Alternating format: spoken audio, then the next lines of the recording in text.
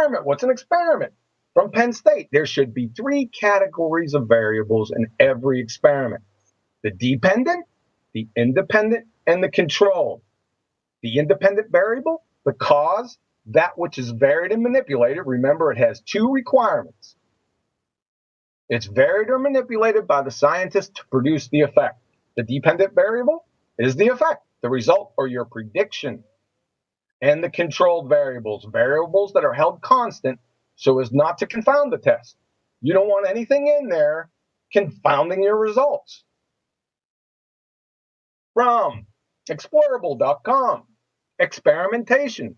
There are 3 important variables you have to remember when you're designing your experiment: the independent, the dependent, and the controlled variables, right? Pretty much lining up. Let's go to Wiki. Let's see what Wiki has to say about this. The Wiki experiment. An experiment is a procedure carried out to support, refute, or validate a hypothesis. Experiments provide insight into cause and effect by demonstrating what outcome occurs when a particular factor is manipulated. So I want everyone to take a wild guess what that factor being manipulated is. It's the independent variable, like we just went over 25 times. So in conclusion, I'm going to leave this up for a couple minutes. In conclusion, the alternative hypothesis, this is how you differentiate between these guys. The alternative hypothesis is independent variable plus your dependent variable, that's the cause and the effect, equals a prediction of cause and effect. The null hypothesis is the independent variable plus the dependent variable equals prediction of no cause and effect. The zero difference, the null, no. And the experiment is the independent variable plus the dependent variable plus what? The controlled variables equals prediction of cause and effect. Hopefully this is getting through and this is clear. So there won't be too much more confusion over this. All right, science. The intellectual and practical activity encompassing the systematic study of the structure and behavior of the physical and natural world through observation and experiment. So, what's the natural world? All of the animals, plants, and other things existing in nature and not made or caused by people. What's the physical? Well, of, relating to, or resembling material things or nature, the physical universe. So the definition of physics from physics.org. The dictionary definition of physics is the study of matter, energy, and the interaction between them. But what that really means is that physics is about asking fundamental questions and trying to answer them by observing and experimenting. So physicists ask really big questions, which is ironic because most of these are not scientific inquiries. How did the universe begin? How will the universe change in the future? How does the sun keep on shining? And what are basic building blocks of matter? Yeah, they're going to have to take a re-look at those. So if something's natural and physical, it must have either chemical formula or structure, charge, mass, momentum or spin, or kcals, kilojoules, or millielectron volts, folks. If it's material, natural and physical, it must satisfy either one of these, at least. So show us either of these for a vacuum, right? Because this was a subject that was brought up this week. Show us one of those when a vacuum is defined as, even from Wiki, vacuum is a space devoid of matter. So let's look at the definition of physics again. It's a study of matter, energy, and the interaction between them. So how in the world can physicists study matter and energy without matter and energy? Or vacuum. It's devoid of matter. Again, Science, the intellectual and practical activity encompassing the study of the structure and behavior of the physical and natural world through observation and experiment. It says physical and natural world to carefully delineate the physical and natural, that's light, helium, nitrogen, oxygen, lightning, tornadoes, electrons, protons, neutrons, etc., from the physical non-natural, that is lawnmowers, computer desks, vacuum chambers, 5-speed transmissions, chicken coops, steel-belted radials. Okay? This is not a natural phenomenon like all the others. And this should drive home the point from Kennesaw State. A law describes what nature does, as opposed to a theory explaining how nature works. So, are these guys talking about the toaster oven laws or the lawnmower theories? I don't think so. Now, on to scientific theories and scientific laws. Before we start into the scientific theories, I hope everyone's aware that there's a difference between scientific theories and the colloquial theory. The colloquial theory is abject speculation. Well, I have a theory on this and this and this. No, you have a speculation on it. It's probably best to use that word, because as soon as you say theory, people all of a sudden, relate scientific theory, when most people don't know what that is either, but you know what I'm saying. So scientific theories, everything in science is defined precisely. They have a precise meaning. Scientific theories explain the how and the why, the mechanism and the process, and identify the cause, right?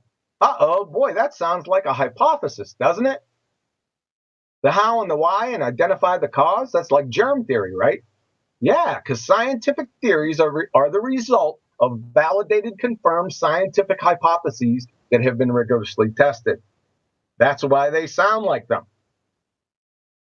As opposed to scientific laws, they only describe. There's a difference between explanations and descriptions. And the difference is explanations answer how, why questions. Descriptions answer what is question.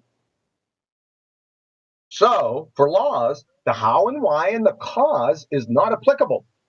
They are based solely on observations, often expressed mathematically, because mathematics are descriptions. For example, the second law of thermodynamics. That's why they're called the laws of thermodynamics and not the theories of thermodynamics. There's a reason for that. And a scientific law never becomes a scientific theory or vice versa, because they each deal with different questions and both are in two different domains. Again, from Kennesaw State, a law describes what nature does, and a theory explains how nature works. From this view, laws and theories do different things and have different roles to play in science. And remember from our last discussion about scientific laws or physical laws, right? They're not actually scientific. It's a misnomer, because no scientific law ever enters the scientific method. It can't enter it. You can't ask a cause and effect question on a scientific law. And I'd use the laws of entropy. We only know that they exist. We don't know the cause of why heat flows from hot to cold, or energy from concentrated to dispersed, always. We don't know the cause of it. It just does. Okay, that's the science review. Now, back to gravity. This is starting to come up again. I don't know for what reason, but let's go over it again. Gravity. Any moron knows that if you drop an anvil from elevation, that it's going to fall to the ground. Conjuring a word that describes the action, gravity, or ducal slope regards, or whatever, I can just make up a term, doesn't validate that it's the cause. It's just a description. However, this is very important. When somebody states gravity in our common vernacular, they are immediately invoking a cause, whether they like it or not. It's either mass attracting mass, That's Cavendish or Newtonian gravity, or space-time, and that's Einsteinian. So Cavendish or Newtonian gravity is a force, whereas Einsteinian gravity is not a force. There's a big difference here, folks. From Caltech, Einstein came up with the theory of general relativity in 1915, the prototype of all modern gravitational theories. Its crucial ingredient, involving a colossal intellectual jump, is the concept of gravitation not as a force. Let's all sing this together. Not as a force, but as a manifestation of the curvature of space-time. These guys are not even in the same geometry. Newtonian or Cavendish gravity is in Euclidean 3 space, whereas Einsteinian gravity is in pseudo-Riemannian 4 space. They are clearly mutually exclusive, so one or the other, you can't be both. So, as I said, well, Newton proposed, well, he proposed an equation. Well, this is just a description, right? That's all it is. It doesn't give any explanations. However, okay, let's take a look at these. Newton proposed this equation. However, Cavendish proposed this 100 years later. Now, can you take a look at these? Are these different? I'm thinking so. Newton himself wasn't exactly married to the idea. In a letter to Dr. Richard Bentley on February 25th, 1692, Isaac Newton says, "'Tis inconceivable that an inanimate, brute matter should, without mediation of something else, which is not material, operate upon and affect other matter without mutual contact. That gravity should be innate, inherent, and essential to matter, so that one body can act upon another at a distance through a vacuum without mediation of anything else, by and through which their action or force may be conveyed from one to another, is to me so great an absurdity that I believe no man who has in philosophical matters a competent faculty of thinking can ever fall into." In other words, Sir Isaac Newton believes that if you believe in gravity, that you should be institutionalized. Okay, that's pretty clear here. So let's end this Newtonian Cavendish gravity buffoonery quick. So the scientific community, whoever or wherever they are, we have some questions for them, by the way, doesn't follow Newtonian gravity. From George Musser, Scientific American, Einstein created his general theory of relativity, which provides our modern understanding of gravity, with the express purpose of expunging non-locality from physics. Isaac Newton's gravity acted at a distance as if by magic, and general relativity snapped the wand in two by showing that the curvature of space-time and not an invisible force gives rise to gravitational attraction. What are they talking about here? Not an invisible force. What's the juxtaposition? Well, the juxtaposition is between Newtonian gravity and Einsteinian gravity. Is this clear? So, bye-bye Newton and Cavendish. So, now to Einstein. So relativity, that is special relativity and general relativity for gravity in this specific case, but I figured I'd take them both to the woodshed while I was here. Now remember, special relativity and general relativity are not actual scientific theories. They don't follow the scientific method. So, relativity, special relativity and general relativity via different mechanisms, speed versus gravity, can dilate, bend, or warp time. Here's the primary school falsification. I don't even need to get into quantum mechanics falsification. I can stop right here. It's overkill after this. So, time is a conceptual relationship between two motions. Specifically, it's based on alleged single rotation of the Earth on its axis in respect to the sun a day. It's a concept. It's non-physical. Time is without chemical formula, structure, dimensionality, orthogonality, direction, or location. You can't put some time in a jar and paint it red. I mean, come on now, let's reason together. Can you dilate, bend, or warp non-physical concepts? If you can do this, you need to change your vocation to carnival. Is it your contention that if you have poison ivy on the brain, you can scratch it by thinking of sandpaper? I mean, freedom is a concept too. Can you bend that? Moreover, that which you are using to measure isn't the thing that you're measuring. For example, a football field is 100 yards long, but a football field isn't yardsticks. If I bend a yardstick, does the football field bend also? So if something, say, affects its cesium atomic clocks, or any modern clock for that matter, does that ipso facto mean the Earth's alleged rotation in relation to the sun is affected? These two mytho-mathematical fairy tales, special relativity and general relativity, were falsified 30 seconds after their respective publications by third graders at recess. Each in total, at best, at the very best, are massive reification fallacies on nuclear steroids. So let's put the final death knell into this, and I'm sure everyone's going to be able to see this relatively quickly. So, Martin Rees, astronomer royale with cheese, esteemed British cosmologist and astrophysicist.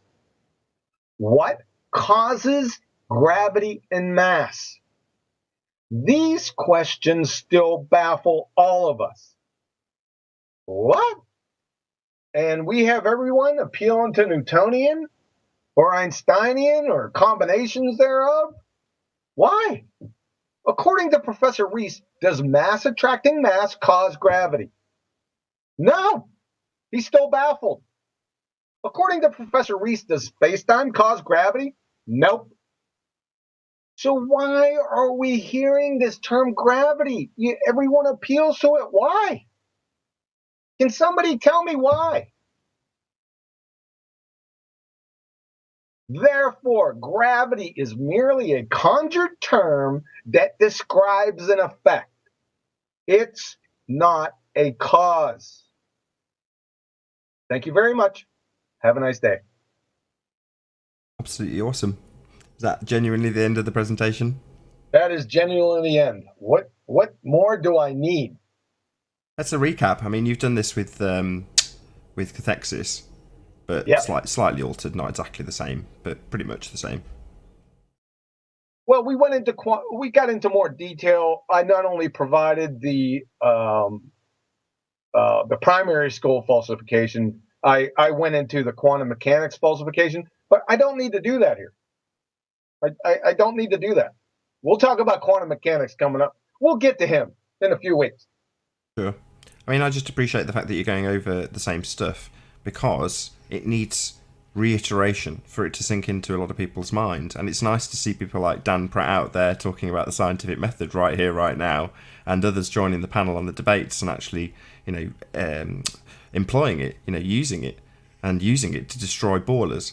I mean, I will keep this relatively short and sweet, John, but one thing I will say is the irony level is just upped by 1,000% recently because we are called science deniers. And we're not. We're pseudoscience deniers, as you put so eloquently. Exactly. It's flipping it on its head because what have we been told for the past 3 years?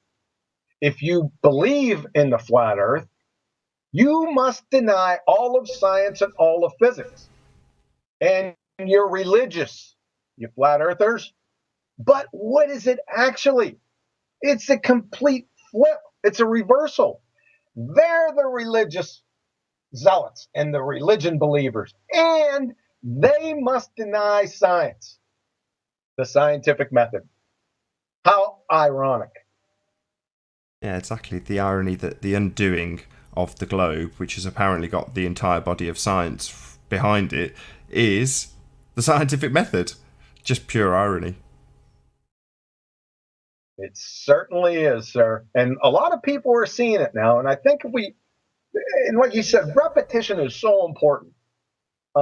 It may seem redundant, but I think it's really important for people to understand this stuff, because most people, your average Joe Coffey and Betty Bread maker, they haven't been in school for a long time, right?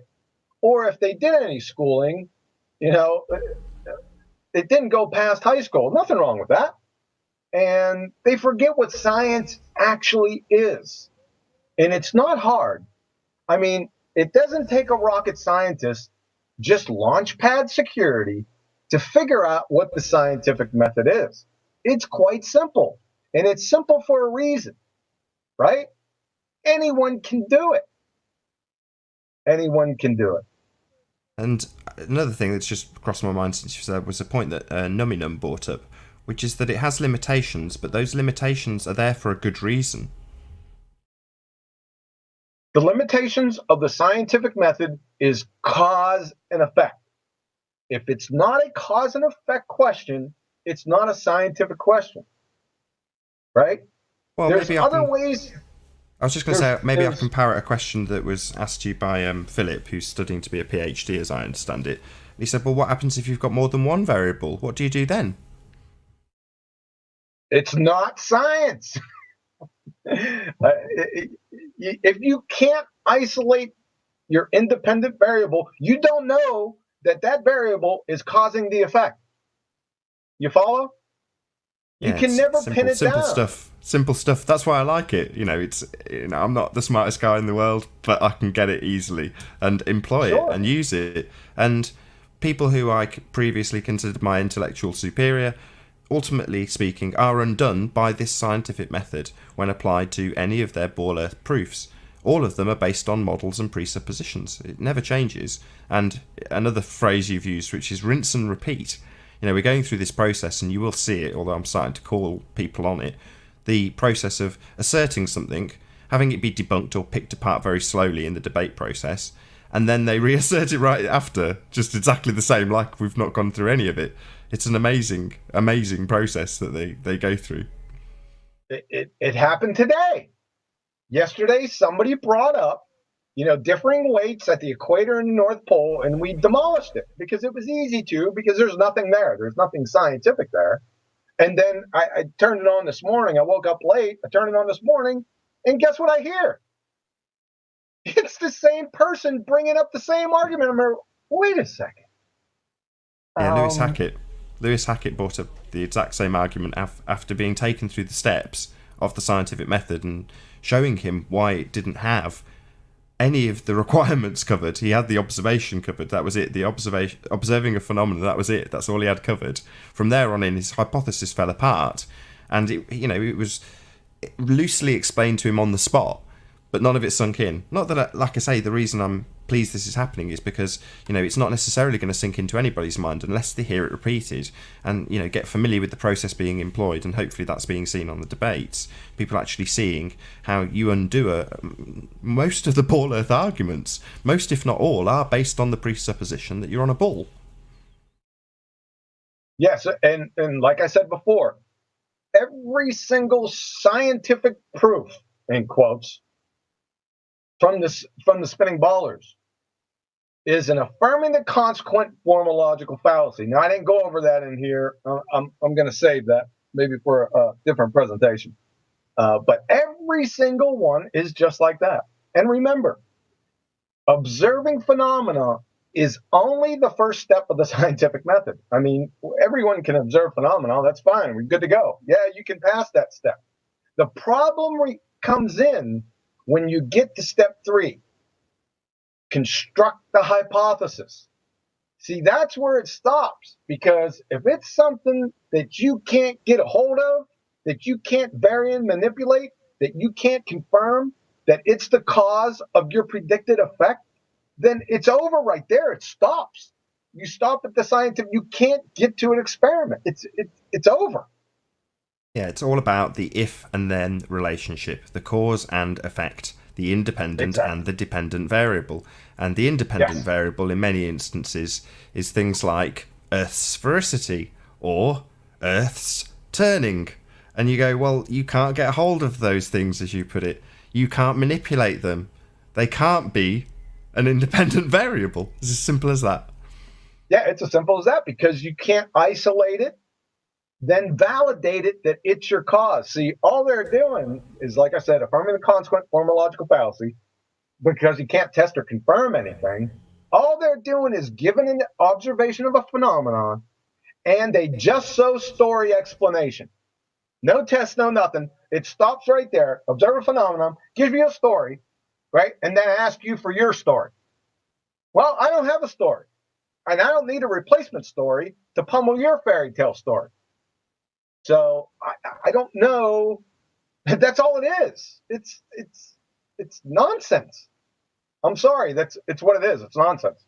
Yeah, again, you summed up something that Numi said on the show earlier today, which is to say the most scientific answer, if you don't know something, is to say that you don't know, rather than just make up a just so story and tie that in with an observation.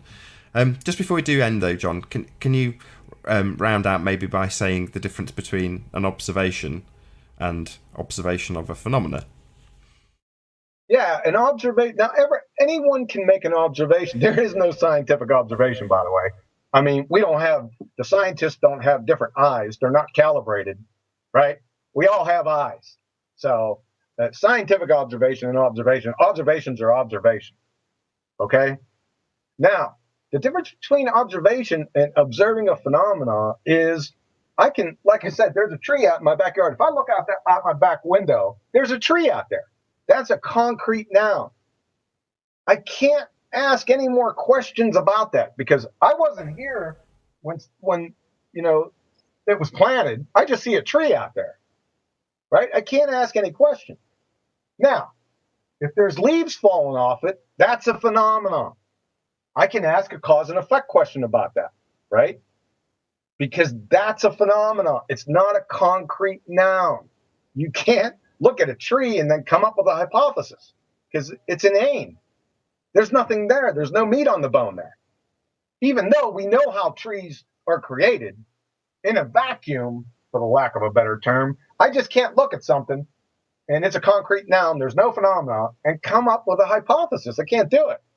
It's not conjure a phenomenon from a concrete noun. It's observe a phenomenon.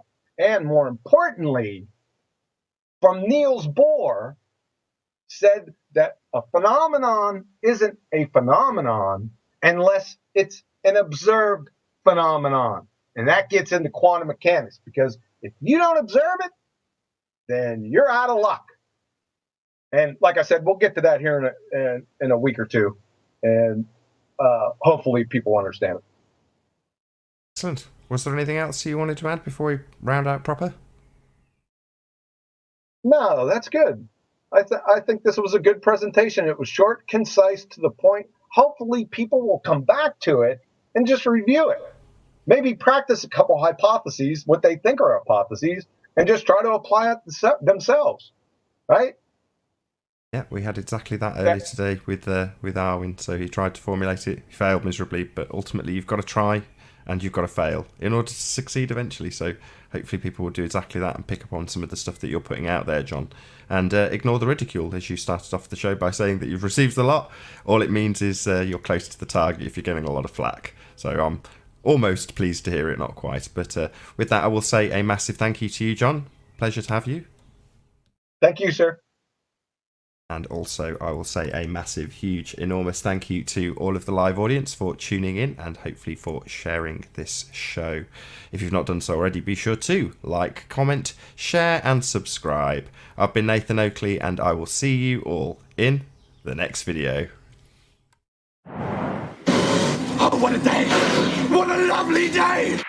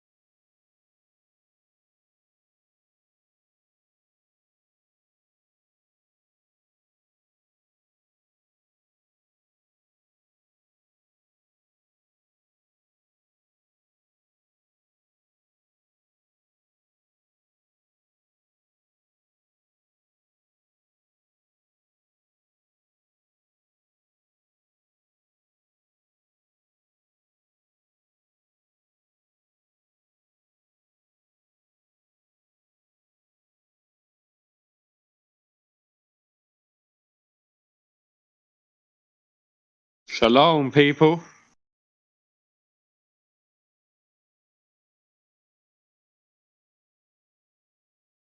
Shalom, people.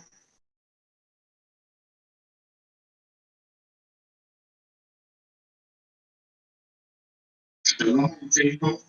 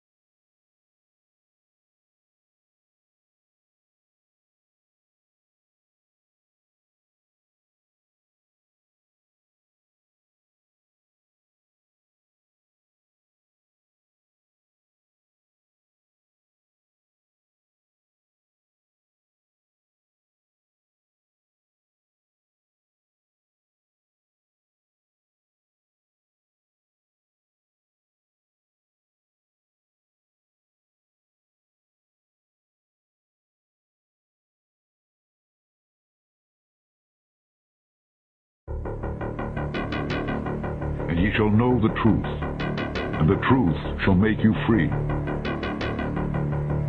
Social criminals, these people in the space program, nassholes I call them. I have a very low tolerance level for stupid bull. Every one of those items is provably untrue at one level or another, but we believe them because they're pounded into our heads from the time we're children. That's what they do with that kind of stuff. They put it in the heads of kids. They pound it in there because they know kids are too young to be able to mount a sophisticated argument against these kind of ideas. And so kids, and up to a certain age, by the way, kids are going to believe everything a grown-up tells them, everything. So kids never learn to question things. Nobody questions things in this country anymore. Nobody questions things. Why? Americans have been silenced, bought off and silenced by gizmos and toys. And as a result, no one's ever learned to question things. Kids who want to learn to read are going to learn to read. Much more important to teach children to question what they read. Despite what you might be thinking, these two circles are not equal. I repeat, these two circles are not equal. One is in fact larger than the other. What I need you to do is determine which one that is. So, please raise your hand if you believe the blue circle is larger than the red. All right. Please raise your hand if you believe the red circle is larger than the blue. All right, very good. Now, before I said anything about these two circles, what was your first instinct? Equal, right? Because they look equal. And the reason why they look equal is because, in fact, they are equal. These two circles are identical. Yet I got just about every one of you to raise your hand and say that they're not. So what did we learn? That you can be manipulated like that to believe in something that goes against your natural instincts. Just imagine as a child you're taught that the blue circle is larger than the red. If you say it enough times, you convince yourself that's the truth. If you're told the lie enough times, it becomes part of your reality. And if enough people are taught that lie, that the blue circle is larger than the red, well, now it becomes part of the culture. And if that culture then passes that misinformation along to the next generation, well, now it becomes tradition. Now, The Matrix is a story. It's a story. When told enough times to enough people, it becomes part of that culture. It becomes the tradition. And this story is being told over and over every day. And ye shall know the truth, and the truth shall make you free.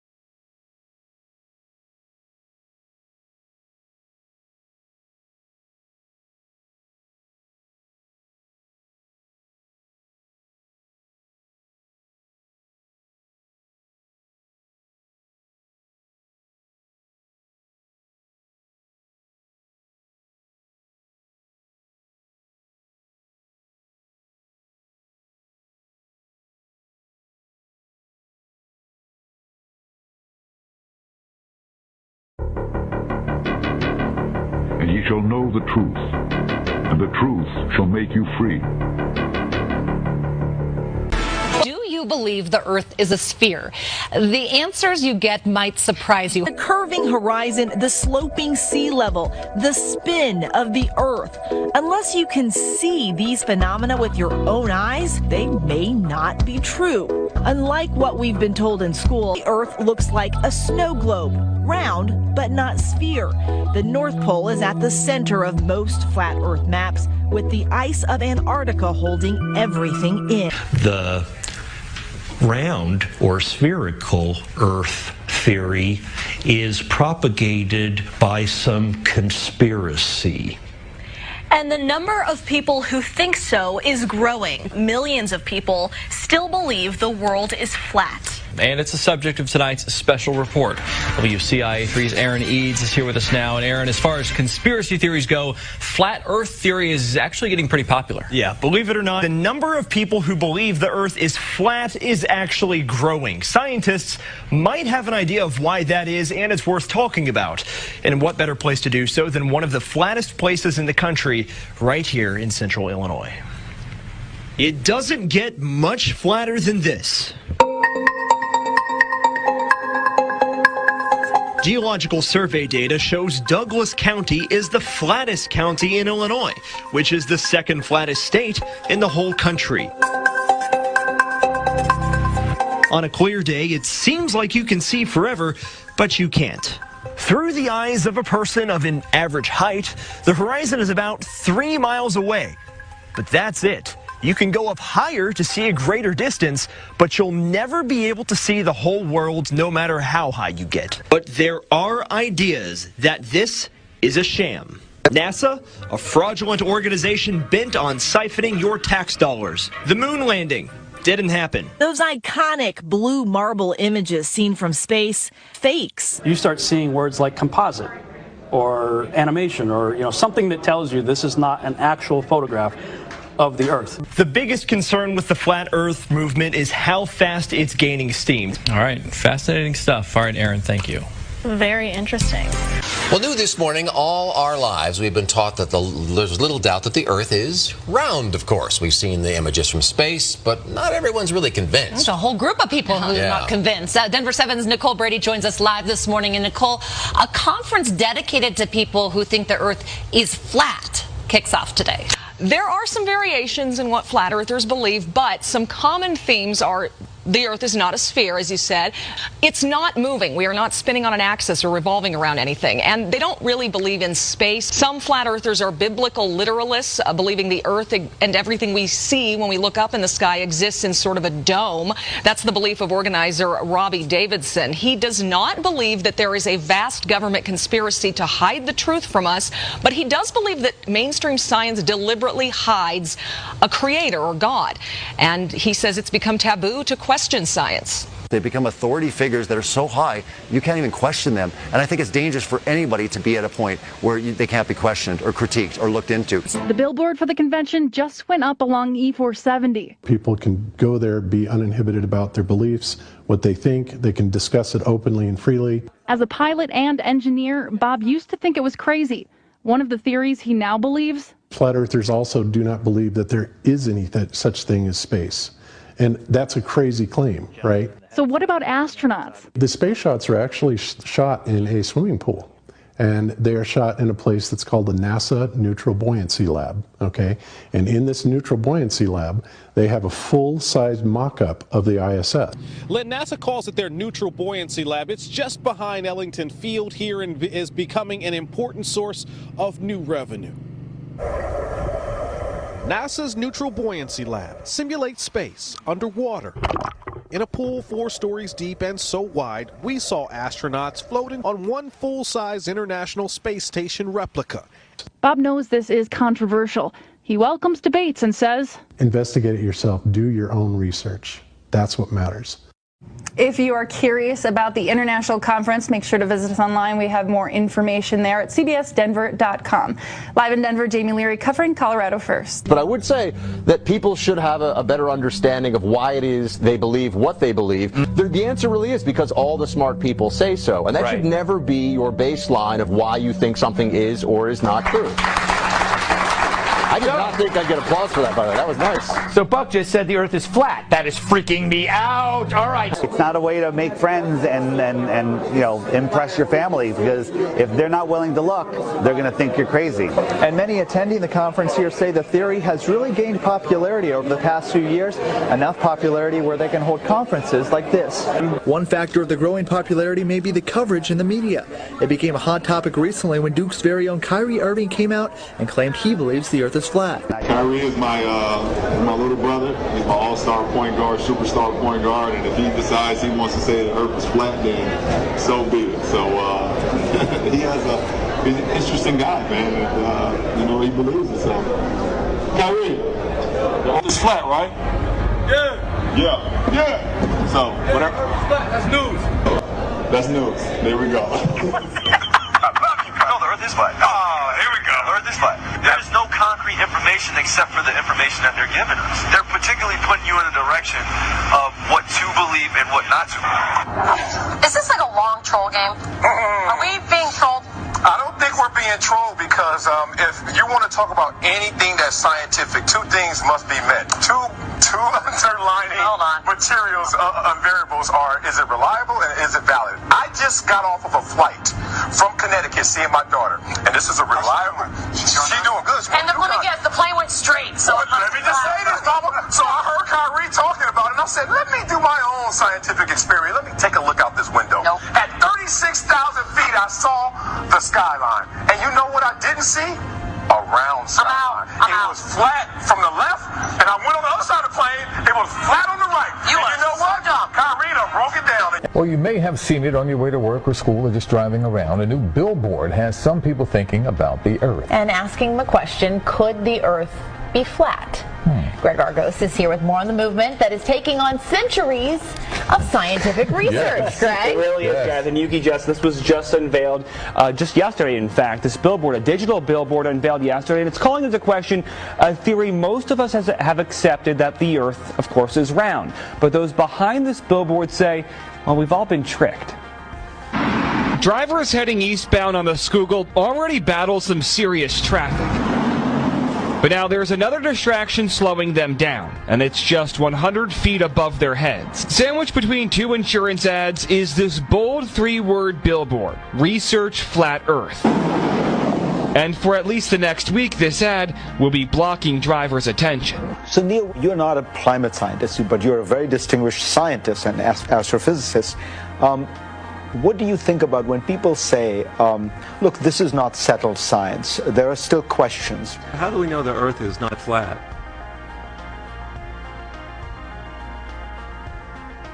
We don't. It's flat. And flat earthers admit while many will say their beliefs are ridiculous, they believe the theories and conferences like this will continue to grow. Probably most people who hear about it will laugh at it, think we're idiots.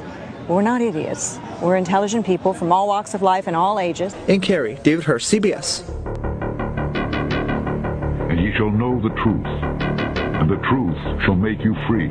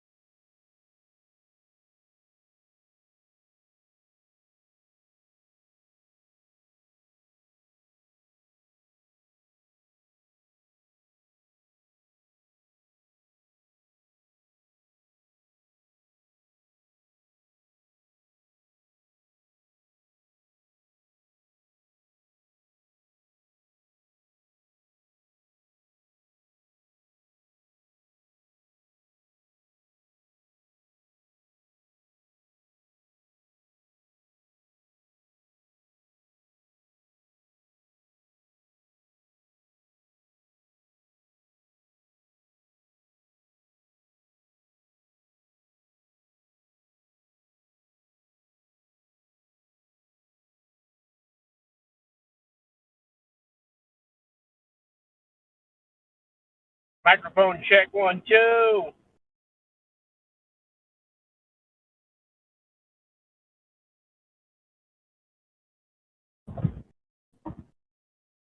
Check. Check it. How are you, my friend? I'm all right. How you doing? I'm good, thanks, brother. Right.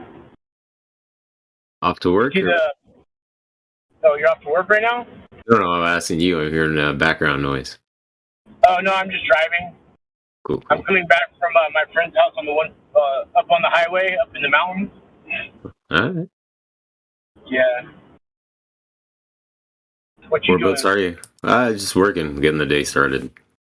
Reviewing drawings, architectural drawings for Oh, no. That's cool. Yeah. I'm in Santa Barbara. Buildings. Santa Barbara? That's awesome.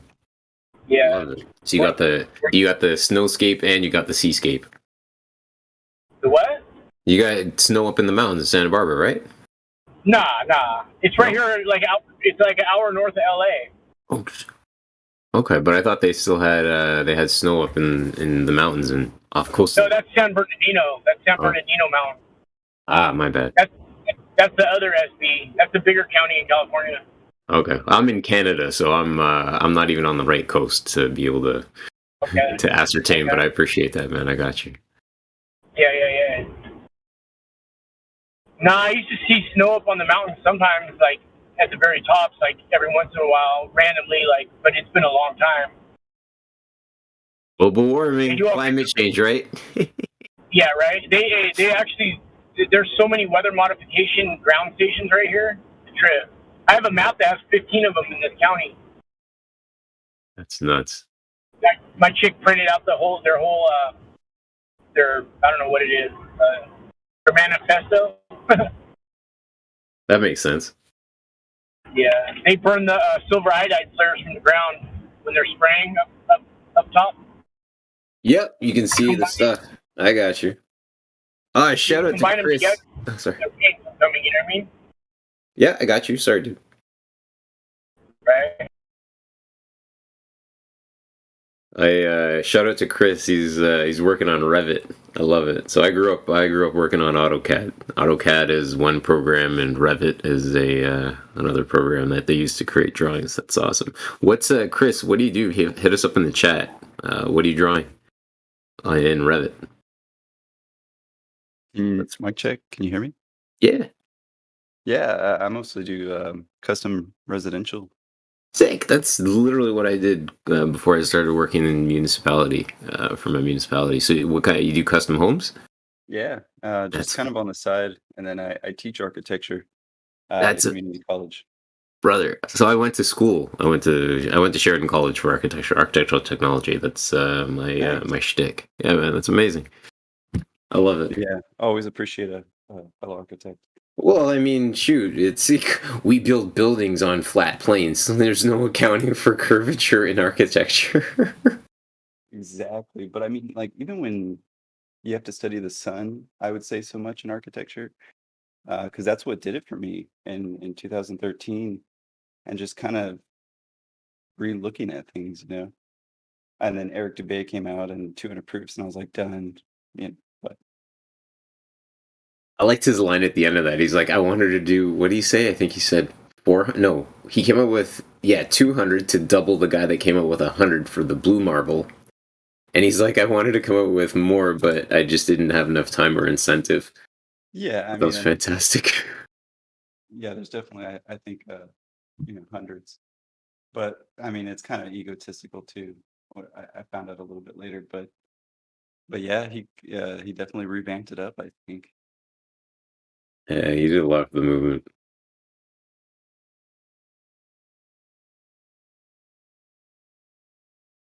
But yeah, clicking away. This is what I kind of do, is listen to you guys, and I love this community.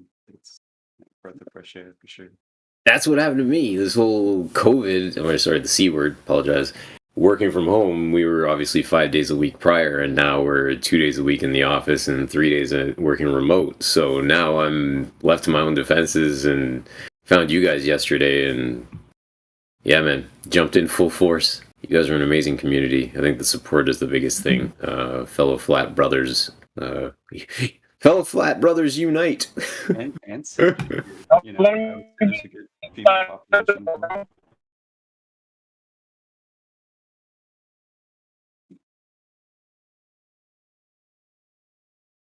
Sorry, is that No Globe or Flatter Day Saints? I know Chris said something. Sorry, would you say Flatter Day? I'm just wondering how long you've been a flat earther for. Me personally, the last 2 years, I would say. That's right. My initial thought with flat Earth, because I mean, growing up, I never really paid much attention to it. I kind of just assumed and took it as the fact that it was a ball. And then I looked at what was it?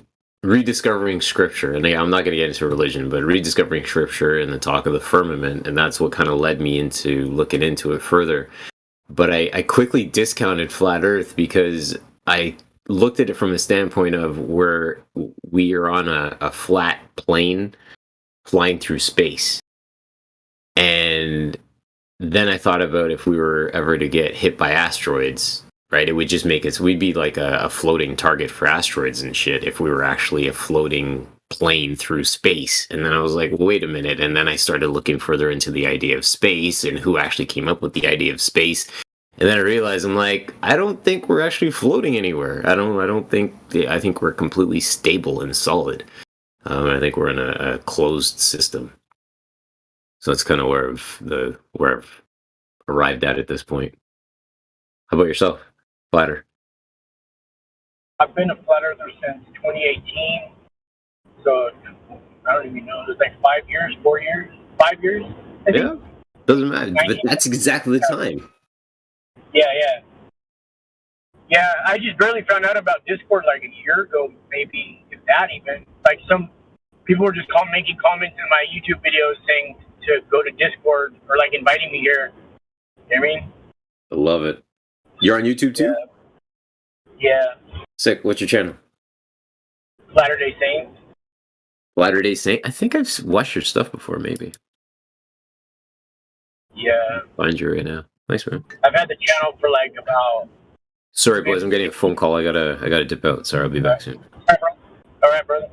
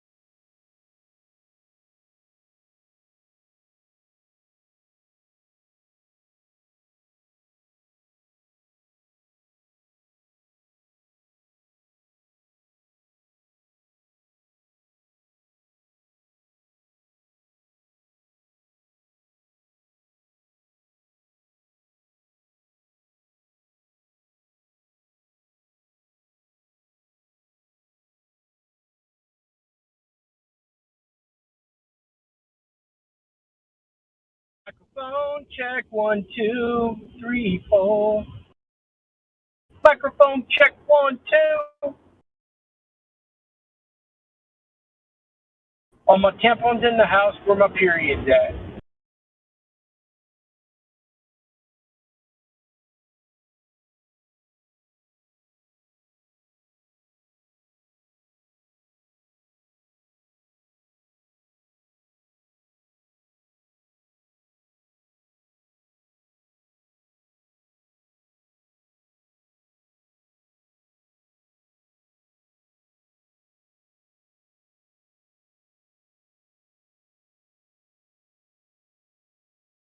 No. Get the f out of here. You're fired. No. Get the better solution.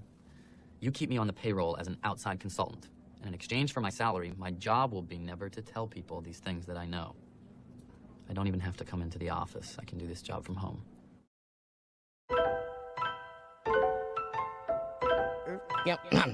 Yo, if Earth's flat, why don't you fall off the edge? I heard that Mike Collins from Apollo is dead. My girl's fat girl, let's just crawl in the bed. Don't spit if you want, just swallow instead. Swallow instead.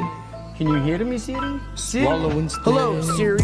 Is gravity a theory or a fact? Throw my tampons in the house where my period's at. Get my rap on when I'm pissed about the serious crap. Passing so fast through space, time bends and how. After blasting through warp speed, we get to plaid. Don't listen if you don't like when I spit these raps. Rhymes I write like lightning, I write so fast. I'm like Mike Tyson, you ain't got a fighting chance. Yo, I'm going back to basics, flat smack in the faces. You can't have gas pressure without adjacent to the vacuum of space, bitch, without a container. Like paying for a lawyer without a retainer. I ain't playing, about to let a slug out of this chamber. When you see the red dot, yo, no doubt it's a laser. Helio flatty dude, shot up for later, shot Helio up for later. Flatty dude, shot up for later. I've been around the world, and I measure the earth, measure the earth. The devil, he's so clever with words, but level, don't ever mean curved, it never means curved, and meta, from the metaverse, playing Call of Duty help build my immunity up, insurance policy paying you, they usually bluff, I'm not saying they won't do it, but it's usually tough, the last few years I've seen some unusual stuff, but if I mention the shot, you say I'm off the beat, so now I'm beating off to the thoughts of shots in me. What a rotten little awful getting off scot-free. Son of a gun of a bitch I've come to be. Shaking up the game to break up the redundancy. And if it wasn't for work, they'd have no taxes. And if it wasn't for burnt, there'd be no ashes. And if it wasn't for birds, egg be no hatch. And if it wasn't for dirt, there'd be no trap. And if it wasn't for hurts, there'd be no passion. And if it wasn't for learning, then why all the classes? If it wasn't for your purse, yo, I'd have nothing to snatch. And if I don't come in first, then I'm coming in last. I've been around the world, and I measure the earth, measure the earth.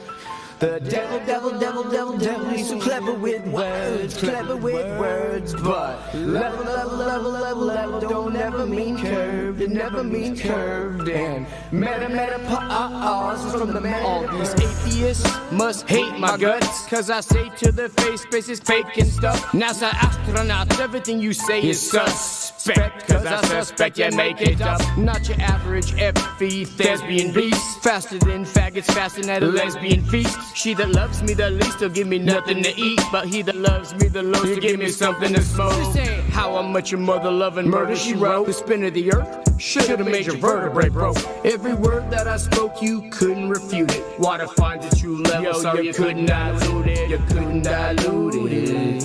It can't be refuted. You couldn't dilute. You couldn't dilute. You couldn't dilute it. Who the f do you think you are, you crazy little shit? Security? I am Jack's smirking revenge.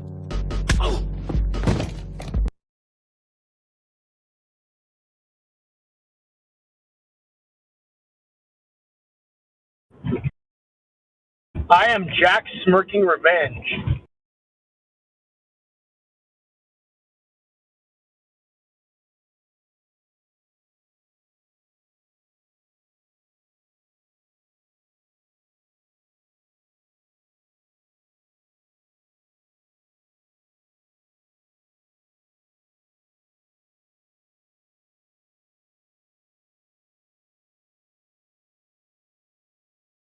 Saw you and Stephen Hawking walking in the rain, rolling in the rain.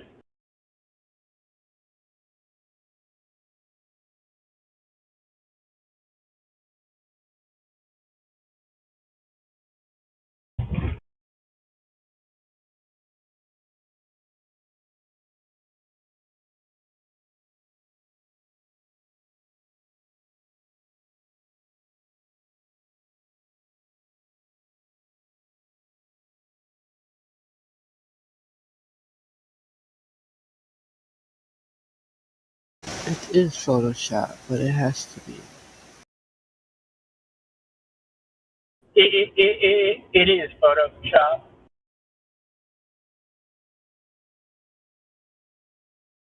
What a catastrophe. It's Photoshop, but it has to be. Blasphemy. Driving down the street, these cars keep trying to pass me.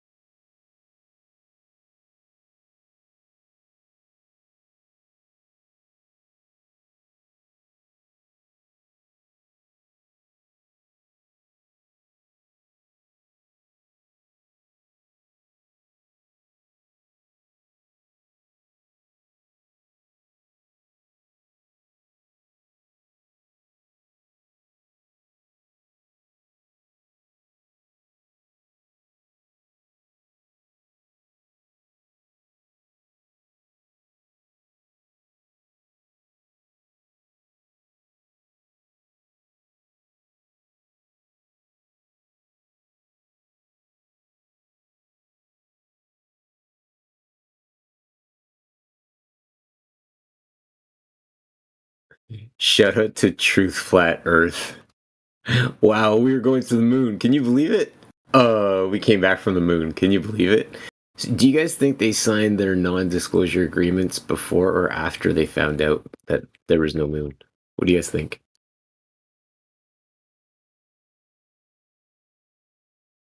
Probably after.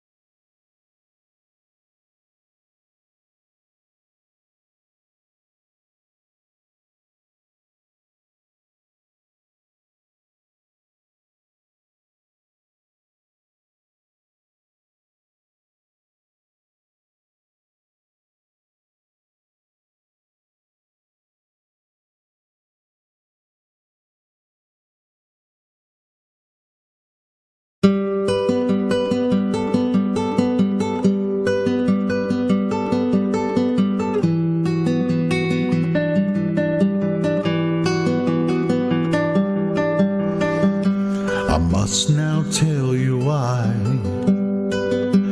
as you awaken from this global lie. Despite what they have said, Earth is not a globe spinning, but instead they mind tricked you to steal your plane, as someone close to you programmed your brain. But why? So clear this is, improve your stance. Space is fake, we are contained, their scheme is over. The truth has just begun.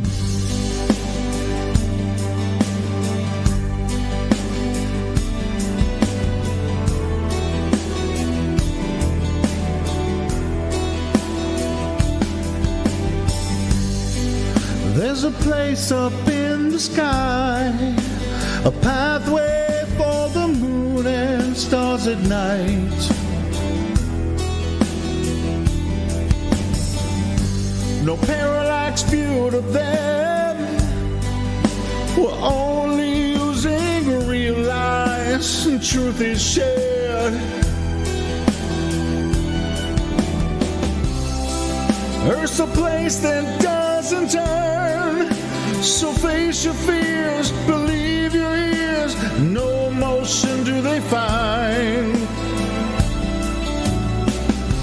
I'm handing you this lovely world, promise me that you will seek this logic with devotion.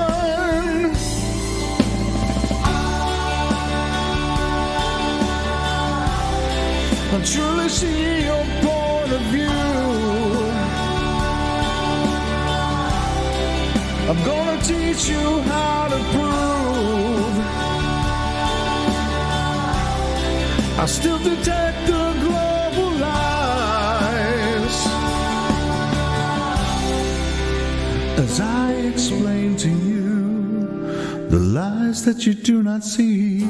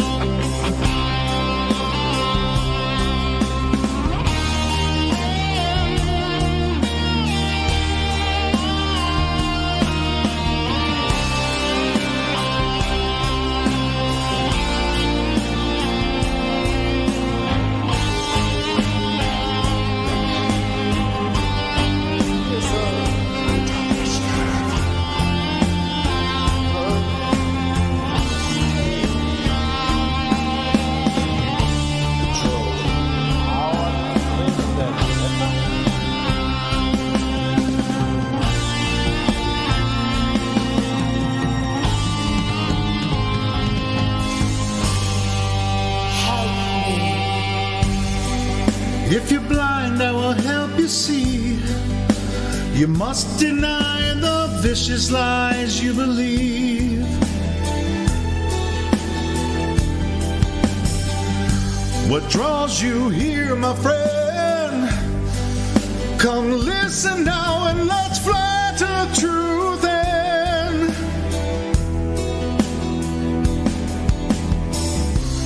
Giving advice for you to learn. Forsake the claims, let truth sustain your soul set free from lies. A heartfelt yearning to be in, lost in the illusion, using real lies. You will despise all the global lies, but truly see your point of view. I'm gonna teach you how to prove. Still detect the global lies, as I explain to you.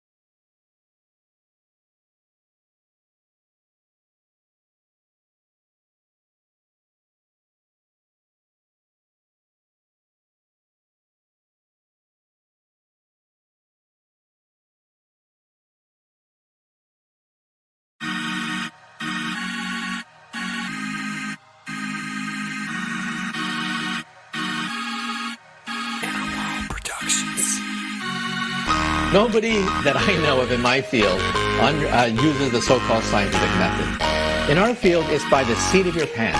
It's leaps of logic. It's guesswork.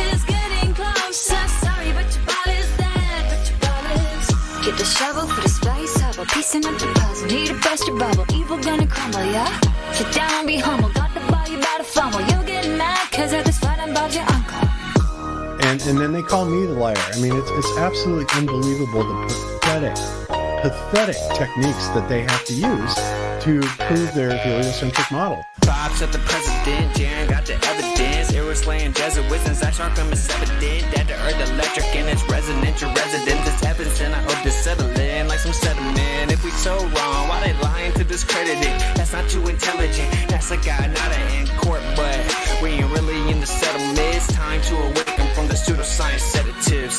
Blockbusters taking over. Bye-bye, moon man and rover. That's just so mediocre. Sorry, but your ball is dead. But your ball is. Blockbusters taking over. Gotta ride this roller coaster. But the truth is getting closer. Sorry, but your ball is dead. But your ball is. Productions.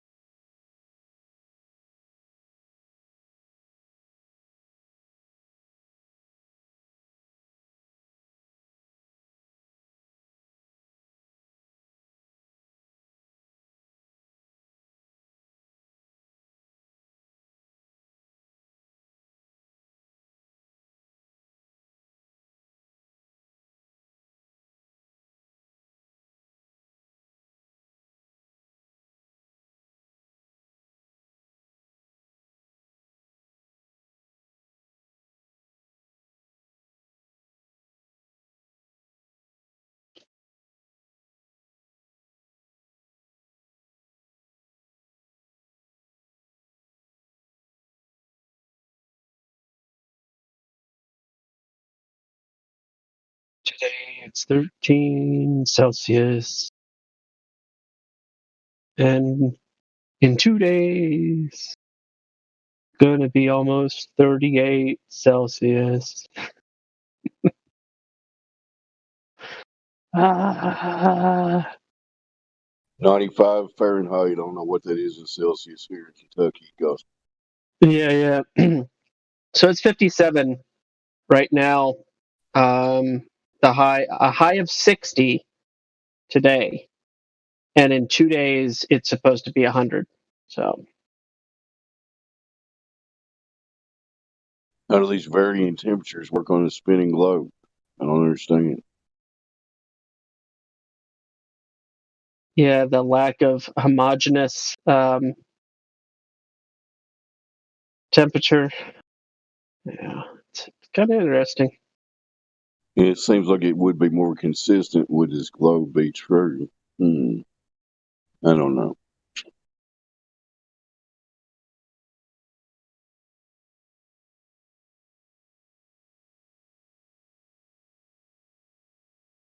Just look through the list. Don't see new people unless you do. Nope. I mean, Kiwi's kind of new, but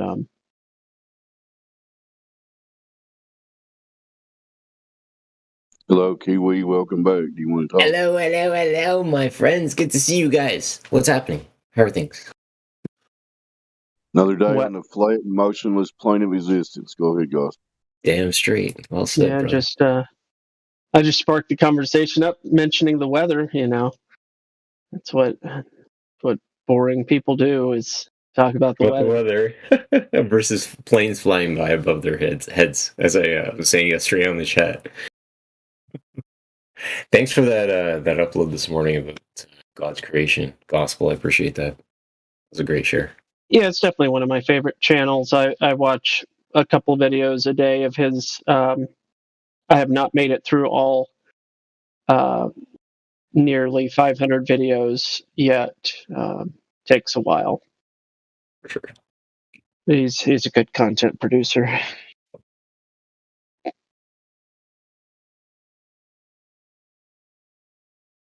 The other thing I was thinking about last night, I was watching a piece on how they construct bridges over water, Mhm. and they were making reference that the piles that are driven into the seafloor or into the seafloor, that's all based on levels, right? And there's sure enough an air bubble in that level that tells them which way where up is in the correct orientation. And as they go along the sea floor, if you will, driving in these piles into the ground, orientation is always up. Right? There's no axial adjustment for a pile going into the ground that's going to carry the road above it, or the bridge above it, if that makes sense.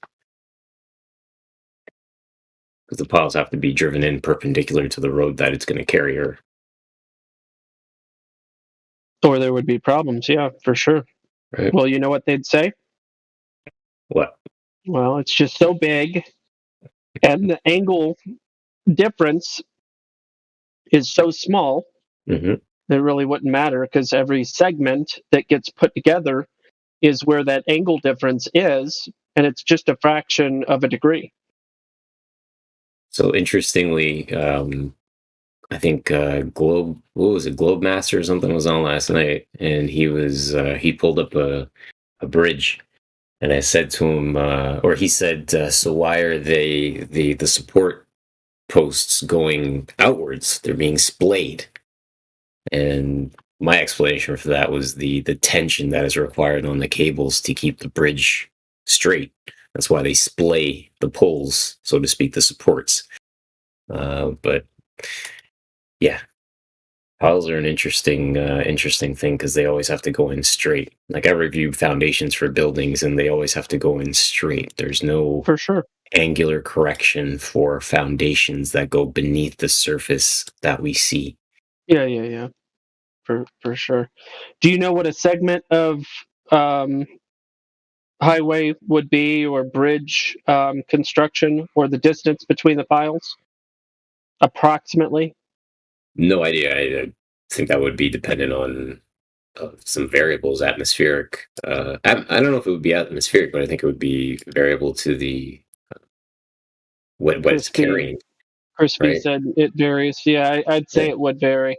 You have to look at the calculations based on the thickness of the road, the amount of weight it's going to be carrying. Is it going to be a high transport road, lots of weight, lots of traffic? There's tons of variables. They have to look at the vibration, the seismic activity on the bridge, all that stuff.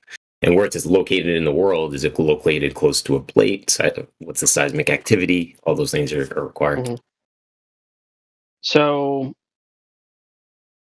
50 divided by 280. What is going on? Do I have nums? Okay, there we go. Divided by 5280.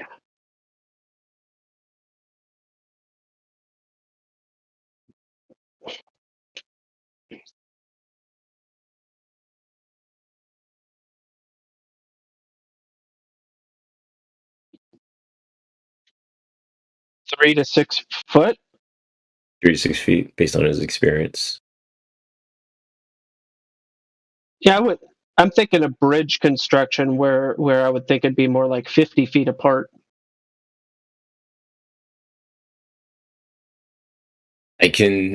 What I can do is break that theory down to what I do. So as an example, I look at wood decks that are being built on the back of houses, where people have like a 10, 12 foot, 16-foot deck off the back of their house. So those foundation supports that go into the ground are all based on the tributary area that they serve. So that is the X and Y dimension, the overhead view, X and Y dimension, so length times width of the area that is supported by that foundation itself. Generally, depending on the soil conditions, 50 square feet is an area that requires approximately a 12-inch tributary area for support. But again, that's based on a clay soil condition. So when you're building down seabed floor, which I think would be bedrock, maybe? I don't know. I don't know what the seafloor would be comprised of.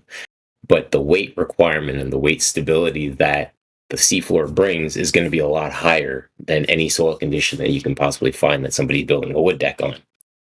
The driving factor with the pile itself is friction.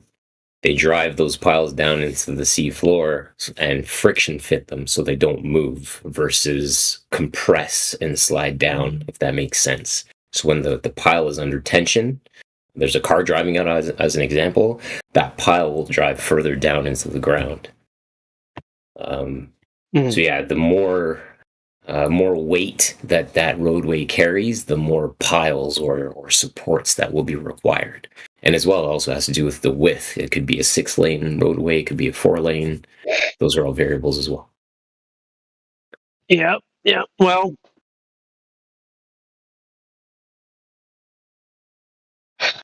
I've talked to a lot of different people, and I like some of the ways that they argue are very compelling. Oftentimes specious. Sounds good, but it's actually false. That sort of stuff. But every now and then, they do make a point,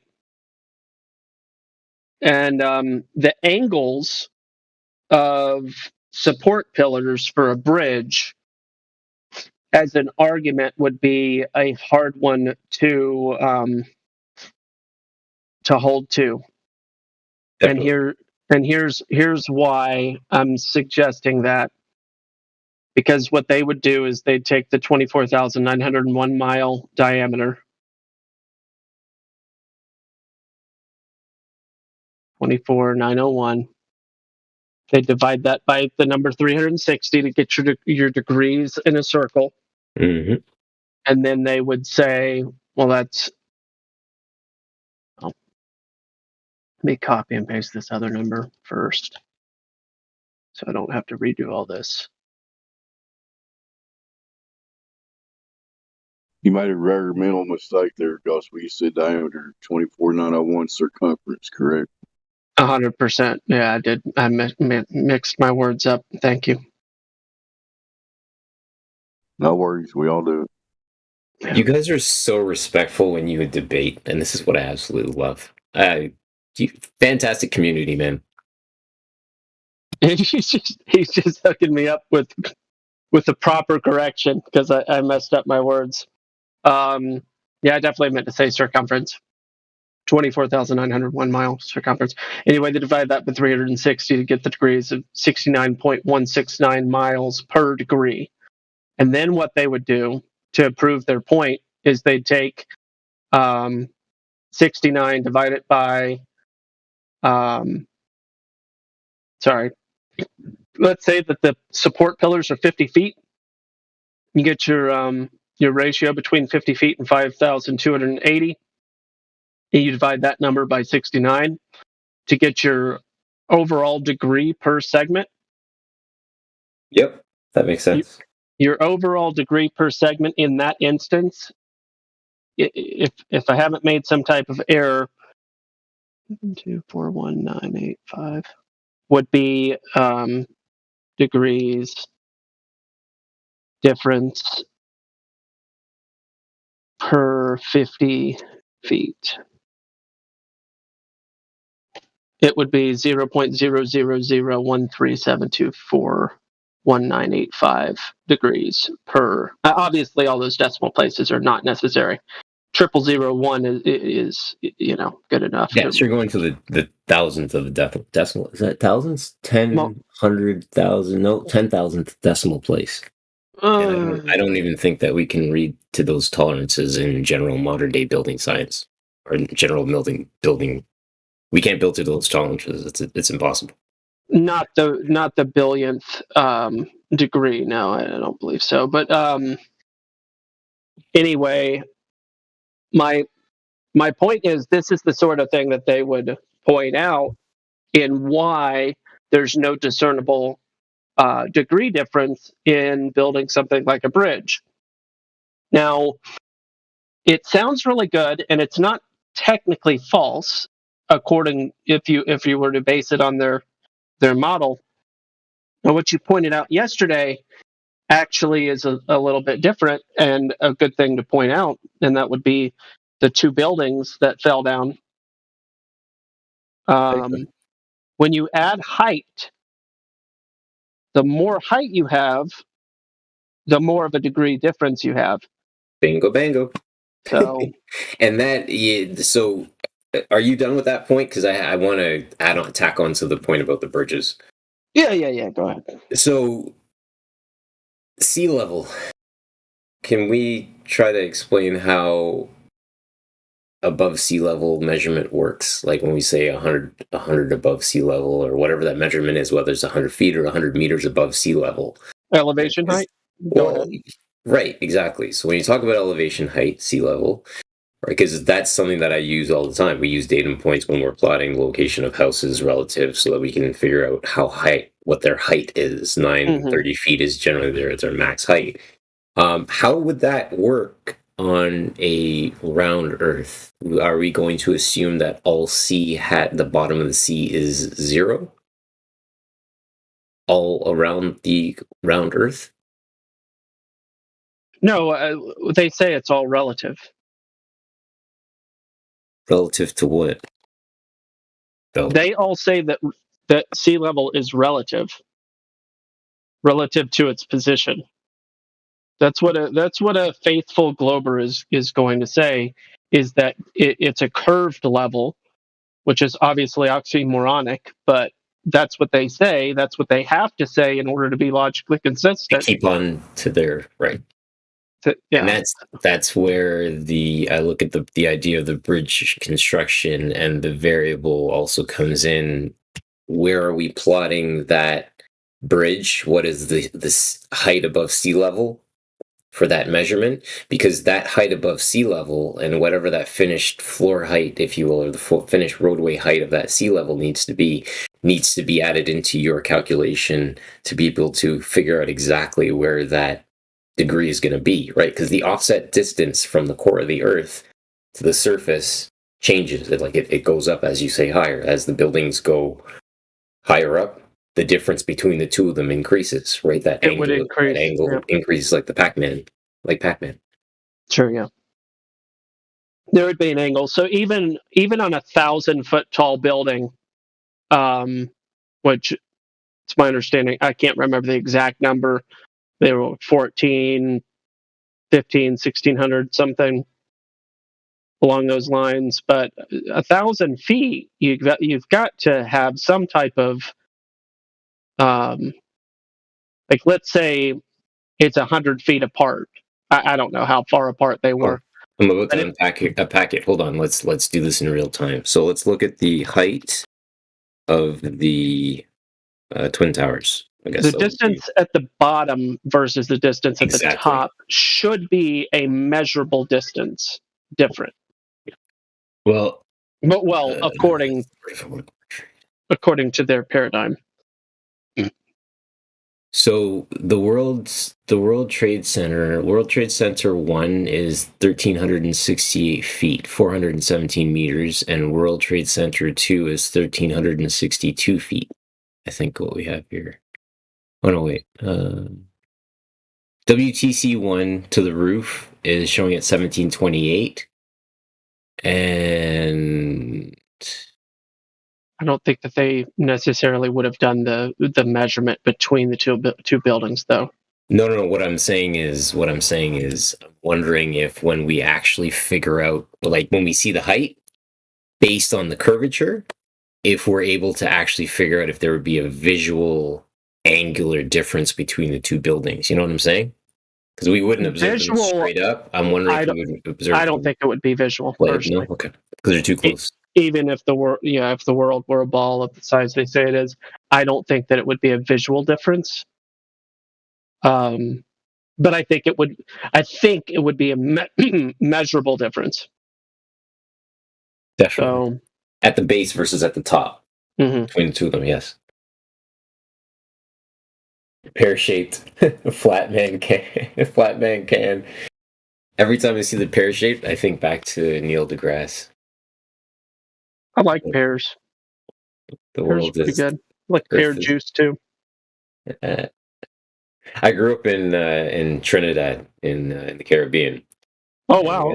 We had a drink called Peardrax, Peardy, Peard. That's what they do in Trinidad. They take fruit juices and they'll flavor them and make a carbonated drink out of them. So they made this drink called Peardrax, which was a carbonated pear beverage. Absolutely amazing. Great drink. Yeah. Probably a large amount of sugar too, unfortunately. Oh, buddy, they put sugar in everything. Damn it! They even put sugar in salt. Wow. Yeah, pretty bad. My daughter will look at me after a joke like that and be like, "Dad, just because no one's laughing doesn't mean anybody gets it." No, I figured it was I'm figuring you're not making a joke. That's a fact that they. No, they wouldn't actually put sugar and salt. I was just being absolutely. It wouldn't surprise me. Vindictive in my statement. It wouldn't surprise me.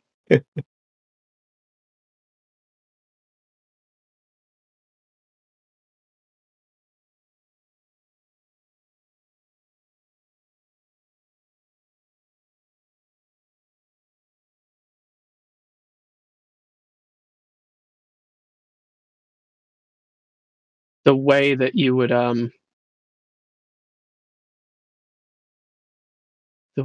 do it is you got your alpha, and then you have your hypotenuse, length, and I think with those two numbers you should be able to finish the triangle.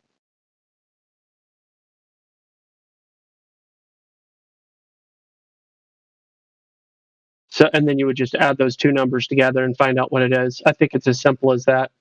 So the alpha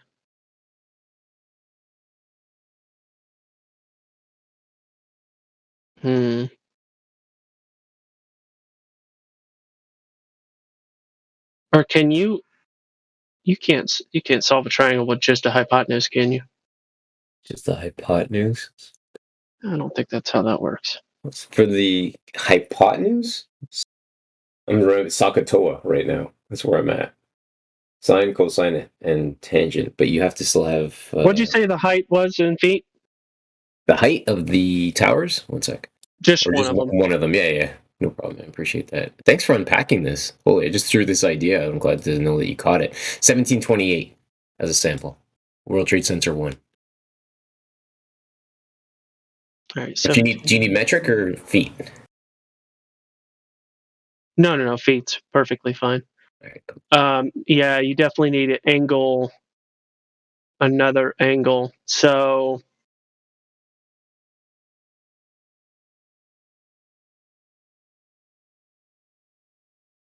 to me, the alpha angle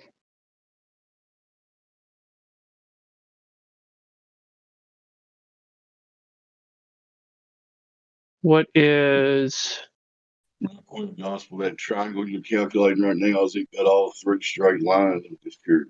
Or is there a curved one? yeah, I know what you mean.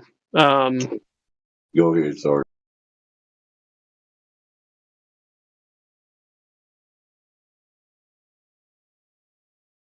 Valid point. I'm listening. I'll be right back. Going on mute. Buildings. Oops.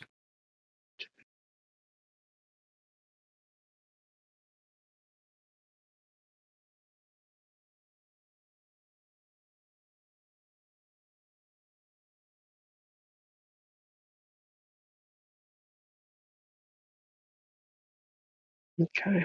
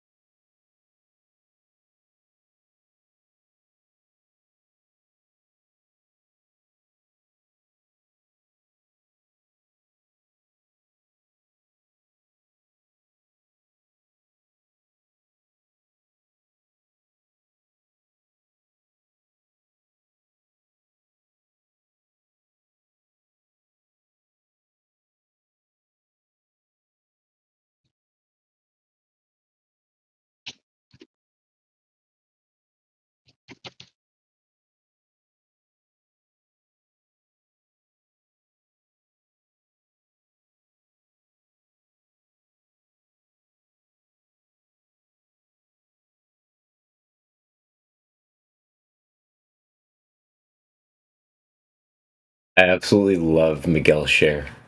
You guys take this in? What was that? What was that number again? 1700 and what? One sec. You said 1728. Yes, sir. Jinx! You owe me a beer.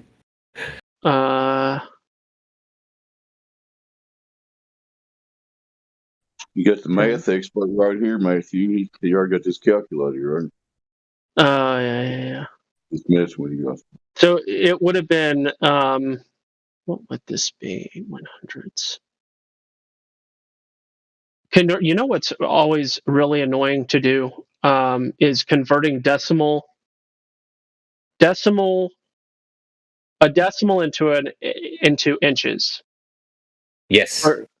Or yes. What I mean, yeah. Because we think of inches in terms of half, quarters. Anyway. When I started doing my job, I literally memorized like 1 inch is 0.083, 2 inches is 0.167, 3 inches is 0.25. I totally agree with you. So if you have 0.089 inches, or basically 0.09 inches, Yeah, it's then not even an inch. well, sure, of course not. But Right. what is 9/100ths of an inch in fraction form? And doing that in your head is savant level to me. Very Unless you've memorized it. If you've memorized it and then you're guessing, then there's that. But 1 divided by 32, I think it is 3/32. So a little bit more than a 16th. A 16th heavy is how it would be said in carpenter terms. What do you do for a living, my friend? I've done all sorts of things. Right now, I just do customer service for an earn company. You are quite the whiz with the numbers. Damn. This is based on the prior math. Anyway, long story short, there should have been somewhere between a 16th and an eighth of an inch difference based on a 90-foot separation between the two buildings. As far as I can tell, that would be the number.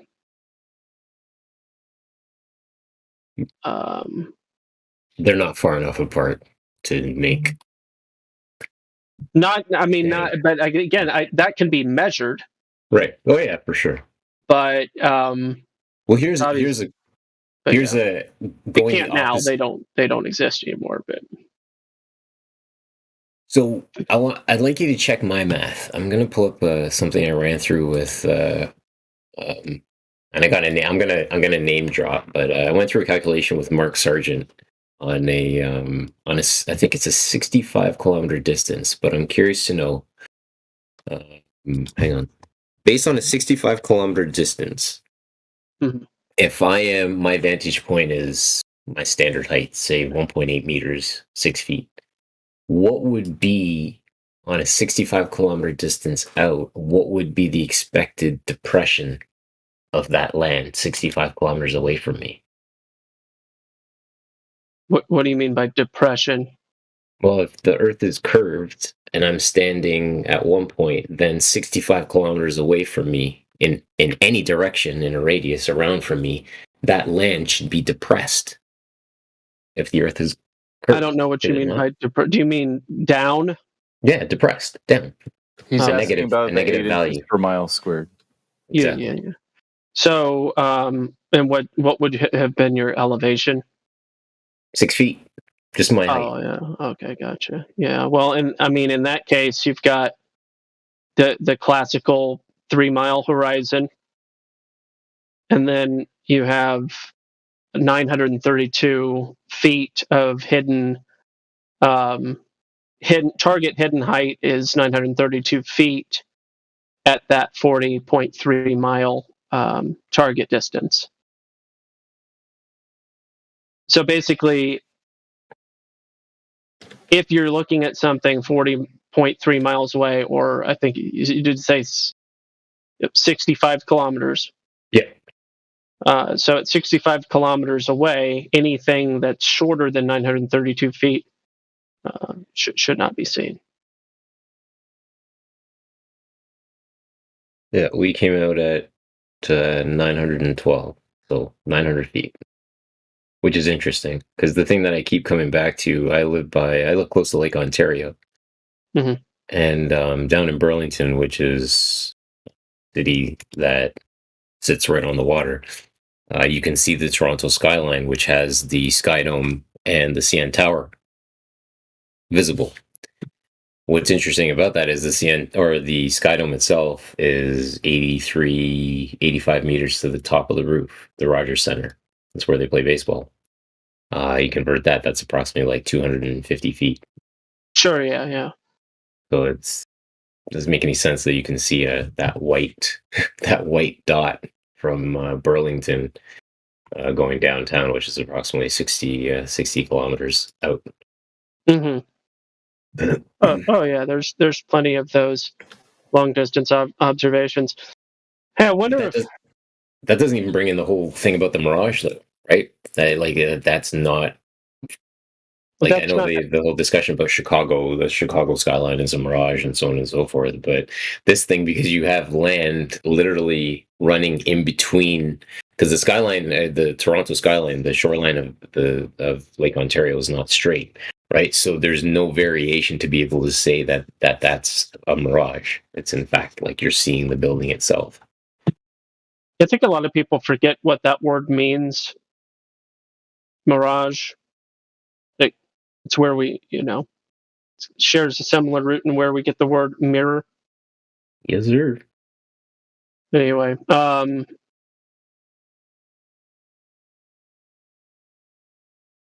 yeah.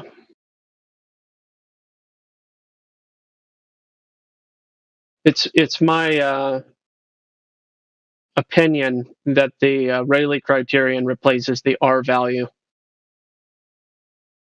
This is the thing that I have started to come to the conclusion. Explain that. Say that again. The R value. Yeah, when we're like instead of the Earth curve calculator where you're applying the radius as the constant in the equation, because 3959 doesn't change. Yes. It's Gotcha. my understanding that the actual constant is the Rayleigh criterion. Always has been, always will be. But then other factors influence whether or not you can see things, closer up or further away, depending on the conditions. But the constant is the Rayleigh criterion, not the radius.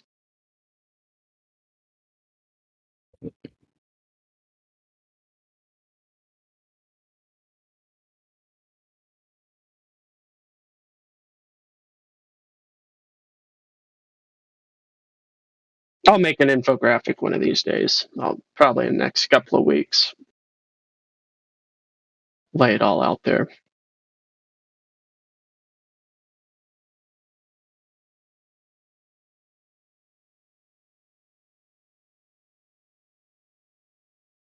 Pique your curiosity at all, Matthew?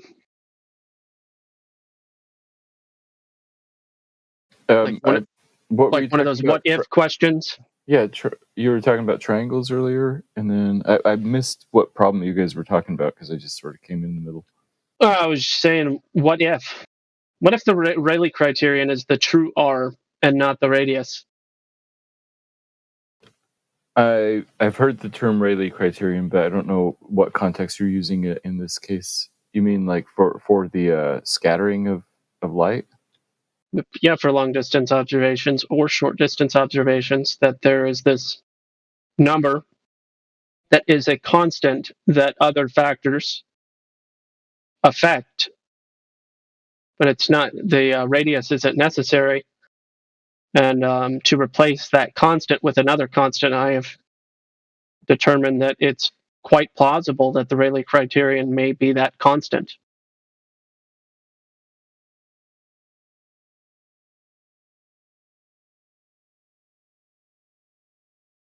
The 0.02 degree limitation of angular resolution.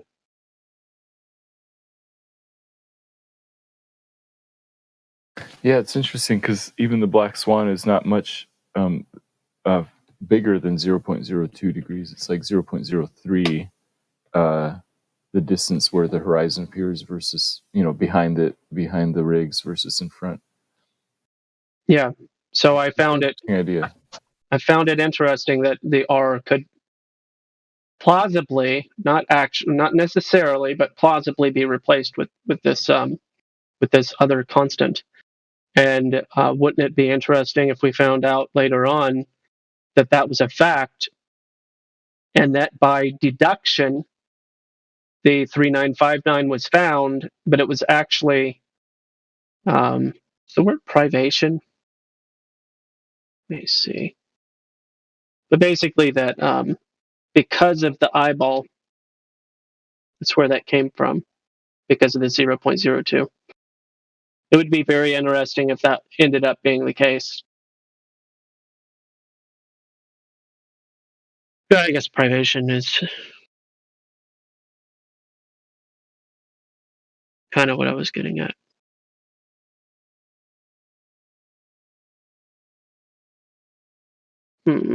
That sounds interesting.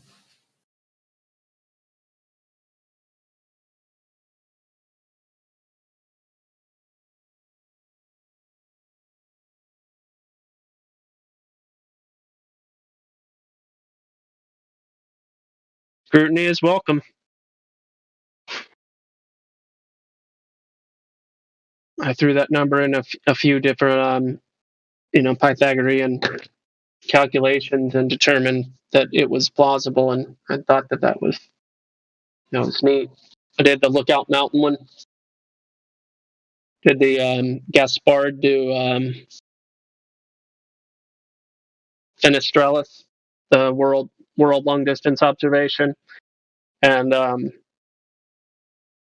couple of orders of magnitude.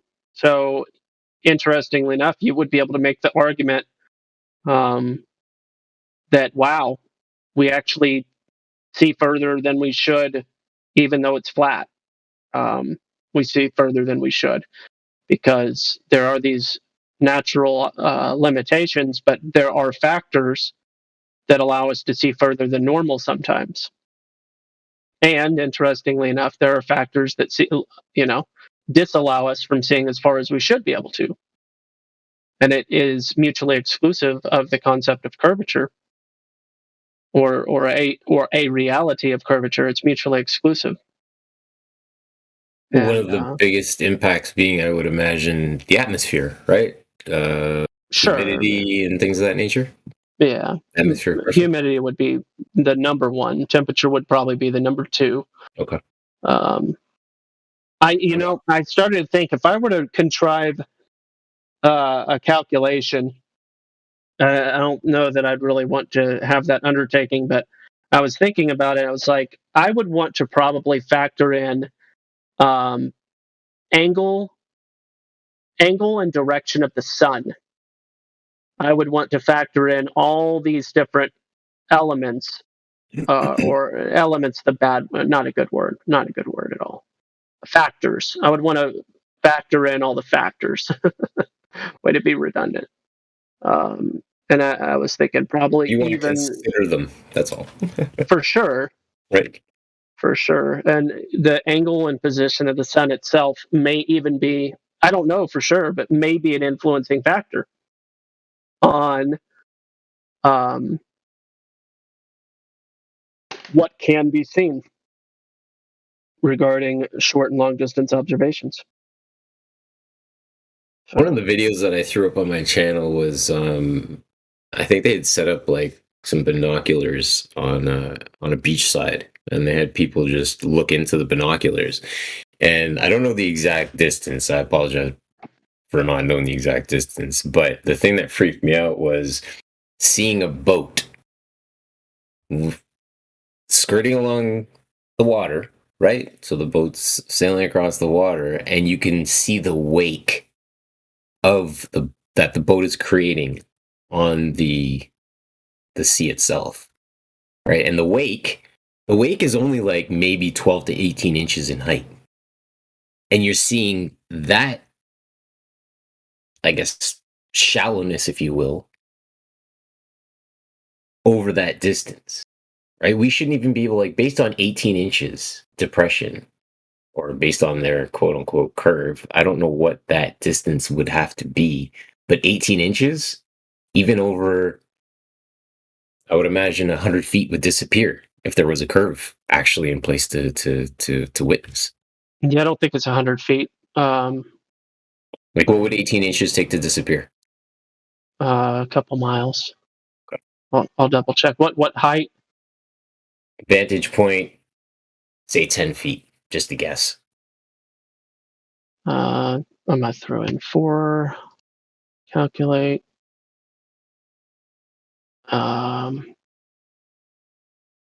Let's do 10.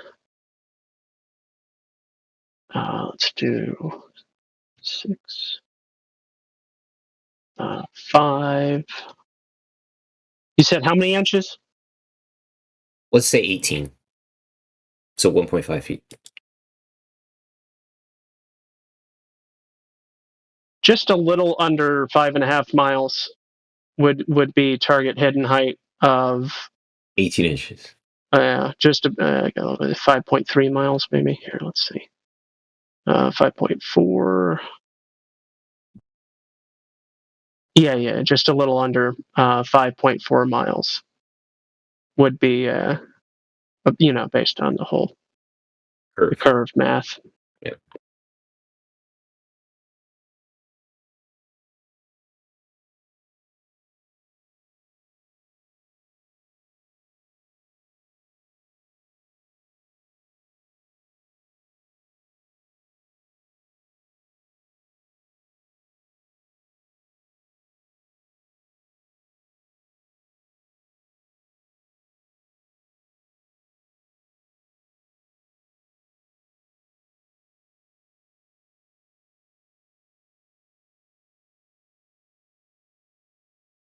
Yep, Superman took those pictures. Checks out.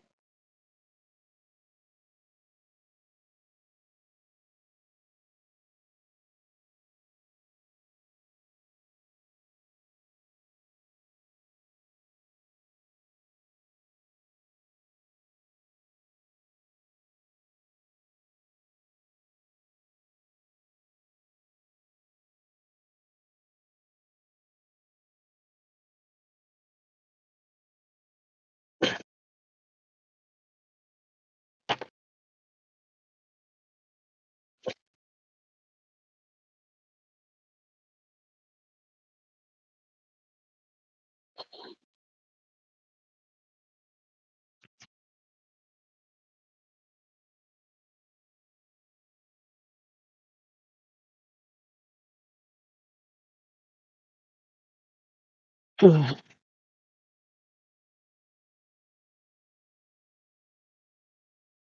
be back.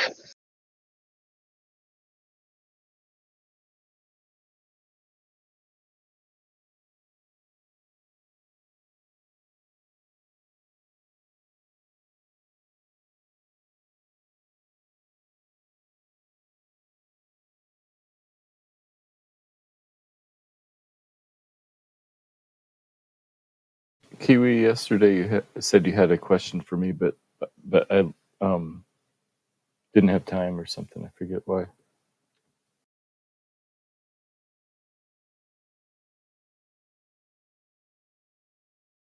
Maybe try it later night.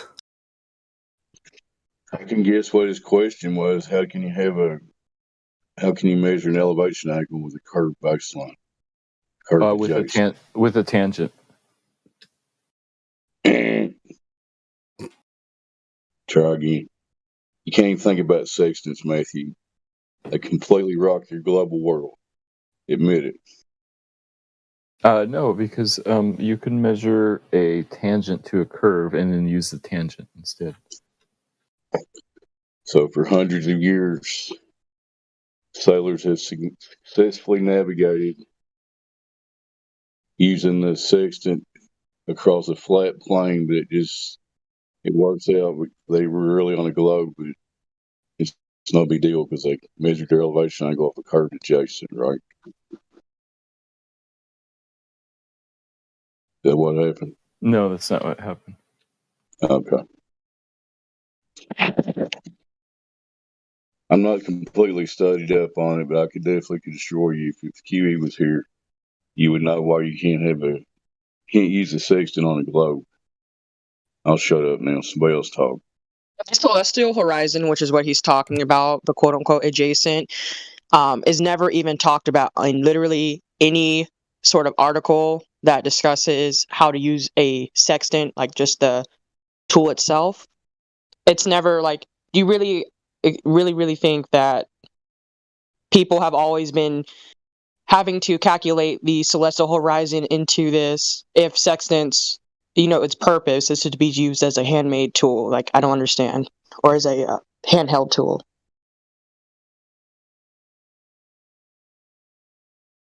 It doesn't require you having to do some sort of calculations with a celestial horizon in order to figure it out. Yeah, a sextant measures an angle, the angle between horizontal and then the height of the star or the moon or whatever they're looking at. The angular height. I'm talking specifically about the adjacent you're talking about. Its name is, according to Globers, they have to use it's called a celestial horizon. Is what that adjacent is called. That's what I'm talking about. Yeah, it's just 90 degrees from straight down.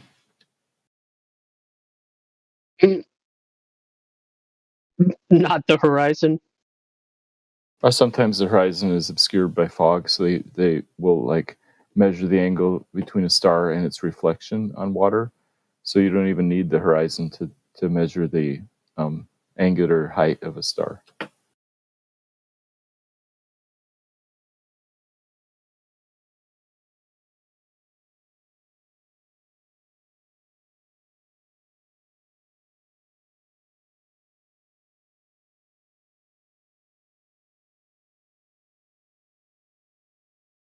The horizon could be obscured by fog, but the stars wouldn't be. Right. Sometimes the haze is just near the water, especially if you're out in sea. There's clear. You could see the stars clearly above you, but then the either it's dark or you just can't see or make out exactly where the horizon is. But you can still use a sextant. There's techniques for overcoming that.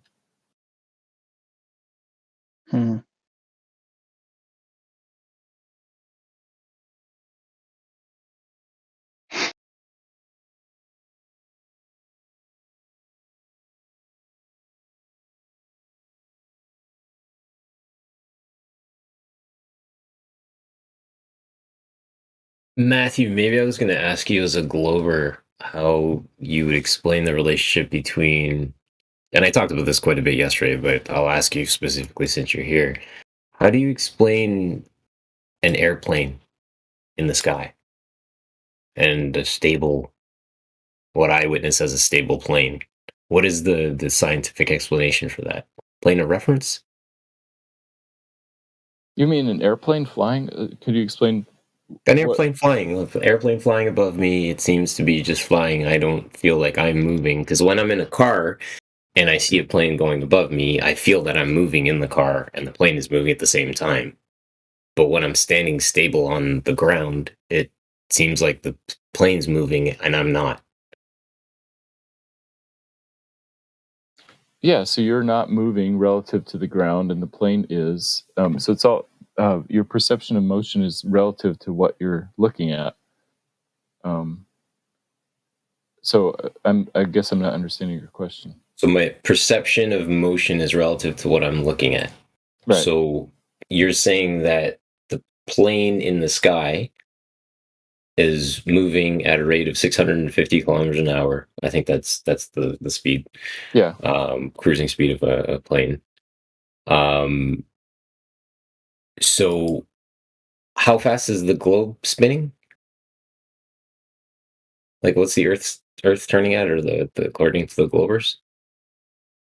Between 0 and 1,400 kilometers an hour, depending on the latitude that you're at.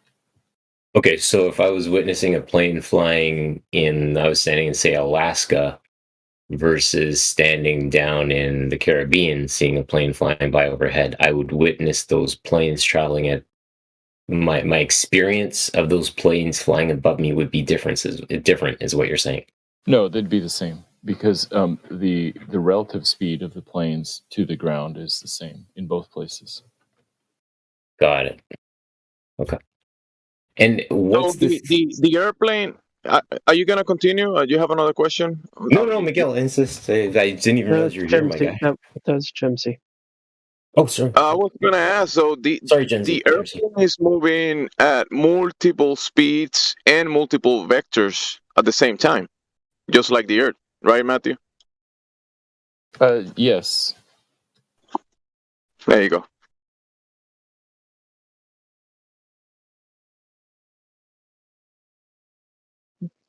It's interesting. You know, on Jim Panda server just yesterday, the Jim Panda and one other guy, some French guy, were making the exact opposite claim, Jimsy.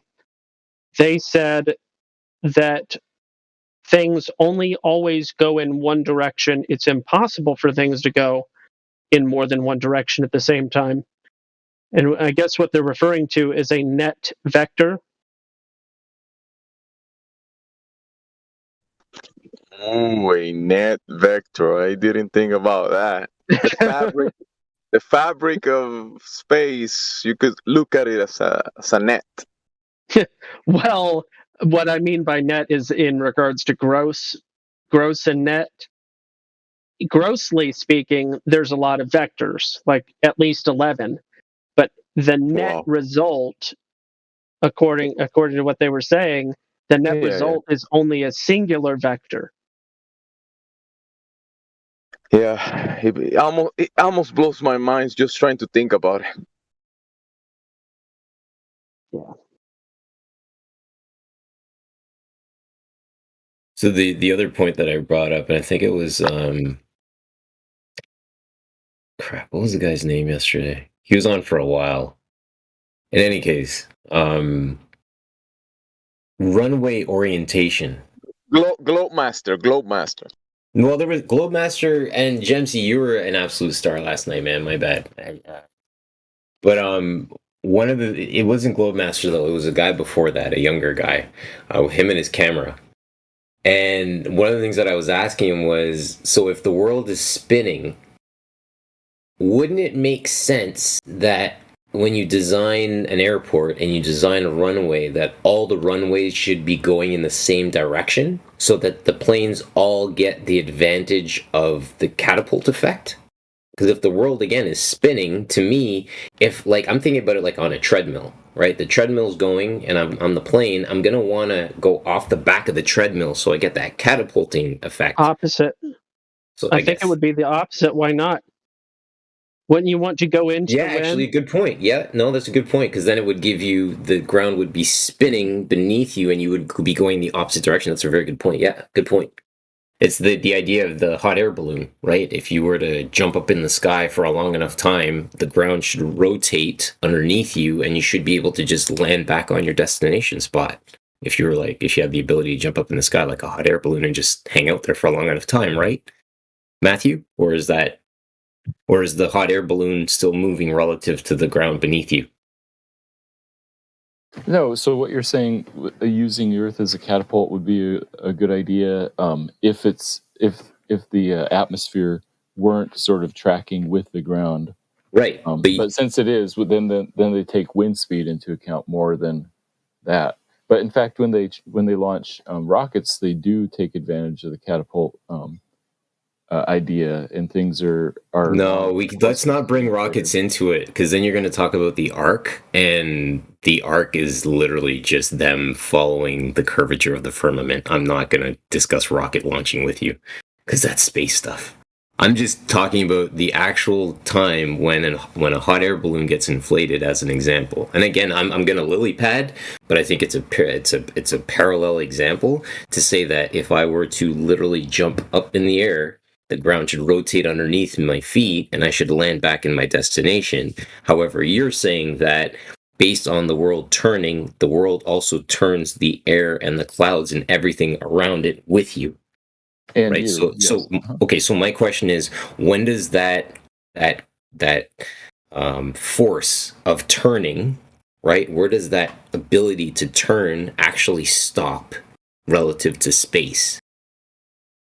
Because if you have that turning force and you're saying the wind and the clouds are all moving with the Earth underneath it, which we don't have any video picture evidence of from NASA that the clouds are actually spinning with the Earth.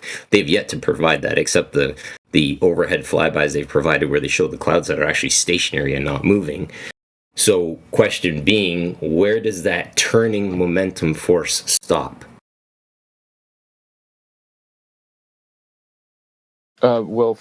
Turning always requires an acceleration, and so if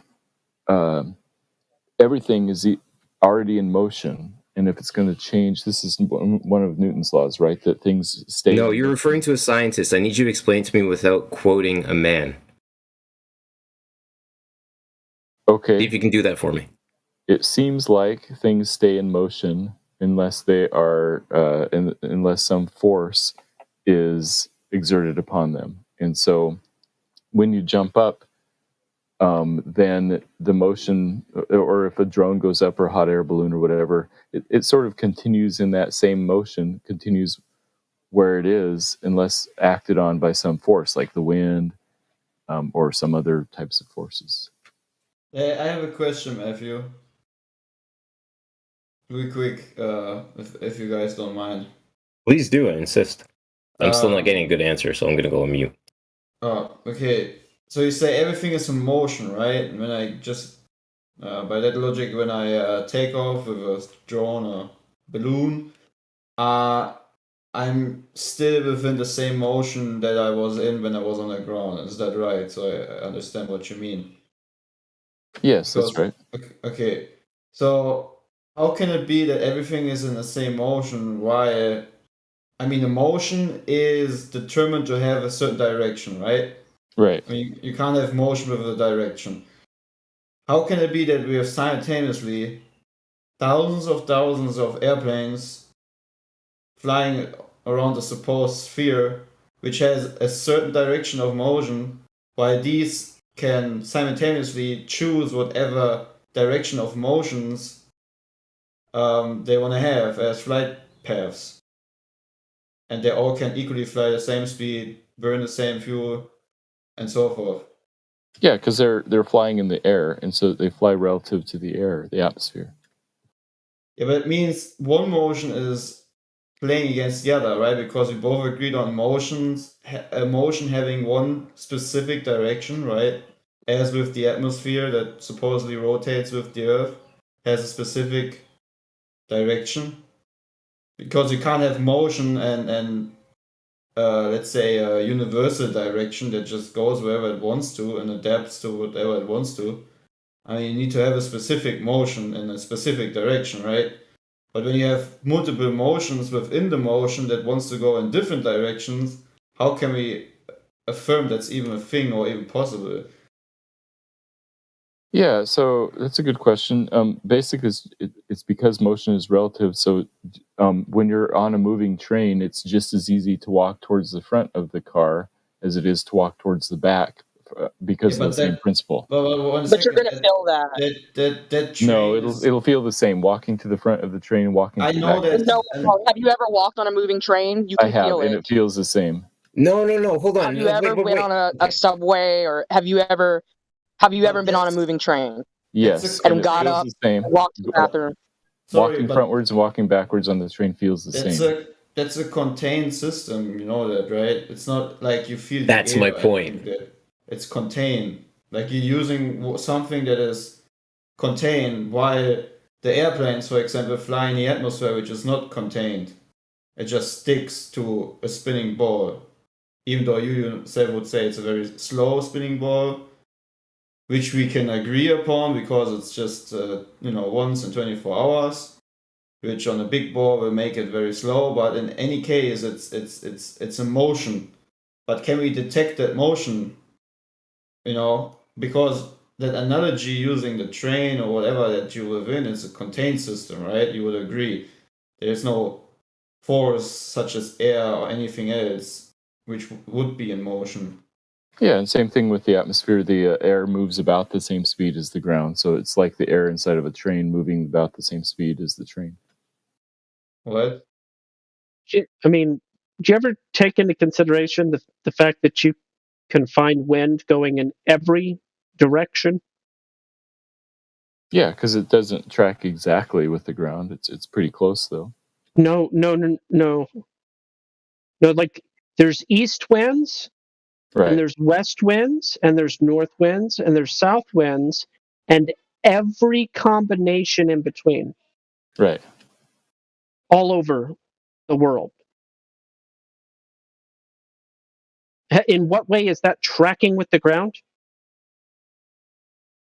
It's not tracking exactly, but it's a little bit off. So if at the equator, if the ground is moving 1,040 miles per hour relative to the North Pole, and the atmosphere above it is moving at 1,030 miles per hour, then you'd experience a wind of 10 miles an hour, or maybe 1,060 miles an hour. So it's the 20-mile wind, the different direction. So it's just relative.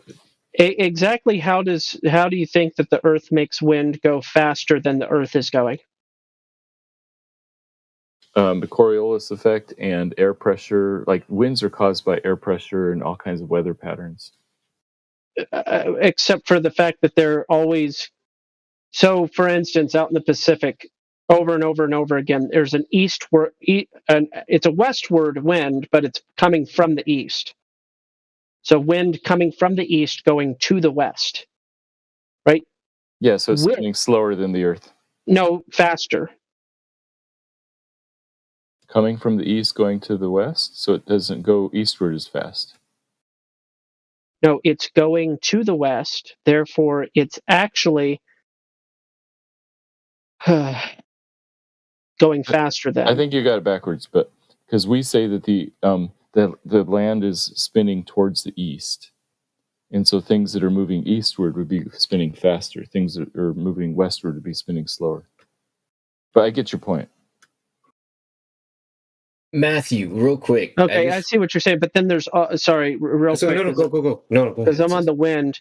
There's also eastward winds, like between South America and Africa, for instance. Right. But also between America and Europe, for another instance, and also between Asia and America, for another instance. There's lots of eastward winds as well. They're referred to as west winds. Yeah. Yeah, so those eastward winds would be spinning faster than the ground beneath it.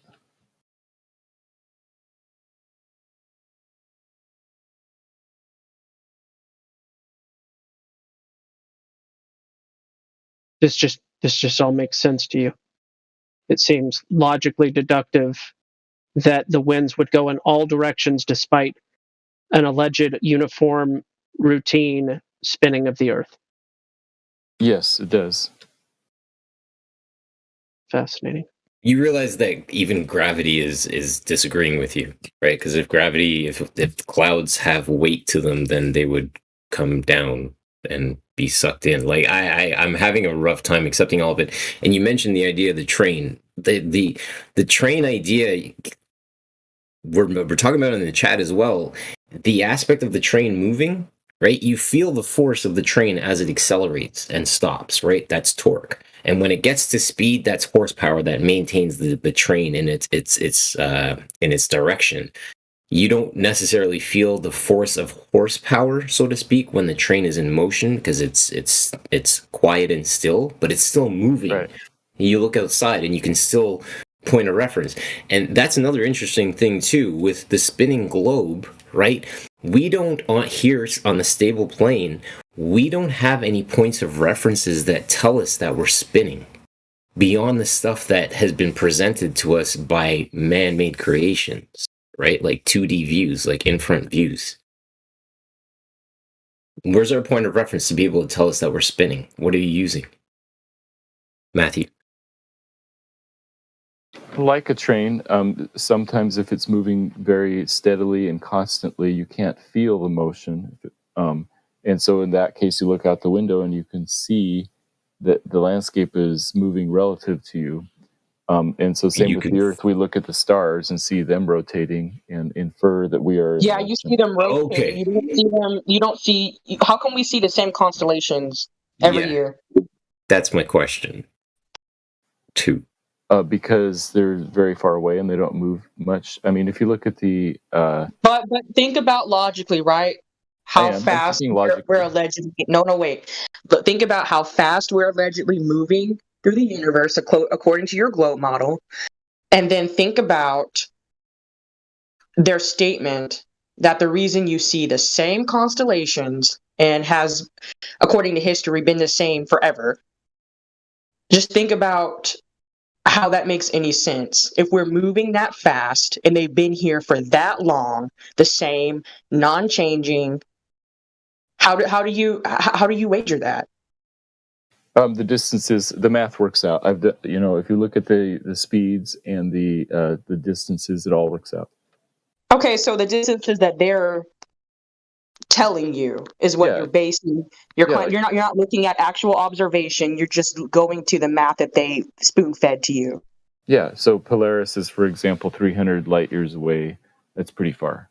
But Polaris is 300 light years away? What? But it does move.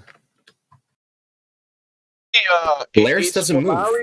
Is Polaris and the other luminaries are they having their own motion, or are those stationary and we are moving? Where the Polaris is about between 300 to 400 light years away, but it does have a motion. Sorry, I gotta shut up. No, sorry. Oh, well, so what do you think proper motion is? I'm asking because you're saying that they're really far away. That's why we don't notice any changes on the constellations, right? But are those lights are those far away lights? Are those moving? Are they having like their own movement as well, or are those lights stationary? They move slightly. So they do move as well. So we're moving. The closer ones do, yeah. We're moving. The Earth is moving at 11 different vectors, and those things are moving at probably no less than 11 different vectors as well. But still, we don't notice any changes on the. We do notice a change. We notice that Polaris moves slightly, for example. Well, we do this. We see the cycle that stays constant.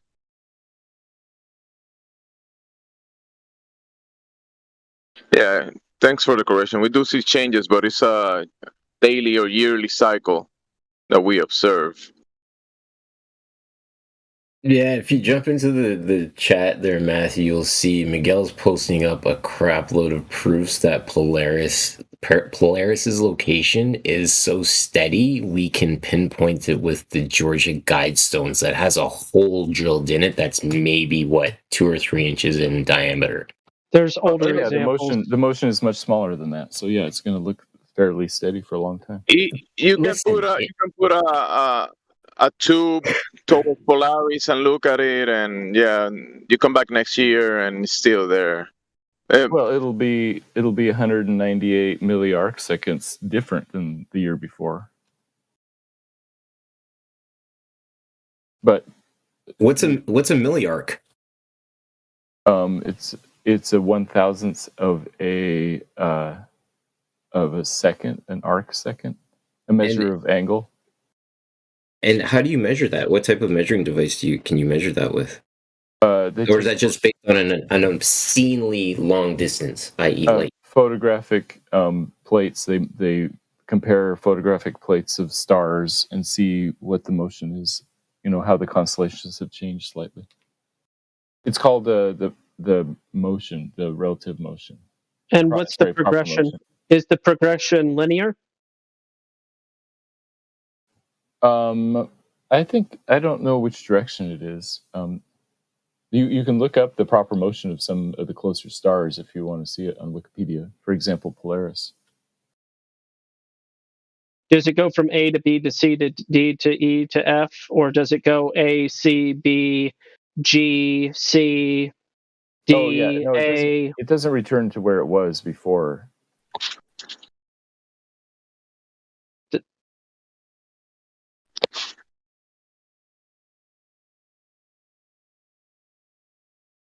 So that's why I asked the question, is it linear?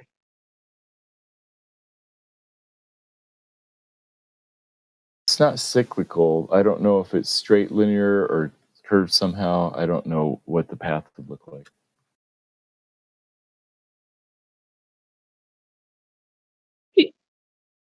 Isn't that a weird contradiction, though, to say it's not cyclical, but it may be curved? No, I mean the spring is. If you look at a coiled up spring, it's it's curved, but the beginning of the spring ends up in a different spot than the end of the spring. I mean, something like that. Not, I'm saying the beginning and end points don't connect. That's all. This is known how? By measuring the proper motion. Apart from assumption, how is that a known fact? It's a guess. They guess at this fact based on observations of photographic plates, separated by years of observations, and then like calculate how quickly certain stars are moving through the star field. And under the presumption that Earth and existence is billions of years old, then why would it be reasonable to assume that it's non-cyclical? Unless you have yet another assumption built in. I'm saying I don't know. Oh, okay, yeah. Yeah, I would suggest that this is a house or a deck, not a deck, a house of cards. So assumption built upon assumption, built upon who knows how many other assumptions. See, there's an assumption within, astronomy, astrophysics, whatever, that there was a central point of which everything exploded from. So in that way, there's a presumption or assumption that in no way would it return, except for those that say that it will return. There are those that believe that it will all implode at some point in the future, which would be a cycle, by the way. So it's interesting when there are these sorts of contradictions within the same system of belief. It's a non-cyclical action that also may be cyclical, except we don't think that it's cyclical because this is the portion that we've seen, which is infinitesimally small according to our own paradigm. So our rational deduction is actually irrational, but it's perfectly rational because we appreciate the opportunity to contradict ourselves because everything is relative anyway. And yeah, I am being, facetious to some small degree in my caricature of these people who think that they're smart. But man, it is a corrupt system devoid of reason and logic. The faculties that have been provided to us naturally, just an abandonment. I think because of a hatred of the creator, but that's just my personal.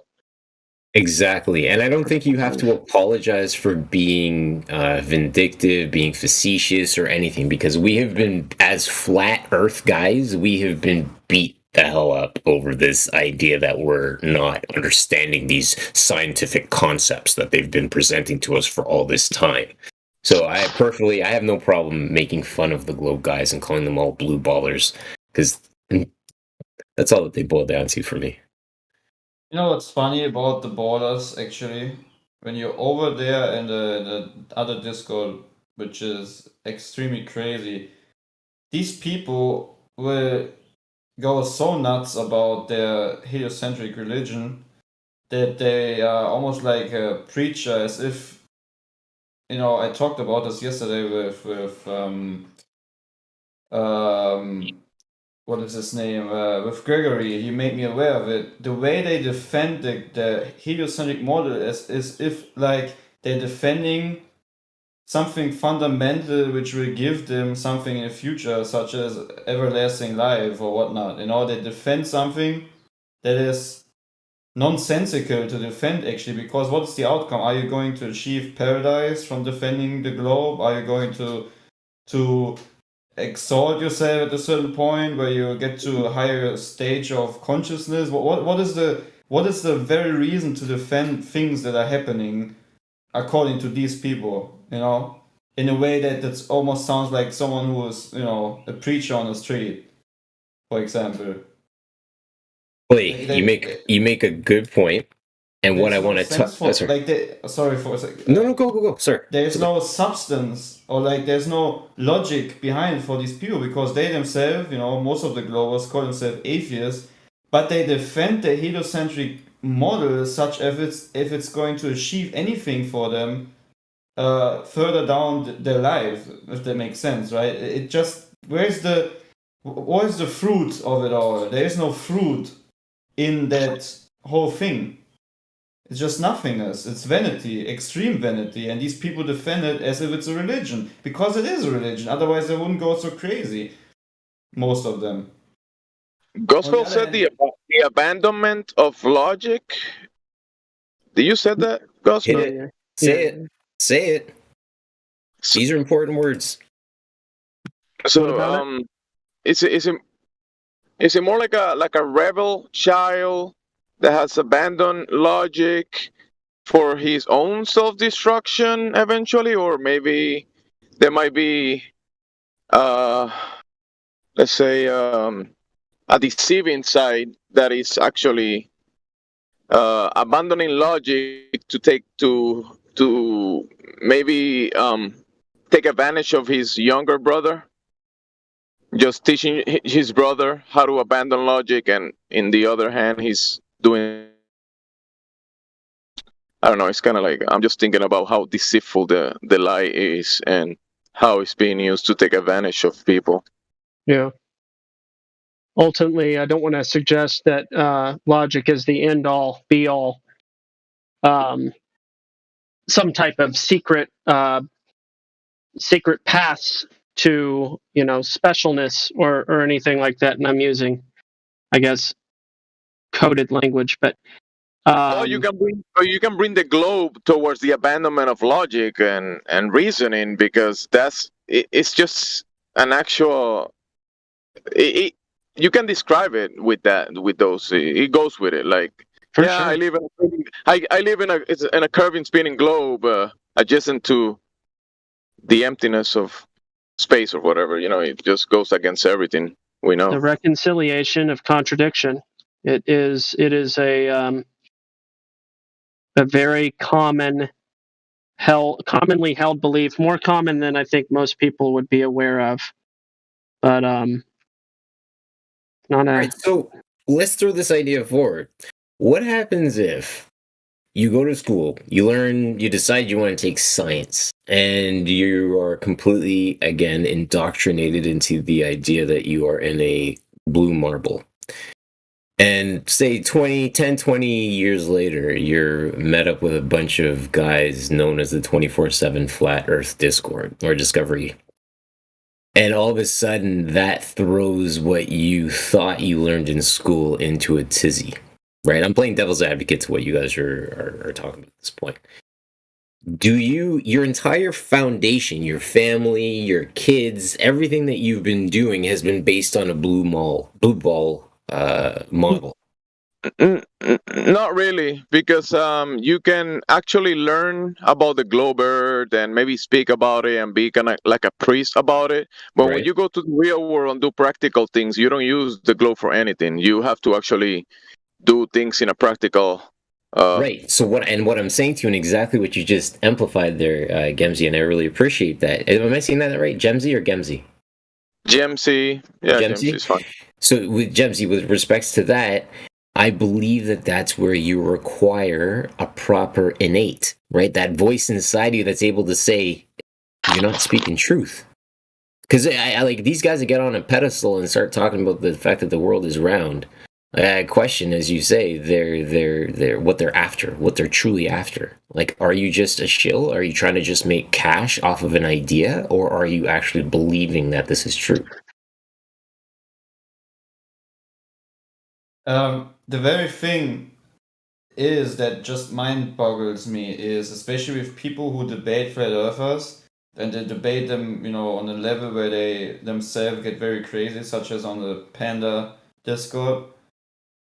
We know our goal as flat earthers, right? We know what they're hiding from us. We know about the creator. At least some people know. Not everyone. I would not just generalize it, but there are certain reasons behind why we are flat earthers, especially understanding the very construct of this deceptive system that we have all been born into. But what are these people, on the other hand, are actually defending? why are they defending it in the first place? Because first of all, there's nothing where you would get a flat earther back into which he would not have been known to before he was a flat earther. And on the other hand, what is the outcome of, I mean, if they think that the earth is a spinning ball, why did they even need to preach it as if it's a religion or something? Because I mean, they already know that. I mean, they can just go back to normal life. What does it matter to them? And I think only the people who have been confronted with flat Earth and actually know deep within the back of their mind, but they just suppressed it, that it is indeed flat, are the only ones that going to be the globers that going to have these debate channels and whatnot, trying to prove the heliocentric religion, because they know that if they would not do it and get confirmation by other ball believers, they would have a very bad life, because they would be need to suppress that knowledge that they have already gained through flat earthers all by themselves. And I think that's the very reason why you have people like Panda on the other Discord screaming sometimes their guts out. I mean, I'm not saying that I didn't do that sometimes when it gets heated, but I know why I'm trying to make people understand what flat earth is all about. But these people, there's no fruit within what they're preaching, like, imagine you would, if it's possible, convert a real flat earther to the globe. What new would there be for him to discover? Nothing. It would just be the same retarded lie that we have all been told since the childhood. So I just don't understand these people. They make no sense. It makes no sense for them to actually defend their globe religion. Like, what's the outcome? You're gonna know where the creator is? No. You're gonna know that you're important? No. You're gonna know that you have a meaning in life? No. So, what's the outcome of that preaching? The powers be. I mean, or when someone has an advantage or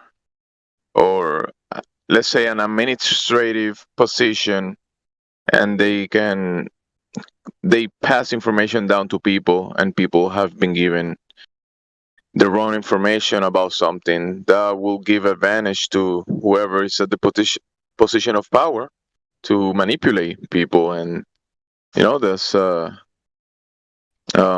a way people use, because when whoever is believing the lie, there's someone telling the story, right?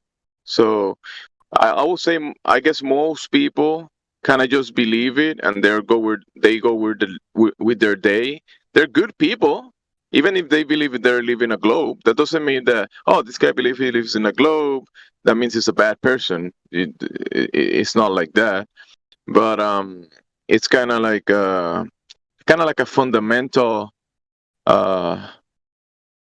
piece of the equation. I will kind of describe it like people believe in authority, and most of the things that authority, whenever you go out there and you see the administrator doing things and kind of like taking care of the city or doing stuff, practical administrative things, they're doing their job in many things. But and you're doing your job, even if you believe you live in a globe. You're a mechanic or a doctor or whatever you do, you're doing your job. You're not using the globe for anything. But I guess that authority figure that is making the most important decisions, where we're moving our currency, our energy towards what? Hey, we need your taxes because we're going to the moon. We're going to space. That kind of stuff. So they have a big hold on the flow of energy, the flow of the end result of whatever effort you put into the system. Obviously, you reap your rewards. You work and get your money, whatever, and buy whatever you need, food. But then the flow of that effort is being manipulated to, I don't know, stagnate it, or just to benefit certain people to a higher. I don't know if you get what I'm saying, but someone manipulating the masses with such fundamental lies, it's a powerful position, I think. Right. But to the end, I think you're talking about the end goal. Why will they do this? I mean, that's a good question. Yeah, Oh what man, is the can I what is the outcome? A station on Mars, or can I answer that? yeah, please. So, you guys ever heard about the Tower of Babel? Some people also know it as the Tower of I've heard of it, Babylon. but I don't. I've heard of it, but many people say like really small things about it. I don't know. I don't have like a whole picture about it. So the Tower of Babel, and again, I'm not taking it on the religious talk. I'm kind of just painting the parallel so we kind of understand it. The Tower of Babel was something that was constructed because they knew where God was. God was in the sky, so they started constructing a tower to try to reach God in the sky. God was like, I'm not having. You mean heaven. You don't mean the sky, right? You mean like. Well, I say I need to take it a step, but I don't want to blow too many fuses, right? I'm just trying to tell a story to give an idea, right? So they knew God was in the sky, so they're like, we're going to build a tower to the sky and try to get to God. What I'm saying is this idea of inventing space, this idea of inventing NASA and controlling space, is just the identification of them being able to try to create their own God and give them the identification of their own God. That's what I think. That's the purpose of it, right? Make man believe in Satan, literally. Because he created space, right? He created NASA, he created space. Make man believe in it. That's what I'm thinking. Right. He created a deceptive space of nothing. In principle, if you think about it, people believe in nothingness as being something that will give them anything. Well, people believe in many things that actually mean nothing. Like many people say a lot, but they are not saying anything. Same thing with the belief. They believe in so many different things. I understand, but I just wanted to, most of these very crazy heliocentric believers are mostly, so self-proclaimed atheists. But I think Kiwi is 100% right. The way they defend it and the way they build up this paradigm is just showing their hopelessness of actually. They just wanted to create their own belief system, own creator, however you want to call it. Well, God did that in the Bible for control. So if we're going to use that, that story, let's keep it consistent with what reality is showing us. Why do people lie? And the only reason why somebody would lie is to manipulate the situation. So in this situation, which, involves the population of everybody in the world, clearly at least their apex outcome, meaning their top priority, is obviously control. Because why else would they be giving everybody this nihilistic idea of life, that you have no meaning, you were just a coincidence? Because they never to read and write for a reason, right? In history, they did that so they wouldn't rebel, so they wouldn't become smart, so they wouldn't take back what is their living right there as a human, which is to know the fundamentals of where you live and to know what's going on around you. So it's clearly their priority.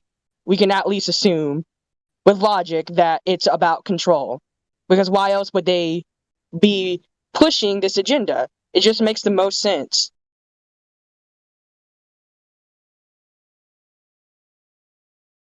Very well stated. It's the truth. I don't want to push the limits of the boundary of the chat, being respectful of the rules that are in place, right? But in terms of what we observe, there has been in the UAE, they have built the House of Abraham, which is the lands, and it was completed in March of 2022 this year, which is the lands for the one world religion. There is a mosque, a synagogue, and a Catholic church on the same grounds. Yes, they did. And in that church, you're not allowed to worship Jesus Christ. They will have their own Bible. And I'm of the opinion that in that Bible, the word firmament, mentioned as what he created on day 2, is going to be changed to the word space. And if you see that he created space, and you know that NASA controls space, well, then all of a sudden you've got people worshiping space. And who created space from NASA's book? That thing with the red tongue in their logo, right? Serpent. It's just so grotesque what they're doing. They're trying to get into the very minds of everybody. They're trying to control us on more than just controlling, where your tax dollars go, or more than just controlling, I think that's part of the reason why so many teens are depressed. Because so many of them have a nihilistic view on life that Yeah, they're doubling down on the younger generation. They're definitely doubling down on the young people. It's kind of crazy because the older, like our generation, our parents, we knew a different world, but this new system that they've been putting in place is very, very strong, going strong towards the new people and it's the young disgusting. people. They're doing this to children. It's just absolutely disgusting that what they're doing is just it's the worst crime that could ever exist. All I've seen is 3D renderings of this thing. Are there any pictures of it being completed? Is it like? No, I think you have to read the article. I think it was completed, but from my understanding, the completion date was March 2022. I don't know if they're keeping it under wraps. Yeah, Abrahamic Family House. I don't know if they're keeping it under wraps, but again, this is where I believe the Antichrist is going to show up. Right, and you've got the 7 years of the trib occurring. I believe that this is where it's all going to take place. But guys, I don't want to get into the religious aspect. They've built so some very thankful to be here. I don't want to get kicked out. You're fine. They built some. This Ajay Associates have built some really elaborate buildings all over the world. Really, and I was just looking at their website, but the other pictures that they have of the things that they built are all photographs. Renderings? One for sure that I've seen with my own eyeballs in person. I know exist in Washington D.C. So Ajay Associates built the Smithsonian National Museum of African American History and Culture. I saw that with my own eyes. I was living there when that was getting completed and stuff. And open to the public, but I didn't realize that these are the same people that made all these other things. But again, when you go to the Abrahamic Family House, Abu Dhabi, it's a 3D rendering, and it's such an unusual picture because it portrays the surrounding area in a very Dune.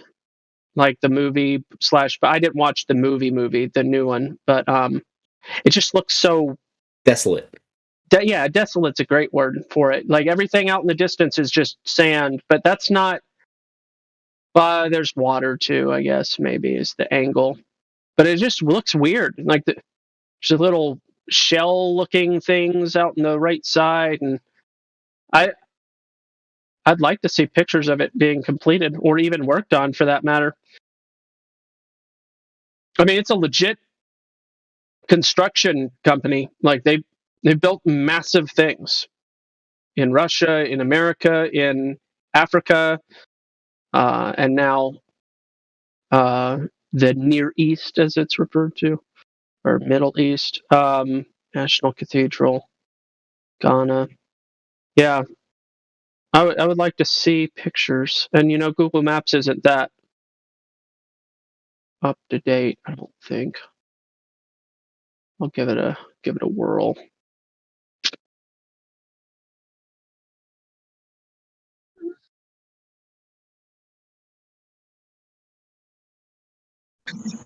So them pushing this thing and expanding into outer space, and now in the news you see, we've been watched, and there's these beings called the Immortals, and we were made. Our creators came from outer space. That kind of stuff they've been promoting for a long time. They might be getting ready to give us some type of saviors that are coming from space or something. Some type of Operation Bluebeam, maybe. Yeah, but imagine someone sitting in the throne or something, like these places, the temples that they build, and they say this being is because with the technology and a lot of different things, and in TV they can show people a lot of different things, but Project Bluebeam. That's what Project Bluebeam is. Like I don't know, like healing people or making miracles or whatever. Who knows? They could probably portray some type of guy like he's God or some alien that came from space and is here to help us to fix humanity. Because right now, people are like against the wall, depressed, tired of life, very, Looking very for answers. That's right. Very engaged. And that's what the idea of the Antichrist does, right? The Antichrist is the guy that shows up. He's like, I can do miracles, and he starts doing stuff. He sits on the throne. Exactly what you said, Gemsy, is exactly what's going to transpire. It's just that when you present people with the stuff to say, hey, this is actually happening because of XYZ, at some point in time, they experience cognitive dissonance, and they run for the hills. So what do we do as people who see it from the purview of the hills that we stand on, if you will? We just wait. Watch this shit to blow up in their face. Sorry for cussing.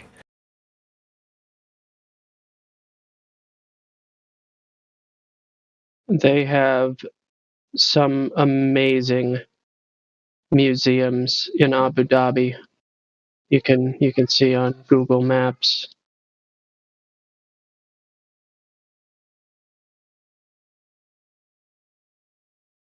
Oh, there's the Tower of Babel. Look what I found over in Abu Dhabi. Look what I found. Look at that. Look. I didn't find it on purpose either. I was just scrolling. Where's that picture located? I'll post the this should take you to it. I know it's a long link. That's some universal alignment right there. You just happened to find it as we were talking about it. The universe is like, oh, here you go.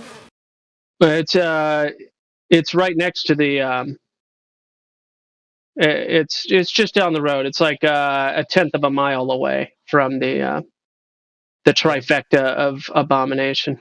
That fake old globe. Yeah. I've looked at old globes in museums and stuff in Germany, and they dated them back to like 700 or whatnot, and they all look that's very funny. yeah, but they look like props, like they don't look like authentic old. That more look like they made to be looking old, if that makes sense.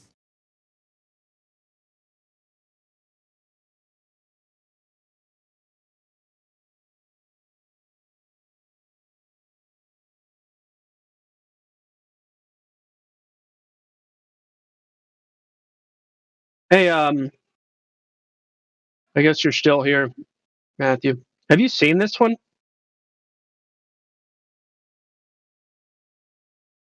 I'm laughing so hard out loud right now. Holy crap.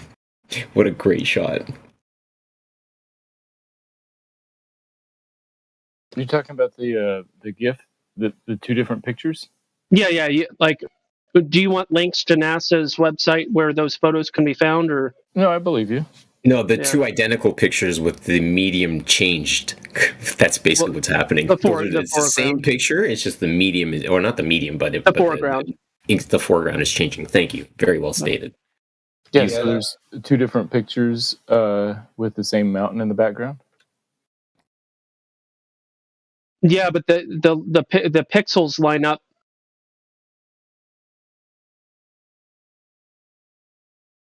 Like, do you think that they like what do you think? You think that these pictures were taken from a different position, different Yeah. angle. Two different pictures with the same mountain in the background. My guy, look at the bottom left-hand corner of the picture. Do you see the shadow line on the rocks that are there? That shadow line on that little small rock on the bottom left-hand corner is not even changing. How can you possibly say there are two different pictures if the shadow lines aren't changing? Guys, Because they were taken at the exact same time? Matthew, can I just quickly debunk what Matthew is saying? Matthew, do you think they collected all the stones in the picture where you have the big stones, the rocks, on the other side, on the left side, and collected all the rocks to make it look more clean? That's nonsense, dude. Like, it's as if these astronauts would have taken the time to clean up the ground. So if it's really just... I think those are genuine photos. I don't know why. Yeah, but do you look at the first picture where you have only the rocks without the stuff like the car and this weird cardboard spacecraft? You will see that the stones in the background, that there's a field of stones, like, let's say as big as two fists or even bigger, or your head or something. Do you really Hey, think he said those are photos, and yeah, there are photos taken on a movie set. but I want to debunk his analogy because he thinks just perspective and the craft is standing in front of the rocks. Why I would also ask or question myself, why would they go into danger and landing right next or like 1 meter or 2 meters away from rocks? And it just the whole analogy of saying it's because of perspective makes no sense, given the evidence of the rocks that you see around, given the evidence of the changing elevation in the background. Why the 2D looking background picture of the huge hill is still looking the same? So sorry, man, that's obviously showing you that it's fake. No, I disagree. And then show me how you can disagree with that. Did they have a little dump truck there where they put on the rocks and change the whole landscape, make it a different elevation, or how does it work? Those are two different pictures taken maybe 30 or 40 meters apart or less, but the background of the mountain doesn't change that much. Bullshit. The shadows are in the exact same spot. No. That's impossible, man. You think the mountain's really big and far away then? Yes. Yeah. No, I figured. It's impossible. Look at the surrounding area and look at the line that is between that 2D mountain, which has a different color, by the way. Don't forget, Clay. Everything is possible when everything is relative. I mean, the mountain literally has a different color than everything else. It looks like it's if some guy has painted it on the background. It's farther away. Maybe it's made out of slightly different material. I don't know. I mean, you're saying the mountain looks fake. Why are you this? Why do you do that to yourself? Because I think it's the absolute truth, and you guys are the ones that aren't getting it. I'm not getting it. That the whole elevation changed and these small little rocks that you have in the first picture are all disappeared. Like, tell me, is it further away in the picture where they take a picture of the craft?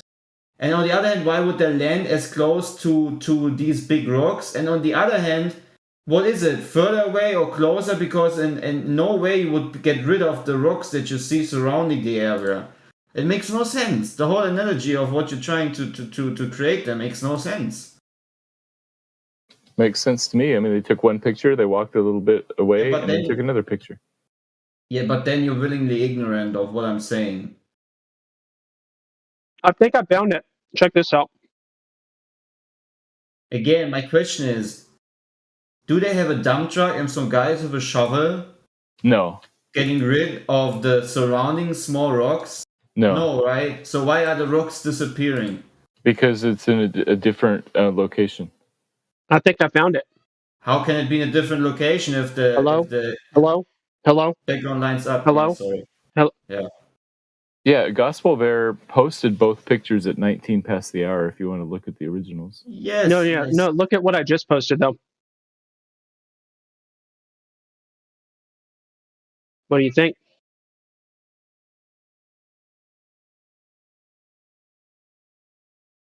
Yeah, that looks like one of the originals.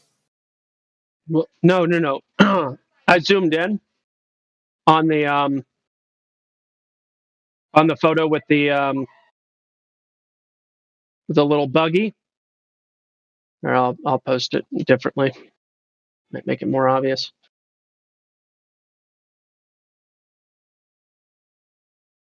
You know that same mountain exists in Hawaii? It does not. Oh yeah. I don't get it. Either you're paid to be that way, Matthew, or You're confident in your you responded very quickly to that. So Yeah, this is a picture from the NASA website, and so it's on the moon, and so therefore it does not exist in Hawaii.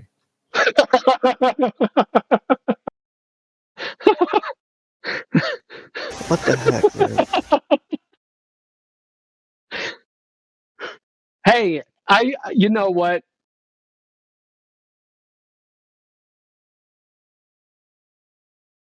I That's also have, special.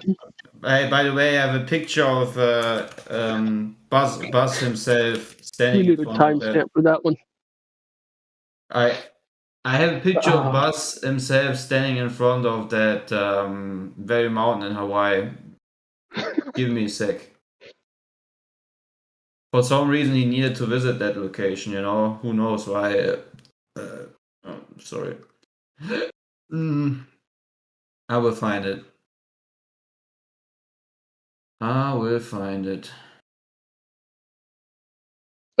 and therefore, that's some funny stuff. Thank you, old dude, for yeah, there is it. There it is.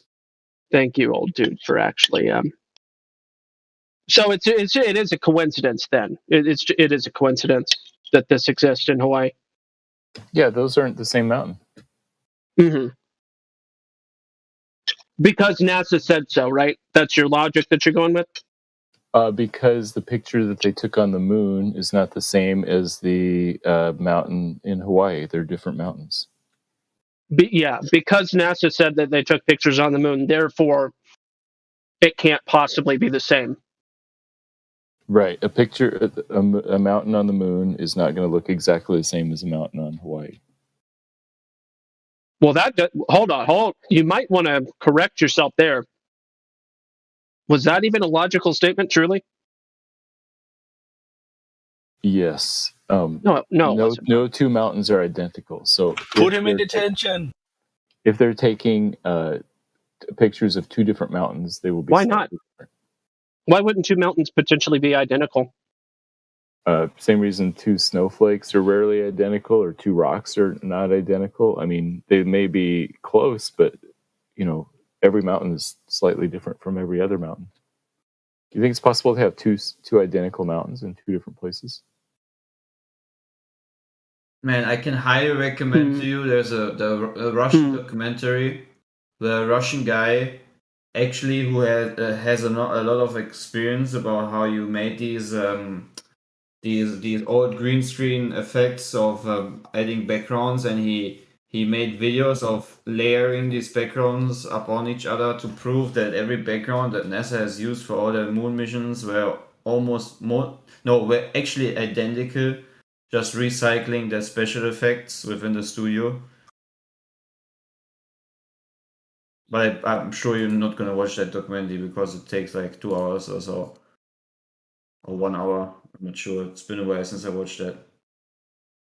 But is he interested though? That's the question. Not really. I don't think so. Matthew, I have a question for you. Have you ever seen the video where three of the Apollo astronauts are confronted about going to space? One guy responds getting very upset and says, his son says, should we call the CIA and have them waxed?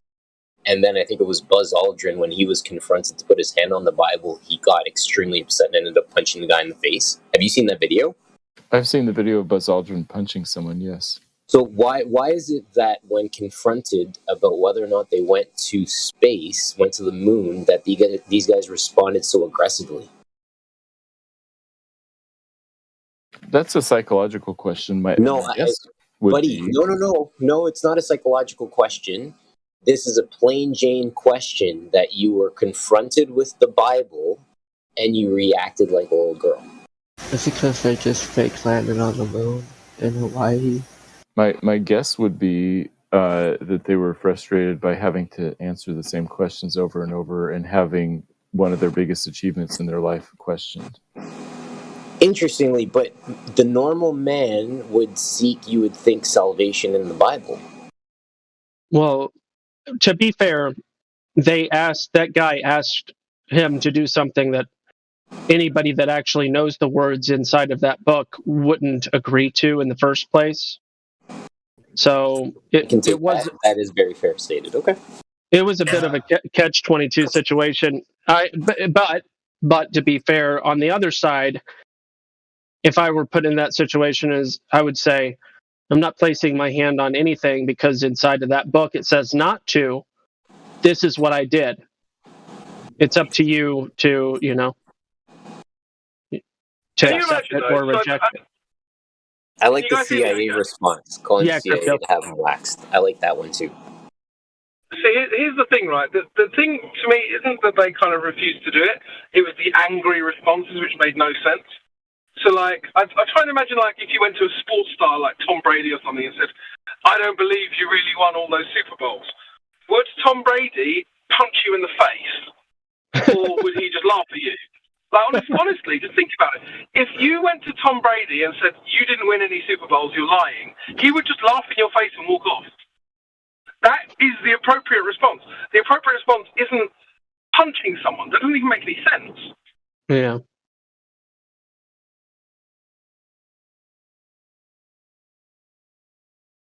If you guys want to see it, I have the clips on there, and that's I fully agree with you. They reacted illogically when they were presented with a valid question. That's my whole. Where there's smoke, I think there's fire. Guys, let alone remember what Matthew just said. They accomplished the greatest feat of what man would have ever been done, and just look at the faces when they came back. You think that's faces of people that accomplished something that no one has ever done? Or let me ask Matthew: Is that a coincidence that they look like if they're hiding something? No, Oh, sorry. One frame, like you're talking about one frame where they weren't smiling. No, the whole weird interview that everybody knows, where even people that believe in the moon landing say it's just strange that they looked so sad and acted very weird.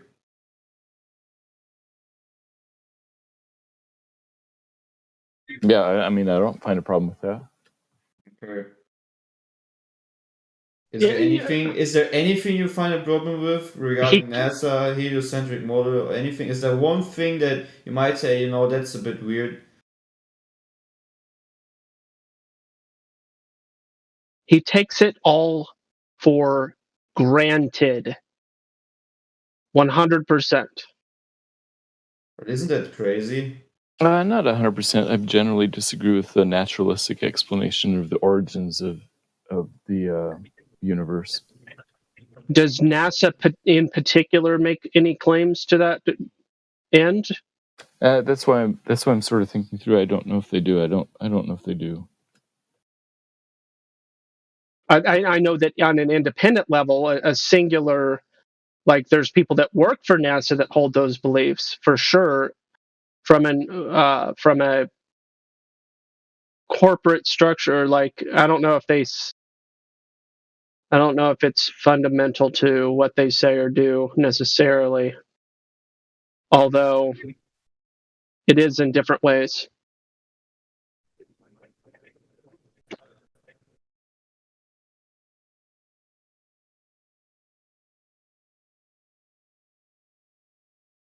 Why do we see the moon mountain line up with the mountain in Hawaii? Because they're different. Wait, what? Why doesn't the moon mountain line up with the mountain in Hawaii? Because Yeah, He's there are two using different a- mountains. But now you're just using a red herring, disregarding everything I said. No, earlier you were saying, "Hey, look, it's the same mountain." I said, "Well, then why don't they look the same?" Do you think that those pictures were taken from the exact same spot? Well, obviously you wouldn't, but do you think that that would be?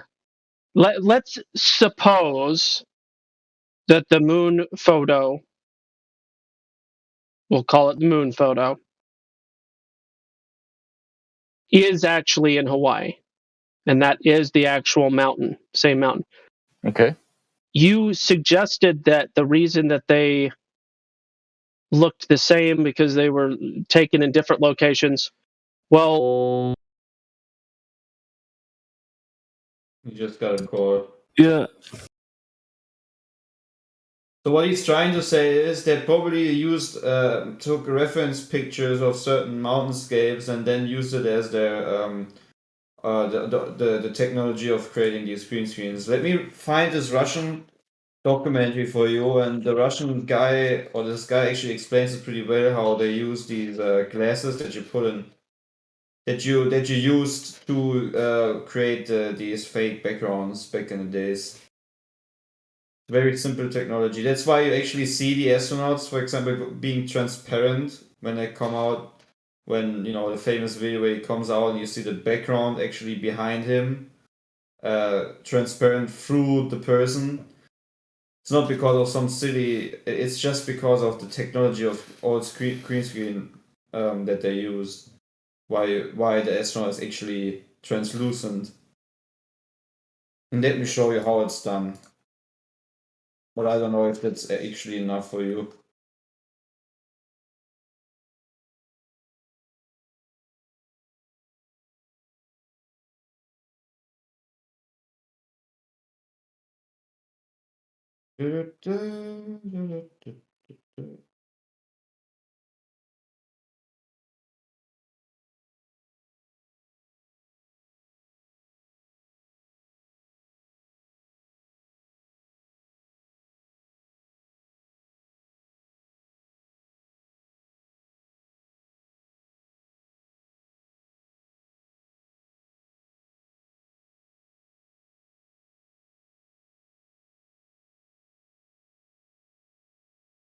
But regardless, it's just so. You know what? 1 second, I have an idea. I think it fits it pretty well.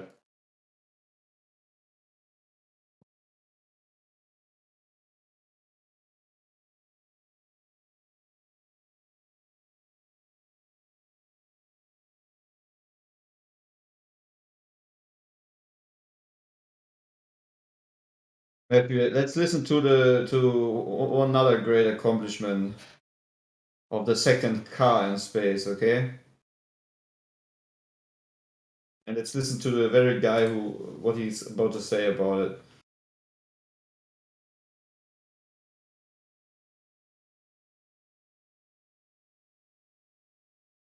At Associated Press.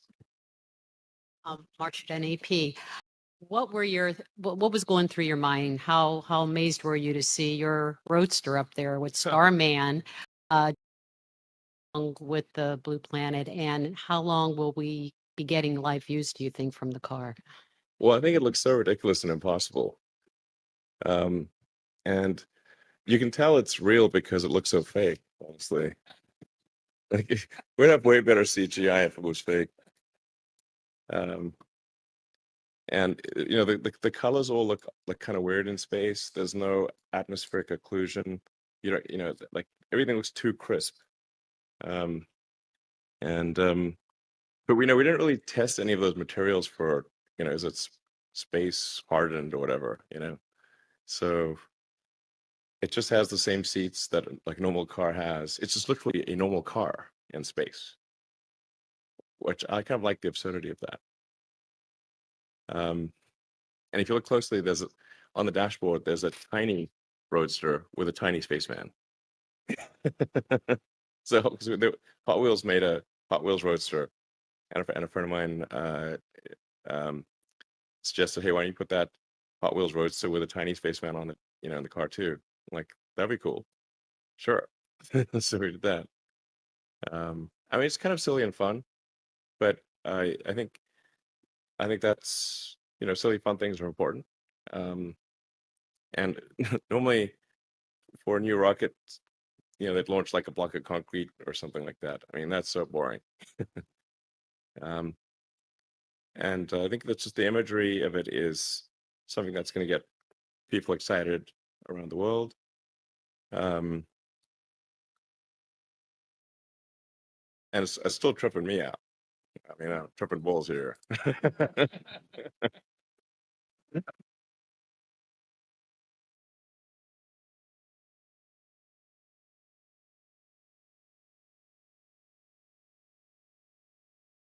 Alrighty then.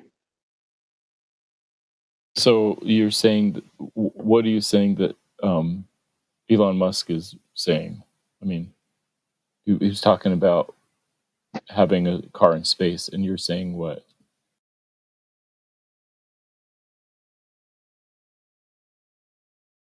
Do I really need to further go into detail about obviously him not taking it very seriously? No, he was claiming that there's a car in space from that clip. Right. It looks. Can you repeat what he said? It looks so fake. And it must be real because it looks so fake, right? But we would have way better CGI if it would be if it was fake. Yeah, if they were faking it, they would make it look better. Is what he was saying. Yeah. If it was fake, Does it that would look make way more sense? real than that. Does that make sense? Is that logic? Yes, that makes sense to me.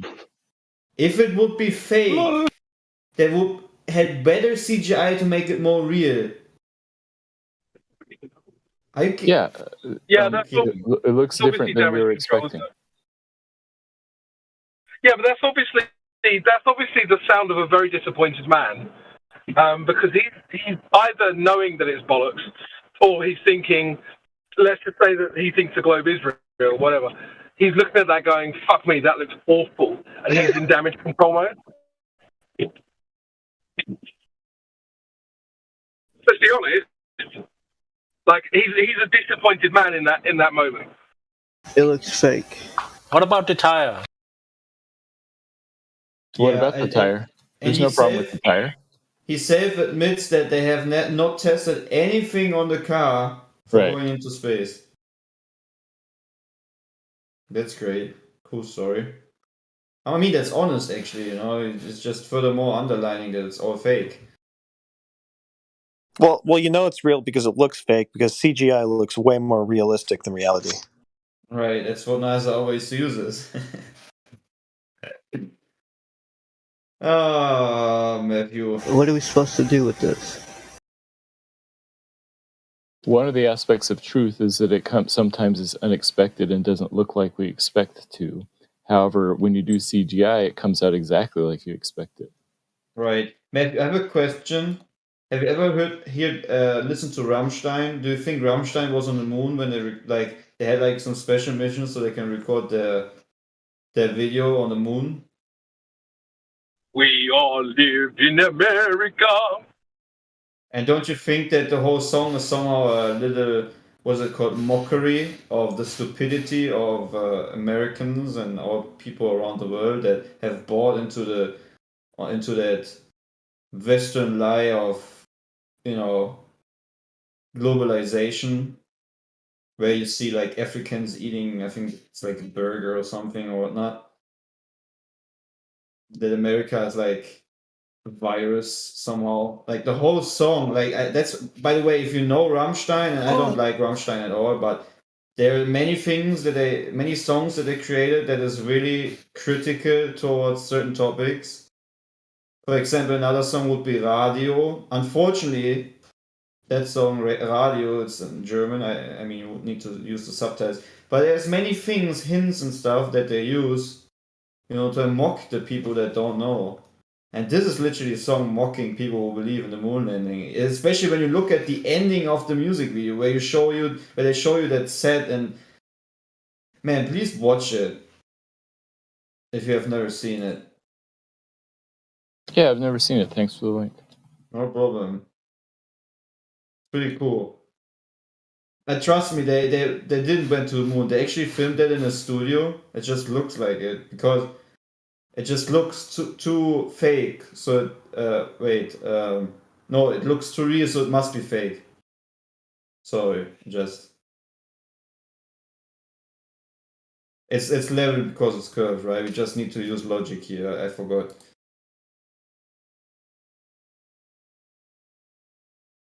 Hey, Matthew.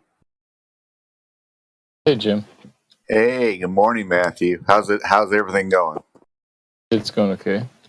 Hey, if CNN and NASA came out tomorrow and said the world is not a spinning, watery, curvy, bendy ball, and that we've been lied to forever, would you need psychiatric help or seek counseling, or would you just say, okay, I was fooled and move on? I mean, would it be easy for you to admit to yourself you've been fooled, or would you need some counseling? If CNN and NASA both came out tomorrow and announced that the world was flat and it was not round, I and most of the people on Earth would not believe them. And we would say, what went wrong with them? Yeah, I just kind of wonder if there'd be a mass calling to counseling in psychiatric places, to seek help, because No, there would not, because nobody would believe them. Okay. You would say no. I just kind of wonder how you would handle it, I would handle it fine because I wouldn't believe them. Okay. So when they say something that can be validated through direct measurements, you're not going to believe them. But when they say something based on cartoon images, validated through nothing in reality, no problem. I wouldn't characterize it that way. But that is what it is. Right. So even if the Globe establishment came out and said, sorry, Matthew, we don't live on a spinning, watery, curvy, bendy ball. We live on a flat and stationary and contained Earth, you still wouldn't believe it? Who do you mean by the Globe establishment? Well, NASA. By the way, unfortunately, that Rammstein America is also German, and for some reason you can't have subtitles. But trust me, when he says Mickey Mouse, there's a reason why he says Mickey Mouse. He inserts a pretty obvious reasons why he says Mickey Mouse. But for that you need to understand what the background of NASA is and so forth. But just really, if you really want to understand the mockery behind that song that Rammstein made, listen to the English lyrics. Let me see if I can find it in English. But I don't know. Yeah, it's called America. It's called America, but it's spelled with a K. Yeah, but they singing in German, right? I mean, the only thing that they say is America that the American would understand, right? And the chorus is in English. I don't know about the verse. Right. Actually, well, he does say wunderbar, but I think everyone knows what that means. Wunderbar. Yeah. Most people would understand what that means. So Matthew, that photo I posted at 39 after the hour, which is a close-up of the thing that took Armstrong and Aldrin to the fake moon, that doesn't bother you that that's a NASA-supplied photo, and you're okay with the construction of that thing? Just want your opinion on that. Yes, I'm okay with that. Okay, all right. Matthew, my main man, Matthew. Love you, Matthew.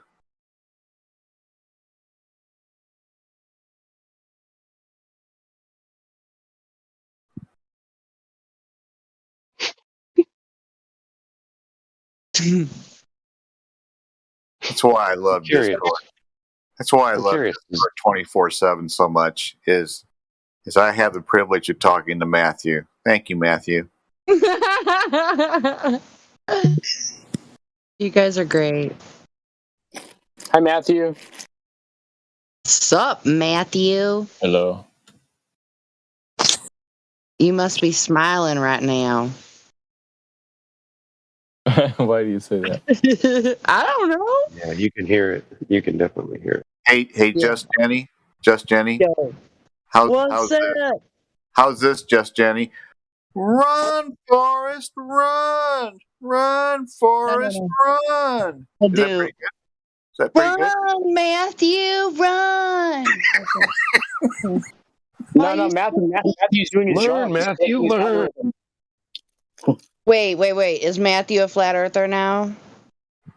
Closet Vather. Well, everybody No, I'm thinks not. he's heading that way, but I don't know about that. No, he's collecting the paycheck. That's all he's doing. Well, no, something else he's doing is Well, that'd be called a show, wouldn't he's being an example for the listening audience. I think that's pretty nice of Matthew to hang around with us. Thank you, Matthew. Hey, Matthew, if you were a father, and I wish you were, because it's really a great honor to be so, I'd be sending you a Father's Day present on Sunday. Happy Father's Day. Sunday. Doesn't the sun come up every day? Ba-dum-bum. Later they say your video is so funny. Joe, I heard that. Well, if I didn't throw in some idiotic funniness, then it wouldn't be funny. No, we need more comedy in this game here because it's been going on way too long. They've been having a pass for too long. I say it's open season. Yeah, I miss like a year ago when I first came in here, like when they actually argued about stuff that actually made sense. Now they just argue about stuff that doesn't make sense. It's like, I don't 'Cause they got understand. them. Like, you would think that it would get progressively better, right? You'd think. Well, you know, if I was that bad at something, I think I'd have given up by now. Sadly, the globe, the spinning, watery, curvy, bendy ball believers have drifted toward not Professor Dave more than they've gone toward logic. So, I guess the spinning, watery, curvy, bendy ball community is getting more dumb every day and going more toward not Professor Dave. Correction, please. A correction. That would be P. Dave, not what you just said. Well, I did say not. Or pretend. How about pretender? Pretender, Professor Pretender Dave. Pretender Dave or P. Dave. That would work. Anything else? Dave is The stolen title. Dave. I don't care Dave. if you twist around the English language. I don't give a no. It's P. Dave. Okay. So two-time dropout P. Dave. How's that? What? Yes, that sounds great. I mean, he's had his pass for too long. I'm just saying. I'll definitely go with P from now on. So thanks. Run. Please don't run, say Matthew, that. run. Please stop saying it. You're going to invite bad people. Gemsy did a good rip apart on Professor Dave last night and his numbers, his 2 million subscribers and his 50,000 views on his videos. That guy's paid for, by the way. He's pushing a crappy agenda. That guy. I'm pretty sure he's a Freemason. His buddy FTFE, Fight the Flat Earth, that little buddy from I saw the UK. Him and I shook Professor Dave's tree, and FTFE fell out and came to his defense. So I engaged with him, and FTFE quickly mentioned that he was a Freemason, and at that point I realized that that's why he pushes the Globe agenda, right? If you get into a discussion with a Globe guy, ask them, are you a Freemason? I'm telling you, 90% of them are going to report back to you and say yes.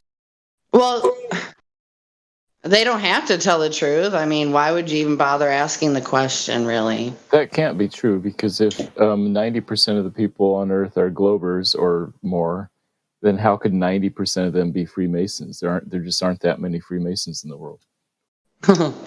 Who claims that? There's a difference. Are you kidding me? Are you serious, I can bro? answer Really? Yeah, how many Freemasons are there? Uh-oh. Wow. Yep. Wow. Yep. Crypto's talking. Cool. Yeah, basically. So there's a difference between a glober and just a normie. So when we talk globers, we're talking about the likes of Fight the Flat Earth and Sectester Dave and yourself and a few others. People who defend the globe in online debates are globers. People who just think they live on a globe and have never bothered actually engaging their brain for more than 5 seconds to think about it are normies. They're not globers. So there's... Thank you for that clarification. Much appreciated. I would suspect if you ask most normies if the Earth is a globe, they would say yes. So I would say, by definition, they are globies. I just gave you the definitions. And I disagree with you, those definitions. Well, they haven't had the proper amount of knowledge to discern the title for themselves. So, like he said, they're normies. You can't disagree with someone that literally defines the terms for the sake of the context of the statement that was made. It doesn't even make logical sense to disagree when somebody's setting the basis for interpretation of what they meant. Yeah, when they say level is curved, that's when I just go, nope. So, Rookie. Can I do that when I define sea level? Yeah, you did that, and it helps people understand what you think level means. Of course, that doesn't change what the word means, but for the context of the statements that were made, crypto is literally providing an understanding for that specific context. Okay, fair enough. You can't generalize it out. Okay. No, you're right. You're right. He was defining what he was meaning, so I think you're right.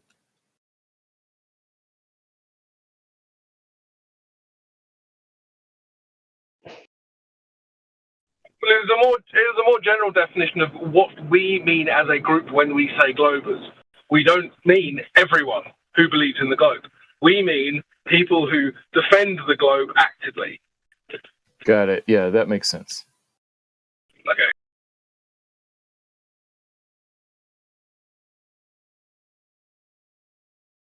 But you're not real good at that, Matthew, because the new line from Las Vegas just came out about 20 minutes ago. Has you at 26.1% possibility of being a closet flat earther. So Vegas is seeing through you slowly, and a lot of us saw through you right away. So keep it up. You'll be at 30% by next week.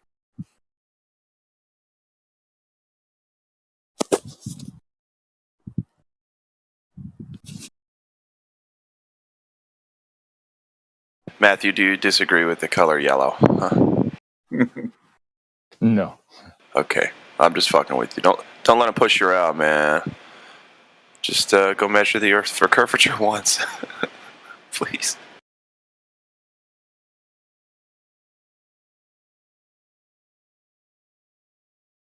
If you can. If that's... How much time have you spent here, Matthew?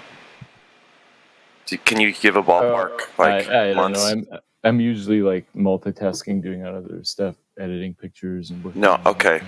So, oh well. I'm not saying like giving us 100% of your attention. I'm saying how much time have you been logged in and talking and engaging with us? How many months? Five or 6 hours a week.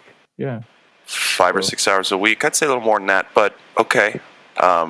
Let's just go. Let's be generous and give you 5 hours a week. So 150 hours. If you could multiply that by three years. By 3 years, okay, 150 hours. How long do you think it takes to go to a place like, say, where the Black Swan was filmed and do the same observation? How long do you think that'd take you? Half an hour. Would it take all day, even? Yeah, it'd take like a day, yeah. Okay. So you could have done that a handful of times in the amount of time you've been wasting our time and yours. Probably just ours, though, huh? Here in the server. What'd you say? Yeah, I could have done that a handful of times. So you could have done anything, and you haven't. You just come and blah, blah, blah, blah, right? A while back, I decided to, quote, do my own research, and so I did some moon observations.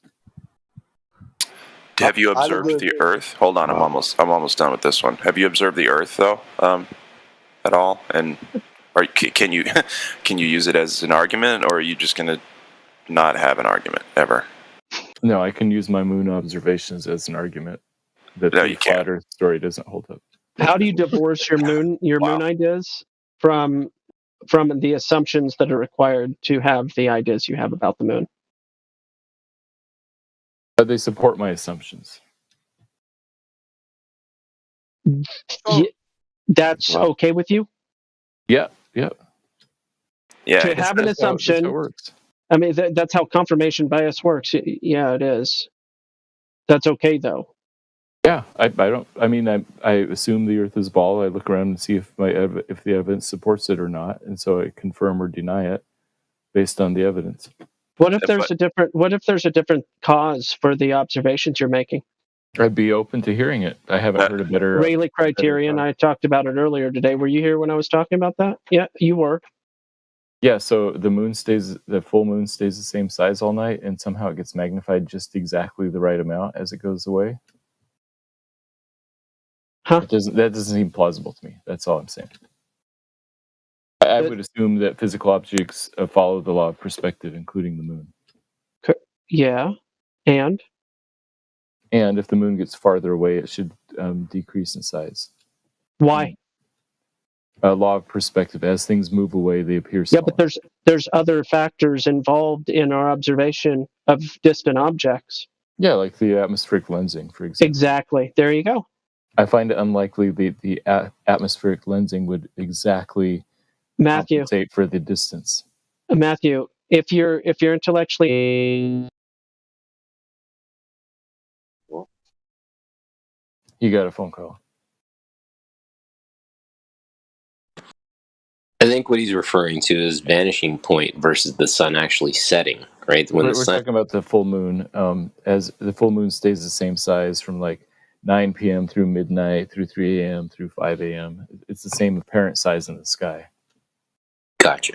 Which I think would imply that it's the same distance. Yeah, and you're off in the weeds again. Hey, last night when I told you that your claims are irrelevant unless you've performed the exact observation that you're defending or denying, that I don't know if that was a full sentence. Sorry, but what I'm saying is you have to perform the work before you talk about the work. So, like, say for instance, Black Swan. The reason I don't talk about the Black Swan is because I didn't take the picture, I didn't take the video. Other people want to talk about it. That's fine. I don't use it as proof of anything one way or the other because I didn't do it. That's just me. Now, other people aren't going to do that, and that's fine. Here's the deal, though. You won't even lift finger one, Matthew, to do anything to truly counter, scientifically counter anything that we're saying and that we've found. You're just going to sit here and gum flap and jaw flap. You will let me finish speaking, too. So what I think you should do is have a little personal dignity. Take this seriously for once. Go out and do an observation like the Black Swan, because then we could compare them, right? Do a bunch of them. Do 5 different ones, and then we can compare them to the Black Swan. Other people can go out and do it too.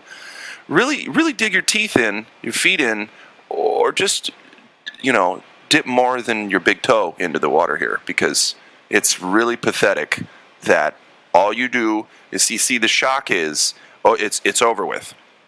I'm no longer shocked that, oh my God, he says that, he admits that he assumes. Oh my God, I hope the audience sees that. Yeah, fucking ridiculous. You're doing that on purpose. It's an act. You're trying to stumble us up when we see you saying, yeah, I just assume things. Then we're like, oh fuck, now what do we do? Yeah. So you need to go perform anything at all before you should be taken seriously. I hope you agree. Sure, that's why I posted the performance of the measurements and the observations I did of the moon. Well, Sean, this is the point. The Earth, bro. We need Earth stuff, not moon stuff. Sorry, go ahead, Sasha. This is the point. You are asking that not only Matthew, you are asking that in the last I don't know, maybe let's say 1 month, maybe 1 year. But I'm hearing, and you are asking almost every person, and you are so surprised, but nobody wants to do it, And I think let's make some kind of first Glober who went into reality, Yeah. And he will have and someone will, I don't know, someone will make some video, and then we will give him prize. I don't know. Let's collect some money for him because he was the first glober who went out, and we'll see what he find it out. But at least he did it. He was outside, Yep. Right. Yeah, I've tried that with a couple people and they refused. They'll never do it. Not one of them will do it once. This is your triple, quadruple dog dare, Matthew. If that shit even You would matters. think that they would want to see what you saw, right? So they could understand why you think what you think, right? Right, But exactly. for some reason, and I even offered to pay for the gas and drive them over there. They were like, "No, I'm good. I don't need to see that." Maybe it's a fear, because if you see there something what you don't want to see, that means flat. In this case, Matthew doesn't want to see flat. And if he see flat, he will know that it's flat. And that will maybe give a fear, because then you're going against the old... That's right. I think That's right. You can't. I'll leave it here. I got Then you go against all authority, and you cannot say anything, because who knows what authority will react, and better to be quiet and go on, and let's wait that authority resolve this problem about shape. Right. Right. Yeah, it's simple. It's very simple. He will not be able to unsee what he finds if he goes out and I tests the can globe math understand him against in one reality. moment. That's only my opinion. But I think that he's waiting that authority say something like, the earth is flat and we were wrong and blah, blah, blah. Something like that on news one day. Well, I don't know. Right. That's right. Or he would say things like, Did you know that the Earth is flat? There's no curvature, it's not spinning, and space is fake. Do they have any evidence? They do. Holy shit, can you send that to me, please? And listen to Devil, because Where'd you get that? Sorry, Claire Nucille, that's brilliant. It's Who on is my the person- YouTube channel. Oh, God. Matthew, you are the person who was speaking like we were speaking about 1 hour, what is evidence and what is proof, And then I come to my wife and I ask her, if I want to translate in my language, and I ask her, because she's not, my English is not so good like her, and I ask her, what mean proof and what mean evidence to translate me in my language. And look at the Devil, she said the one word for both things. And now my understanding will be, fuck, these English people, they are, or Matthew, or whatever, now we are debating about two things, what in my language mean one thing. What shall I do now?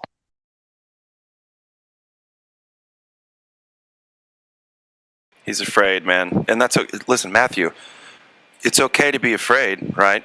You don't have to admit it to us.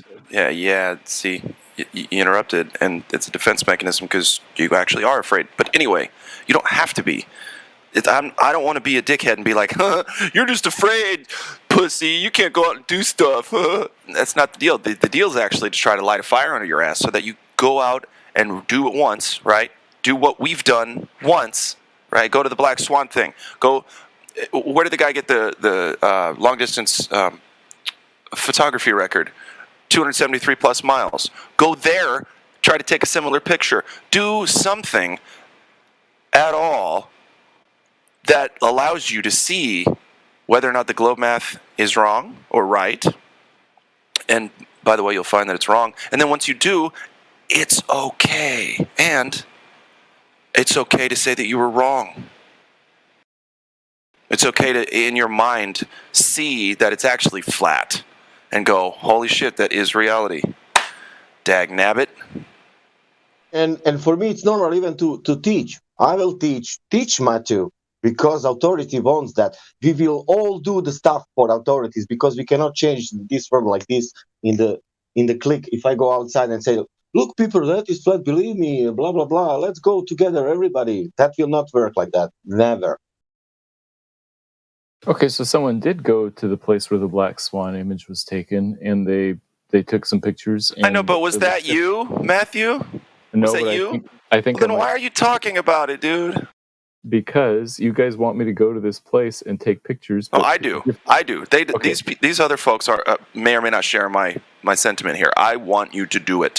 Let me explain why I think it wouldn't be worth my time. Because different people have come up with different results by taking pictures at the same spot. And so what would me adding one more picture say either way? So I Do you know what empirical means? Yes. Okay. The only way for you to gather empirical data is for you to go and do the fucking thing. What if somebody else does it and I look at It's not empirical unless you were there with them. Matthew, maybe you're right, but I will check that. And very soon, in July, I will be on the beach after. Yeah, here's the thing. You don't see a problem with appealing to someone else's work? No. I rest my case.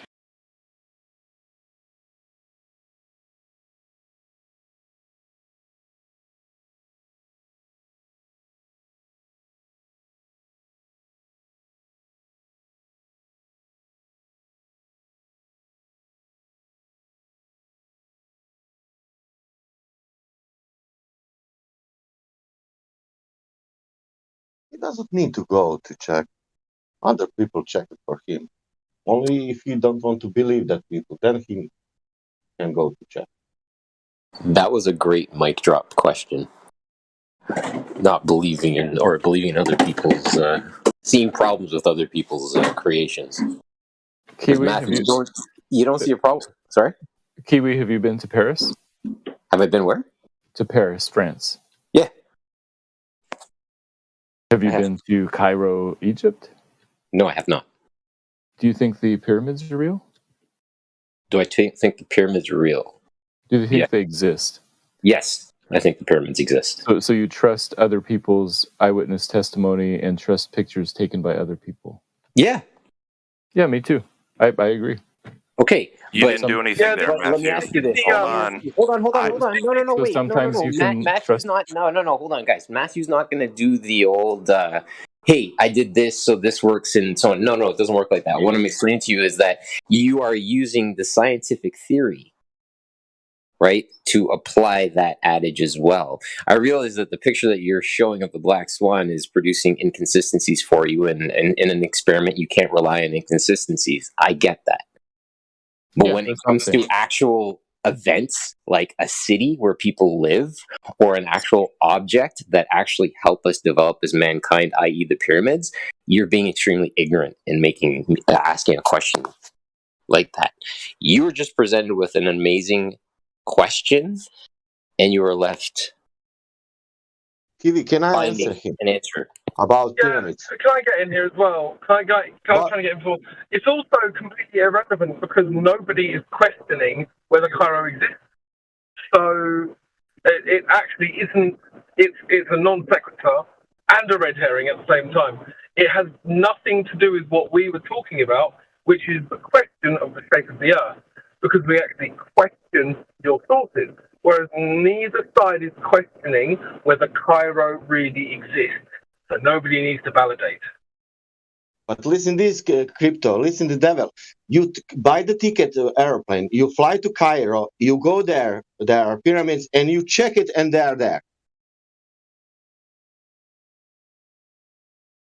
Now you need to do that, Matthew, with the horizon. The same thing what we did with the pyramids. That means everybody else, I didn't check it. That means I don't know, but I believe other people, like you said. Let's believe now. Let's try to believe other people who made observation of the air.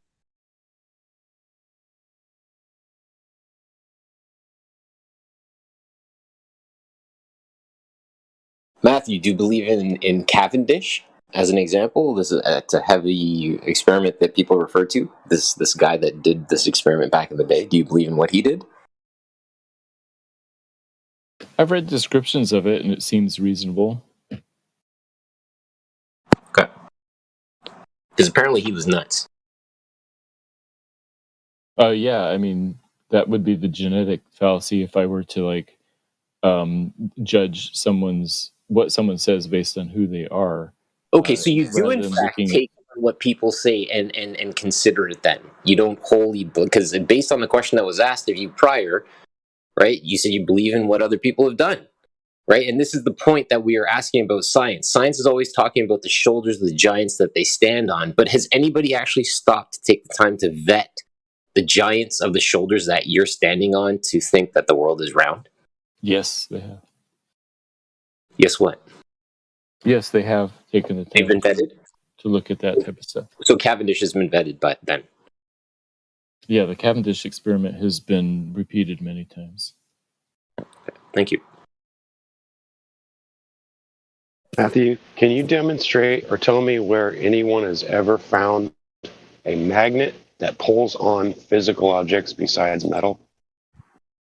Can you show me like a scientific proof or some kind of an experiment that shows that? Because I've never seen any kind of magnet that pulls on people and water and all that. I've only seen magnets that pull on metal. So I'm curious, how does gravity work if there is no such thing as a type of material that can pull on everything? I don't get it.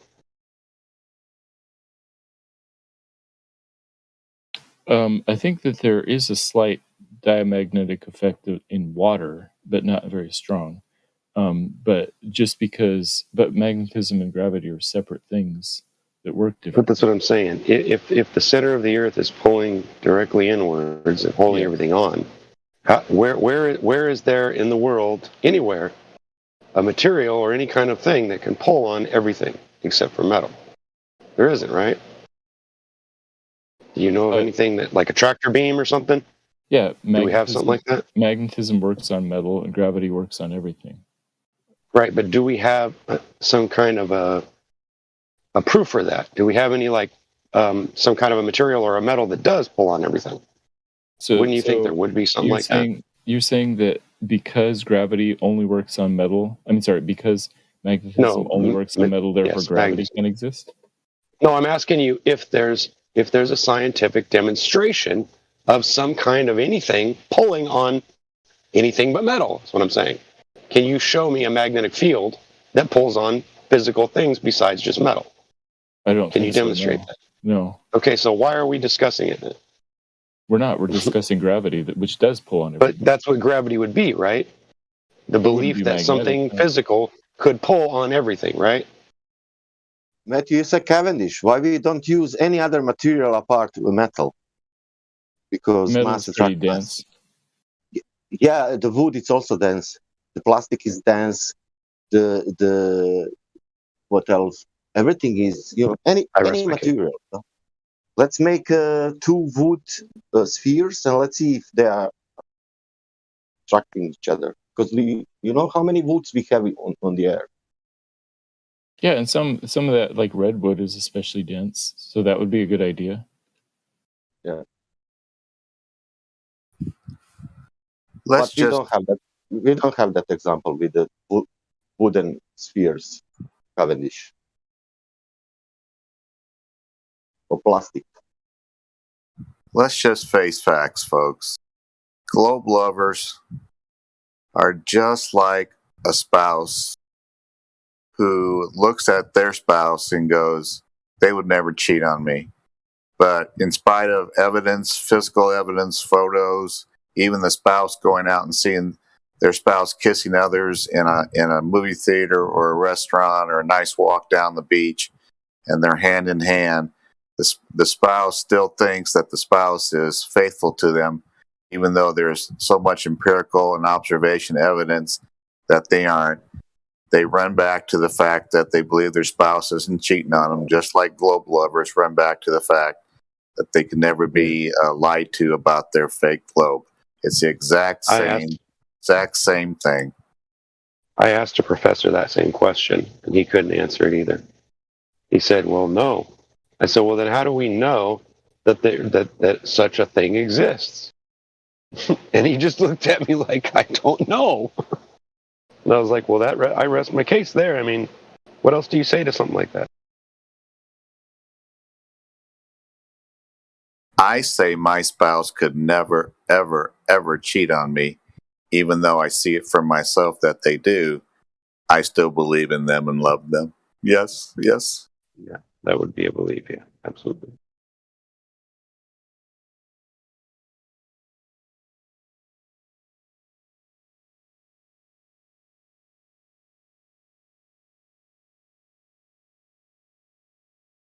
You know, all we're really asking for here, Matthew, is physical, scientific evidence. And you claim or at least I've heard you claim, that science or the scientific, whatever you want to call it, in general has that answer and can prove that. And if you really believe that, then why is it that they can't present this evidence? That's what bothers me the most. That's the thing that really is keeping me from ever considering it, is because they literally will not talk about it. They will not show evidence. Why can't they? They've got evidence, right? They've been to the moon, they've been to space. Why not just show us the actual physical evidence for it? It's not difficult. It wouldn't cost a lot of money. But instead, they spend all their money trying to talk us out of it and shilling us, right? That makes more sense, doesn't it? I suspect whatever evidence they attempted to show you would discount. Well, that sounds like a cop-out to me. Because I'm not one of those people. If you took me up in the space shuttle and showed it to me as a ball, I'd believe it. But you can't do that, can you? Not yet. And can you get me up high enough to see the curve? No. So why would I waste my time believing in something like that? Because it's true. I don't understand. It just doesn't make sense to me. Not logical. It's a story. Exactly. It's just a story. It is. That's all it is. It's a really badly acted story, too.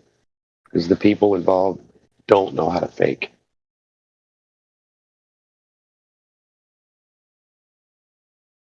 Kind of like people that lose their children in some kind of shooting and then suddenly start giggling when they're being interviewed. Yeah, right.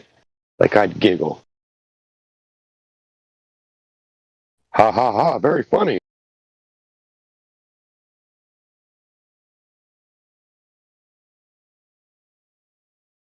Everything you see on TV is so obviously just a big pile of steaming you know what.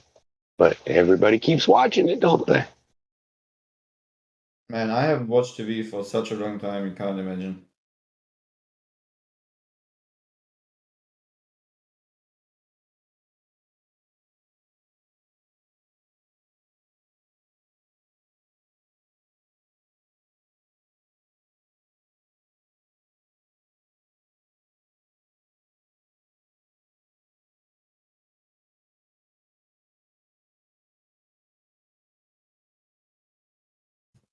TV? What's that?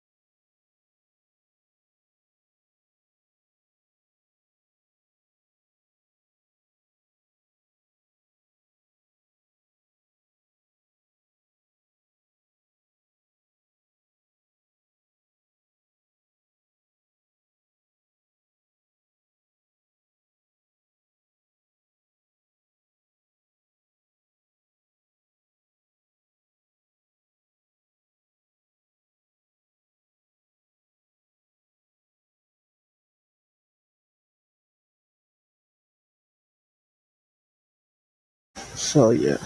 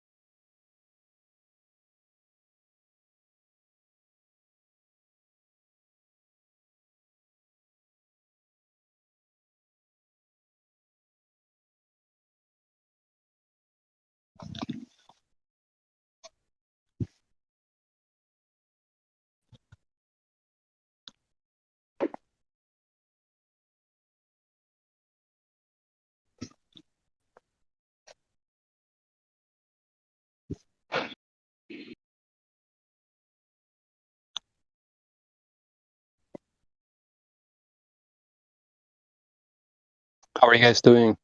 Hey, Clay, are you there? Yes.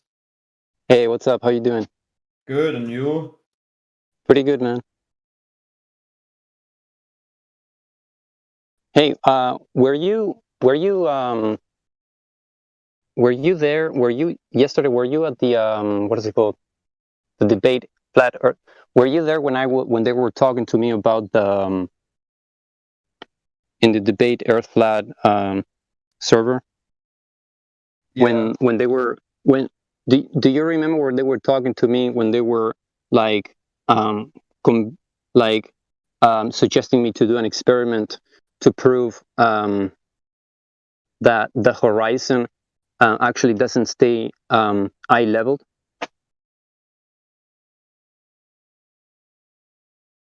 Were you there in that part of the conversation? Yeah, yeah. Do you remember they were like,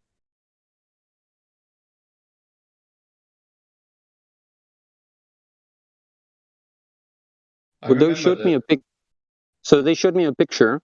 Mm-hmm. You know that experiment that they use when you use like colored water with the tube? Yeah, I've seen that. That's so retarded. Okay, I found it quite interesting actually, but and so you could see in the picture that the horizon seems to be like below the eye level. Yes. Look, I'm gonna post. Listen, I'm gonna post the picture that they showed me. They don't understand perspective. That's the problem. Yeah, I don't know. That's what it seems. So I was like, watch, I'm gonna post the picture, and I'm gonna show you what I did by playing around with the colors, the tonalities. You know, with the different filters that Yes. usually phones have. You know.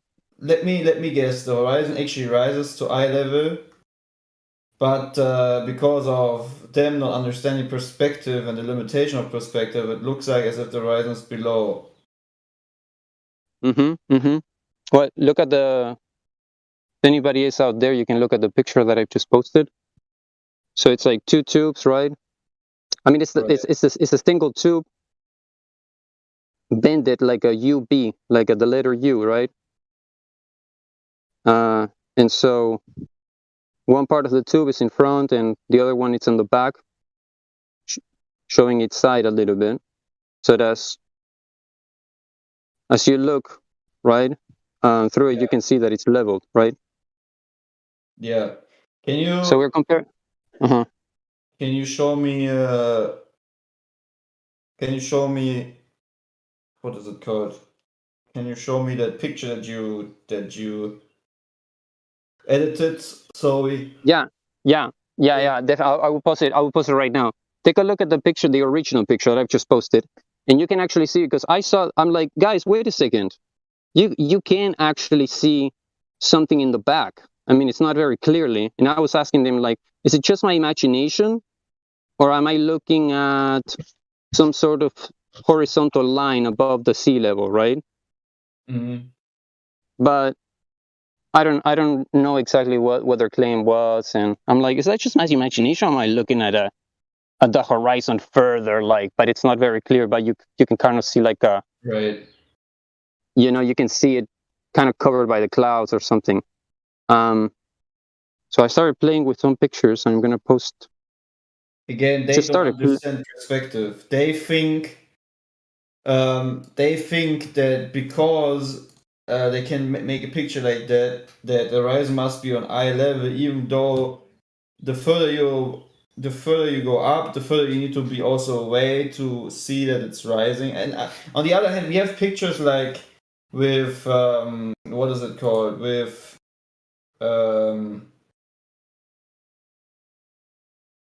Felix Baumgartner's Jump, where you can clearly see that the eye level is the same with the camera, right, when he was on ground and when he was on his jumping altitude. So I mean, it's already debunked what they're trying to debunk. Seriously, well, it doesn't seem to be debunked to them. So I started like. Yeah, I left the server because they are very much. What do you think of the picture that just posted? Which one? You posted several. Yeah, I know. Like, just take a look at them, because I was just playing around with the filters. Like, I picked up my favorite ones. But you can see the light actually. Another important like observation, it's the sun is illuminating a certain area in the ocean. So it seems like the sun is actually making the back part of the horizon. But you can still see like an edge, and it's horizontal. It doesn't seem to be a cloud. It actually seems like the legit horizon, and it's just at the eye level, next to the color water thing, tool of measurement.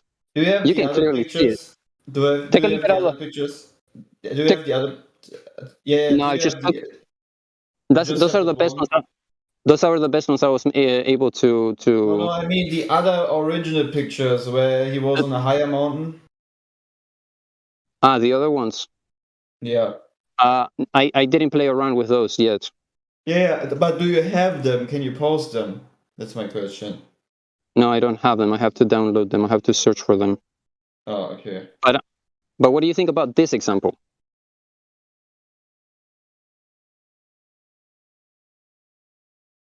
Am I just like do you think it's just the sky what you can see in the back, or I mean, it's not very clear, right? Some of them, one of them is particularly the best, which is like the one that has most yellowish color, in my opinion. Right, but you need to understand one thing: the stupidity of the experiment in itself is no. Listen. The experiment actually proves the Earth is flat, bro.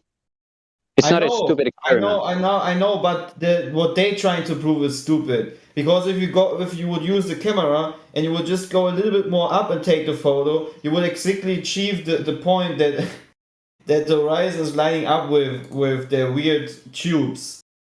But when you go a little bit lower with the camera, it's not adding up with the background. Because I don't know what they're trying to prove here with two tubes of no. filled The water. angle. Listen. The angle has to be on an eye level, and you can achieve it by just looking at the two surface of the color water thing. So they have to be even. So it's not stupid. You can actually do it, and you can actually prove the horizon. You're right, but okay. The way they made the photo is stupid, because you can just take the camera and go a little bit lower, and you will have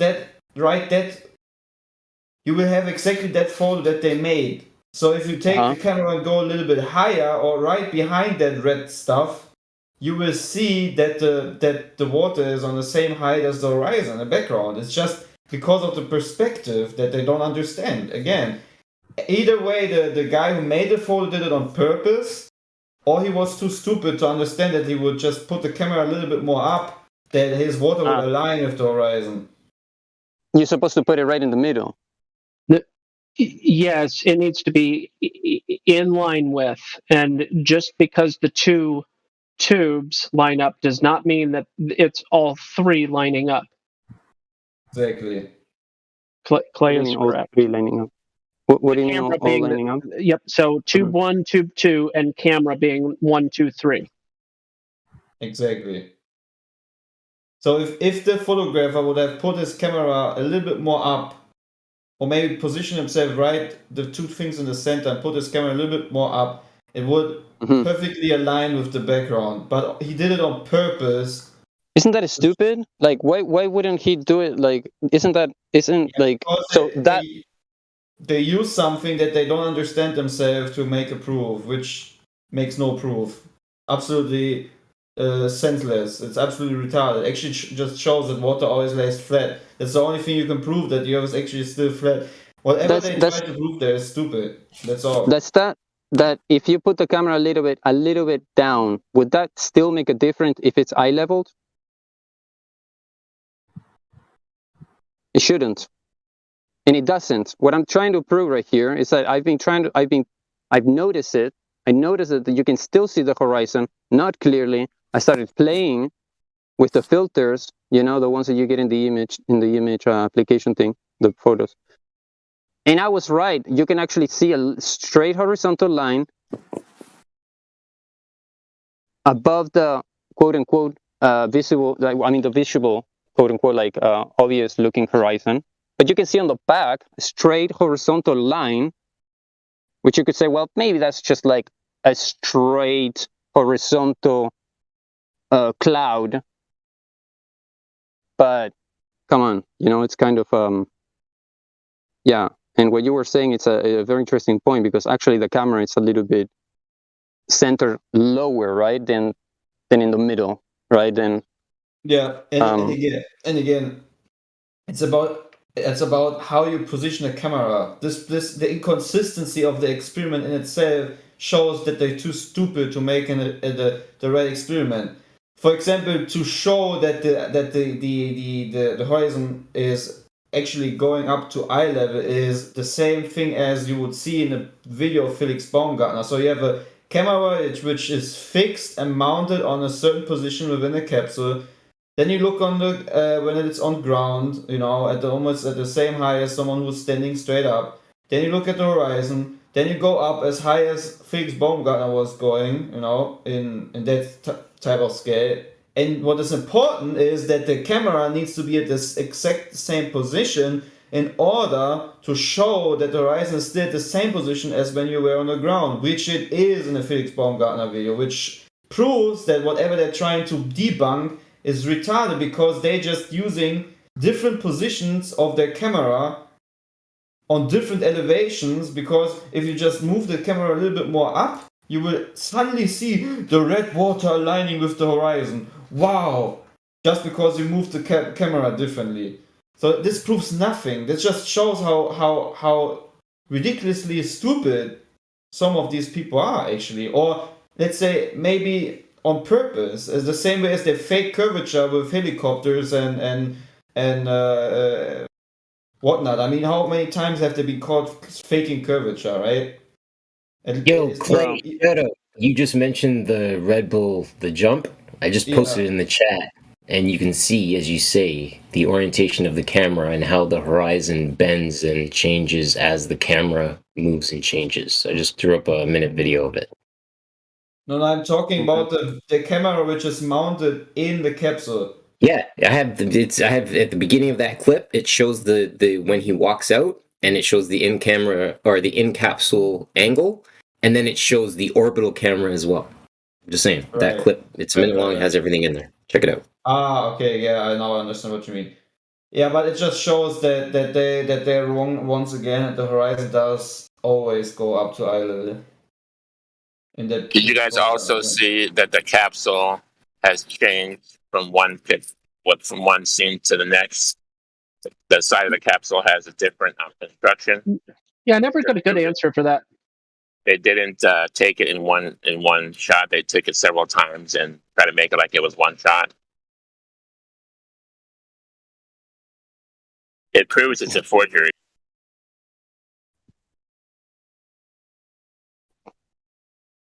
Yeah, again, I'm just saying what they tried to do as an experiment is completely wrong. Are you saying so? Let me. I just want you to tell me like what you think, and I like. Can you actually like? Do you actually think that that's the horizon? Like what I'm like with the. Can you actually? You can actually see the horizon, bro. Or is it just my imagination? You can actually see it, even though the experiment has been done, like you said. Okay, not in the best way. But assuming that it has been done at the eye level, like it's being shown by the color water, that would still prove. I mean, you can still see the horizon on the back, bro. Like there is a part of how it's not very visible, but you can still see it, and with the filter, it's even more obvious. It's quite interesting. It's actually meeting the eye level. The horizon is actually meeting the eye level. That's what it seems. You also want to consider that they're not at the height that they claim they are. They're probably a lot lower. That's also a good possibility because they can't go much higher with helium balloons. What about helium balloons? Well, the capsule he was in was raised by. But you guys are talking about something different, though, right? Felix Baumgartner. Yeah, he's talking about a mountain picture he posted. He's not talking about the Baumgartner thing. Oh, okay. Sorry, my bad. Yeah. No, it's okay.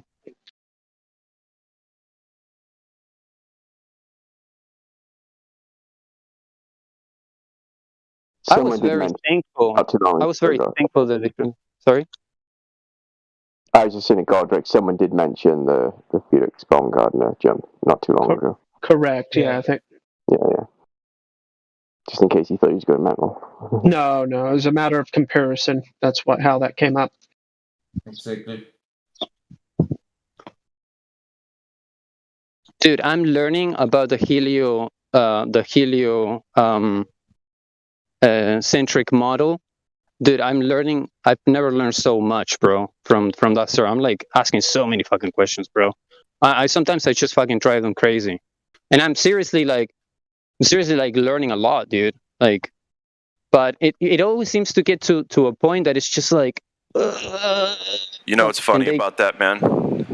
What? I didn't mean to interrupt. I'm sorry. I always interrupt people, but I have something nice and loving to say.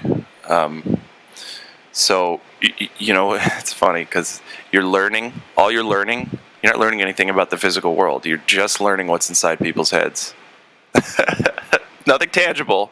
You're just learning about theories in heads. Isn't that funny? It's quite fascinating. Yeah, like this collective consciousness of just fairy tales, you know. That's all it is. Comic books. But anyway, I appreciate your dedication. Is it Leonel?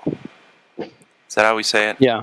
Leonel? Yeah, okay. Leonel. Is it Leonel? Yeah. Okay. I just want to make sure Leonel. I got it right so that when I butcher it later, I can feel even worse. Okay, thanks. All right.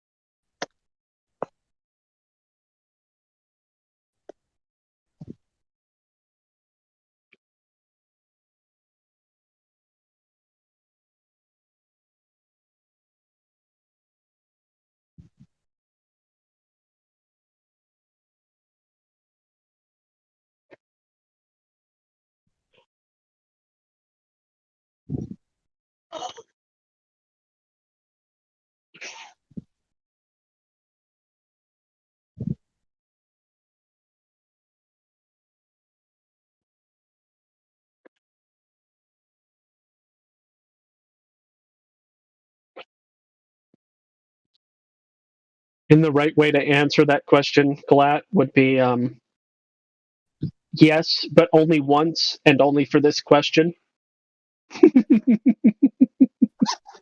Precisely, yeah. Yes, I can be wrong, but only this one time. But only the one time, yeah.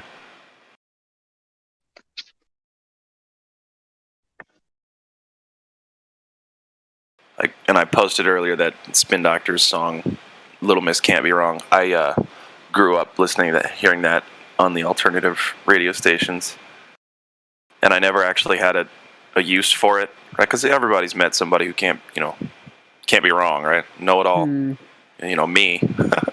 But yeah, so I finally have a use for that song. "Little Miss Can't Be Wrong." And I want an audio clip of that thing Matthew said earlier. Oh yeah, I didn't even mean for that to be a mic drop moment, but he set it up. It was so good. Knocked it down. It was perfect. Dude, yeah. That was an alley-oop, and he totally dunked it in his own net. It was awesome. You all might be talking about something different. I'm talking about when I cracked up after he said the logical statement of it can't be. That mountain can't be the same mountain as is in the moon picture because the moon picture was taken on the moon. Right. Yeah, that was really good. That was good. Go ahead. He said he said it much more thoroughly than I just did. I'm just kind of, you're summating. I get it. And he said it with good. Glad. He said it with so much confidence. You know what I mean? It's crazy the confidence, and it's not like ego confidence. It's like, oh yeah, of course, of course I'm right. Of course this is the way it is. Of course I just assume. Of course. It would be impossible for it to be the same mountain because the other picture was taken on the moon, so it couldn't be the same mountain. It was like, it was funny. It was truly funny. So Glatt, what was I couldn't even remember the exact question and how you asked them, but what was your question? It was do you back check the people that you... No, it was like, you're okay with settling with using just somebody else's work or something like that. I don't know. The sentence came out perfectly. He said the answer perfectly, and then I said I rest my case. Yeah. And there was dead silence after that, and then there was me. That was awesome. Right? There's a lot of those moments. Gospel has had a lot of moments that we could clip out with just Matthew, for sure. Mm-hmm. Lots of us have. Tons of us. There's just, we ask him the question. He concedes. Like, he doesn't have any problem. He'll concede, and then it's silence. Yeah. His concession stand is wide open in the parking lot. Exactly. Nobody's buying it. Nobody's buying it. Nobody. Like, if his students were to come in and listen to us, man. Dude, I just cranked up the... hold on. Okay, so here you go, boys. I opened up my Red Bull Felix Jump video, and I'm about to post a screen share. I happen to completely agree with one of the statements he made, though. Who, me? No, I'm talking about Matthew. Well, damn it, go. The when he said that if CNN and NASA said that thing, that nobody would believe them. I think he's probably right. Yes. Massive, and I think that is a massive cognitive dissonance. I think that's what the idea is. So if you had all agencies, like let's say all of a sudden flip the script worldwide, just like was done a couple of years or something. If there was a flipping of the script and a massive reversal, then that would become... I don't think that you could... It would require like what happened in our recent history. It would just require that sort of level of narrative, and then most people would be like, oh, wow. but I am certainly concerned with not desperately concerned, but I have my eyes open and my ears open to this whole Lin Wood thing. I think it's certainly a setup. Lin Wood, you didn't go there. Oh, yeah, I think it's a major setup. Huge setup. Here's what's going to happen, in my opinion. That person is going to take a fall after having admitted they believe in flat Earth. Well, not just that, bro. It's worse than that. They're going to associate all flat earthers with January 6th. Yep. Wow. What I didn't even think about that, dude. Yeah. And still we're going to win.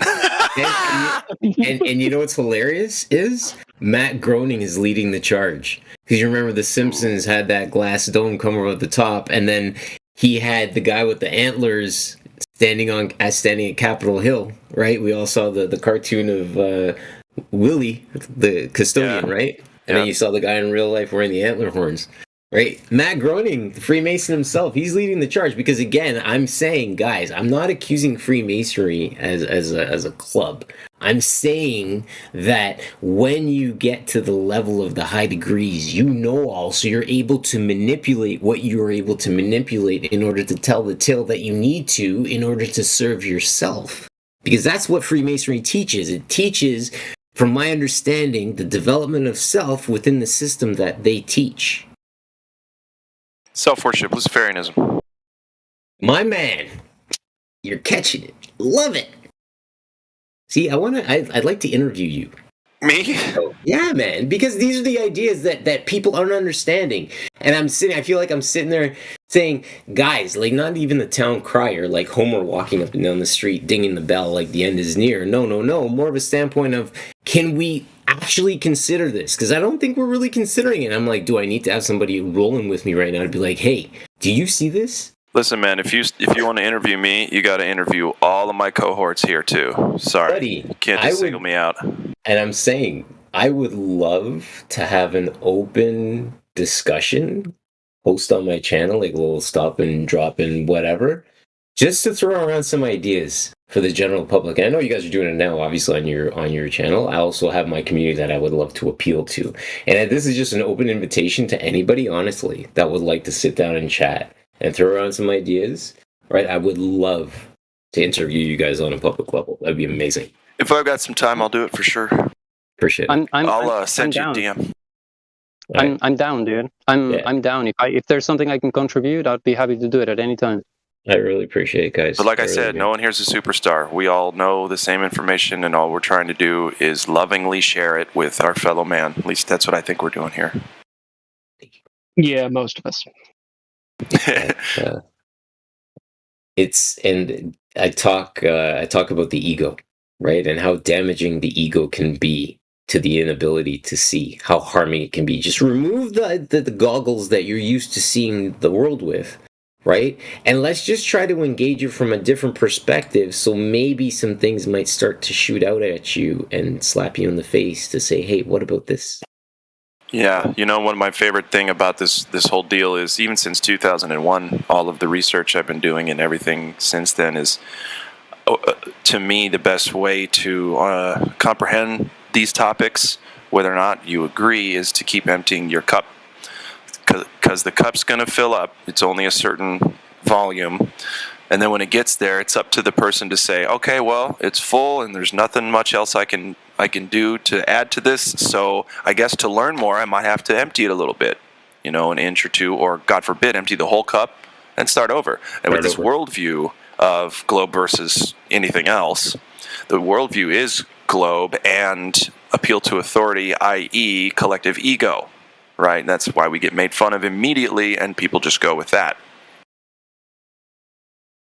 I don't know where I was going with that, but yeah. No collective ego. You left it right where it should be left, in the idea of collective ego, right?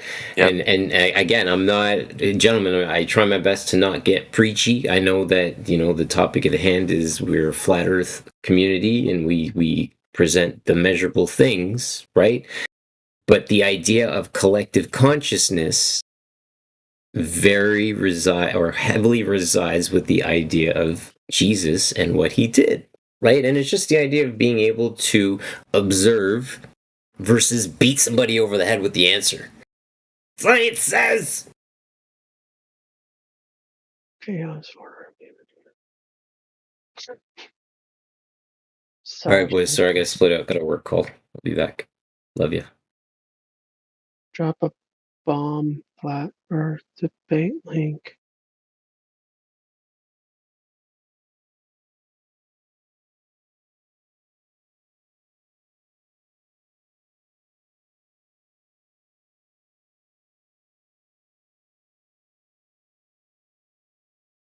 Oh, look, he's yelling at somebody again.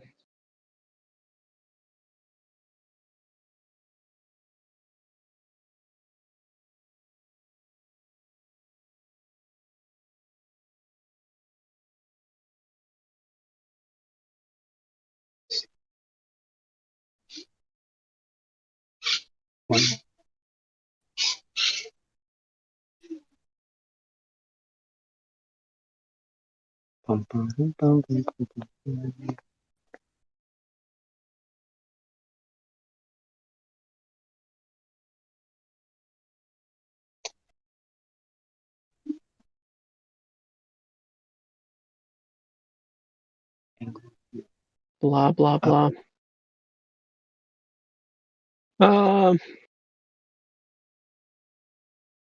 Zippity doo dah.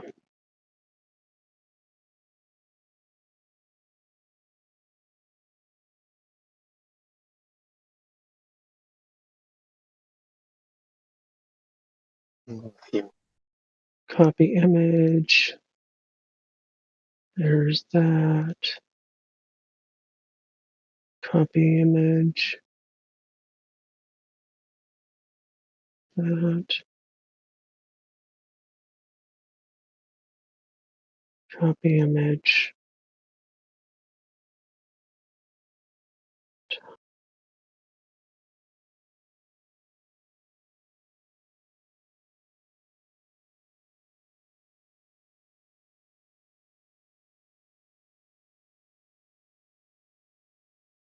Yup.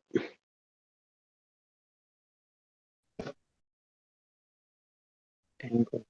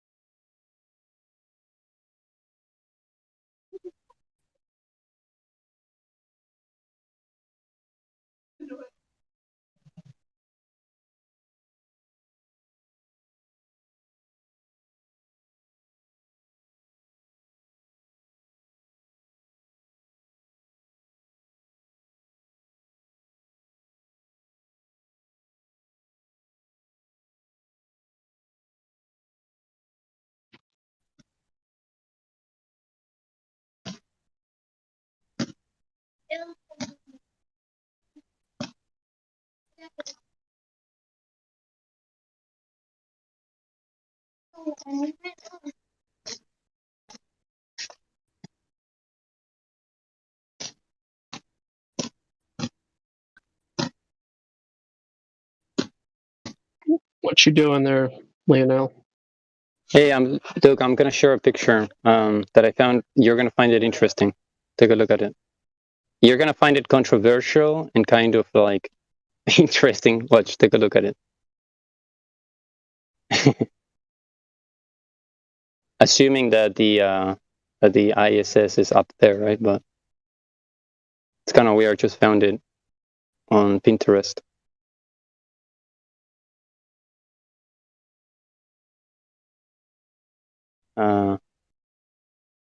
Showing the horizon, always meeting the eye level. Yeah, I would just put quotes around 250 miles high. Well, I mean, I know it says from ISS in quotes, but That's a good point. I didn't notice that. "Quote unquote" ISS. Yeah, but I would rather put the from 250 miles high because that's unconfirmable. Hmm.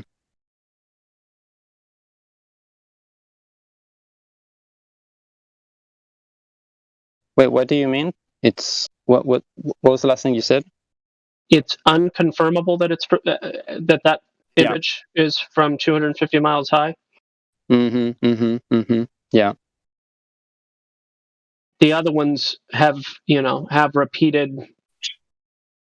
and independently sourced origins, whereas the other one is from an exclusive source.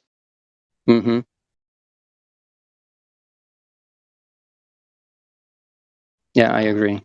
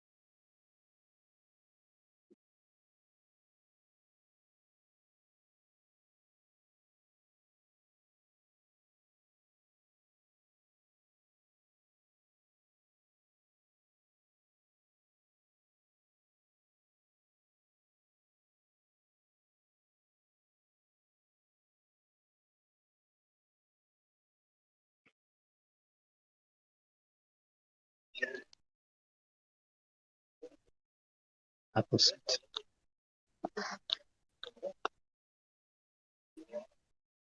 Anybody want to talk about salt?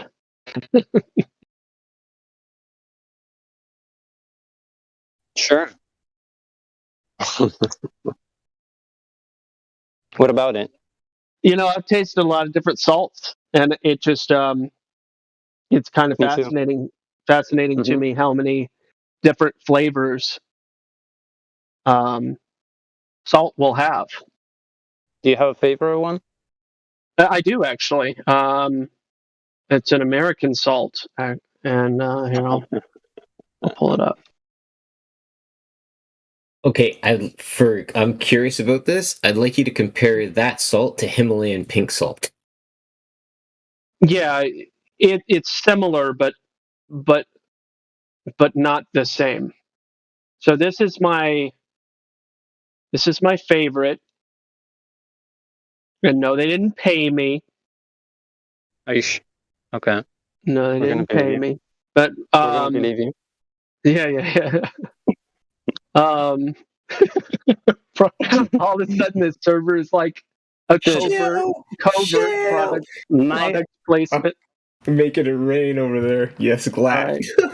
I wish. Crystals in your eyes. All right. This company, Real Salt, or actually, I guess the company is Redmond. It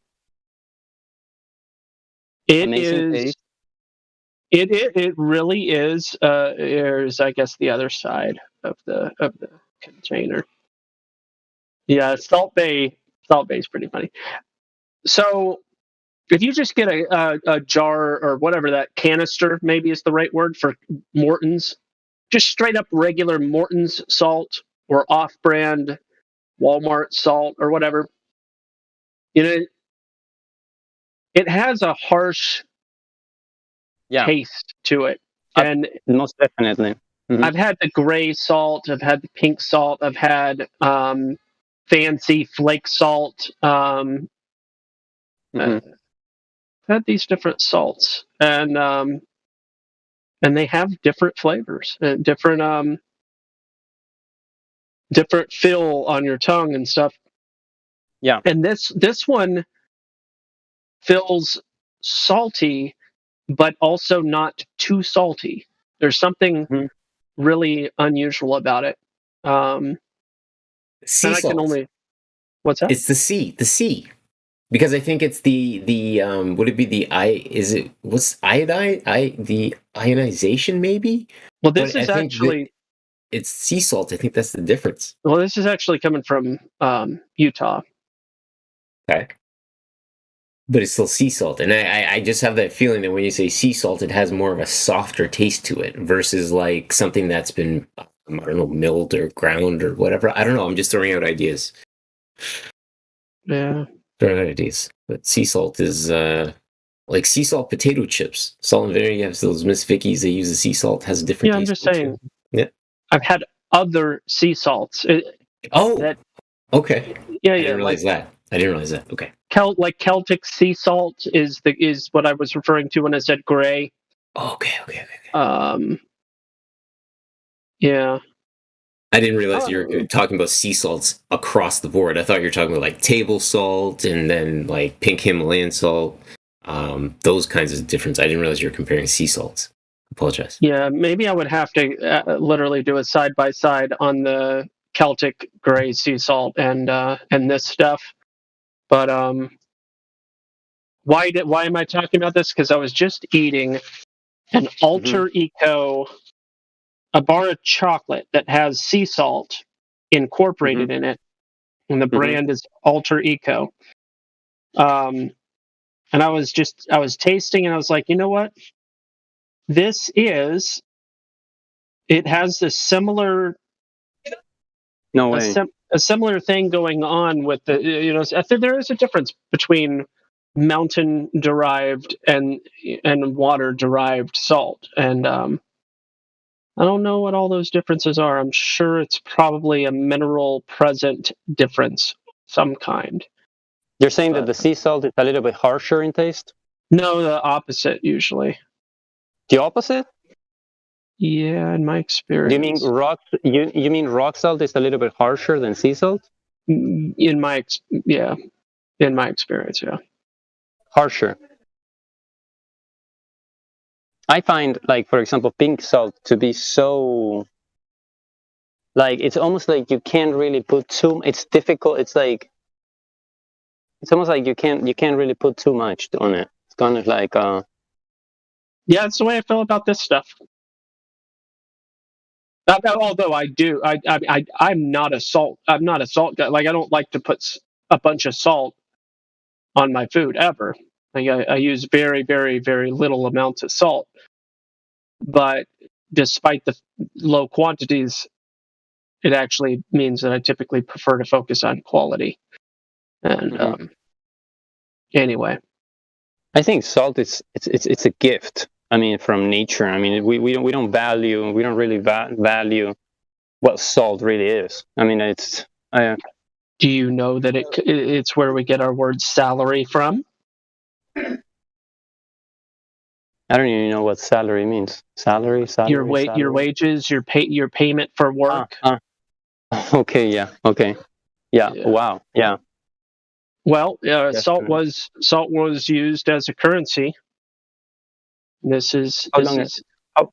long ago? That's a fine question. Somewhere in the neighborhood of 1,500 to 3,500 years ago. Wow, that's not even that much, right? Depends on your perspective, I guess. It was more expensive before than now, I think. Yeah, it was more valuable, and it was a matter of life and death as payment. A matter of life or death. That's like, wow. Well, only because salt is used for preservation. Okay. In fermentation, salt is used in preservation. Salt is used in, I don't know, preventing wounds from becoming septic, and, all sorts of different. Oh yeah, Gospel. Now I remember. Even for the shoes, for the shoes production, because of skin of the cows. I don't know how to say in English. Even that with salt is helping to prevent. How to say prevent. Well, that saying, even he's worth his salt, kind of makes sense now. I never understood that. Yeah, there's phrases that get handed down for a longer period of time than the meaning gets lost in a single word, but then it somehow gets preserved through colloquialisms, idioms. Well, colloquialism's not the best way to say that, but through idioms and sayings and stuff. It's fascinating.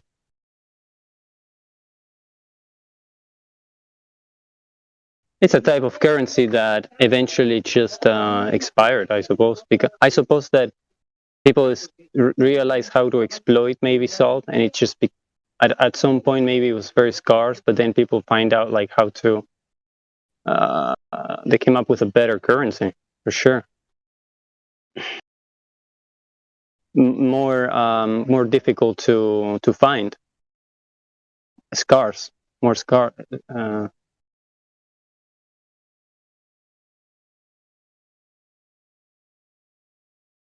Or maybe gold was always present. Maybe they had salt and gold and salt. Maybe they still had gold back then. Maybe it wasn't the only one. Yeah. Gold has always been not necessarily used in payment of wages, but it was a precious commodity that was typically used for idol worship. Historically speaking. There's a reason why they chose gold.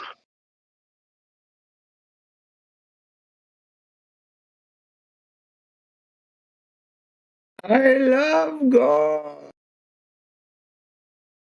Gold is amazing, I think. Certainly valued.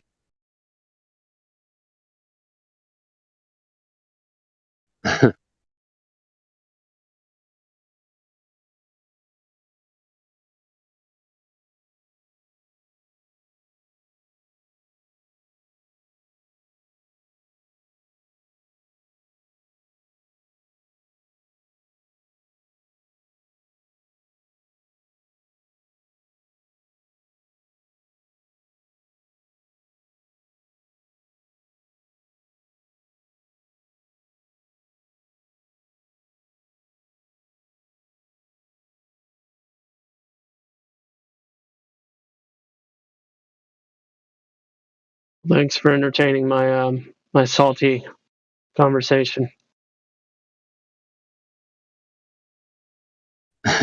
Very salty, very salty. But I do have a very cool experience, because a lot of years ago, kind of like more than 10 years ago, terrible with years. I remember I had a friend he worked at a one of those what are they called, like those healthy shops right here in Spain. They're called herbolarios, but I don't know, like sure. And he worked in one of those shops, right? And he was my friend. I used to go there and buy stuff, and I used to stay like half an hour speaking with him and stuff. And I asked him one time, I'm like, what is this deal with, like, why does people have so much fear with salt? Like, why is everybody talking about salt being bad, right? And I asked him that, like, what's up with, what's going on? He's like, dude, as long as the salt is healthy, you can eat as much as you, like, since he said that, I'm like, oh, thanks. Okay, awesome. Like, so I don't know if that applies to it. Mm-hmm. There's a way for folks. Let's say that somebody is having fears, right? And they have what you could technically experiment. Let's say you have a history of high blood pressure, right? And what you do is you set yourself up with a standard diet. You're gonna torment yourself with eating the same thing for a month. And for 7 days, you're going to eat something with one, maybe 3 days. I don't know. Whatever period makes the most sense. You're going to eat a thing with a certain salt level. Then you increase it, and you check your blood pressure. 5 minutes after eating, half an hour after eating, and 2 hours after eating, each time. And you just keep on doing that over and over again, and you test it, and you see. It's technically a thing that you could prove to yourself whether or not there's any type of correlation between your salt intake and your blood pressure. But you're taking hey, this is not medical advice. It's a hypothetical. Yeah.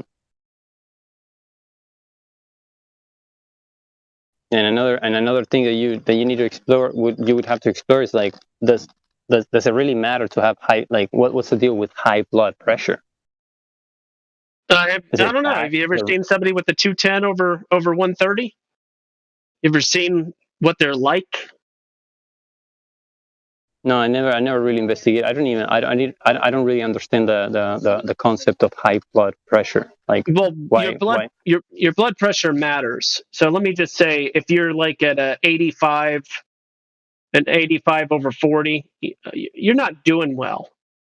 If you're at a 215, 220, 230 over, 120, 130, 140, whatever, if your blood pressure is out of the normal range, you're not doing well, or you're in the process of dying, or you're unconscious. You're one of those things. There wouldn't be like a dude just standing there smiling with a 300 over 200 blood pressure. Sure. Like, it wouldn't be like, oh yeah, everything's fine. I'm fine. But what does high blood pressure do? How does that make you feel? Well, I wouldn't personally know. My blood pressure's always been, in the 110s over, the 70s, and I have a fairly low heart rate. But what I'm saying is, it's somebody who's having a heart, I've just observed it. I've seen it in people.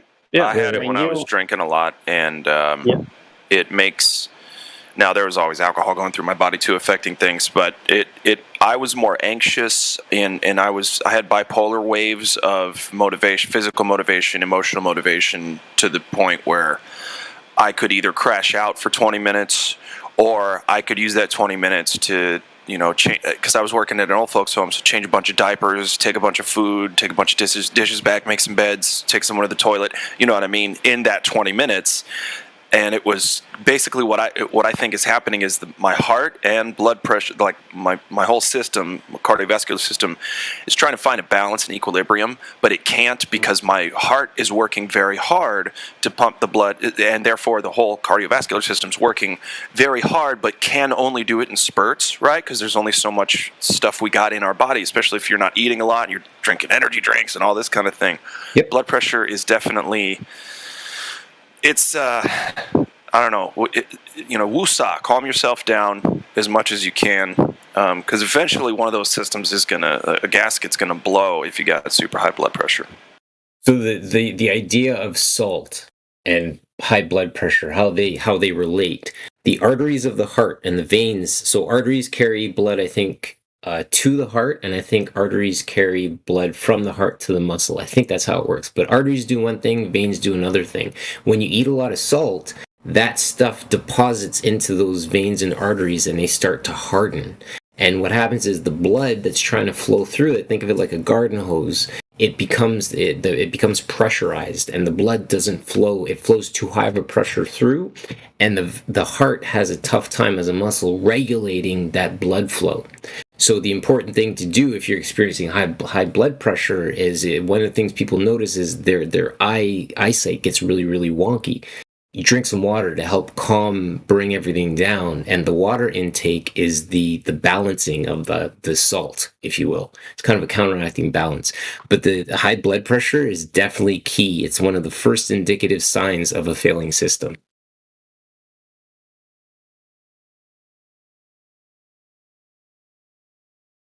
So you really think that salt gets stuck in the arteries and stuff? Isn't the nature of salt? Doesn't salt dissolve when it gets in contact with a liquid?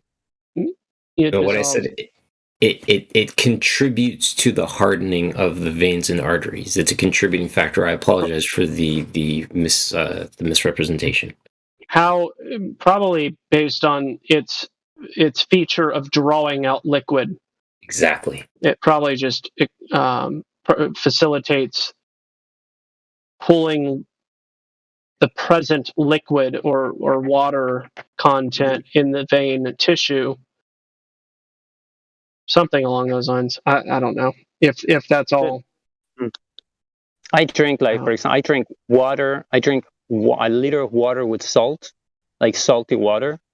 Nothing happens to me, bro. Like I've done it for like months. Nothing ever I've never experienced anything bad. I mean, nothing that I've noticed, anyways. Like I said, when my friend told me that nothing can really happen to you if you have healthy salt, I'm like, dude, I love salty water. I put salt in the water. But you know what happens if you put too much salt in that water? Do you know what happens? Yeah, it tastes disgusting. You piss out your ass. Sorry to be disgusting about it, right? No, if you go and if you inadvertently drink seawater, right? Course. When you're swimming in, you'll piss out your ass in a minute. And you only had maybe a teaspoon of it, right? I'm not saying that salt in water isn't bad. No, hold on. I'm hearing what you're saying. The iodization, I think it's the process of it helps with the health of the water when you add a bit of salt to it. I agree with you. I'm saying too much of it can blow a gasket. Too much of it. Everything in balance, and that's the ego. Balance. Look what I started.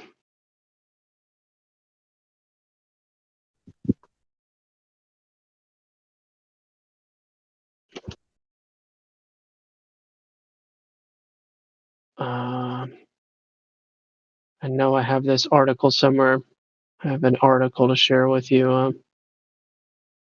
Clapped. I know you'll like it. I can find it. I've seen some how do you say, I don't want to say doctors, but people that try to help people that are kind of have conditions and sick, and I've seen a couple and other people talking about adding some seawater to fresh water.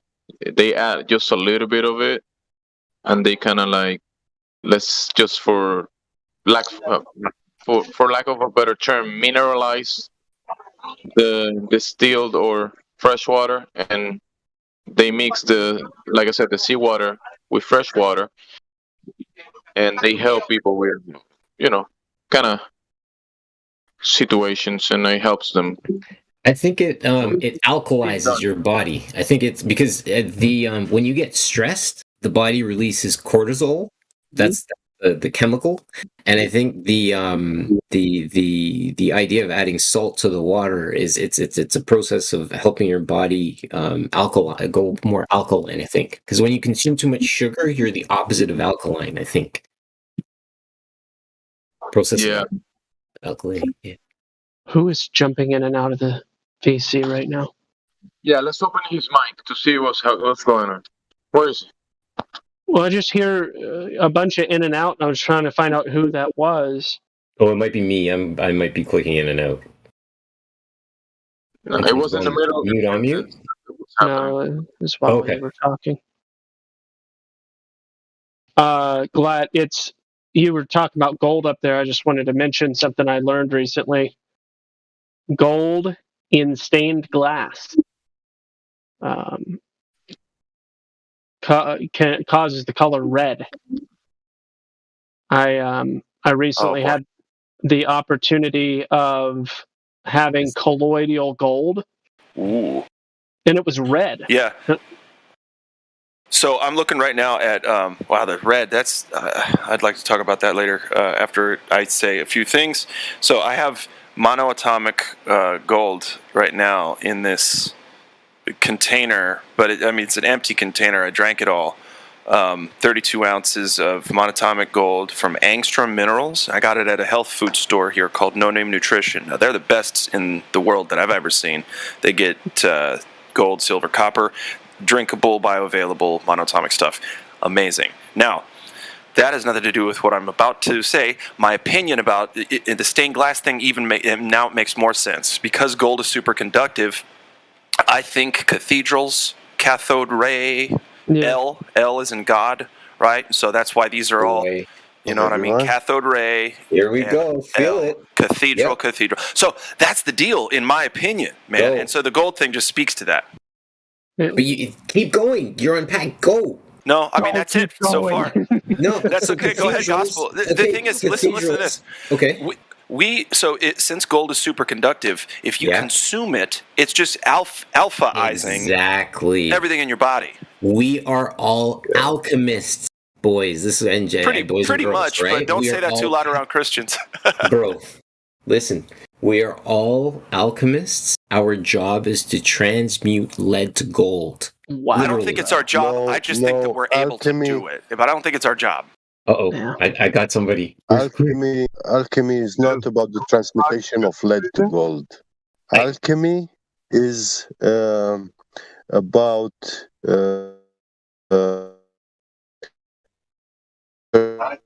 your row button get, which isn't very normal for you. Get. Number one. Get. Okay. Listen, hold on. Before, I want to preface it because I'm glad you're here. Right. And again, I know it's not the actual, I'm not saying lead to gold. I'm just saying negative to positive. Okay. But I want you to speak on that alchemy. Go tell me.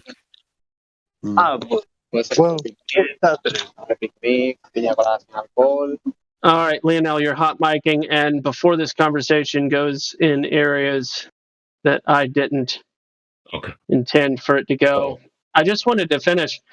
There's all these different metals that are used in stained glass production, and I thought it was interesting. And you said you had that monoatomic gold. I mean, was that liquid not red in color when you had it?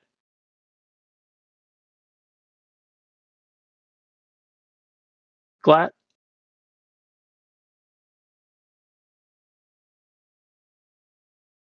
I would figure it was reddish.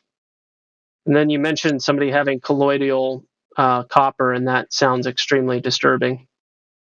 It is allegedly highly toxic. But yeah, the reason Kiwi that Glatt said what he said is because there's people like me that are really annoying and will be like, oh yeah, alchemy now we have disciples of Manly P. Hall in the chat. Right.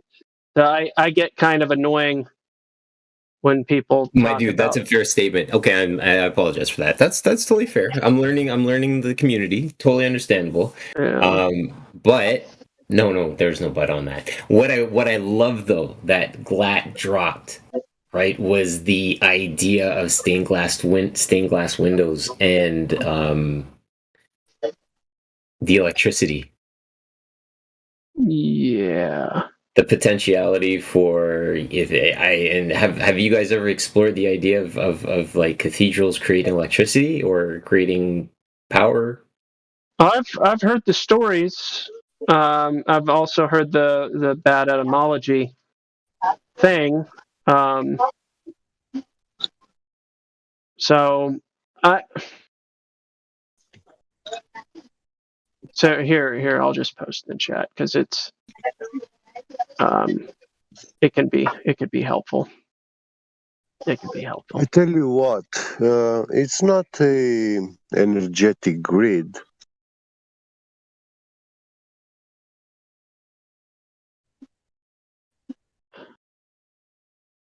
I heard the first part of what you said there.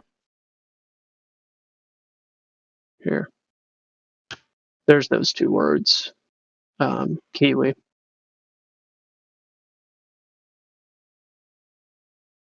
Thank you. And then you have the word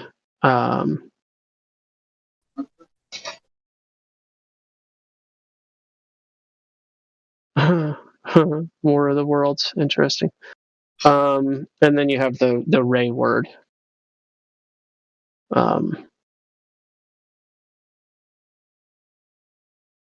So Hata is definitely etymologically linked in cathode and cathedral. That is a similar root. But as for the ending of cathode, which is hadath, a way, a path, a track, a road, they think it might have an origin in the word Exodus, which is, that's interesting.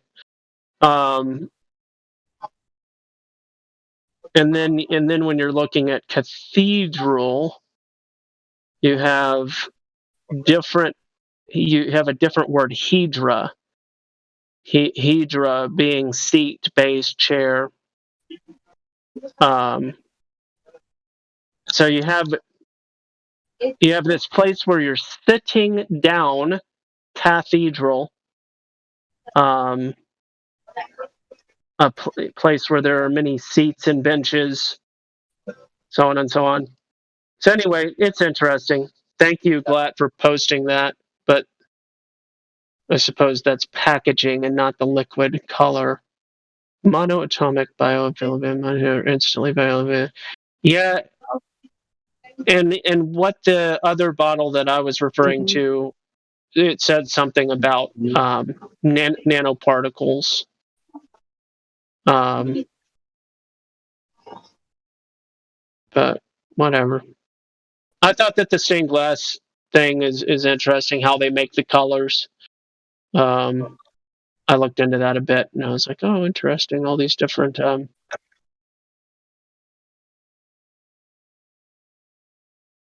that funny? They have AUG, AU, in their name. Very weird A symbol there with the circle on the A.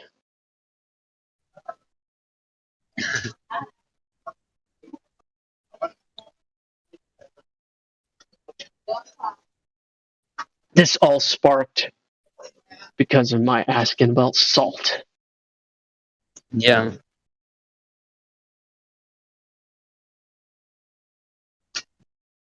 You were saying something interesting about salt that alkalines the system, the blood. I didn't say anything about alkaline systems in regards to salt, but are you suggesting that salt changes acidity? It changes the acidity, no? I'm not. I'm not aware of how much or if. Acidity of water. I would, if it did, I'd imagine it would make it more basic. But let's see. I would guess that natural salt it's not acidic. I would say, but I don't know. It says the average pH of salt water in the ocean is about 8.1, close to the surface, which means it is generally alkaline rather than being acidic. Yay! However, carbon dioxide in the water can affect that.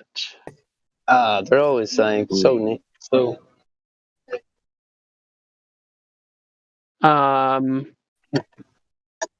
There's I forget what they have machines that you can run water through. I forget what it is that alkalizes the water. I can't remember what it is that it uses. I heard about it. Yeah.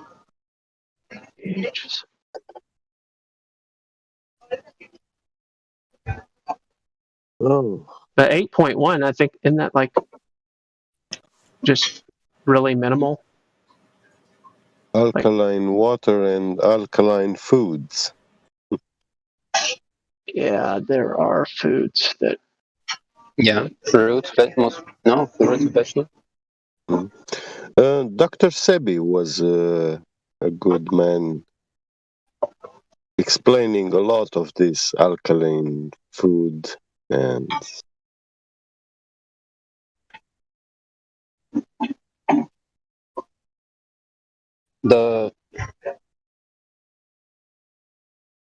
It's all about electricity, right? It's like conductor, no? The purpose of yeah.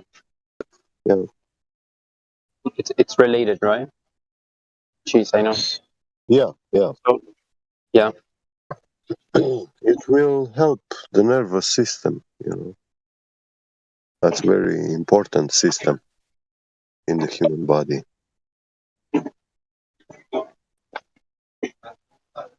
I have multiple sclerosis, so I know that well. The nervous system is tremendously important, and the major enemy of the nervous system is inflammation. So anytime you get stressed or you have trauma, like you bump your elbow or something like that, your body reacts, it swells. If you can counteract this. Well, if you want to reduce the inflammation, I recommend a vegan diet, and you will see that you will not experience that many inflammations. I'll do you one better. Gluten. Gluten is the number one, especially in today's diet, because we eat bread with yeast in it. Yeast causes the bread to rise, which is a form of inflammation. So if you can remove gluten completely from your diet, which I did for a while, you will have amazing results. Cannabidiol is another great anti-inflammatory agent. Advil is an anti-inflammatory agent. Tylenol is not an anti-inflammatory agent. Tylenol is a blood thinner, as an example. Tylenol is not good, but in Romania we have a pharmaceutical drug called Algocalmin. And this is a very good painkiller. It was like back in the days you could buy it from pharmacy, no problem.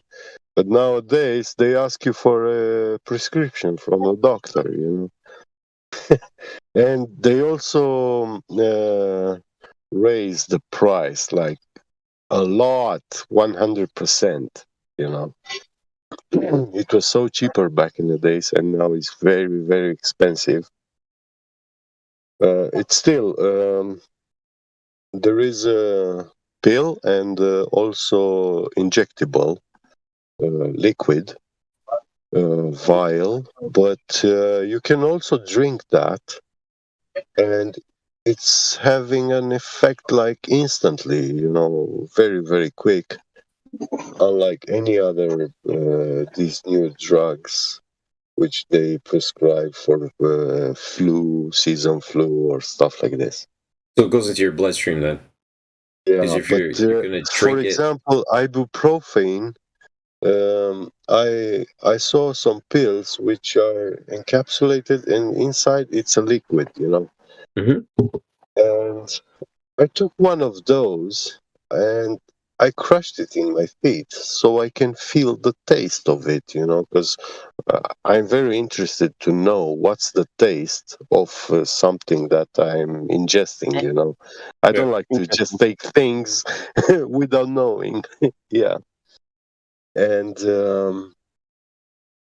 man, I tell you what, it was like hot, like peppers, hot peppers, you know, but it was pinching your tongue, and it wasn't natural hotness from the peppers. It was some chemical inside which actually creates pain, you know. And this is a painkiller based on like when you have a headache and you take this pill, it will give you stomach pain, and because you have two places of pain in your body now, the nervous system actually triggers itself, and yeah, it doesn't hurt your head. No way. No way. What? Is that dude? That's insane, bro. Dude, I've been taking. You know, I was taking this. I had a tooth pain, very. Yeah.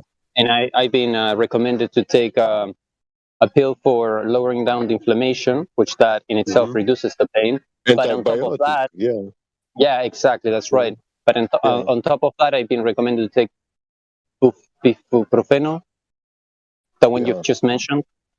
Yeah. And I'm like, painkiller, you know. I took a few of them, and I'm like, painkiller. I don't really want to kill anything, you know.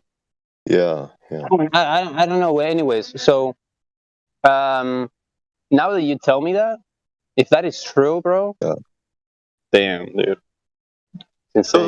These medicines are now based on pain transfer, you know. It works also, for example, when you have a tooth pain, there is a nerve at your hand or elbow, and if you stimulate that nerve, you create a different pain in a different part of your body, you know. And when you have two locations of pain on your body, then the body ignores all of them, you know, starts ignoring them. Yeah. Thanks for sharing that. Interesting. Yeah, I don't feel like the taste was literally disgusting of that pill, you know. And in comparison with that algocalmin, that's a white pill, you know. It's like compressed, some sort of dust, you know. But when I chew it, yeah, I can feel its bitter taste, and when something has a bitter taste, that's most likely because they extract all sorts of substances from plant life, seeds, flowers, whatever, and these do have a bitter taste. These good, healthy chemicals, you know. Yeah. But yeah, I still don't recommend this pharmaceutical drug like everyday use. People should really, because whenever we have a pain or something, there is a cause for that, and they should address the cause, you know. Yeah. So if it's a bad tooth, don't take everyday pills, you know, painkillers. Just go to the dentist, sort it out. Yeah. Yeah, I'm doing that. Thank you.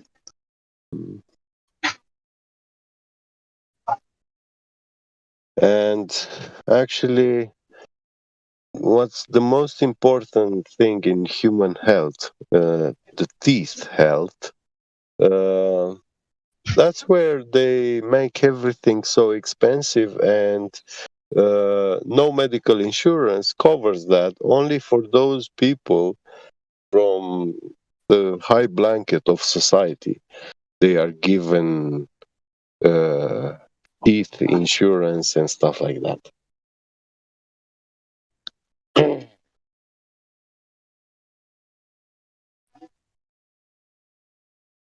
This system is wicked. The medical and many doctors also know very well that a lot of health problems degenerate from the health of a man's teeth, you know. And fluids and genitals contact.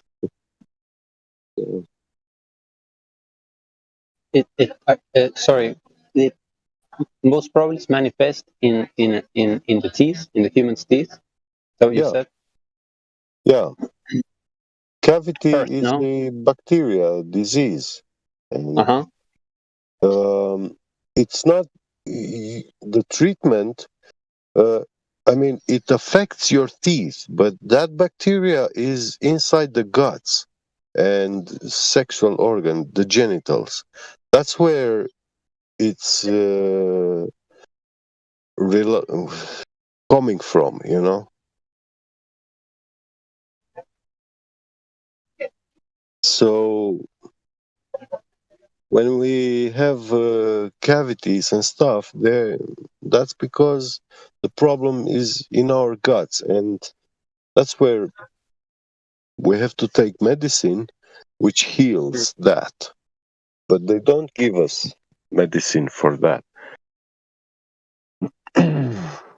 Even Candida, for example, which is like number one mushroom causing cancer, they never, when you go to a doctor, they will never give you a prescription to heal from Candida, but they give you some prescriptions now which actually puts that mushroom into a latent state, you know, like inactive, but it's still inside you and it's still doing stuff. And once you carry it 40 years, you know, for a whole lifetime, after 40, 50 years, it will strike you, but it's beyond chronic, you know, like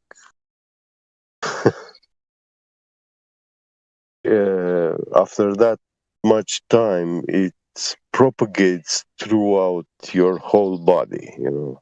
So it will be very hard to get rid of it.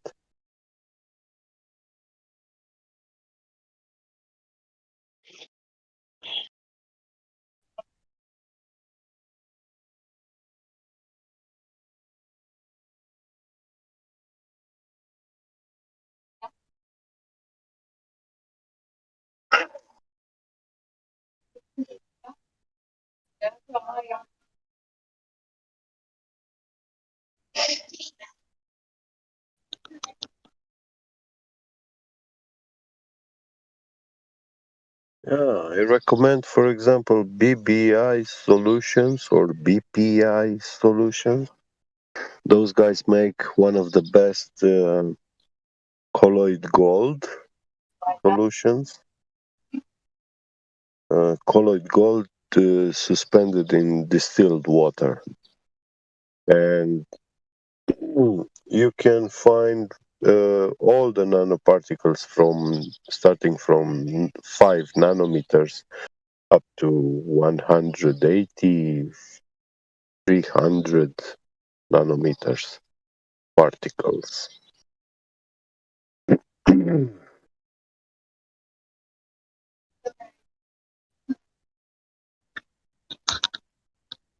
One 5 milliliter or 50 milliliter vial, it will cost about $50, but it's worth it because that solution concentration, you only need to take one tiny droplet to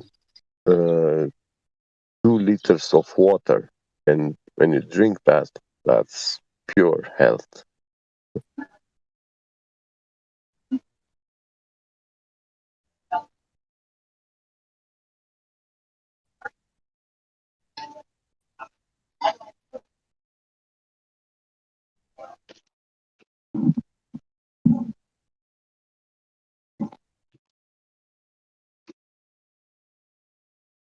You can experiment with your body, you know, you can try different things and see what really works. Yeah. You know? And why is gold so important? I say it's because the blood is red because of the gold nanoparticles content it contains. Bruh. And That makes literally no sense at all. Why? Doesn't make any sense? No, that makes no sense. Okay, tell me how you demonstrate that the blood contains iron. I didn't say anything about iron. I know you didn't, but I'm talking about the blood chemistry. Yes, and you're claiming that blood is red because of gold. Yes. Where's the gold coming from? Where's the gold coming from? From what you eat from the ground. Yeah, you eat plant life, which extract nano particles of gold from the ground.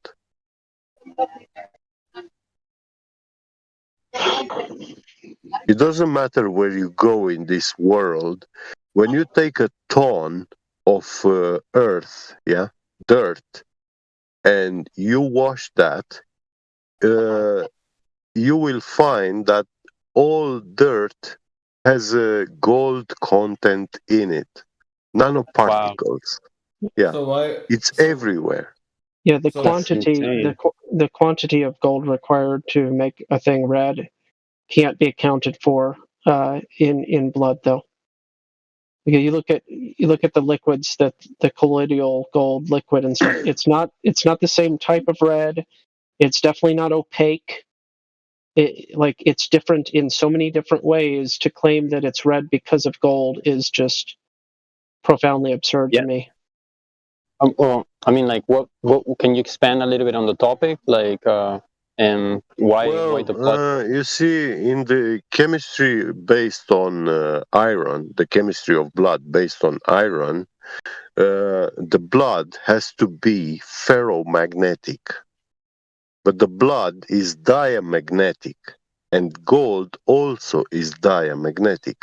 But from the diamagnetic metals, yeah, gold is the only one which in nanoparticles, yeah, when it's nanoparticle size, it reflects only the red or absorbs only the red spectrum of light. Okay. So it shows red color, and when you look at solutions of colloid gold, yeah, I bet you that it's not bet. I know that you have the exact color of the blood. It's the exact red tint, yeah, which the blood has. So you see how I posted an gold also article. coagulates. Get. Yeah. You're making claims. Do you have any basis for these claims besides your imagination? Basis, imagination. Oh my God. Does blood coagulate? Do you have any basis for your statements besides imagination? Listen, does blood coagulate? When you cut yourself and you have an open wound, yeah. Can you find any citation that states that gold is a common mineral found in blood? Again, my question would be... Gospel, I'm not saying, listen, You literally said that What I'm blood was saying is that red because of gold this get. witchcraft, pharmaceutical and medical industry, yeah, they are teaching you the bullshit. They are giving you the bullshit teachings, yeah. They are lying to you. They are telling you that your blood is worth nothing. It's scrap metal. Yeah. No. It's iron. Yeah, it's scrap metal. No, blood isn't metal. This is absurd to make an argument from that basis. Blood is not metal. What? Blood isn't metal. No, but we're talking about the color here. We're not talking about. Is a cell. Yeah, I give you that. Yeah, hemoglobin is a cell. Because the liquid, which blood exists in, also has other metals, doesn't mean that the blood is the metal. Again, find me some type of citation where gold is referred to as existing naturally in blood. I just told you, yeah. No, you said it. Take a droplet saying of words is not a blood. citation. Listen, do this experiment yourself, yeah? No. Show me an experiment where you demonstrate that iron will show diamagnetic properties. Why would you need blood? Why would your body had the need to actually create gold if that would be a possibility? Like why? And wouldn't the alchemist then use like hundreds of people's blood to create gold? If that would be the case? No, that's not the point. Yeah, again, find me any time ever where gold is referred to as naturally existing in blood. I'll wait. Well, you believe that then you are going with the mainstream narrative, like the medical industry narrative, and you're saying, yeah, this is what we have today. The official blood chemistry is iron-based. It's about the trace minerals that they find in blood. Find me a time where anyone has ever found the mineral or the metal gold as naturally occurring in blood. Have you heard about anemia? You're avoiding the issue here. No, I'm not avoiding you made a claim, the issue. You have no basis for your. It's called a baseless claim. You have two options. You made a claim. You have no basis for your claim. Get. I'll provide you all the opportunity you need. I'll hold off the conversation, everything. Provide evidence to support your claim apart from imaginations. Right. I told you what to do, yeah? And I told you that's not definitive. The official narrative, the medical industry, yeah?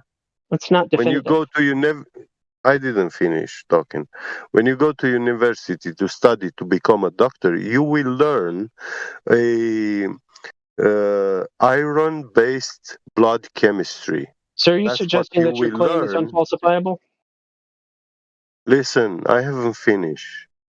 Are you suggesting that your claim is unfalsifiable? And this is the official narrative accepted worldwide, and no stupid man had the interest to investigate whether this is true or not.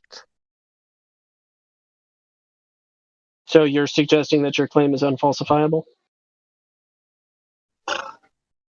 I'm suggesting you. Yeah? You're making baseless I'm not actually suggesting. I'm telling you. I'm telling you facts. No, you're not. You're making baseless metal. claims. Yeah. Human blood and all mammals with red blood. Yeah.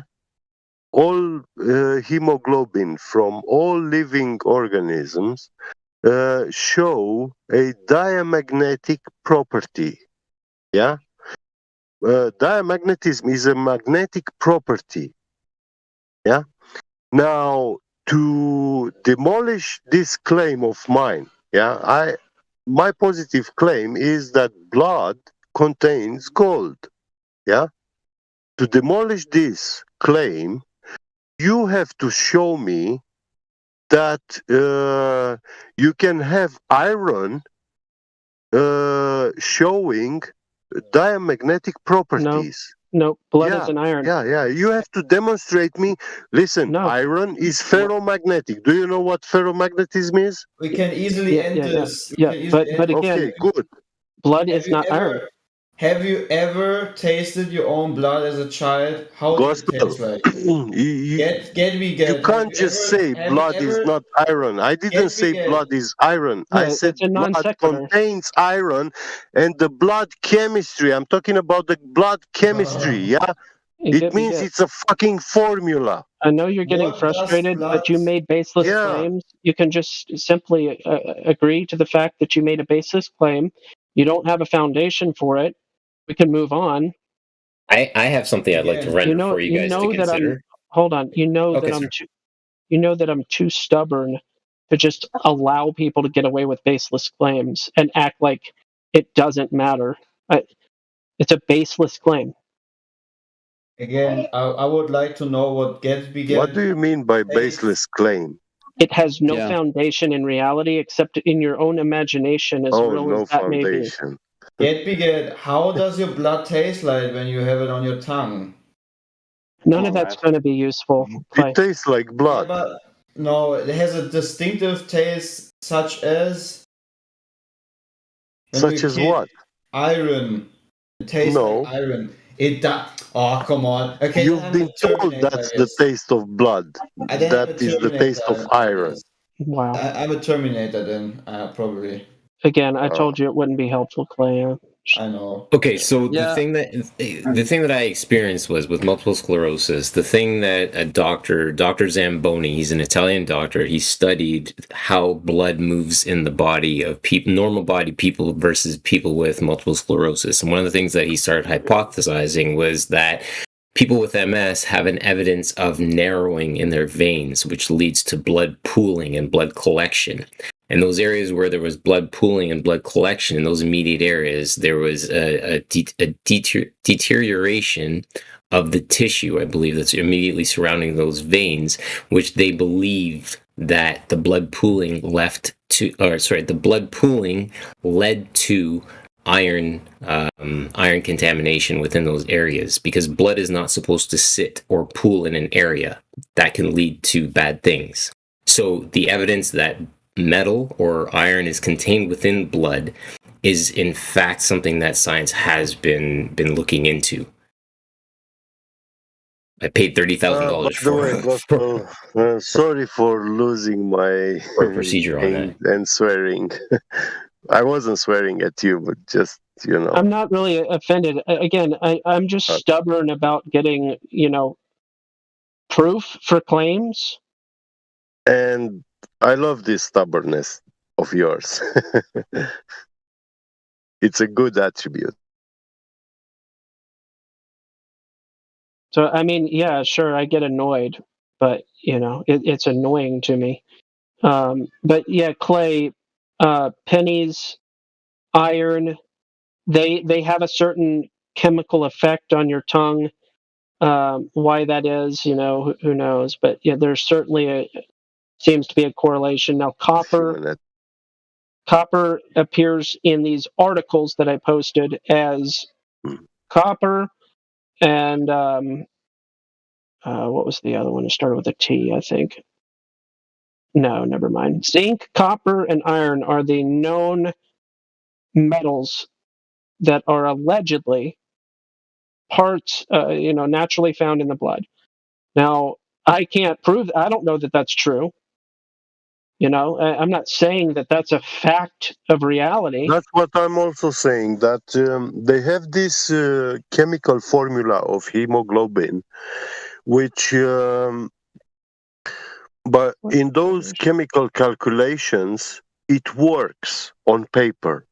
But that doesn't mean it's reality, because when you read about how do they establish when you take a person with anemia, the doctor will say this person is lacking iron, and what they do is they take a droplet of blood, yeah, which is white cells and red cells, hemoglobin, and they put it under the microscope. And what they do is they will count the number of red cells on a surface area. The distribution of red cells on a surface area. Yeah, and then they say that, oh, you are missing that much iron, you know. But those red cells which they are counting, they are hemoglobin. They are already living stuff, you know. They have DNA inside. They have many things, machines which build DNA, you know. It's a whole giant factory inside.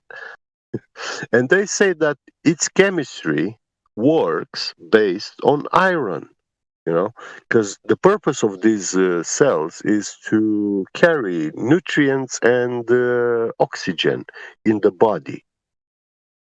But you see, and because of iron oxidation, the oxygen, they say, is attracted to the hemoglobin cell.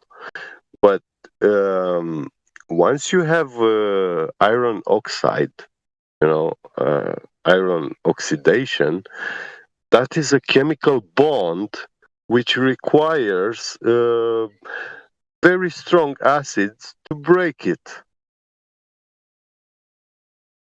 And those processes are not taking place inside the human body. So every time the body has to break that chemical bond, you know, it's crazy.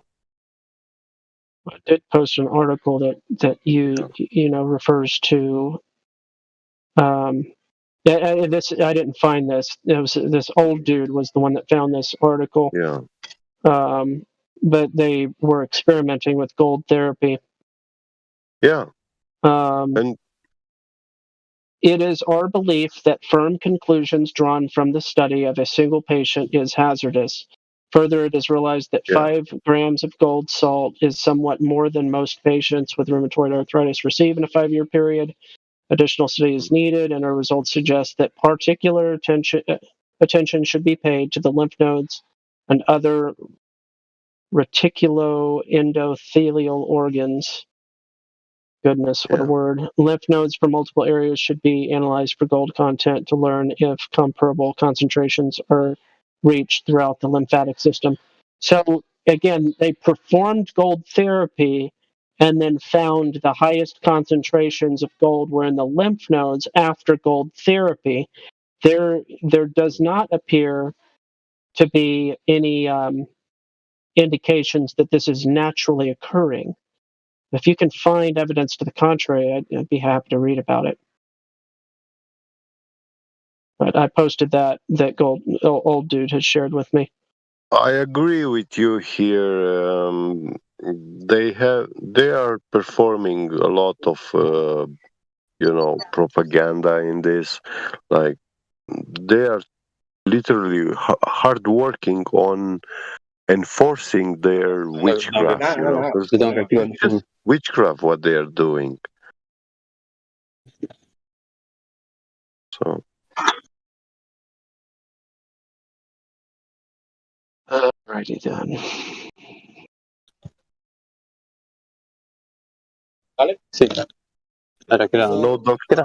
No doctor will admit that colloid gold is healthy. You know. So I personally am also a person who is very critical against pharmaceutical industry and so forth. So I understand your standpoint in a certain way. But regarding the blood, if you look into, for example, gold being toxic or gold toxicity, having that in a huge amount in your blood would not be very what would be the right word? Profitable. Yeah, well, you see, I didn't told you that you should be drinking colloid gold. Drinking colloid gold as a therapy, short period of time therapy is okay, but ingesting it every day, that is definitely not healthy, because the gold content in our body is coming from organic life, from plant life, and these plants, they don't. When we talk about gold nanoparticles, these particles, they are not all the same size and shape. Only this plant life have any the evidence ability. that any plants contain gold ever?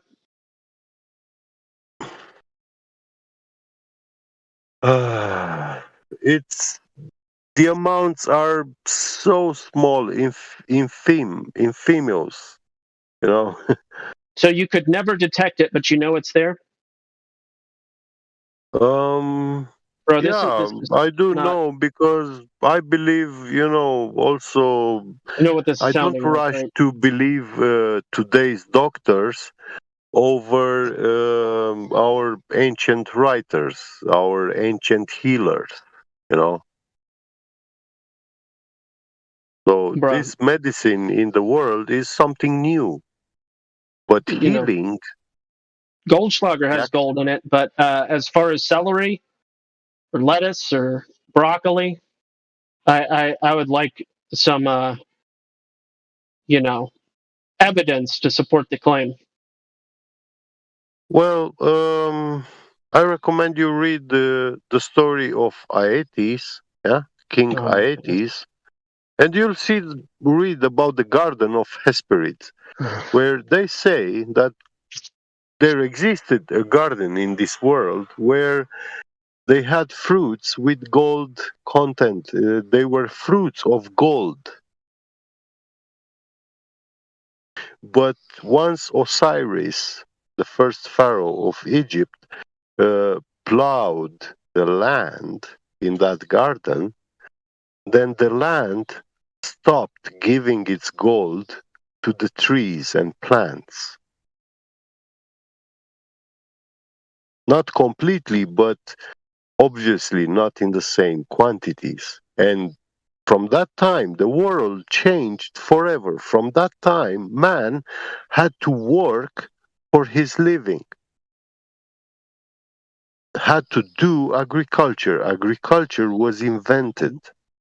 Sounds like a ripoff of another book I know quite well. Yeah. A ripoff? Yeah. So, I hear the claims, and then I search for any evidence to support the claims, and I find none.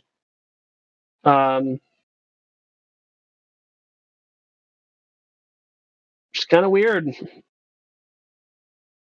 Well, I was just trying to tell you that they work very hard to deny that blood contains gold. They will never accept. The medical industry and pharmaceutical industry. Now, according to this website, supposedly marine plants have 0.012 parts per million. Yeah. So that's a much higher number than, let's see, land plants 0.0005 to 0.002 parts per million.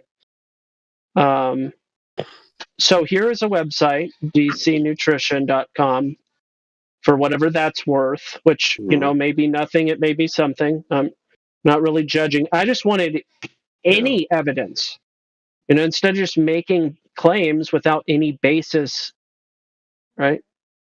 So according to that website, they are claiming that there is an infinitesimally small amount, but then when you suggest, when you suggest that that is the thing that makes our blood red because we eat plants, it just doesn't jive. So, do you have unlimited quantities of blood in your body? Do you think your blood inside your body, like next year, you will have a totally different blood, or you will have the same blood you had last year? June 13th. How many new cells of blood will you have in the next 2 years? Who knows these things, how quick blood replenishes inside the human body, and So you're saying that a person that's newborn versus an old person, are you saying that the amount of gold is different or the same? But per obviously, ounce per obviously, ounce. I'm not talking about because one's bigger than the other. Ounce per ounce. yeah. When we talk about children's or newborns, it's huge body volume difference, and also That's quantity. why I said ounce per ounce. That's why I said ounce per ounce. Yeah. Are you saying that one is more than the other? A child is much healthier and cleaner, and it stands more chances to have the best ratio. Yeah, and a I'm adult. just exposing the lack of logic here. Some diseases affect the blood. So you can have too many direct question red blood cells. Say other stuff. Yeah, but we can't compare like adults with children. You acted as though you said how much blood does your body produce, blah blah blah, and then you're acting as though based on the consumption of material over time you're going to accumulate gold. Then I gave you an example to compare, and you wouldn't provide a direct answer. But okay, if you're taking, I know for 100% that these doctors, they will give you an answer to this question, and they will tell you that if your body is missing 2 liters of blood, it will get replenished in this amount of time. Listen, it's kind of like this. It's kind of like this. You could have more easily simply said, I simply have a neat idea. I think it's a pretty cool idea. It may or may not be right, but it's a cool idea. That would have been a fair and intellectually honest thing to say. But instead, you're trying to double down on things that you don't even know about. You just have cool ideas. I don't disagree with the fact that you have cool ideas. You have some cool ideas sometimes. You say things that are kind of neat. But when they have no basis, they have no foundation, they're just cool ideas, then that's all they are. Until you found them with logic and evidence, how are they anything but cool ideas? I agree with you here. I agree. They are baseless. There is no literature in the official medical industry about this stuff, I agree. All right. But also, like, I don't know how to weigh how many liters of blood are inside one person, and I never did. And I will never do such thing. Yeah.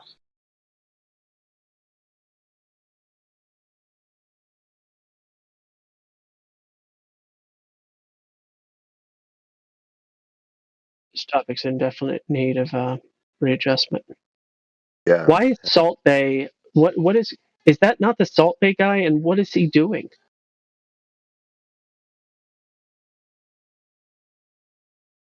Somebody found Salt Bay.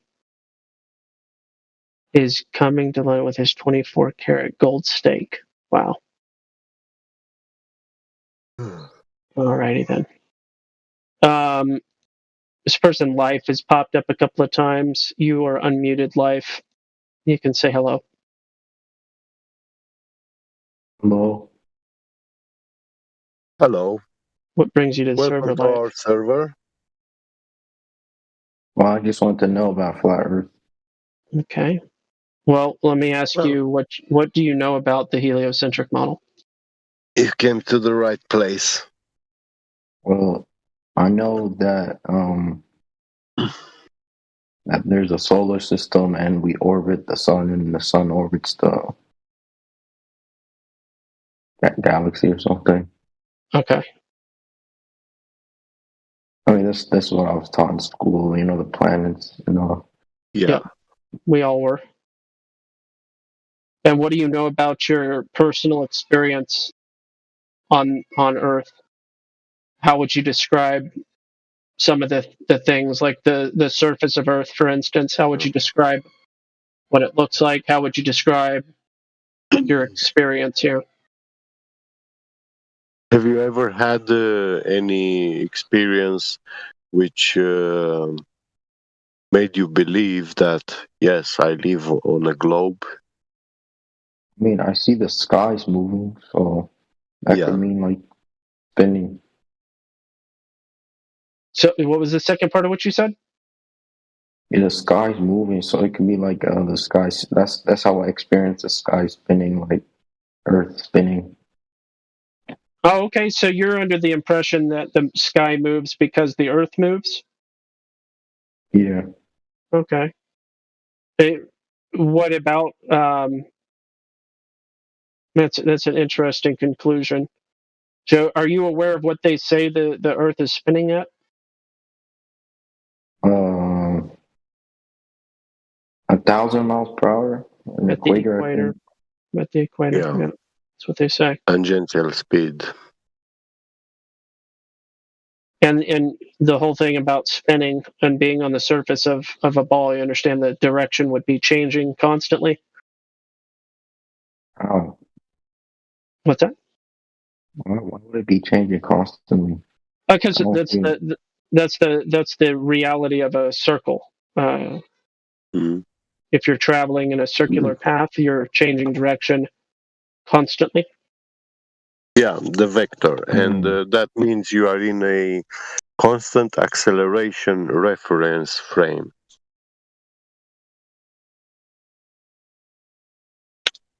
Did not know that.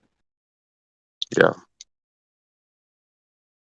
When you are on a merry-go-round and you're spinning, yeah, the merry-go-round is spinning, you will feel that it pushes you outwards.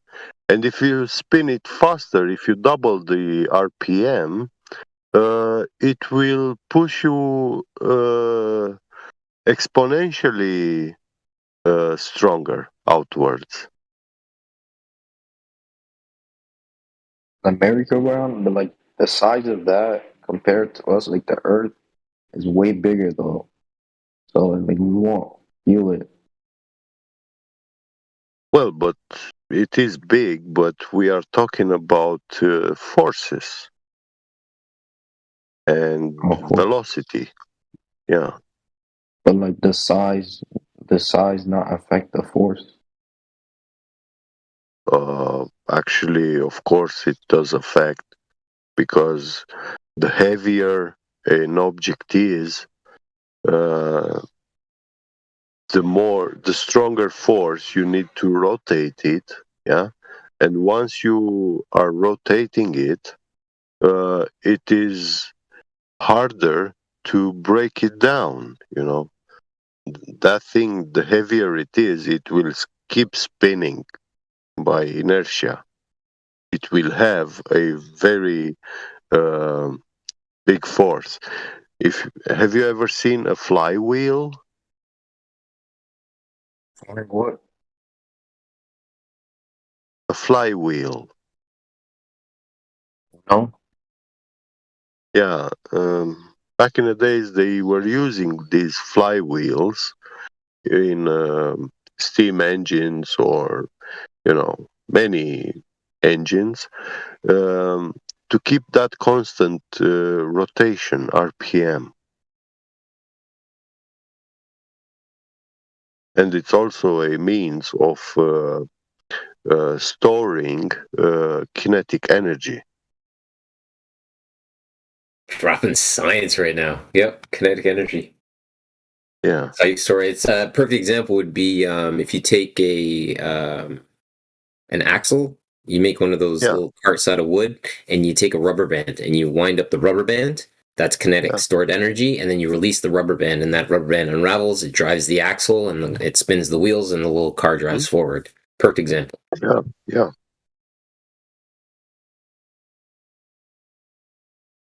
But they do this with flywheels also.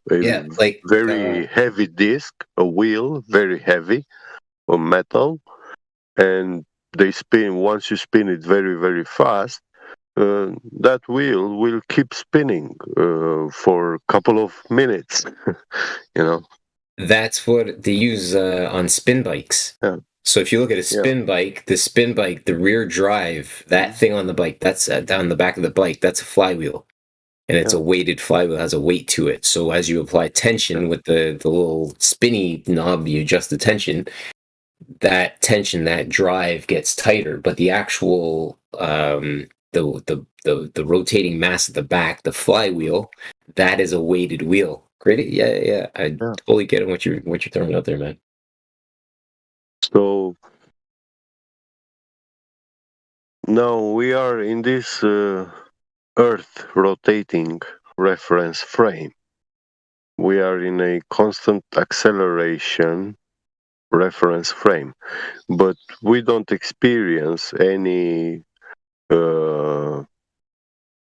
outward force throwing us, outwards.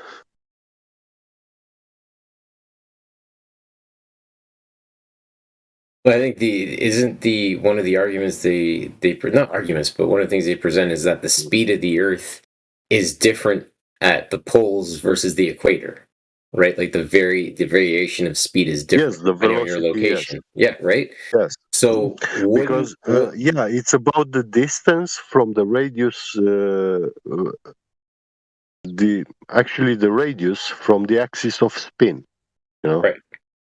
So I don't know, wouldn't the forces, to me, I think people who grew up at the equator would be shorter than people who grew up at the poles. Because they would be under the effect of a higher velocity spin versus the people at the poles, right? Yes. Interesting. Well, I've seen some Africans, man. Those guys are tall. 7-footers. Yeah. So when you go to northern countries, closer to the north, then you experience less centrifugal force. Yeah. So then you are much heavier to the ground. And when you go to the equator, it pushes you outwards much stronger, and you will be weighing less. Because your velocity in space are very different. It's 1,000 miles per hour compared to 500 or 200.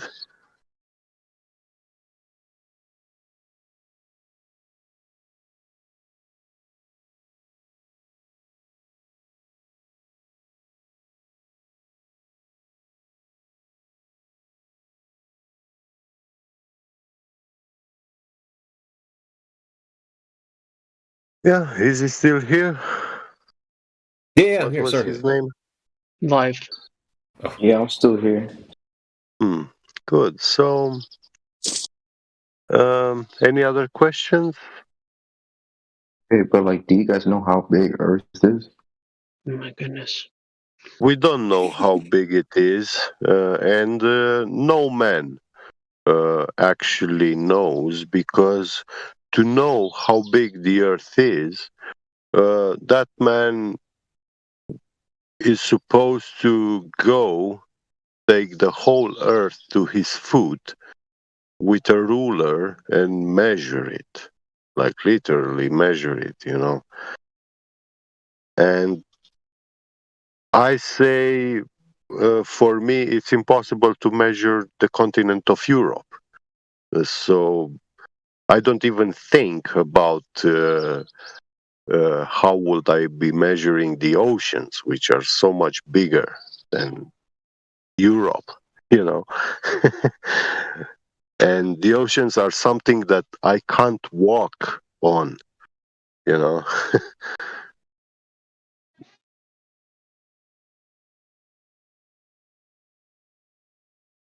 So, do you know any man who like in the heliocentric model, any man who actually measured the world, the whole world, to say, is this diameter, is this radius?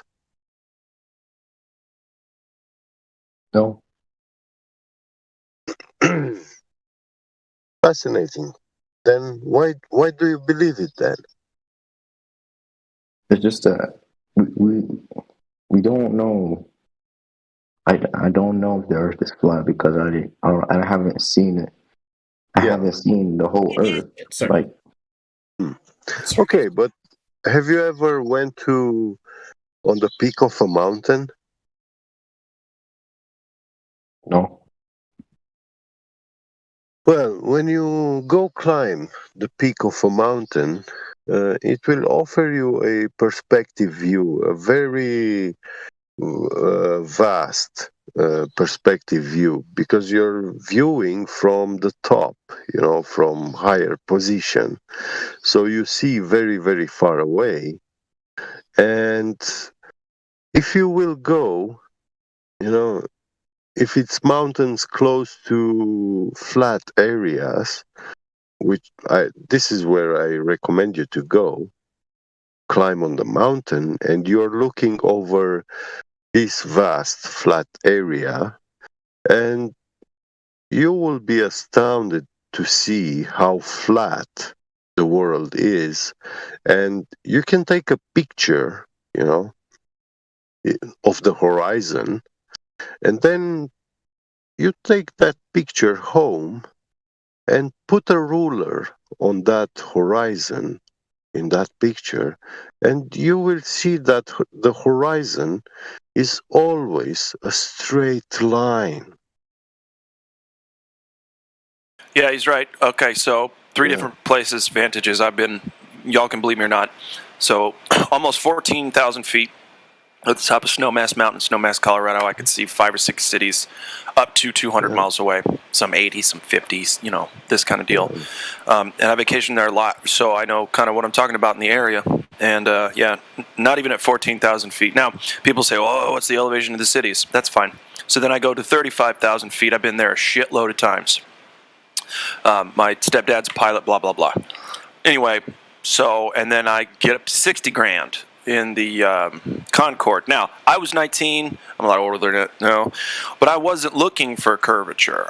But I don't remember seeing any. And that's also a lot of people I remember mentioning, is that the curve? They kept saying, is that the curve? You wouldn't have to say it. You wouldn't have to ask that question. But anyway, I've been up and down, left and right.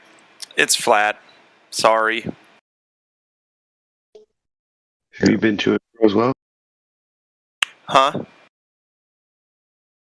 Have you been to and fro as well? Yes, to and fro. Hither, thither, thather, whatever. I've been there, yeah. Now, I'm not saying I have all the experience in the world, but for me, that's empirical, man. I can't find the curve. And I've been places, right? So, anyway, go ahead. I envy you very much, Gladflobe. Well, I would too, right? Like all those vantages. It's crazy. You, did I understood correctly? You have fly with Concorde? Yeah, twice to France and back, to Paris and back. Yep. Very lucky man. Right, and it was right before it got what's the word? Taken away. Discontinued. Discontinued. Yeah. What they say What was were you, like- unsafe. Out of commission is what What they were you, think. like 2 years old? Glad? Decommission, that's the one. Sorry, go ahead. How old, were you like 2 years old or something? I was 19, 18, 19. Is it like a Russian spy training or something? Yep, that's exactly what it is. Glad, You are got you me, really? comrade. Are you really like 20 years older than I thought you were? I am You guys 40 thought this Black year. Club was like 20. Huh? Yeah, I'm 40 this year. So Wow. I had no idea. that was No, and that's not the good news. You're like, he talked like he's fucking 22. This guy, wow. Anyway, go ahead. question. They say the same about him. Was that the fastest you ever moved in your life? I think so. Yeah, it is. Yeah. And well, Yeah. supposedly. But here's the deal. I didn't feel like I was going any faster than, in the fuselage of a commercial jet or even a glider. I've been in gliders before. Those are fun. But yeah, so But you still feel it's moving. well, I feel like it's moving, but it's I'm not like listen. I knew the whole time It's when I was in smooth. It's plane, very smooth. even if I were standing up, sitting down, whatever, there's a little bit of push, a little bit of pull the whole time. Yeah.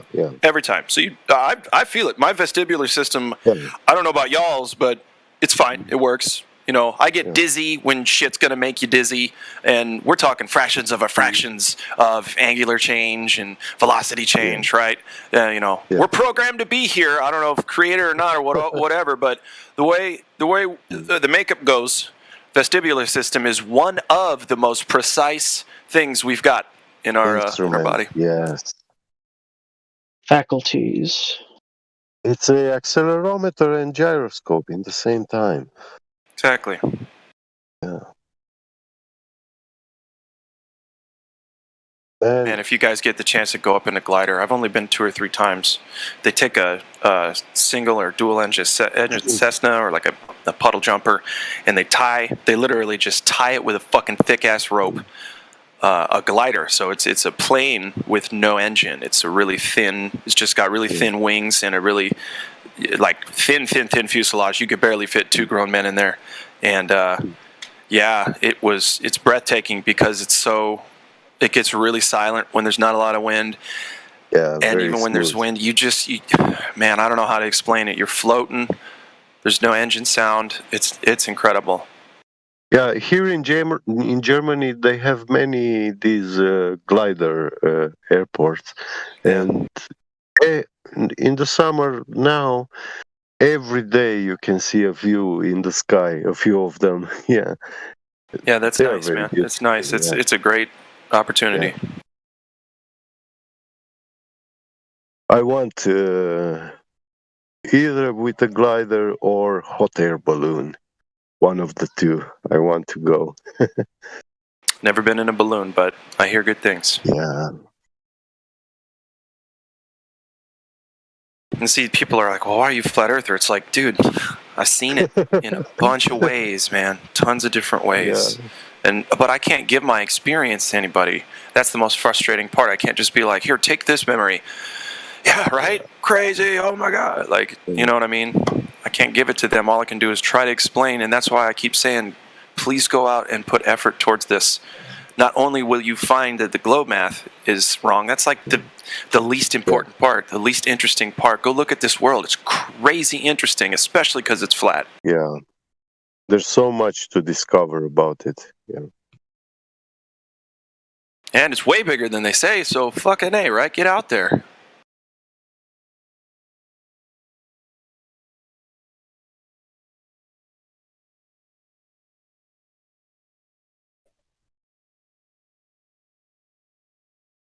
Yeah, they think all the pictures from those balloons, 108,000 feet, 210,000 feet, whatever you got, they think it's all fake. It's all just like, why would we sit here and do that? I sent that picture 108,000 feet with the artificial line drawn across it, along with that, plus the periscope picture you guys have probably seen. I mean, you just pull up any picture of a periscope. In a submarine will show the level of the water. So I'm like, okay, here is level water, and here is a level atmospheric. So I've got you covered on water, and I've got you covered on what we can see as air, defined as clouds, if you will. And they're both straight lines. It's craziness. Do you know that the Earth is flat? There's no curvature. it's not spinning, and space is fake. Do they have any evidence? They do. Oh man! Can you send Clay? Can you send that to me, please? Oh. Seriously. Did someone say level atmosphere? Oh dear. Yeah, I just very nice one, Clay, but posted a make picture. it louder. No, that was Matthew Learn's that was recording. Matthew? Yeah, here. Oh, so do it again. Matthew. He sounds younger. Maybe it's just the software is being Sounds used, like but he sounds younger in this. Maybe it's just because it's faster, right? Sped up. He was on his teaching voice. Do you know the Earth is flat? Well, he speaks kind of slow, and the upcoming generation, just God forbid you try to make a full point. You poke the bear. I played again. Okay, that's now. I hope. Yeah, play it. Okay, everybody, shut up. Did you know that the Earth is flat? There's no curvature. It's not spinning, and space is fake. Do they have any evidence? They do. Yeah. They do. Bro. Matthew, thank you. I'm about that. Matthew saying that. And then you gotta ask his lines. He's been here saying when you ask him about evidence of the globe or something like that, he says no, this is based on my beliefs. Yeah. Yeah, but that tactic's getting tired. I was saying it earlier. I heard Fraud a few nights ago proclaiming how much he liked Matthew Learns. Oh, overall, I love it. I love his character. I love that his presence gives us something to do and talk about. And overall, again, it since the globe doesn't have evidence, it just further obviates that. And then he just, if you're smart enough, 2 or 3 brain cells to rub together, you'll see he obviates himself as a clown instead of a guy with true knowledge of the world. Globe is a globe. It takes a lot of courage to show up to a room and just get beat up on. To a degree. Kind of. When you not if you're a sociopath. I'm just kidding. Or he likes the attention. Could be an only child. Sorry. Last point. I'm done. When you ask a renowned astronaut what happens if you have a leak on the ISS, and the only answer you get is it's called real good engineering. Yeah. We have a leak. Yeah. If you ask him what happens when you get a leak, he says you get coffee if you have a leak. Yeah, chugga. Don Pettit here. Matthew Learns is an oxymoron, and that means that he doesn't learn anything when he comes in here with us. Thank you. It's been Don. I thought it meant he's a moron because he takes too much oxy. I always thought when you get a leak, it means that you get a baby. The crazy thing is when you do that voice, I see his face with his glasses and his little smile when he's acting. Yeah, look at that shit-eating grin. It's so obvious that he's an actor and not even a good one. It's just so bad that it's funny. Bro, you'd have a shit-eating grin too if you had 600,000 subscribers, wouldn't you? The interview. I don't know. The interview did in the supposed ISS, where you can see the Magellans, and oh my god, that was awful. The Magellans. Yeah, you can see the Magellans. Holy fuck! They looked at each other, trying to what should we say here, and then you can see stars and planets. Yeah, you can see everything. Yeah, you can see fuck all according to some other people. But then you got what's his name, Neil Armstrong, saying it's a real deep black. A deep What black. about the reflection in the window? That's how Can he you tell does about the reflection in the window? The deep Look at black. that. A deep, and it was a deep black. Yeah, I like that. No stars. And we couldn't see stars from the lunar surface. And the optics and derp smurp. Yeah.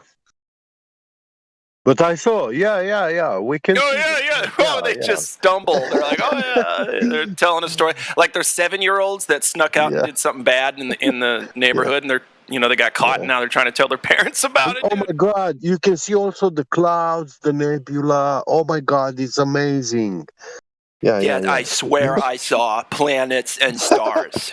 Who's this life guy? I'm new here. Leave Winston NASA alone. Space. What? Buddy.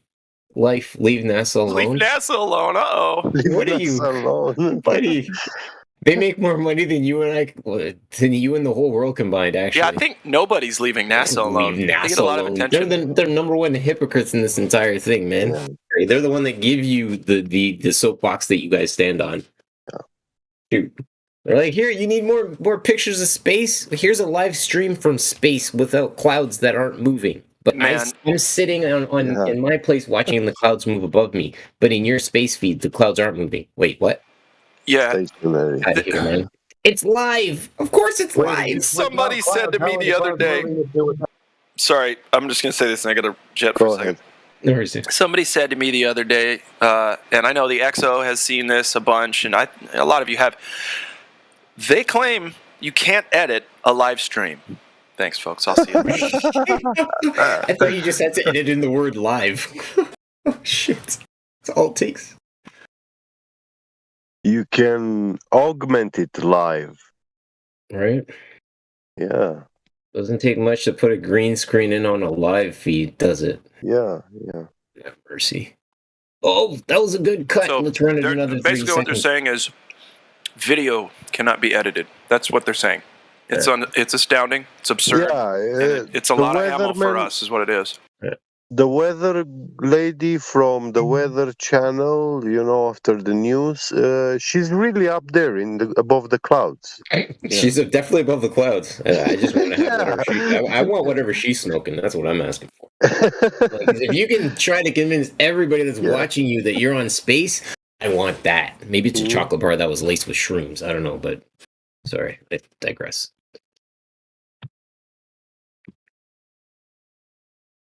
It takes a lot of confidence to sell this globe model. I wonder how did they draw those big temperature numbers on the clouds, You can't prove it? Who is Life really gonna go at Miguel right now? Look, Life, I'm gonna advise you. You have a leaf beside your name. That means you're brand new. Okay? Miguel is gold. That means he's got a library that is probably bigger than your brain can probably comprehend. And he's been proving it all day, my friend. Lord Child. It takes a lot. Yes. I can understand people coming in and asking questions about theories and asking for explanations and stuff, but to sit there and just say you can't prove it, you're not proving anything either. For a Manian, yes. He's little bit intelligent, yes. So does the Life Kid have proof of a globe, or is there something I'm missing? I don't know. We can prove the Earth is flat because I don't have to read any of your doctrination stories created by men that came before you in order to prove that the Earth is flat. Right? I don't have to believe anything that a man has written in order to believe that the Earth is flat. Can you conceptualize that? We can prove the Earth is flat. You don't know the Earth is flat. Let me tell you how. Know. Do you know? Yeah, we do. Do you know? We do. Do you know? 100% do you know? Do you know? Even Airbus indirectly proves it. Are you close to do a you waterfront? know how big Earth is? Do you know how big Earth is? I'm going to ask you, Life, my guy. I know how big they claimed it is. 3959 mile radius, so that adds up to an 8 inches per mile squared drop over distance, which would be pretty dang easy to measure for. Exactly. It's so not over there, a though. 60, and that's what I'm going to say. Over a 60 kilometer distance, you're looking at an average depression. That means a negative. That means the land around you is on a depression. That means it's beneath you. Right? Yeah. That means you're looking for 60 kilometers. You should see whatever you see 60 kilometers should be at a depression of at least 900 feet, my guy. Uh-oh. Well, what he's saying is so stupid because it's just the Earth is so big that we can't see it curve, therefore curve. No. So big, it looks flat, therefore curve. That's what you're saying. Yeah.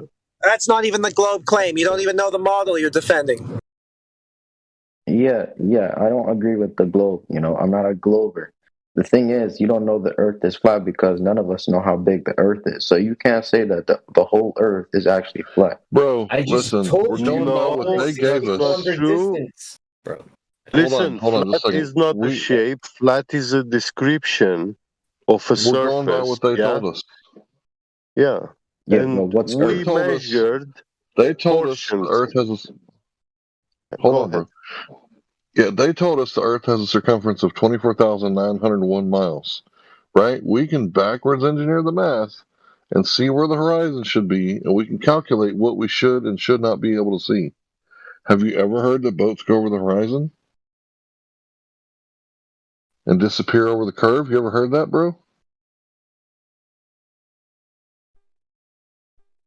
Cat got your tongue? Yeah, I know that's the law of perspective. I already know that. Okay. No. So did you hear what I said about they told us how big the Earth is? Yes. Okay, none of you know how big my foot is, but if I tell you that I have a size 12 foot and then you measure it, you can debunk that, can't you? Or you can verify it. Okay, same thing with the Earth. We don't know how big the Earth is, but they told us how big it is. So we can take those, measurements, so-called, and make our own measurements and either verify or falsify it. The thing is, we falsified it over and over and over again. Most of us in here have actually done it ourselves at a large body of water at rest. At 10 miles, there should be 66 feet of curvature. Guess what's not at the ocean in Corpus Christi between North Beach, where the USS Lexington is, and Ingleside on the Bay? Guess what's not there? 66 feet of curvature. Ask me how I know.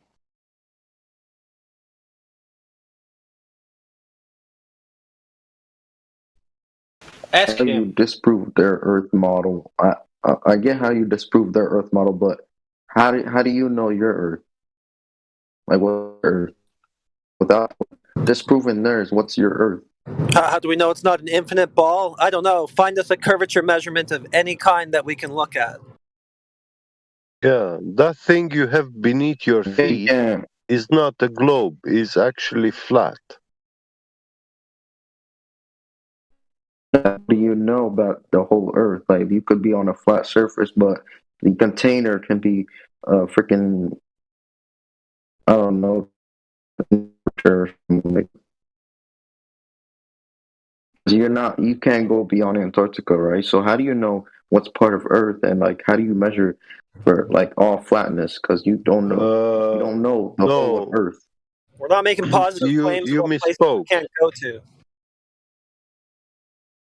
The problem matter is not that we can't go beyond Antarctica. We can't go to Antarctica. We can't go near Antarctica.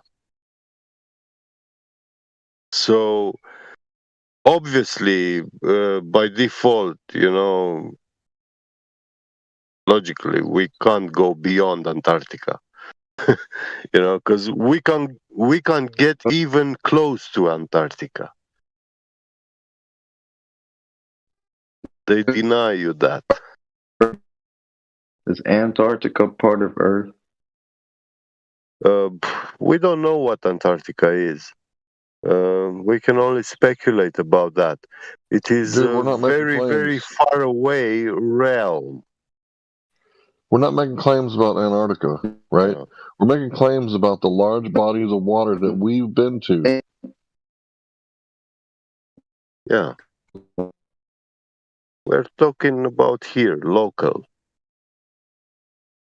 Guys, do you know eggs in space? Large bodies of...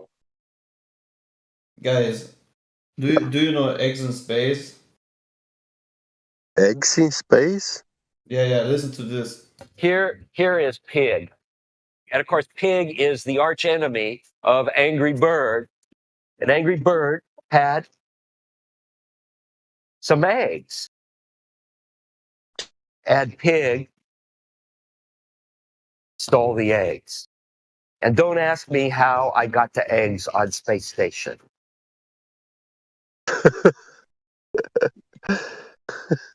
Oh, this one. Is this an astronaut? Yeah, this is Don Pettit. One more. Wow. Space Station is a serious place. We're doing serious research, scientific research, and engineering research. We have a regenerative life support system, which is a fancy way of saying that we've got a toilet that you use, and then a machine that goes chugga, chugga, chugga, chugga, chug, and then you go to the galley and you make yourself a cup of coffee. And that's exactly what you are thinking it is. And this is the kind of engineering research that we're doing on space station. And this is the kind of engineering research we're doing on space station. Yeah. Coffee made of poop. Oh my god. Toilets are cutting edge engineering research.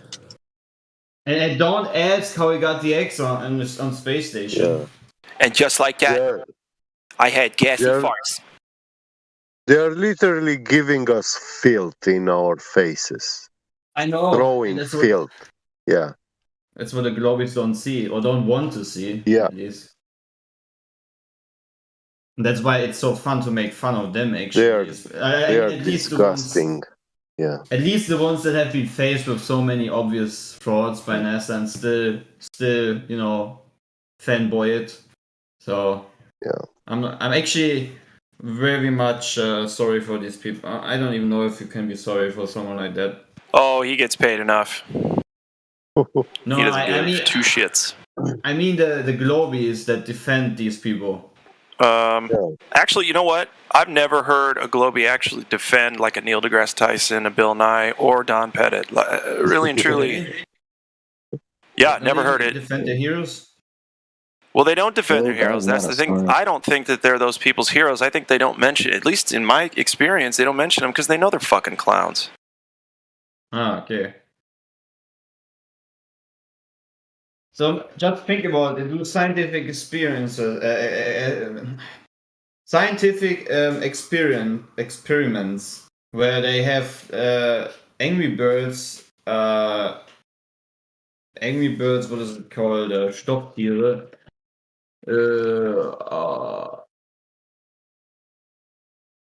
Stuffed animals from Angry Birds and some eggs where he himself admits that he doesn't want to be asked how he did get eggs on the space station, and then he shoots these stuffed animals around, while he also tells you that the scientific experiments include shitting in the toilet and drinking it as a morning coffee, because the machine goes chaka chaka chaka chaka. Imagine being a scientist on a space station explaining, I shit in my toilet and my morning coffee is only working because we have a machine that goes chaka chaka chaka chaka. Yeah. And that's exactly what you think. Scheiße. Scheiße. I'd like to ask, are there any professors or graduates of like high degrees in here? I'd like to ask you, would you hire a guy like Don Pettit? Would you hire Don Pettit? No, I wouldn't. When I first met him, I would think there was something wrong. Maybe his first language isn't English. Maybe that's why he talks funny, but it sounds like he has like a speech impediment or something. And that's not necessarily a problem, right? But I would be concerned about him if that's the answer he gave you, or if I asked him, what kind of an engineering degree do you have or whatever, and if he told me, well, we worked on the space station and we made this thing go chugga chugga when you drank coffee, I would probably laugh him out of my office. Just saying.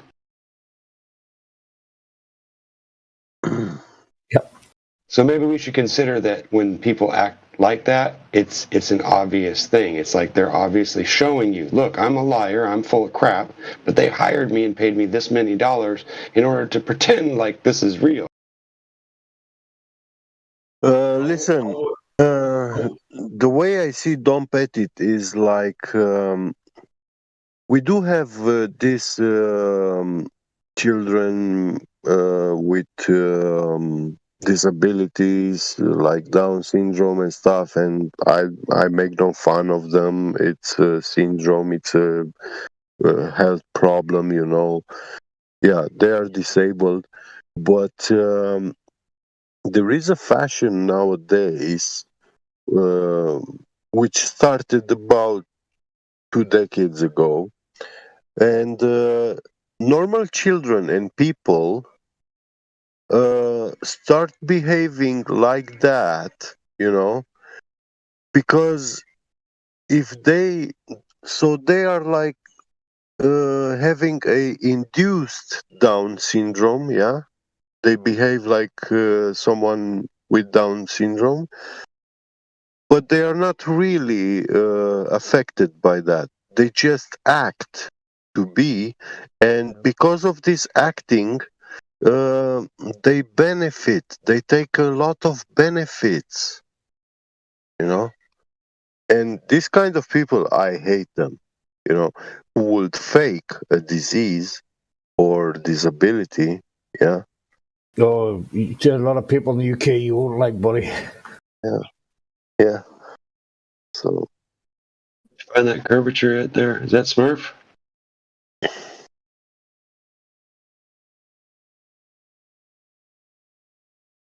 don't know, but I see Don Pettit like mocking even these kind of people, you know, the disabled people and or normal people. He's throwing filth into everyone's face, and there's no Space agency station in the is a United serious place. States. Yeah, serious place. Space station is a serious place.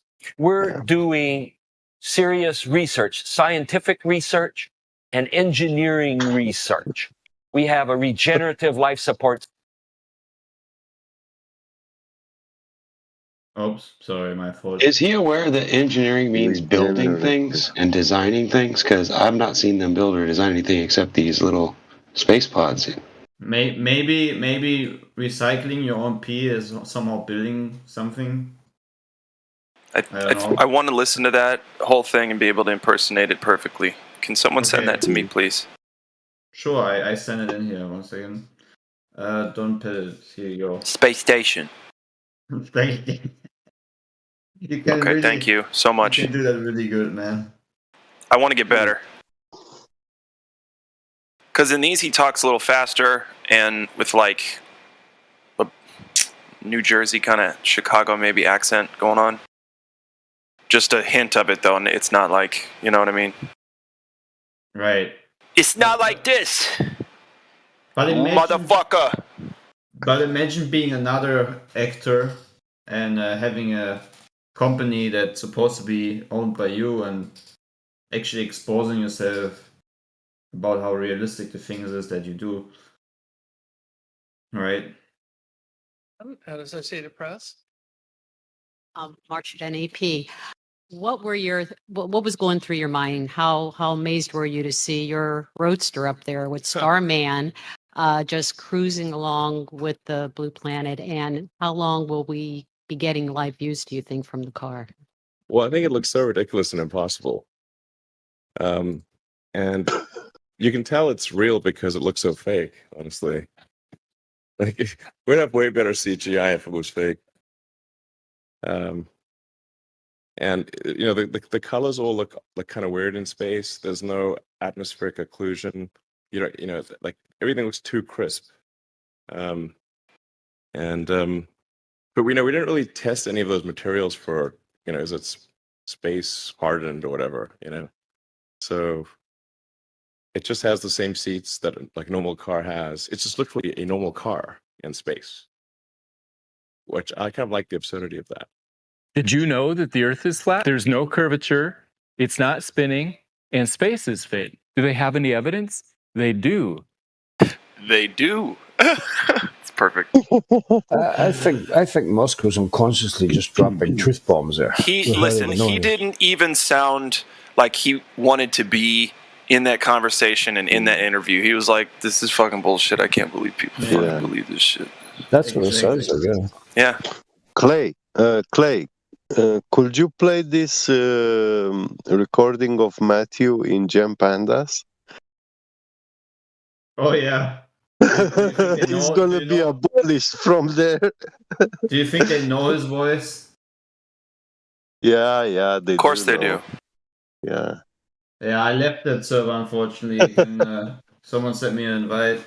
I left it because I thought I would just It's waste a my toxic environment, yeah. Yeah. I wasted my energy trade 3 days in a row enough to understand that these people are hopelessly lost. They're hopelessly lost. Really. These people that are really debating their global religion are hopelessly lost. Yeah. Check the live stream voice text for footage of the last time I went into a Globe server. Mm. Yeah, they're hopelessly lost, man. Why They would you can't do that? anything with this Evo. They're completely lost. Well, if I would have caught one of the beers, it would have been a free beer. How's that? Right. Or what's his name? Flying. Who hits the wall? Oh, I guess we don't know. Sorry. Anyway. Oh, I don't need I to thought it even was play actually it a there, video. man.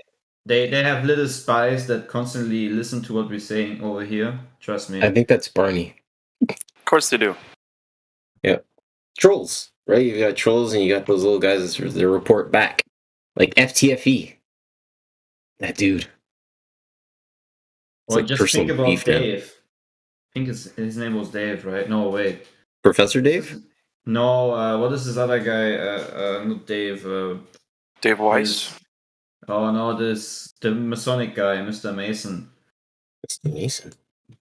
I think it's almost time for us to stop talking about Freemasonry. I think it has nothing to do with the flat Earth, but that's just me. Yeah, it's guys, and I'm totally the one that stormed in here with the whole Freemason thing. Hey, you know what? It's worse than religion. It really is, and I guess it's more prevalent than religion. But it's like people are going to be like, "Oh, these conspiracy theorists are flat earthers." No. I'm a flat earther because I checked. Conspiracies? I don't know. Who gives a fuck? You can say, "Oh, Admiral Byrd this, and Freemasons that, and Illuminati this, and MK Ultra that," but most people are just going to get turned off when they hear any of that. They're really MK Ultra? Are you kidding me? Come on! Don't you have any proof Earth is flat? It's kind of like one of those. Yeah, again, just my opinion.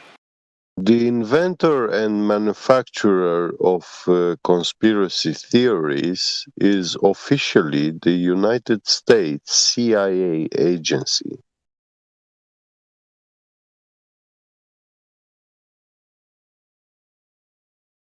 Yeah, that's what. Yep, that's the rumor. Yeah. Not a rumor. It's official. They invented the term conspiracy theory. For sure. It didn't have to try hard. The meeting on that one didn't last more than a couple minutes. Hey, what should we do? Are there conspiracies that they're finding out about? Of course. How do we diminish that? Just put theory after the word. Yes, brilliant. Yeah. Okay, meeting adjourned. Are you going to Smitty's for drinks? Yeah, let's go to Smitty's for drinks. I know the bartender. She's hot. Fucking ridiculous people.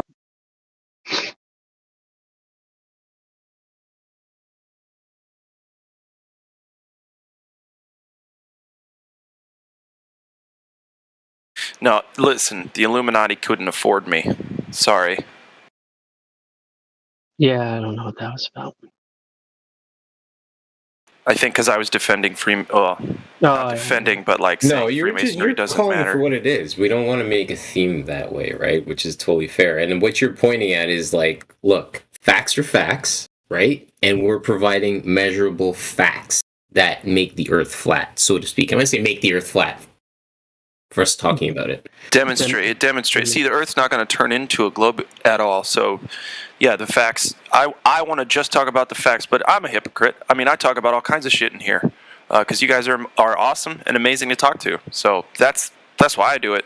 But I could also be, on topic far more often. It sucks because it is a broken record and it's a nasty one because but curvature, I just can't escape it, man. There is no curvature. I'm not even going to ask for it anymore. Yeah, it's a weird thing to ask for. This is the obstacle which they themselves created it. They invoke curvature. Yeah, they explain, wow, the curvature is out there. It's big, you can't see it. But hey, if you can't measure curvature, then it's no damn curvature. They invoke it and then they explain it away. It's just like the whole claim sums to nada. Yeah. Don't you understand? Oh, you don't understand. You don't understand. Yeah, precisely. Yeah, but they ask, don't you understand? But they think of, don't you believe? Tells you a lot about their mindset when they're always talking about beliefs like that. Do you believe this? Believe that? Yeah. Well, if I have to, then nah. Have you heard Buzz Aldrin being honest once in his life? Oh, with the little girl, yeah. Yeah. Oh yes, I remember that. Maybe some of the trolls want to hear it. Yeah, we never went to the moon. Yeah. Why has nobody there been such a We didn't go, and that's the way it went. That's not an 8-year-old's question. That's my question. I want to know what I think I know. Because we didn't go there, and that's the way it happened. And if it didn't happen, it's nice to know why it didn't happen. So in the future, if we want to keep doing something, we need to know why something stopped in the past that we wanted to keep it going. That was so incoherent. He's so incoherent, yeah. It's a good thing. Money is a good thing. You know what that was, right? That was him skirting his NDA. Yep, I know. That was him realizing that if he lies to a little girl, he's going straight to hell. Buddy!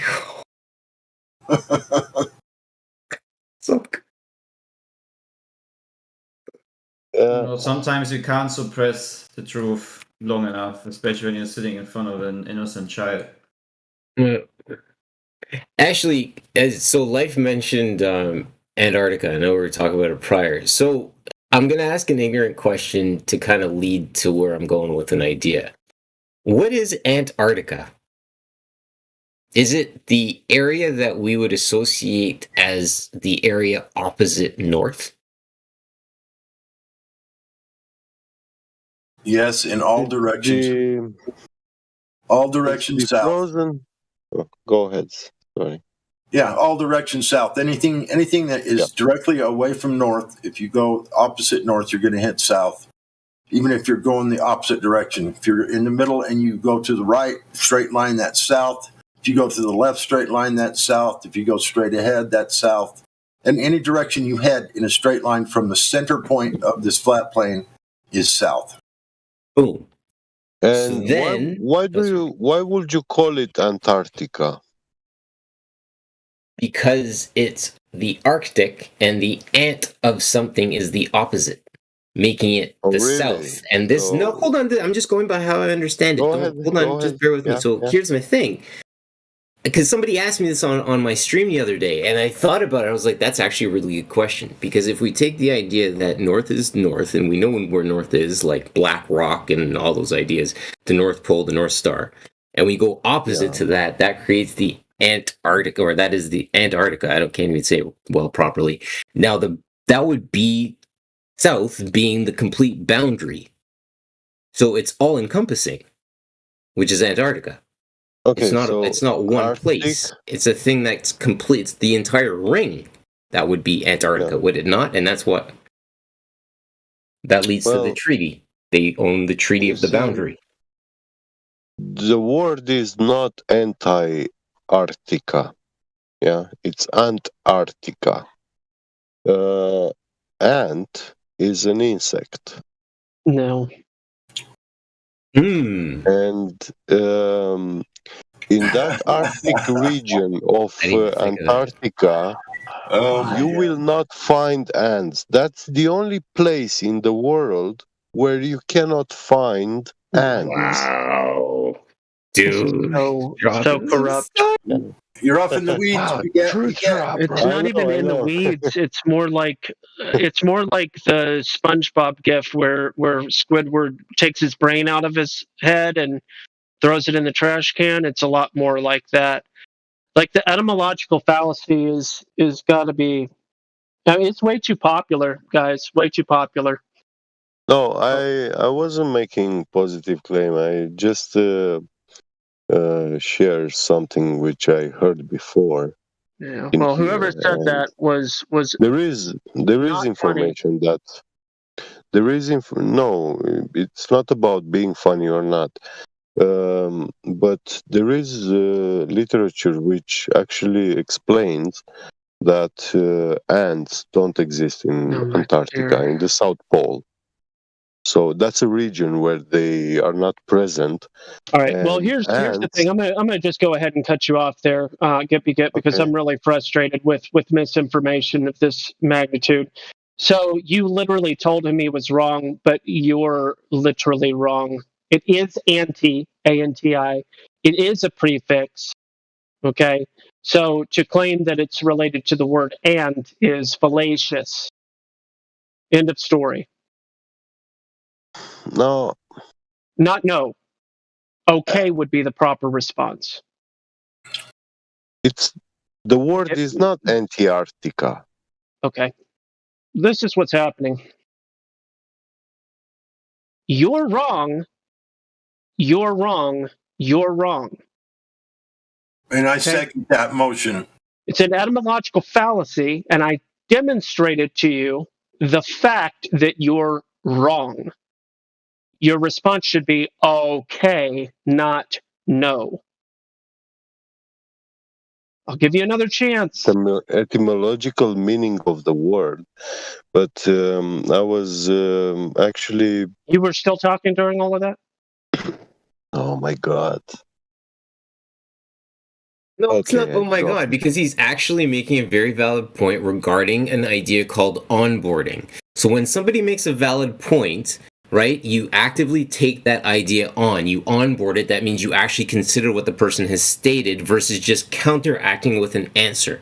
That's what he's attempting to explain to you. And the idea that I was trying to explain to you with the idea of north being north and the opposite of north being south, being a boundary, and the ant of that, the anti of that being the opposite, being south, which is an all-encompassing boundary. That's what I was trying to explain to you in terms of capturing the idea I wasn't of in Antarctica. contradiction with you about that.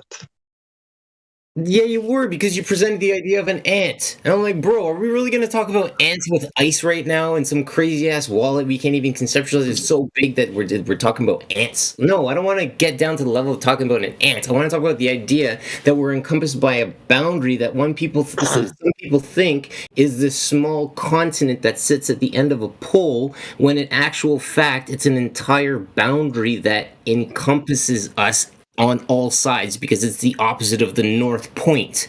Sometimes I feel like an ant. Yeah. Anyway, for clarification for anybody that may be confused, I put the prefix etymology in there for anti, which also includes ant, which means front or before.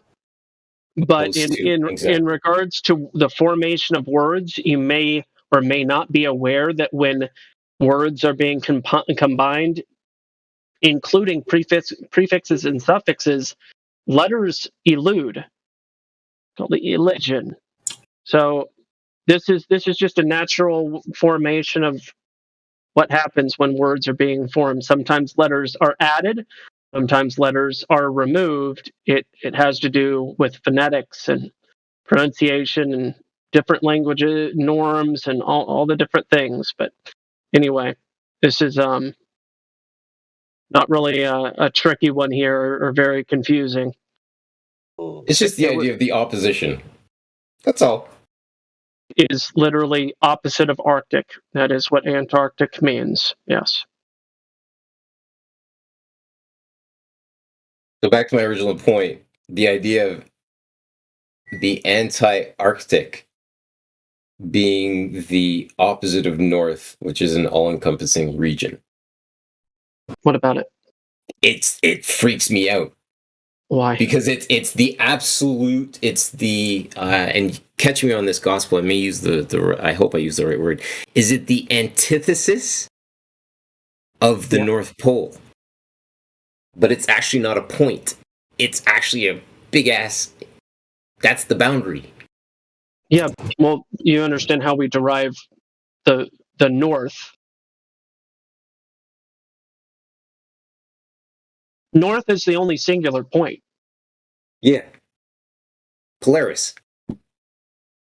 Right? It's the only point in everything that we look at that doesn't move in this entire place. Yeah, personally, I wouldn't argue that a compass is pointing to Polaris. I would say that for whatever reason it points to a physical location on Black Rock. the ground. I say it's BlackRock. What? Just the idea. The investment corporation. I think there's some hidden meaning to that. There's like this idea of a magnetic rock that sits at the North Pole, and I actually don't think that the North Point is a solid object. I think it's a hole. And again, I know we can't prove that. So There's also really famous black rock inside of the UN where they have a special room devoted to this magical rock where they go in and have prayer and meditation. So there's that black rock as well, if you want to talk about black rocks. But yes, anti means anti. It's not a really confusing prefix. There's a special rock in that black cube in Mecca too, isn't there? Yeah, that's another black rock. That's true.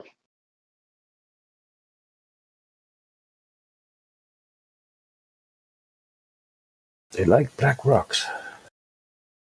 It's a space rock.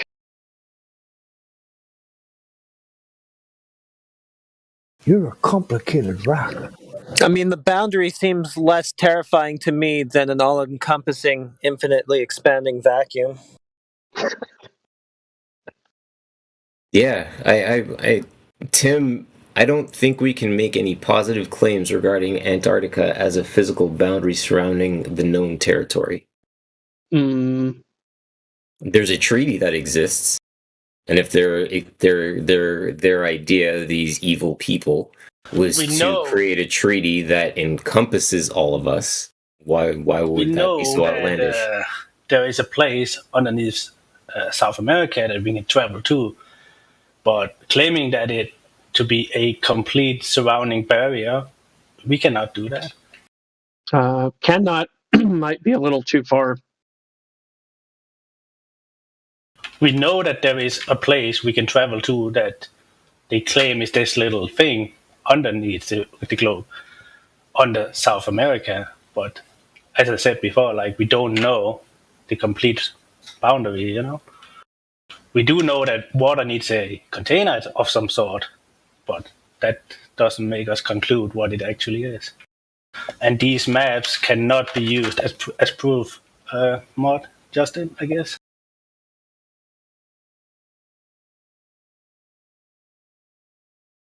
Yeah. So I'm not using it as proof. If you read carefully, it says concepts, and they work very well in reality. So yes, they can be used as concepts. Okay. Are you talking on a Walmart speaker? It's a little bit of reverb there. Aisle 4, Justin, to aisle 4. Made me laugh. But yeah, you've got your reverb turned on, Justin, but maybe that's on purpose. Price check on prune juice, Bob. Price check on prune juice. Oh, it's gone through the roof with a Putin price hike. It's $10 a jar. Got the Heliocultist in the chat. I don't think that gives you VC privs all by itself, right? Nope. Saturn worship is so last millennia. Truth. Cutting up? All right. Victory, would you like to say hello? Oh, it might not last, but I'm giving you a chance.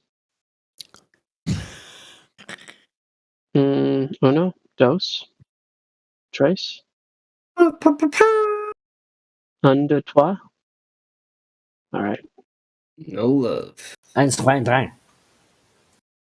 We need a countdown timer. That'd be sick. So, gospel. I heard a breakdown of the word gospel the other day.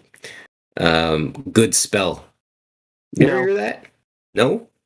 It would also be really terrible interpretation of the meaning of those words. Isn't it good news?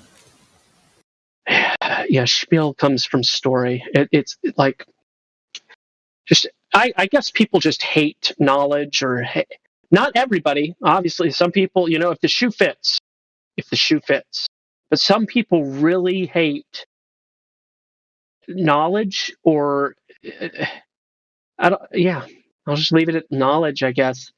Etymology is really important. Understanding the formation of words, understanding the meaning of words, not neglecting that words have meaning, not being wishy-washy and letting a word have any meaning you choose. I mean, people do that. People use tools incorrectly. Like I said, sometimes you could use a hammer as a screwdriver. That doesn't make the hammer a screwdriver.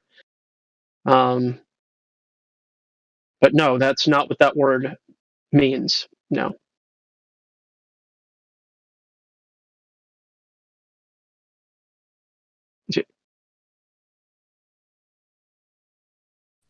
Yeah, but what about the German word for good and God? Are those two related? What? Good and God and devil and evil. So Gutan, or I mean, is that what we're talking about? The Gutan? So God in or German Gott? is God in German is Gott. Yeah, GOT or GOTT, depending on if you're talking about German or Old High German. Or I mean, and then of course we have a German in the Clay. That's your native tongue. Yes. Yeah. Or you can say creator, which is Schöpfer. Or father would be just Vater. But then, what's the etymology of the word for gut or guten? Good. You mean good? Yeah. Yeah. Gut is good. Is there any evidence that supports they have an etymological shared root? Like good from English and gut with German? No. Guten and Gott. Or Guten. Guten is not even it's something you would use as if you say Guten Tag. So we'd put it in front of good day. So just gut? Yeah, like gut or good in itself, like gut has nothing to do with God or God. Yeah. Well, that's what that was my question. Do those share a common root in the German? Because that was what Hank's question was. No. Yeah, I didn't think so. Not at all.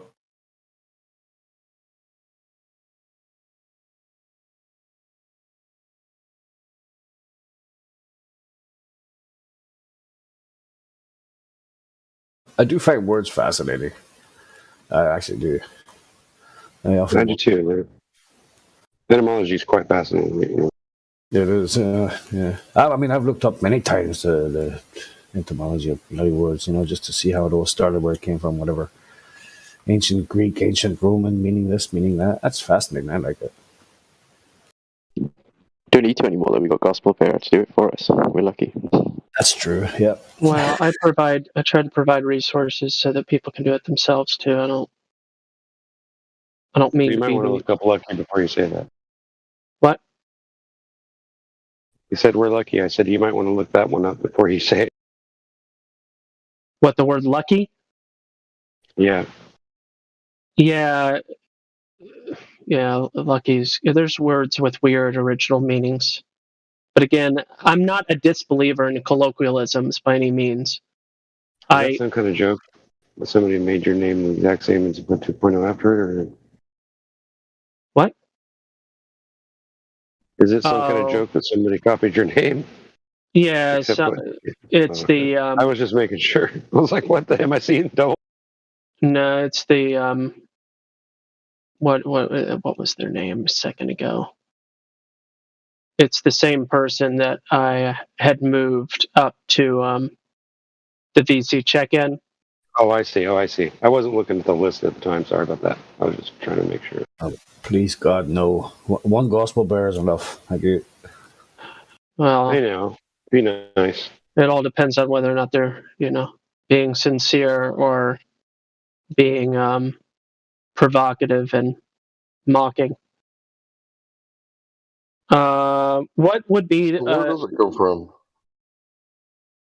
Yeah, it's where I was about to get to. Clay, are you aware of a good lexicon or etymological resource for the German language? I just did a bunch of research for French. So linguee.com. It probably wouldn't be dot. It would be .de more than likely. But is there a good website for German etymology? I don't know if Duden is something that you can have in English. Duden English. It doesn't have to be in English. You know, you can translate the page. Ah, okay, yeah. So what we use in school and what is in general in Germany, what is often being used for defining words and whatnot is Duden.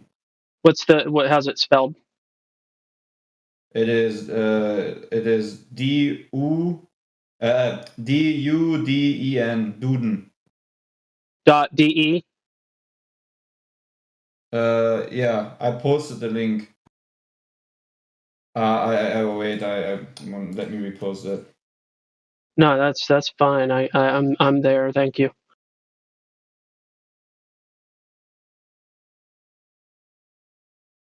So it would be as simple as see, spell. Well, I'm sorry, I didn't mean to cut you off. Spell in Germanic, spell is espeller. Speller. I don't know. I went off on that because I was trying to figure it does literally mean like good book or good word or good story or story. Really kind of like what it leads to. Story. So although we've changed it over time in modern times to mean the Bible or mean specific things, but yeah, you're right about that. Absolutely correct. Yeah. What exactly are you guys talking about? Sorry, I muted myself for a second there. GUT and GOT. I'm posting the two words for Hank's benefit. Wait, is it spelled GOTE? Well, what exactly? What word? The word for God. Oh no, it's GOTT. There are two T's. Gotcha. Yep. Yeah. All right, so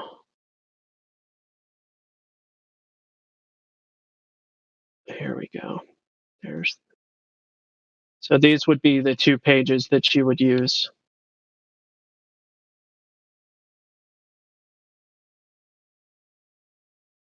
Guten Gott.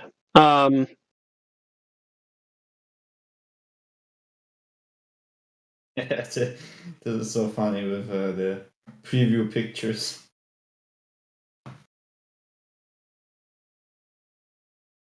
I wonder, so you need to translate it with the Google Translator, right? You cannot. Yeah, you could do that, or if you're on an iPhone, that's even better. The native translator on the iPhone is fantastic. It actually does a lot better, in my opinion, does a lot better than Google Translate. Although, yes, you can on a computer do Control A and then right click and click Google Translate, and it'll translate the whole page. Right. And all that, but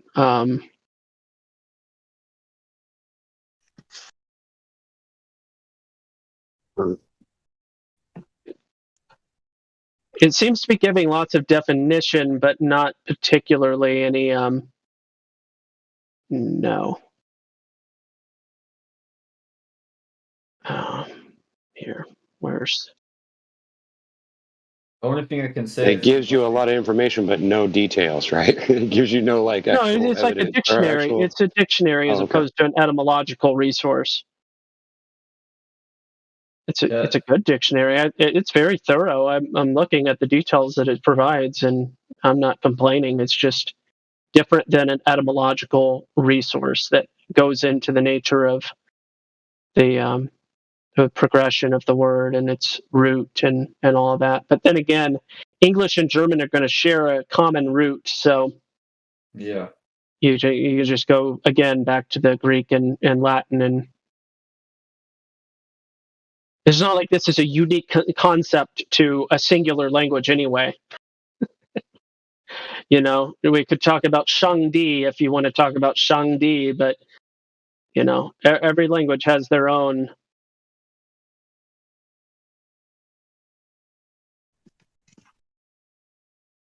Yeah, but I can imagine that for someone who talks English to learn German is not very easy. Among Fangshafkatil. I like the language. I think it's pretty neat.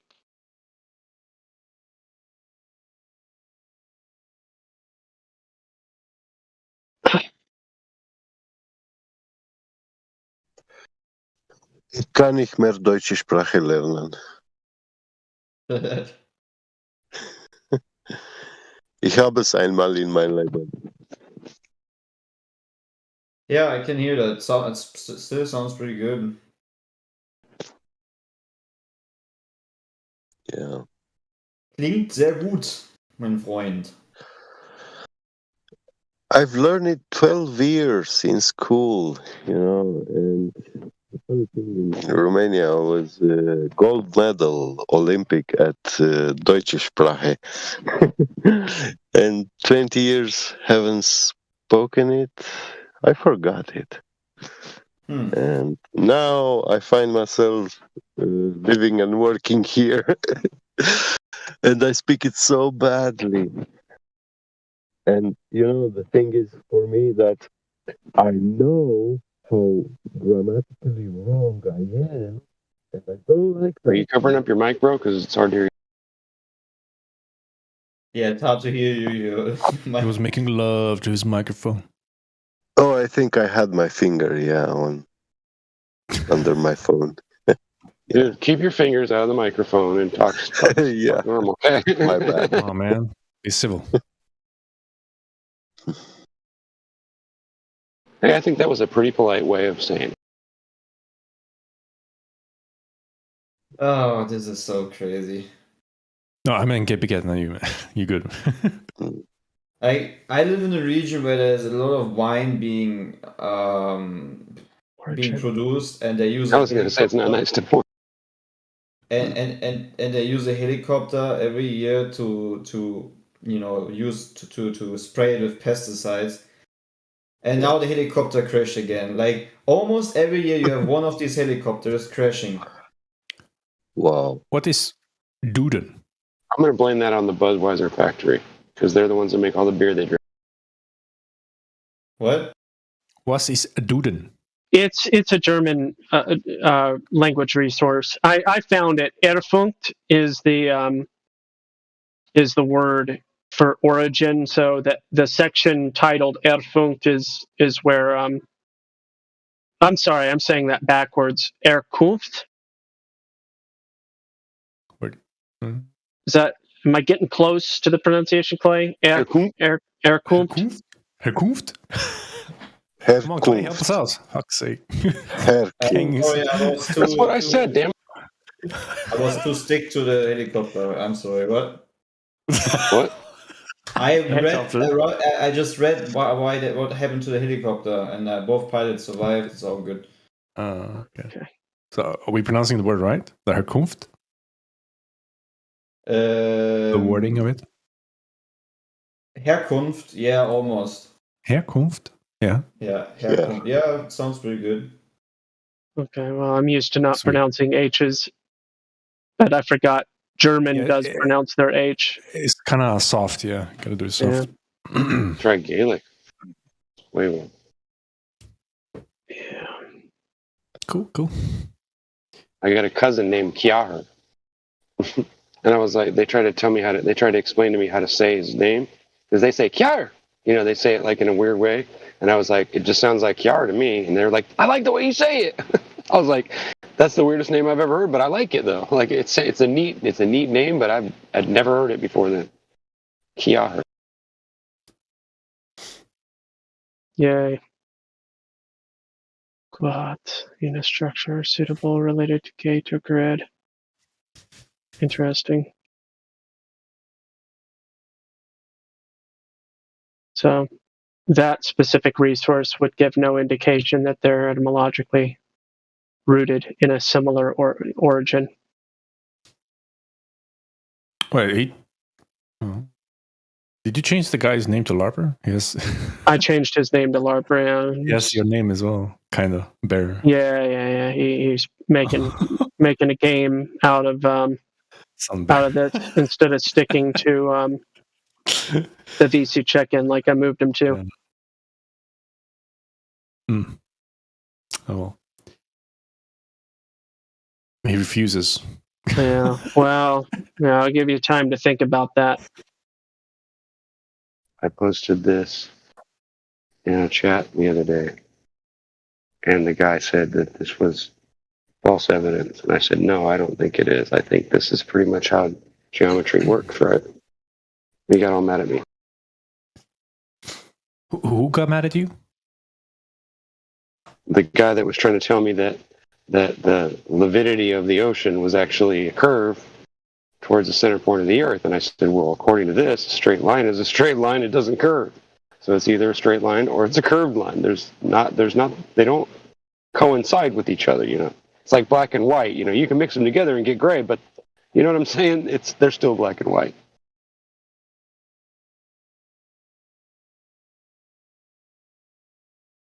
Yeah. Just in case, you know, that came up, because I know that comes up in everything, like, right? They say, oh, we ask them where the curvature is, and they say, oh, it's there. It's right there in front of you. You just can't tell that it's curved because it's so little tiny bit of curve. Well, it doesn't work like that. Yeah. I mean, it literally says right there, curved lines do not move in one direction. Direction keeps on changing from one point to the next. Versus the straight line always has a zero curvature. Straight lines move in one direction. I mean, it's pretty straightforward, you know. I don't know if you know. The guy I thought so. I mean, I don't even trust science, but when I read this, I was like, that sounds like exactly what I expected to find, right? Mm-hmm. And I've heard it. I don't know if it was being said before the last few weeks, but I've noticed that they're all trying to say that this thing is true, that level means curved. And I've never heard that before until just the last few weeks. Maybe it's been around and it just wasn't argued as much. Well. But was he? It's ridiculous. No, of course he can't. He can't. I mean, no, but that's what bothers me is that that's what they're holding on to, and it's like, but that doesn't even make logical sense. It doesn't make sense. Like, if you're going to give me a reason why you don't want to accept what I'm showing you, then you're going to have to give me a better reason than you don't see it. You know what I'm saying? Like, okay, you don't see it. You saw all the other like you show him a picture of all these lines, and you tell him, give him a ruler and say, here, which one of these lines are straight and which one are curved, right? He'll be able to answer that question. But as soon as you show him a picture of the Earth, he'll say, nope, that's flat, but it's curved. It's like, I don't get how you can, I don't know, I guess it makes me angry in a way, because it's like, well, how can you deny reality like that and say two opposing things in the same sentence and then say that makes sense and that's your excuse? It doesn't, I don't get that. You know what I mean?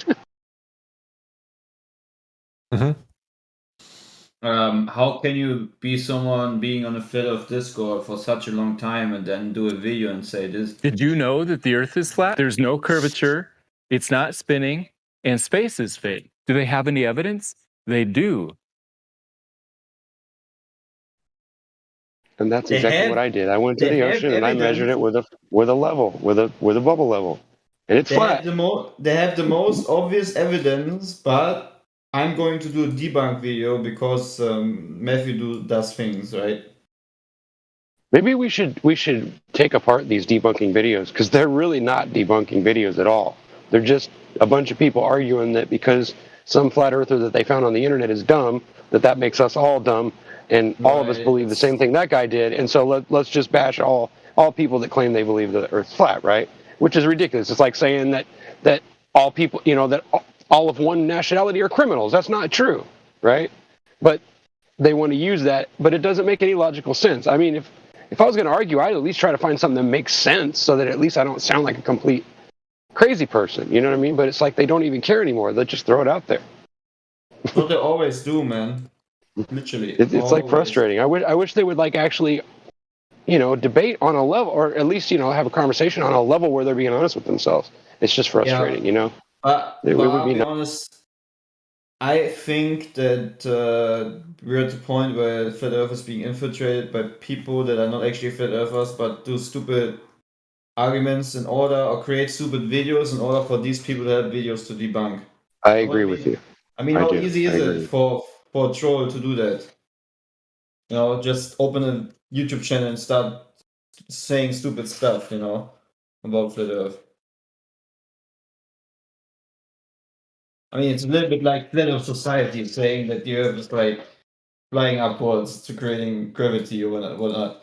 All these You're right. things. Yeah, but that's my favorite question to ask them when they talk about gravity. I say, okay, well, what makes gravity? You're saying it's a liquid, a melted liquid in the center of the Earth. Okay, well, do you guys have a sample of that so we can see how it works? And can you pull a dog around with it like an invisible leash if you get some of this material? Will it pull on your hand? Will it get stuck to you if you hold on to it? Can you get rid of it? Will it not fall out of your hand because it's got gravity, right? It would just stick to anything, wouldn't it? Right? You could stick it on the ground, you could stick it on a wall, you could stick it anywhere, stick it on the ceiling because it's got gravity. It'll pull towards anything, any matter at all, right? But we don't have any demonstration of that. And that's one that got me. That's one that really got me thinking. It's like, wow, that's profound that there's no answer for that. It really I think we got to get used to saying this phrase. When we say, hey, could you make us a model like out of clay and then put some water on it, and then put it in a vacuum and then give it gas pressure, but don't let the gas pressure like touch the walls of the container because there has to be a vacuum next to the gas pressure, right? And when you can't do that with gravity, we need to say this all the time. Well, that sounds like an excuse. It sounds like just an excuse. Like, oh, it's because of refraction. We can't see. That sounds like an excuse. Can you show us? Yeah, it does how sound like this works and how it doesn't work. Yeah, in order for According to anybody the Cavendish, be absolutely sure, we have to be able to sample it and test it. So that material that they claim exists must exist. And if we can't even get but 7 miles down or 100, whatever it is, in the Marianas Trench, then we obviously haven't been down there. So we really don't know what you know what I mean, without testing everything else in the world to find out, right? We need to do more research is what I'm thinking. It's not, I get it. When we can't do something, like when we can't get to the center of the Earth or even down far enough to really get a sample of whatever's really down there, if it's too hot to drill, then we can't be doing anything but theorizing, right? So why is it such a taboo for us to argue with a theory that isn't proven, right? Like that's what a theory is for. It's for argument. It's for conjecture. It's for people to bring their ideas in and say, well, what about this? What about that? That's how you figure out what stuff really is. You know what I mean? Right. Because you test all the different fields and all the different ways it can come in combos. Maybe you'll find some other reaction with some other chemical or some other rock or whatever. You never know, right? But they haven't done that exhaustive research. They've only done it to a certain point, and then they just basically say, well, we know basically what happened, so we're just going to stick with this, and we don't care if we find anything new. That's the way I'm feeling, right? That's correct. And according to the Cavendish, your hand would stick to your wrist if it was cut off. There would be a definite attraction to some measurable amount because the Cavendish balls do that. And that sounds silly because it is. Exactly. Yeah. But I mean, that's what I mean though, is that that's what bugs me the most about being involved with all this, is that the people aren't honest. And it's like, why can't you at least be honest? Or go out and get another account and come back in and pretend you're someone else, so that way you can actually try to be on the right side of this. You know what I mean? Like, give it a chance. Like, why is it, that's what I had to do in order to really get to figure it out. Like, it took me 40 years to figure out about flat Earth and the proof of it and all that. It was terrifying because everybody kept telling me I was crazy every time I mentioned it. I'm like, but that's what I believe. But they're like, nah, man, don't believe that. That's crazy. So I just didn't talk about it no more. Like, what else are you going to do? It's like, if you got a big ugly mole on the tip of your nose, you're either going to have to get used to it and then accept the fact that people are going to stare at it, right? And you're going to have to find a way to make a joke about it so that it makes people less uncomfortable, because they're probably as uncomfortable as you are about having to stare at the damn thing because it's hard not to look at, right? But in your heart that people don't do that just to be mean. They're doing it because they can't help but look at it, because you do the same thing. So at some point, you have to realize in your mind that you either have to be accepting of who you are and the way you look, and just say, you know what, whether or not it's ugly or whether or not it's pretty, it's who I am, and I have to live with it. Instead of trying to like change and mold and contour everything to make everybody else happy, maybe you should just be who you are and like present what you really are, like the truth, your honest opinion. Look at things with an honest look. Don't just assume. Don't let people convince you of things that aren't true unless they prove it to you. You know, like that's my advice, really. I think that could probably help people all over the world if they could just take that advice. You know what I mean? How old are you that it took 40 years?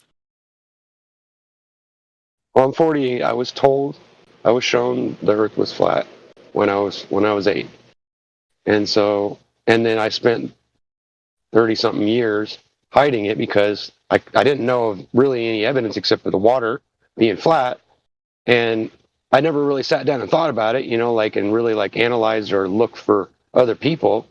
So I just kind of like spent the years just kind of ignoring it and kind of like knowing, well, eventually it's going to come out, right? Because, you know, the world doesn't last forever, and unless I die first, then I'm going to find out. What was told to you, and who told you? If you don't mind sharing. It was a church family from our church. I was at their house visiting their kid. You know, we're playing Nintendo or something, and when I was in the kitchen getting something to drink, I saw on the refrigerator they had a list of companies that they claimed were like bad companies and whatever. And I was like, what's this about? You know, like, and they were like, well, you know, we believe that these companies are wicked, you know, like not necessarily evil, but just like the practices that they use and the things that they put in their food and all that are just not right. This is way back in the day, right? And I was like, wow, that's profound. I thought, that's weird, right? And I was looking at the list and I thought, wow, you know, like a couple of those names is like stuff I eat every day. It's like, you remember what companies? That's a little scary. No, I remember Tyson and a couple others were on there. I think Tyson was the only one that really stood out to me, but it was a bunch of major companies like Kraft and whatever. And I don't want to say anything bad about those companies because I don't know. I didn't really research with that at that point. I was 8. But they showed me in the Bible, there was some verses in there, and then they showed me, and they told me, you know, have you been to the ocean? They asked me that. And that was enough to convince me. It was. I was like, wow, you know what? That's weird. I wonder why they lie about it. And they gave me an answer. They said it's because they're trying to hide the fact that we were put here and we were created by a creator. You know, of course, I believe in God, so they said God, but I'm saying, you know, just to share it so that you can relate. That's basically what they said. And I believed it. Instantly, I believed it. I was like, wow, it does. It says waters. He made it, you know, he made a firmament between the waters above and the waters below. And I thought to myself, that's so obvious. Why didn't I notice that before? But I spent my whole life arguing with people because they kept telling me, oh, no, that's not what the Bible means when it says that. And I'm like, but that's what it says. I don't get it. If water stays level, and I explained it to them, and they wouldn't have it. So over the years, I just stopped talking about it. I didn't think there was I didn't think that there was actually all this scientific evidence and I didn't know that they didn't have some kind of evidence to prove that, or at least to trick us into believing that it was a ball in the first place. I just assumed that, you know, that they were obviously smarter than us. You know, if they've really fooled the world, I just assumed, well, they've got some kind of way to do it. I didn't doubt it, I don't think. But Thank you for sharing that. And that's very rare that a Christian family would have that teaching. Do you know if they were Amish? Do you know if they were Baptist? No, they were Christian. They were Christian people. They went to our church. You know, and we always went to like Baptist and Christian type churches. So it was always either Baptist or one of those, you know, like small churches and things. It was never like big. My dad pretty rare back then. Oh yeah, it was really rare, like I said. And they had all kinds of stuff on the fridge. It was more than just the companies. It was all kinds of things that they kept track of it all. I thought it was weird. I thought they were weird at first, but you know, like the way they explained it to me and the way they showed it, it was like they already knew. They knew it. I could tell by the look in their eyes. They believed this. So what denomination? Wholeheartedly. What denomination were they, Ricky? I said I think they were either Baptist, but they're just Christian, basically. Bible believers. All right. You know, like So New Testament Bible believers. The interesting thing about that share is that I said the exact same thing when I joined this group yesterday. On day 2, he created the firmament, and then I started unpacking everything from there. And I thought, if he's so literal with the description of what he created with the ark, why wouldn't he be literal in the description of the firmament and the waters and the lands? And thank you for that share, man, very much. Well, I have a lot of questions about what's not in there too. Trust me. The whole You know, thing the about Baptists have a lot of young Earth creationists, so it's not that far with global flat Earth truthers. the whole thing about separating the waters above from waters below is something that niggled in the back of my brain for 45 years. Like I don't know. I knew It there was was. explained away to me by the fog and the clouds. That was supposedly the thing.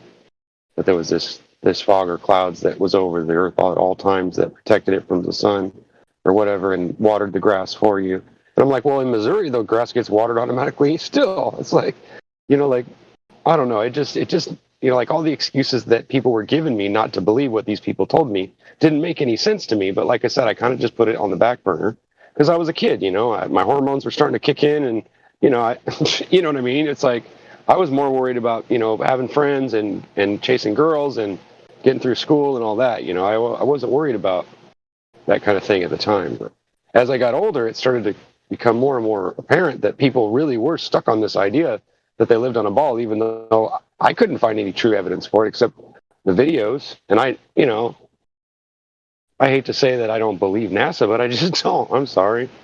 I've looked through so much of their videos and I've found so many holes in all this stuff. It's like, why would they have to fake any of it? And if they did, why wouldn't they just put on there, this is a recreation part and this is the real part? That's what normal, companies or people that put out videos and TV shows, right? They always tell you this is a reenactment based on true events. It's not an actual truth.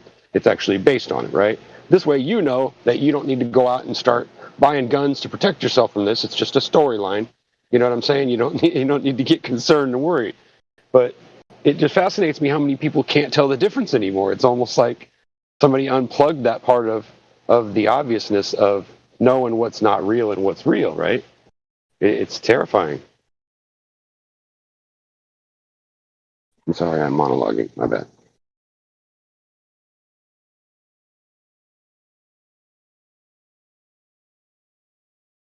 Aye, okay, we're listening. I know, but sometimes I have a bad habit of I talk too long and I start running on about this and that, and I'm not talking about the stuff we were talking about in the beginning, and so if I don't cut myself up, then that's what I'll do.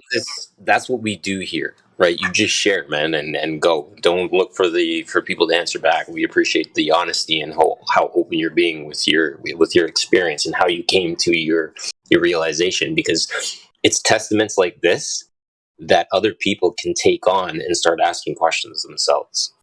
Yeah, that's true. I agree. That's really all I have to share is my honesty. My honesty about what I've witnessed. Right. I mean, I get it if other people witnessed everything I witnessed in my life and they came to a different conclusion. That would be fine with me. You know what I mean? I just feel like what I guess the hole in my heart is that people take it like as if I'm against them or something. It doesn't change the fact that I care about other people. Just because you don't believe the Earth's a ball or you don't believe it's flat, like that doesn't matter to me, really. Not really. Now, if that ends up turning out to where you're going to go and do this and it's going to cause harm to my family because you believe the Earth's a ball, then yeah, I would say that would become a problem.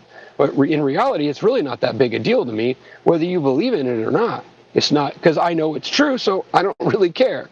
But if you're curious about why I believe it, or you think that I'm a fool, and you come in here and talk to me personally, for whatever, because that's what you're wanting to know is, are you just crazy or do you actually have some kind of evidence or whatever, an experience that brought you to this idea? And that's all I can really share is my experience of why I come to that conclusion.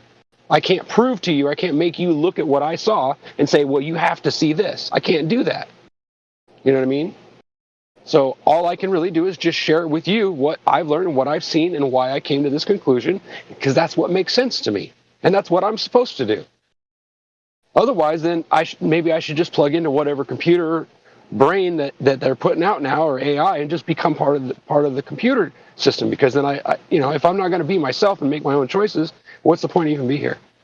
It doesn't make sense to me. This all makes everything point towards the type of lifestyle where we end up hating, all of us hating each other and being so paranoid of each other because simply the government, that's all they want to do. Is just basically keep us terrified of each other and fighting amongst each other over stupid stuff that we really don't care about. It's ridiculous. Like, who really cares what kind of shoes another person wears or what kind of clothes another person wears? Do you really care about that? unless they're disgustingly dirty and they smell bad. Do you really care if somebody's wearing a dress or a shirt or a pants? No. Why would you care? Right? Unless you're in a room where there's machinery and you could get tangled up in it, it doesn't really matter what people wear. But why is it that when you go into a grade school and high school nowadays, and it was like that 40 years ago when I was there, the kids pick on each other over this stuff? Why? What is the point of that, right? What do they get out of it by making fun of other kids because they're not wearing Nikes and Adidas? They're wearing Kmart specials or whatever the hell they call them nowadays. We call them a Kmart special. You know, like, what's wrong with wearing shoes from Payless, dude? If you can't afford the expensive ones, what's wrong with that? Does it really matter? No, it doesn't matter. You know what I mean? Yeah, they wear out more and they look shitty. So what? That's what I can afford, bro. Like, why is that? Like, why do you have to take that personally and make it about disliking me or putting me in a category because my mom happens to not be able to afford Nikes? Because a lot $150 will buy a lot of groceries in 1980s. You know what I'm saying? A lot of people. And a pair of Reeboks just wasn't worth it. You know what I'm saying? So it's like we made choices to survive, and people made fun of it. It's like, why would you do that? There's no reason for that. They get except you're just an asshole. Yeah, they get a kick out of it, putting people down. Makes them look big in the. And so I learned that there's different kinds of people. And you know, I've done this too. I've bullied before. I've done these things. I've picked on people. Don't get me wrong, right? I'm not perfect. You know, I picked on other people because it feels good sometimes, especially when the person seems to be doing something that just gets on your nerves and you really don't want to be around them. Instead of just saying, "Why don't I just walk away?" You stick around anyway, but you decide you're going to pick on them anyway. And I know I made that decision was wrong, but I'm not saying that I've never done it, right? But what does it feel like when somebody steps all over your feelings? Even if it's not something that really bothers you, the fact that somebody that you barely know has decided to come up to think and sit and dwell in his mind about how he can insult you and bring you down to a level that makes you feel less than him. Obviously, that was the intent of it, right? Either I don't know what other intent there would be. But I just don't understand this idea. It's an idea. It is. It's like an idea that's being pushed in the media. It is. I can do what I want, and you can't tell me what to do. And if you do, I'm gonna hurt you. Or I'm gonna cause violence on you, right? Or if you try to argue with me, or if you say that I'm gay and I don't like that word, or if you say I'm an N-word and I don't like that, then I'm gonna hate on you, and then I'm gonna tell all my friends about it. We're gonna make fun of you, and we're gonna keep this up until somebody gets hurt, right? What kind of sense does that make? Can anybody here tell me how that makes any sense at all? Mm-mm. How is that going to make your life positive? How's that going to save the world? How's that going to stop people from killing each other? And how's it going to stop the government from taking advantage of us? It's never going to do it, right? And they know this. That's why they push it. But we all sit here on our butts or in front of our computers or walking around with our headsets, and we talk about this. But what I want to see, bro, and I know I need to do it too because I'm not doing it yet, but I feel like I need to do something about it. You know what I mean? Especially now that they're saying that they're going to be taking people's kids away because they believe the Earth's flat. Give me a freaking break. This is ridiculous. And I'm sure that's just a story in the news. But are you kidding me? What's wrong with people? What's wrong with all of you? Like, why do you accept this stuff? Why don't you say something about it? Why aren't we calling the damn news companies? Why aren't we writing the newspaper and saying, what's wrong with you people? Do you realize what you're doing? Maybe if somebody did that, they'd start changing their attitude about it. Or at least make them feel guilty, right? Just to give everybody ease of mind, I'm sorry for interrupting. The only way that CPS can take your children away is if you contract with them and sign a family plan, or but I'm saying, I'm talking like a normie, you know. I just meant like a normie, you know. They're threatening this and normies are getting scared. Because I talked to someone the other day, 2 days ago, I talked to someone online. I was literally scared about that. I'm sorry, go ahead. No, he was talking. I said everything I needed to say. You either contract with CPS and then take your... You either contract with CPS and then take your kids away, or you commit a felony and then contract with them, or you commit a felony. So I'm just trying to use everybody's mind. Yeah, you were roboting through that, but I think what he's trying to say, well, I won't do it. I'll let him do it. I'm just saying, I feel kind of like I apologize. I feel like a crappy person. I really do, and not because I interrupted you. I apologize for that, but that's not what I'm talking about. I mean, like, I feel like a crappy person because when I get up and I do hear stories from the news about people getting hurt and people dying and people getting murdered over stupid stuff, it hurts. It hurts. It literally hurts, man. It makes me think, God, what's going on? Like, are people really that ignorant? Like, how is that possible? I'm baffled by it. There's no way that this is an accident. This has been done to us, people. It's not a joke. We need to start taking it more seriously. Just saying. My guy, I totally understand what you're saying. Okay, flat Earth. That's what we try to keep it about and keep the talking. I know I encouraged you to share, right? I realize that everybody comes to Earth, right? Sovereign being, and they have their experiences and everything else, right? But what I will say to you is that you cannot challenge a man on what he's going to do. It's an essence of what he feels to do. And I would never encourage you to look at anybody else and point the finger. And I would also encourage you to not look at life from a victim perspective. No one's a victim here, right?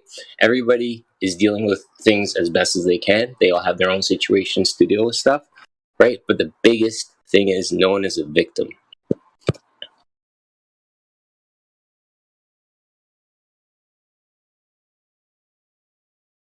What do you mean no one is a victim? And I wanted to apologize. I wanted to apologize because I interrupted him, and then 3 times I had to interrupt him. So, my apologies there, Napalm. Yeah, all I was saying was that the only way the CPS can take your kids away is if you contract with them, right? You sign like a family plan or something, right? Or you commit a felony. So as long as you don't do either one of those things, they can't take your kids away for believing the flat Earth. They can try, but it's not something that I understand that they can do. So, yeah, just don't contract with them. Don't sign anything they give you. Get a lawyer. Don't answer the door. That sort of thing. And this is not legal advice, of course. And I apologize for interrupting again because I believe that this guy just said something. So please, Roderick had a question. I enjoyed that. I enjoyed listening to Rookie and even Kiwi there, what he said. Super good. You're right, Hank. We forgive you.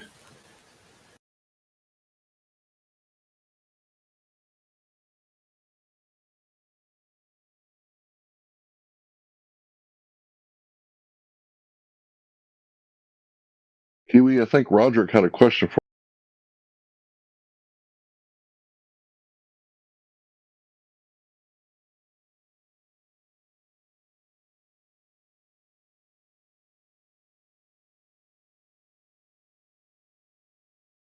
That was a good monologue, Rookie. A lot of people enjoyed that.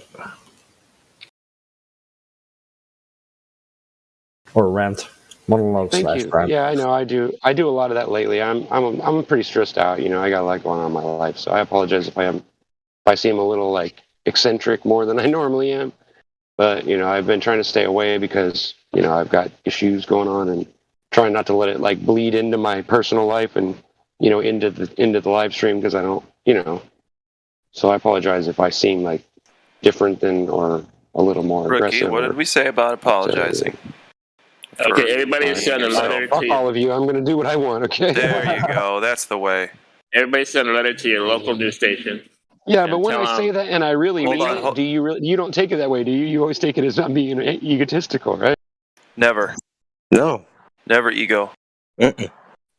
Not from you, dude. I'll try. All I can do is say I'll try. So You do, and you succeed. Okay, Godric, go ahead, bud. Sorry. How strong a letter are we talking about? Like, are we going to threaten them? Are we going to tell them they're fucktards? What are we going to tell them? Who are we talking about? Oh, wait, hold on. Write a letter to your local news station. Damn it, I'm sorry. That puts this propaganda mind control on TV constantly.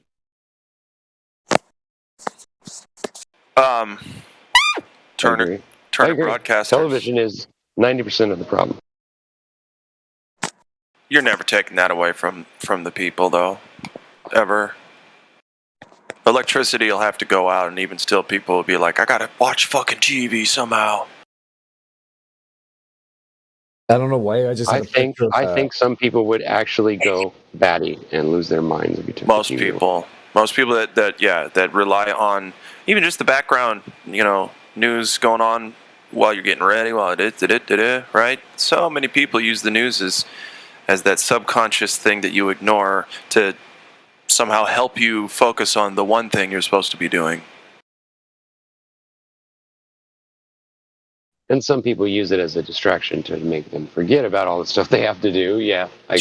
Sure, absolutely. Yeah, it goes all those ways. Guilty. But it's funny how we all find excuses why we sit in front of it way too long, right? Well, we're doing the It'd be same one thing shit if we here. watched one show, Don't get it right? twisted. We're doing the same Oh shit yeah, I here. agree. I do.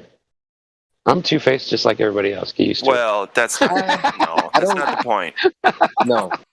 it. You know what I mean? though. The point is, it works. There's so many toys, right? So many toys. It works no matter how, it's kind of like the Globers, like the ones that come here, they already know it's flat, but they're going to keep, digging heels in. And we're the same way in a lot of things. Like, we're just going to stay here day after day, same people, talking about the same shit, instead of going out and doing something about it, and I'm not innocent of that. And maybe other people are out there doing something about it. Maybe I'm just talking about myself and how I need to improve, but I don't know what the fuck I was saying. It's actions speak louder than words, and the pen is mightier than the sword. So write a really strong letter to your local TV station. Begin with an F, lots of F's, U's, C's, and K's, and a little U at the end. It's not a bad plan. Sounds at the very least cathartic. I'm concerned that we have too many F's. They're just gonna throw it away and not really take it in. Not gonna read it. Yeah, I was just going to say maybe if you went with a nice, polite approach, it might work a little better. A capital F, and then a lot of little U's before they lose interest. CK, and a little U at the I'm end. gonna start on my letter tonight. 10 pages of fuck you. No, it would be 10 pages of just F's, U's, and C's all just mismatched and rearranged in different ways. They'd be like, this must be a code. Can we get the code breakers in here? Some guys just sent us a really fucking coded letter here. Yeah, and the code guy will come in the room. He'll sit down and look at the paper, and he goes, it means F you.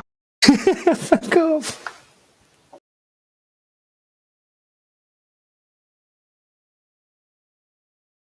Well, sir, it appears that he's used the same 4 letters, and they happen to spell out only one word that we can think of. Well, what's the word, sir? High level code breaker. Tell us your opinion. What do you think they're really trying to say here? Sir, they mean to say fuck off. They might be slightly upset, sir. I'm not sure. A very strong letter. Well, my firm belief is if when you're in a conversation one-on-one, if you don't throw not necessarily an F, but an expletive in there at some point, I don't think people take you seriously like you're really angry or you're really upset. And when you are upset and you're trying to get your point across or you're trying to explain yourself or whatever, I think it's important for you to use that specific type of way of describing things and expressing yourself in order to make people listen. Because if I'm just saying it low and calm and, yeah, thank you, and they're not going to listen. But if I'm upset and I say, hey, wait a second, buddy, I'm not really being aggressive, but I'm getting your attention, right? You're not just going to sit there and go, oh, what'd you say, huh? Well, no, because I'm being aggressive. I'm raising my voice.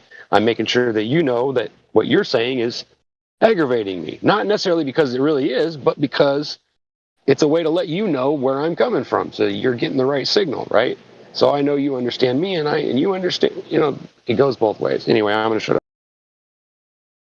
Like Flat Earth, dude. He just goes, fuck off. Or like Sasha, he's such a pain in the butt and everything. And you can't understand what he says. And that Glot Flabe or whatever his name is, that guy sucks. Well, there's 2 Glat Flobes and a Glot Flabe, so pick your pies, huh? The one that happens to be speaking right now. Yeah, that's the one. Fuck that, dude. Forget about him. Okay, you know what? Done. You're better off alone. I'm just kidding. Rookie, you're not better off alone. You need to surround yourself physically with lots of friends and family. I've thought about going out and trying to procreate some more before I get too old, but I don't know if my wife's going to go along with it. Okay, well, a lot to unpack there. Not necessarily what I was suggesting, but I know. Yes, I agree. You surround yourself with smart people, and then you.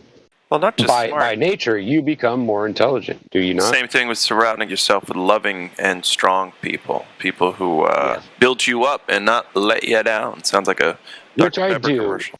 Except for when it comes to flat Earth. That's the only thing I can't seem to get my spouse and my daughter to at least agree with me that they understand why I. Well, then you're never gonna. You keep bouncing that basketball on their head instead of saying, "Here's the ball." That one. Wait, what was that comment someone made earlier? Someone made a comment I was going to say something about. How many lights does the sun make? How many lights does the sun make? How many lights? Lights, yeah. That Mod Justin put that in there. He said, "How many lights does the sun make?" The sun doesn't make lights, plural. It delivers light. Looks like. Well, I know, but I think he was asking the question because he was trying to make a point. I'm just trying to figure out where he was going with it. That's all. That's a great question. If he's still in there.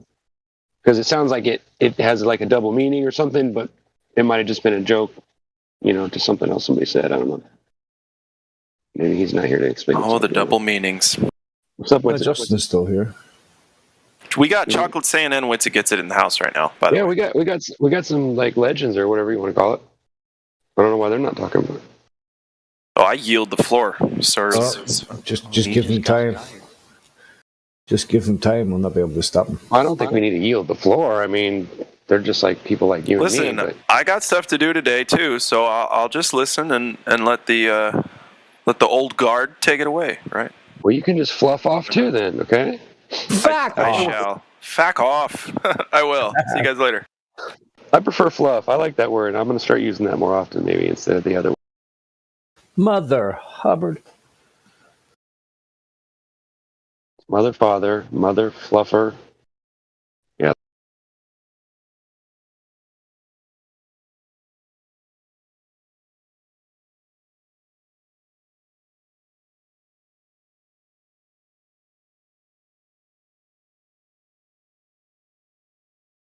Really? Nothing?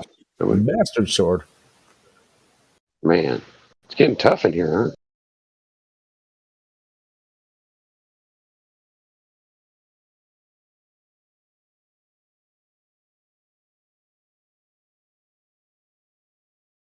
Oh, it's been fun for the past hour. I've enjoyed it.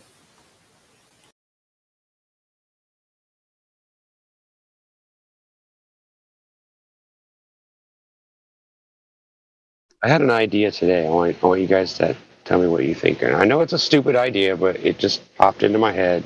And you know how I am. Yeah, I did actually. It was very painful. So I'm sitting there thinking to myself this morning. I'm thinking, okay, so all the trouble that we have trying to just share with people on the live stream, right? And how we get this issue where we're trying to explain something that we've seen, and we're saying, look, this is what I saw, but you can't show them what you saw because they can't be standing there on the beach with you, right? So I thought, I got an idea, right? We create a challenge, right?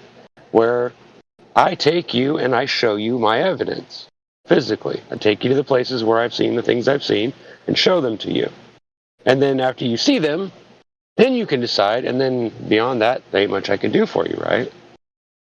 But it would be a challenge because, of course, most people won't look at the evidence. So I would call it a challenge simply because, most people that hear our proof won't look at it like that. They usually just ignore it, or they go and they look for another answer, and then they bring that answer in, and then they circle that answer. You know what I'm saying? This would be a really easy way to just literally lay it right out in front of you. And then if you want to sit there and argue that you saw the Earth was flat, but now you're going to say it's curved now, it was going to be kind of silly. You know what I mean? But I'm trying to think of how many people would actually take me up on the deal, right? Like, I'm not saying charge them or anything. I'm just saying, like, you show up, you buy the airfare, and I'll take you to the places where I've been, if you really want to see the truth. But I wonder how many of people that don't believe the Earth's flat would actually show up. Probably not too many, but hey, it's an idea, right? Yeah. Then I'll take you down to Monterey, and we'll look across from Monterey to the coast. There's a spot where it's like 5 or 6 miles, and you can see the beach.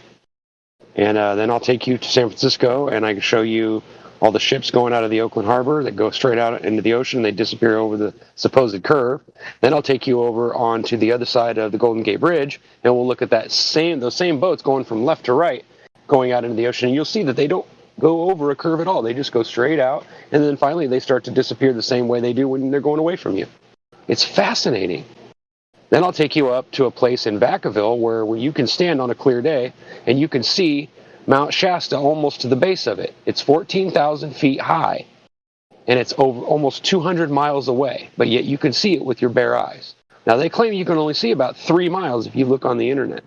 According to the curve of the Earth, you should only be able to see about 2.7 to 2.9 miles based on a 5-foot level height of your eyeballs, right? So you're standing on the beach, and you're about 5 feet high. That's about what you're going to see. Now, I can see 100 miles or more on a good day, and I'm not that much further up off the ground than standing right by the ocean. Now, you're going to have to see, when you see that, you're going to have to explain to me how that can be true, and you still believe this idea that something's curved, even though you can't see that. You know what I'm saying? Yeah.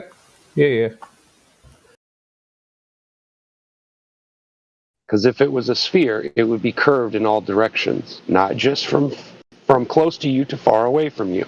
That would be a toilet paper roll. That's not what the Earth is shaped like either. You know what I'm saying? And the idea, somebody said this earlier today. I know they did.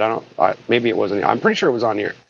Somebody actually said that if you had a telescope strong enough, you could see the back of your own head or your own butt. And I said, you know what? That's the most ridiculous thing I've ever heard any smart person ever say. That wasn't kidding, obviously. Come on, really? And I think this guy actually claimed to have some kind of degree. Me personally, I don't have a degree. I didn't even graduate high school. But if you ask me questions about the heliocentric and all that, I can tell you all the answers to it, most of them. I know all the talking points, and I understand most of the science that goes along with it. Now, why is it I'm able to understand that, and I don't even have a high school education? Maybe because education doesn't make you smart. You think? If you can teach yourself, if you can read a book and comprehend what it says and remember the details of it, then you can do like anybody else can. You can get a degree. It's simple. Read a book and answer the questions right. It's not difficult. It's not like they double test you and make sure that you can actually perform what you learned, right? All you got to do is answer the damn multiple choice questions. How hard is that? My cat could probably pass some of those classes. Come on, man. But we hold this thing over people's head like a degree. I'm a professor. I've got a doctorate. I don't care. I could have got a doctorate too if I would have stayed in school. I was too lazy. But that doesn't change the fact that I'm intelligent, does it? No. And it doesn't make you more intelligent than me. It makes you more. You have more knowledge, maybe more wisdom when it comes to the details of what you learned. But you're not any more intelligent than I am. Not by any means. In fact, you might even be dumber than me and you still got a degree. What does that prove? It doesn't prove anything. That's why I don't measure people's intelligence by their damn degree, because it doesn't help you. Because if you got a degree in art and all you know how to do is paint and do shadows, then does that make you smart? No. If you only knew one thing like how to fix cars, that wouldn't make you smart, would it? No. No. A smart person can learn anything. They can teach themselves anything. That you watch someone else do it or have them explain it and you just copy it. That's what intelligence is. It's not that thing where you just memorize crap and you can spout it off. That's not intelligence. That's not IQ. Right?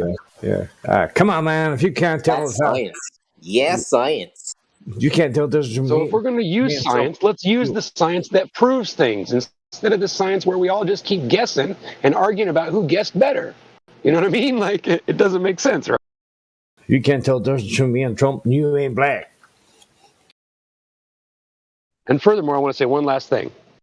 When I'm wrong and I realize it, I'll admit it every single time. And I'll almost always even apologize for it. But what I won't do is accept someone's crap telling me that something's different than what I saw it unless they show it to me. I'm just never going to do that. I'm sorry. And I don't expect you to either.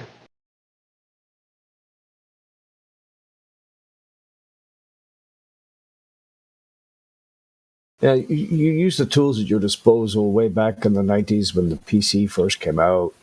It was being a little bit sluggish or acting a little bit strange. You use Google, and then suddenly you know how to change power supplies, RAMs, solder CPUs, blah, blah, blah, blah, blah. You just did it all by yourself. That's IQ, it's not intelligence. Well, I mean, yeah, but it's the same thing, isn't it?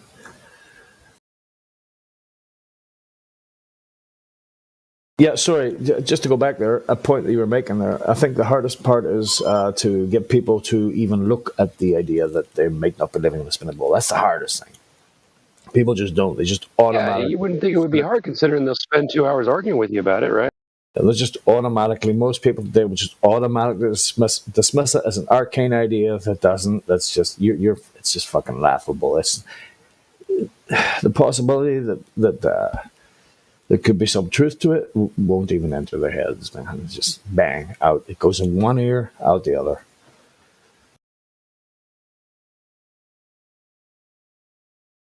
I know. It's frustrating. It really is.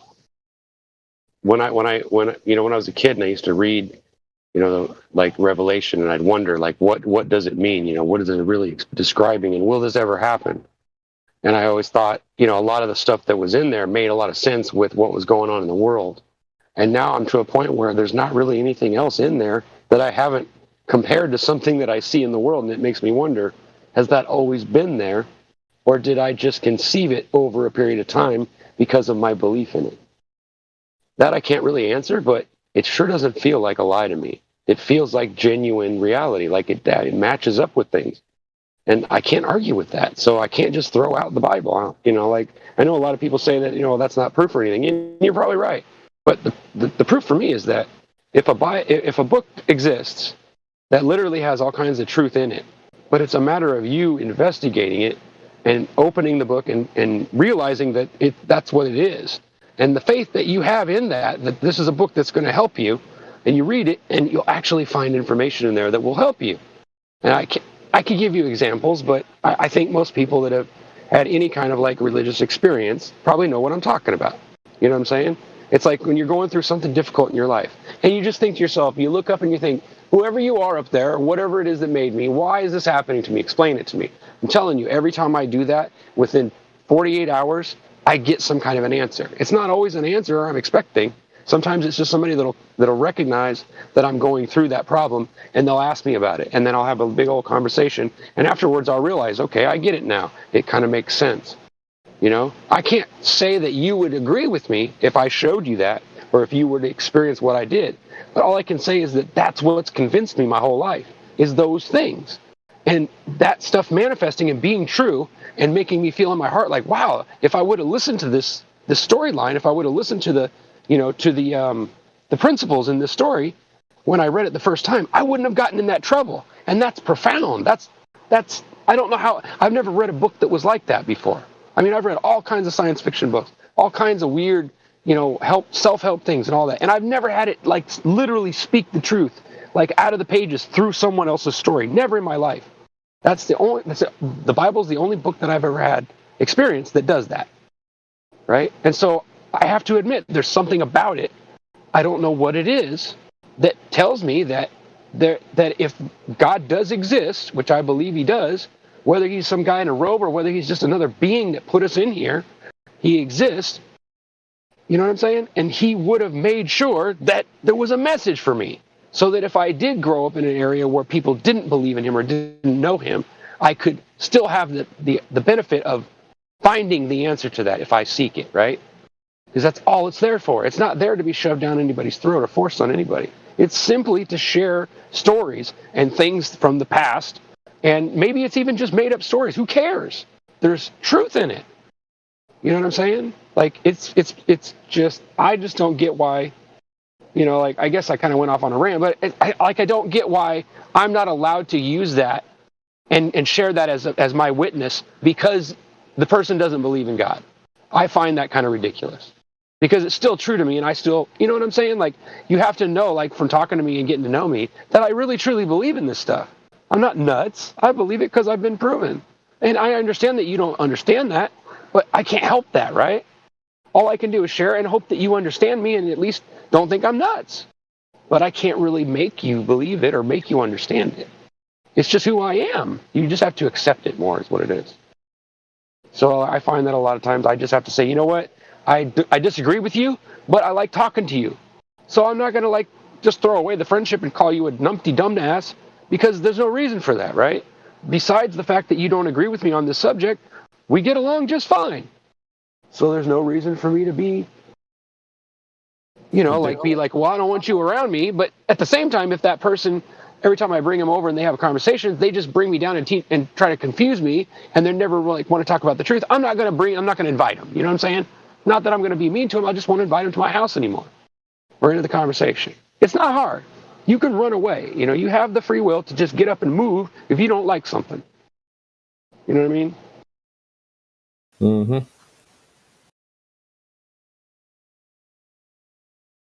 Yeah, what is reality? And there's a lot of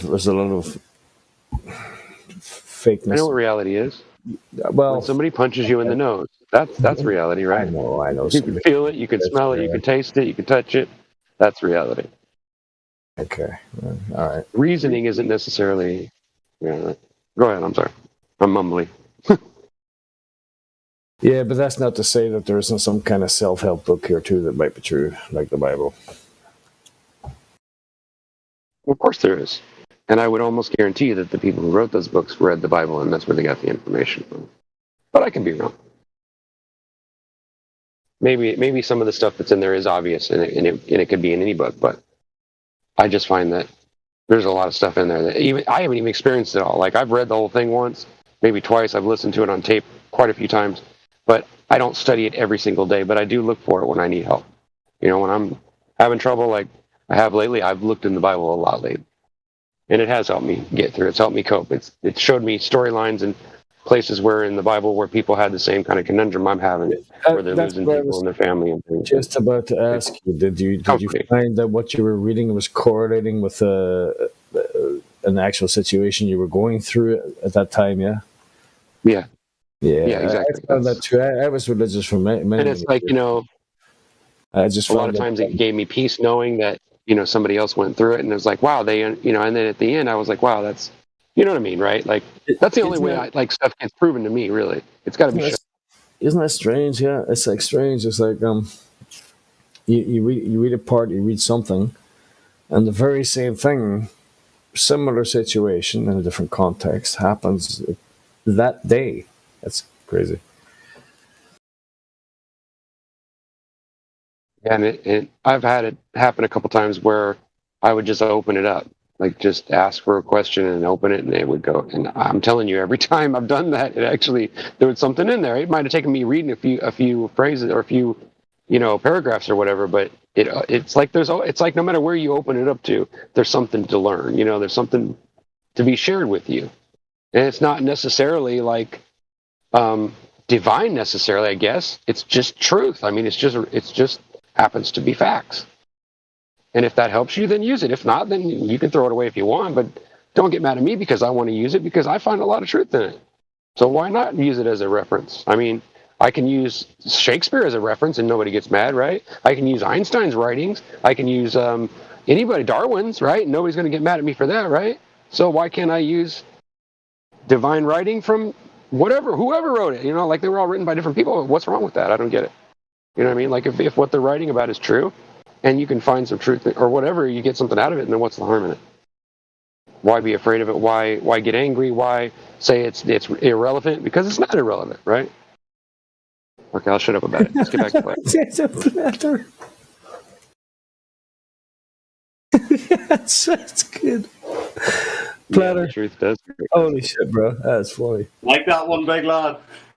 I like that, bro. Holy shit. You're a man. Men need to. Yeah, I love those commercials. They're funny. It didn't really help, but that's just a funny joke from back home. I know, I got it. What do you guys think about it? Come on, nobody's gonna even attack me, or nobody's gonna say anything counter or nothing. Like, That's one of I'm not trying to start a fight. Don't get me wrong. I'm just saying, what do you guys think about that? Do you guys have experiences like that, or am I the only one? Put him up. I'll fight you one hand behind my back. What's your claim, Rookie?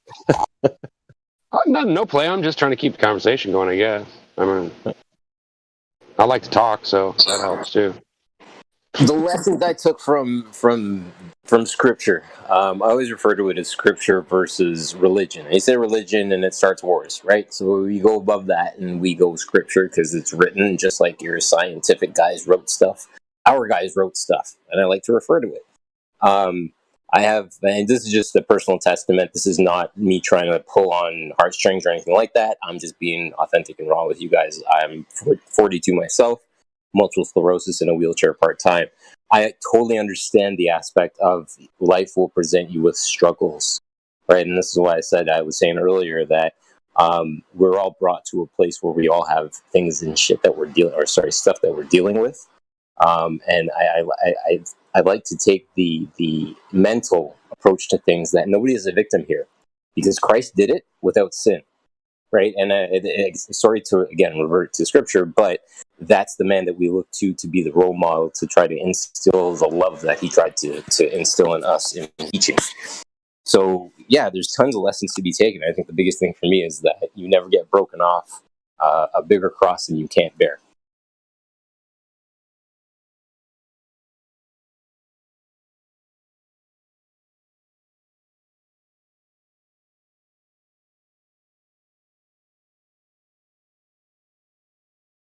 Yeah, no, you never give you what you can't bear. Yeah. I'll let her know. I was going to say is, I think it would be a fun experiment to take these videos that supposedly debunk our evidence and just pick them apart. I think maybe there are people already doing that, but I think that we need to.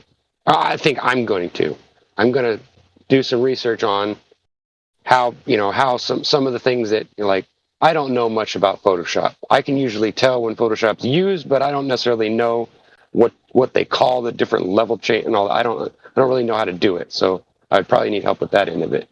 And I'm thinking about just literally tearing apart all these videos that supposedly debunk evidence that we all know is true, right? But they somehow find some little way to, like, make it look wrong, right? But they never really bring any evidence. And I think that if we expose that, it might actually have a better effect on people that don't agree with us or think we're lying or think we're just nuts. It might give them a better perspective of what we really are saying. Like, I think a lot of people that come in here, and I've noticed that this still happens, like, people come in here and they think that we believe whatever they saw, whatever they heard on TV about flat earthers. They don't consider the fact that we're probably all individual and we probably all believe different aspects of it, right? Because some of the stuff that we talk about, we can't prove. So we're going to have differences, right? So I don't know, I just think it's profound that how we don't show things for what they really are. Like, I get in trouble all the time because I tell people the truth.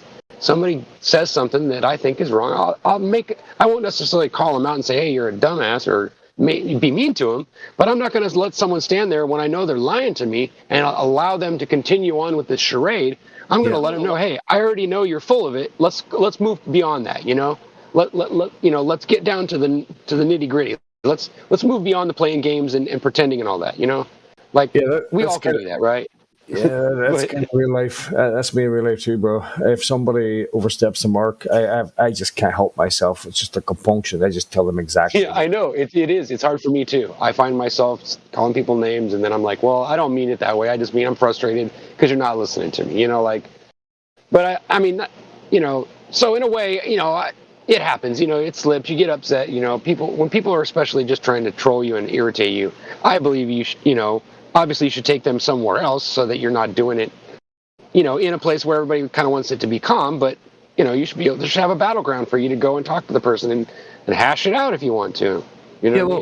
But when everyone in the group is too scared to say anything because it might lead to confrontation. Yeah, right. You're going to be the guy who's going to... But see, like I said, that's the reason why I say I get in trouble a lot, because I'll call that out. And I know it makes people uncomfortable because some people don't agree. But I'm not trying to like make anybody look bad. I'm just trying to like say this is something that I see about the place where I like to spend my time. And it bothers me because it makes me feel like I'm like that. And the people that come in here and that they come in here to find information, whether they're trolling or not, that they have that they're going to think that it's some kind of a joke, that we're just there to pick on them and make fun of them. And I don't want people to think that, even though that's kind of what ends up happening. It's kind of inevitable, but it's not like I want that to work out that way. I'd rather have them understand and see what I'm talking about and go do some research and then come to that conclusion. That's the easiest way to share with somebody, correct? You know what I mean? Like, and it bugs me because, of course, I got picked on as a kid. I got abused physically, mentally, and sexually. So I know what it's like to be picked on. And so that's why it bothers me so much.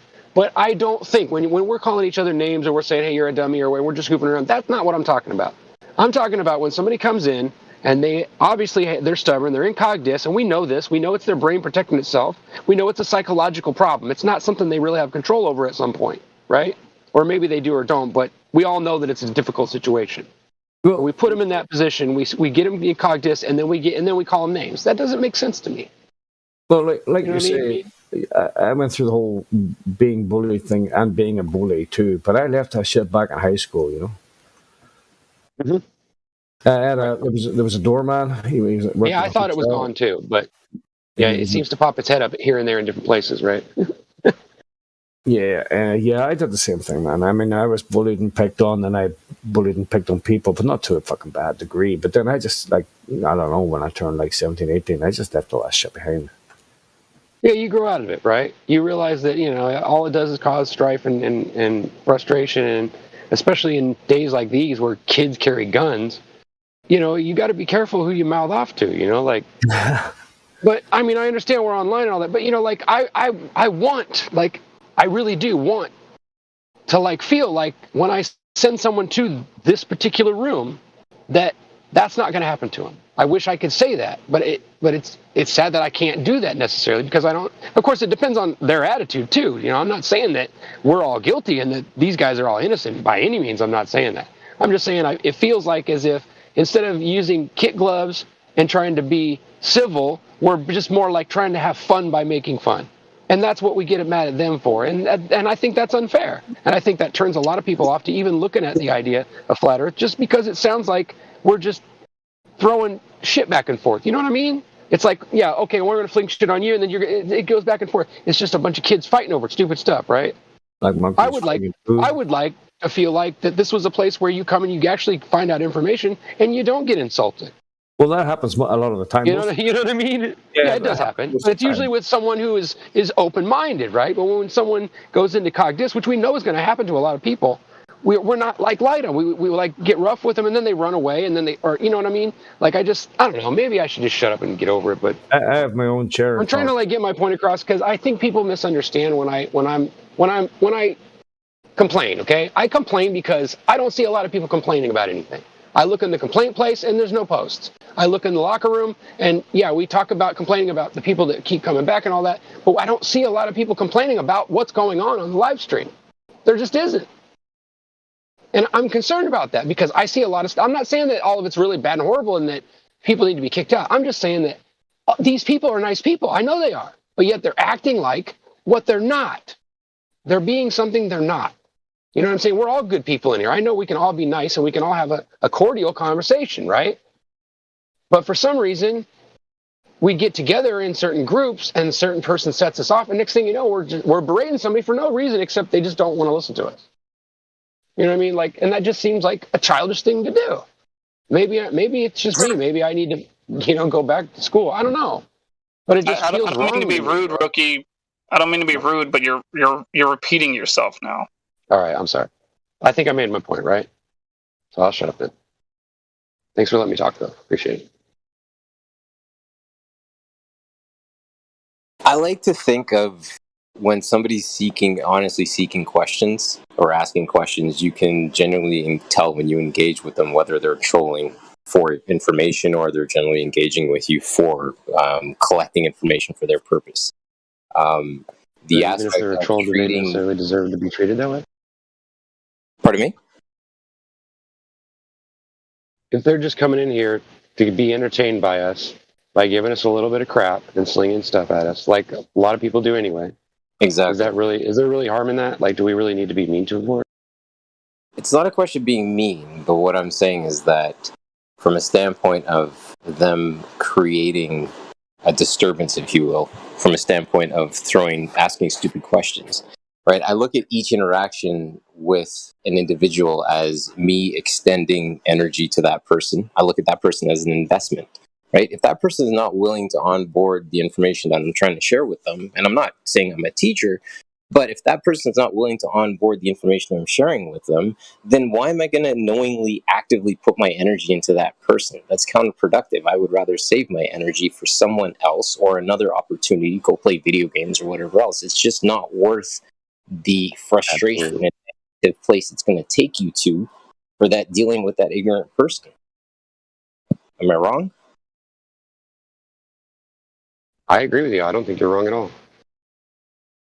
But that's why I say it's easy. We can just push a button, right? And they're gone. Done. Yeah, that's a pretty easy thing to do. But whenever there's like, some people that join and they want to kind of like argue with anybody's here about whatever topic, if there's someone that is, I don't know, is tired of speaking to this person or doesn't want to speak to that person, just pass the mic. Just let someone else speak to the person. I don't like the way you talk about defending your glow belief. Yeah, you don't want to talk to that person anymore. Just mute yourself and allow someone else to speak to the person. If no one is here to speak to that glow believer or whatever believer, I guess. Yeah, I agree. A lot of people do that. Yeah, a lot of people do that. That's a good way to do it. Yeah, pass it off. And I'm not pointing any fingers because I've done it. I've been mean. I've been mean quite a few times. I mean, and you guys can do whatever you want. I'm not gonna stop you, but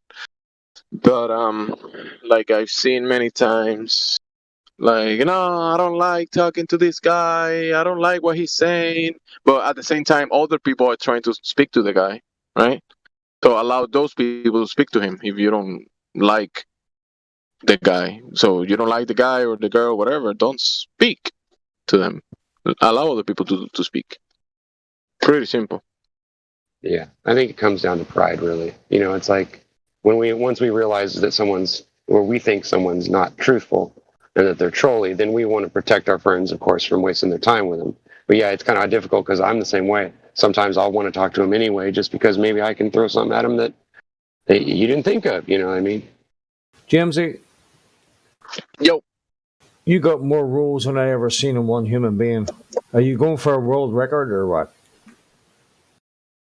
Well, I don't carry them with me. It's just there in the clouds. That's fucking awesome, bro. I never seen the like. I like one major rule that's real easy to remember and real easy to understand. Do no harm. I like original thinker. I think it's the best rule anybody ever gave to me. You like?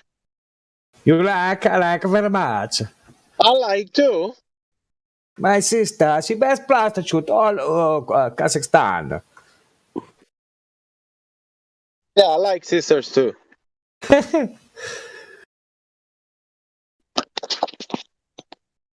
Let's see. Wait. What's going on? What do you mean what's going on? PMAC. That's PMAC. Was speaking about original thinker. And he has original thinker. That's the one, bro. That's the one everybody's looking for. You don't get that for nothing. What does original mean? I mean, it's just a label, but if you ask me what it means, I guess. Original means that it's not copy. Yeah, you're not copying what other people are saying. Obviously, I mean, whenever you say something, you're probably repeating what you read somewhere or you learned from someone else. But you can kind of come to some you come to your own conclusions realization. and you change. Right. You can realize things from, let's say you learn something from someone, like a little piece of information, and then you put 3 pieces of information together and you come to a conclusion that nobody told you before. And nobody's never thought of. Yeah. You're an original thinker, I'll say. That's just me. But I don't think you can just come with something without information or language or meaning of words, right? You put you put things together and then you bring up the conclusion. It has to be a conglomerate, or things that come together. Yeah. Oh yeah. I mean, you can't make an original thought just out of the blue. It has to be an amalgamation of all kinds of fucking things. Anyway, it's like my buddies. I came up with a saying, and they like it. We're sitting one night. You know how you say "easy peasy, lemon squeezy"? I just says "easy peasy, my balls are squeezy." Okay. Okay, like lemons, like you can squeeze lemons. Great. Yeah, it was an original joke. Easy peasy, my balls are squeezy. Yeah, the lemons when you make lemonade, right? You squeeze them and make a lemonade. Yeah. Are you testing to see if I'm going to pick on you now? Lemons are squeezy. Yeah, we get it. Easy peasy, my balls are squeezy. Yeah. Anyway. I got this idea. I want to change the game from football to another name. But bear with me. It's not much different. I want to call it footballs. What do you think? Good, right?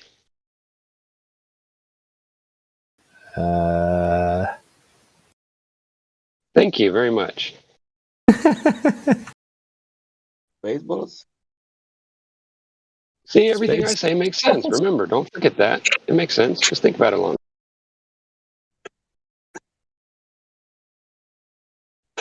Rookie. Earlier on there. Sorry, Godragon. Hey, Ricky, I think the Globers would like that idea. You're probably right. Yeah. The more balls, the better. Earlier on there, Hank said something about... Hey, none of you guys know the size, my foot size, right?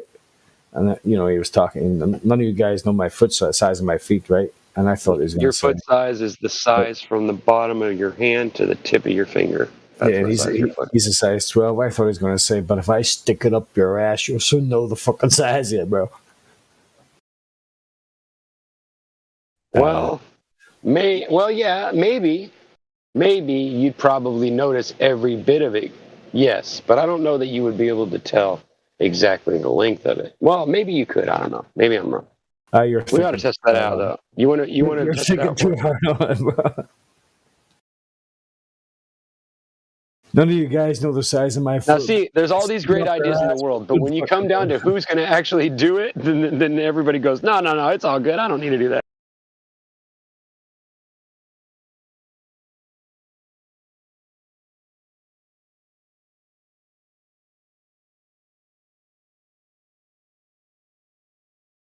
A friend of mine showed up the other day at the door. I just so happened to be standing at the front door. He got out of his car. He walked up to me. I said to him, "Hey, is your name Justin?" He says, "What do you mean, Paul?" I says, "You're just in time to help me fit these car seats." Yeah, fuck off. Then he spent the next half hour helping me fit car seats.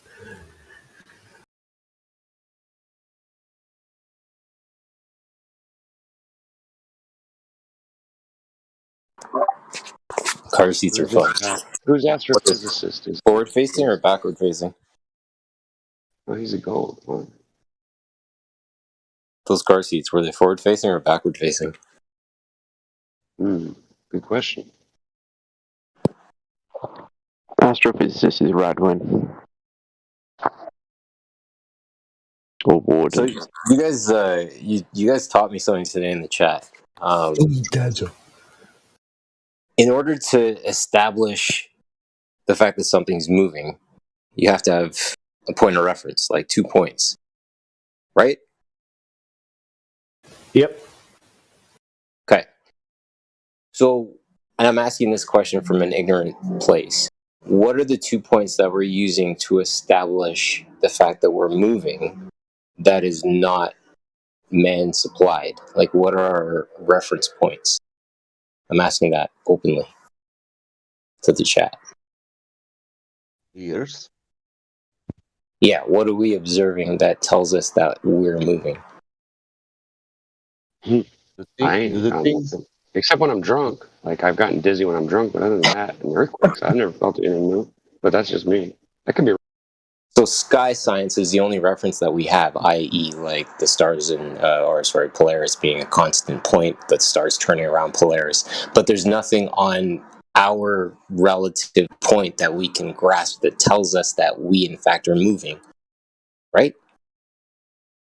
Yeah. I would say that if we were really moving as fast as they claim we are, then I don't think we would be alive. I think we would probably have chaos would have happened and the Earth would have went off into space in little pieces because the change in speeds would cause chaos. But that's just my opinion, like I said. My opinion is this: I like math and I like speed, And speed, we always speaking about 1,000 miles per hour, but that is around, that is axial rotation. I like that another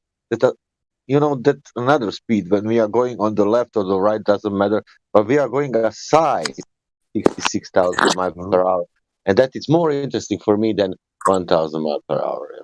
Right, because we're moving in 4 different directions, supposedly. We're spinning, then we're moving around the sun. The sun's moving around the universe. The universe is going around the supposed great attractor, right? And we have gradients in atmosphere, and all that atmosphere is together all the time with us, when we are moving.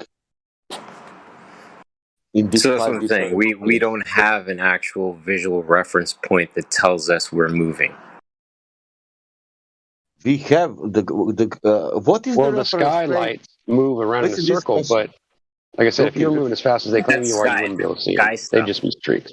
That's sky stuff. I'm talking about that we don't have anything on relative to us on our plane. Tells us that we're moving. That's my question, right? Sky science tells us we're moving, which is improvable what our relationship is with sky science. So if I fell out of my mother's womb and all I learned was numbers all my life and I never learned to read, right, my observable ignorance at 42 years of old, and I'll be that fool because I didn't read a damn book growing up, it was pointless. My observable science says that I'm on a stable plane. There's nothing that I can touch that tells me that I'm moving. Am I right or am I wrong? Like, I'm just talking about... And I could go, yeah, absolutely. And I would even go as far as to say that whenever something underneath your feet does move, you absolutely do notice it. You do. Unless you're moving in such a rate to where you don't notice that being any different. Like if you're spinning in some kind of a jungle gym or something, then you wouldn't notice an earthquake, but if you're standing still. What is reference frame for the Earth tilt of 23 degrees? Well, that's where I'm about to go. So as of June 15th, I'm declaring that I'm a man of ignorance. I've never read a book a day in my life. All I know is numbers, right? And my reference point is a stable plane. That I'm going to argue from a place of idiocy and see where it gets me, the village idiot, if you will. And 23.4 again is interesting. You'd be better off that way, probably. That's 66.6 degrees off of 90 degrees, which is the number of the devil, right? How many seconds in a 66,600 miles per hour Earth moving is also, but we don't look at that. Right. And how many seconds in a minute, and how many minutes in a second, and how many hours in a day, and six, and how many reference points do we need before we start to say there's? Well, math is designed to end up on sixes, isn't it? We don't have reference point for that tilt. You need to have some closed object around the Earth to measure reference tilt. You need to have some kind of closed space or something like that. Mm-hmm. And I think even if it was enclosed, but it was spinning, I think it would still cause chaos. You know what I'm saying? Speaking of the 23.4 point, earlier we were talking about how to lay a bridge, right? And the fact that they lay a bridge into over water. They'll put the piles into the floor of the sea, right? The seabed floor. They drive the piles in, and those piles are based on a level, which is based on an air bubble, ultimately, at the end of the day, right? The air bubble shows up, they lay the pile accordingly, and hammer, however many feet required based on the drawings and the calculations of the weight it's going to carry, so on and so forth, right? There's no reference point based on for that air bubble to know which way is up other than atmospheric pressure of the water. Am I correct in saying that? It sounds right. Maybe.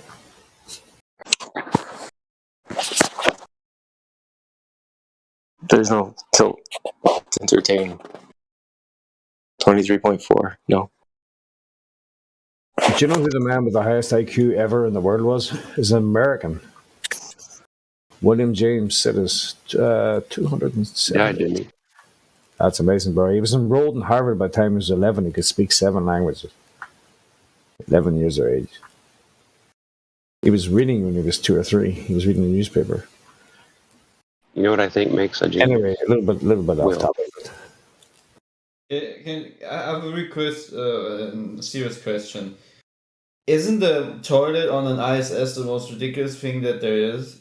Like, I just watched the video again, like, how they explain it and so forth. And how are you able to poop into the plastic bag? It goes chugga. We have no gravity in order for it to fall. Exactly. And where would it go if it was runny? There's questions that need to be answered.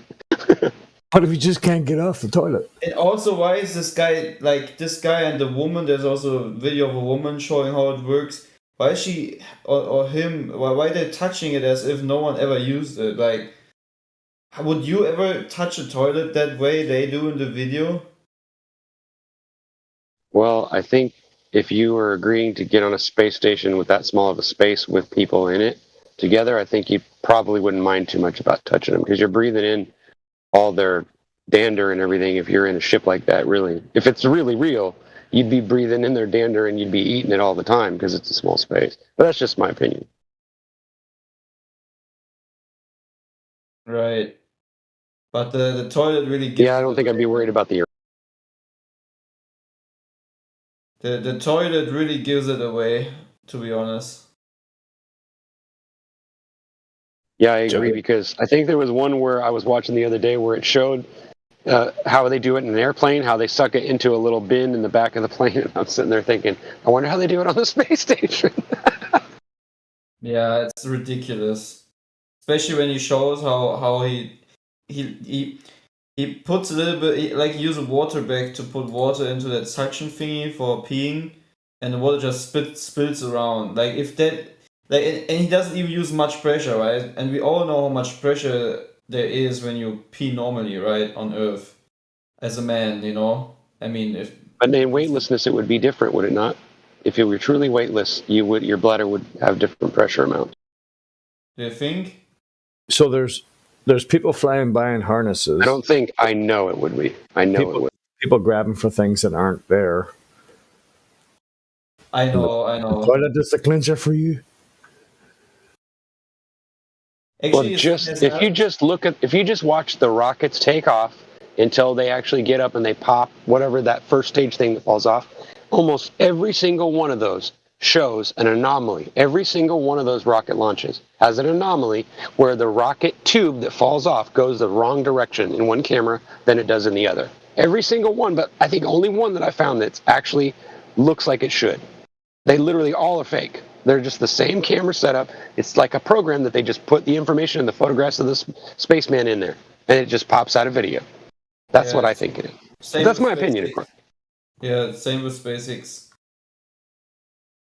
It's always the same camera setting and what they show. It's so bad, actually. Yeah, I could share. I've got a bunch of clips of them. I could share some if you guys wanted to, but I didn't think anybody really cared. But it's up to you.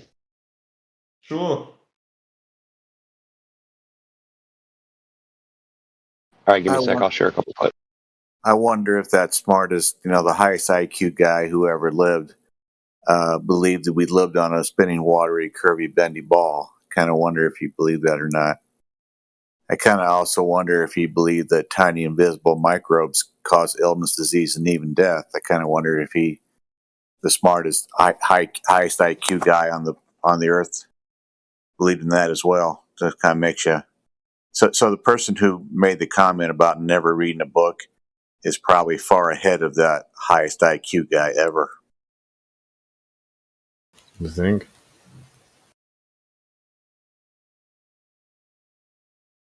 Who knows? I appreciate that, man. I studied architecture, so I know how to help buildings go together, and there's no correction for any kind of tilt ever. Like when we do a foundation, we go below grade, depending on the structure. If you're doing like the CN Tower, that thing's got to go crazy below grade, and all that stuff is laid. And that's why I paint the picture of building a bridge with the air bubble, right? Because I understand how these foundations work and the piling systems and all that stuff. So to be able to no, I don't want to say extrapolate, but to be able to understand the application of that on a curve it would be crazy.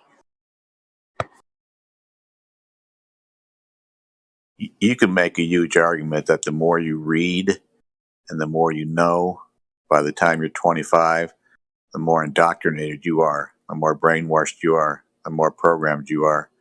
So just because you read a lot when you're young means squat.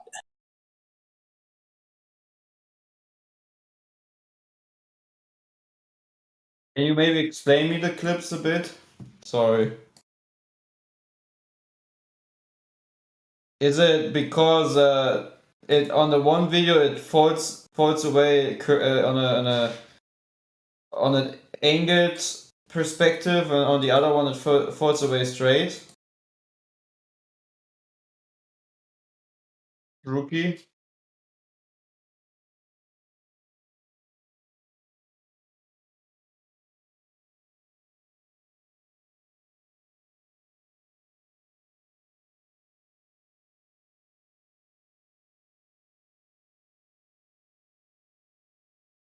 I just posted 5 different clips there that you guys can take a look at. You'll notice that in each clip on the left side, you're looking from the inside of the capsule that falls off up towards the rocket as it falls, as it moves away from you and you're falling backwards down.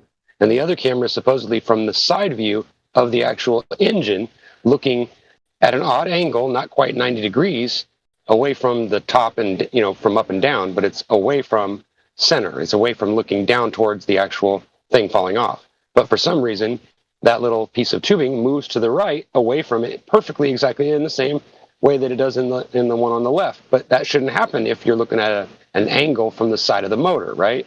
It doesn't make any sense. And I think every single video I've looked at, I didn't clip all of them, but those are 5 different ones, 5 different SpaceX rocket launches, and they all have the same anomaly. Now, why would they leave that in there if it was an anomaly? Maybe because they don't know. I don't know. You figure. I don't know how to figure that. But it could be also because of that wide angle camera, No. I already tested that part, and that's not it. Anyways, if you have some interest in me debunking the SpaceX Dragon capsule as being CGI, here you go. Maybe we should do a follow-up video to make it more simplified.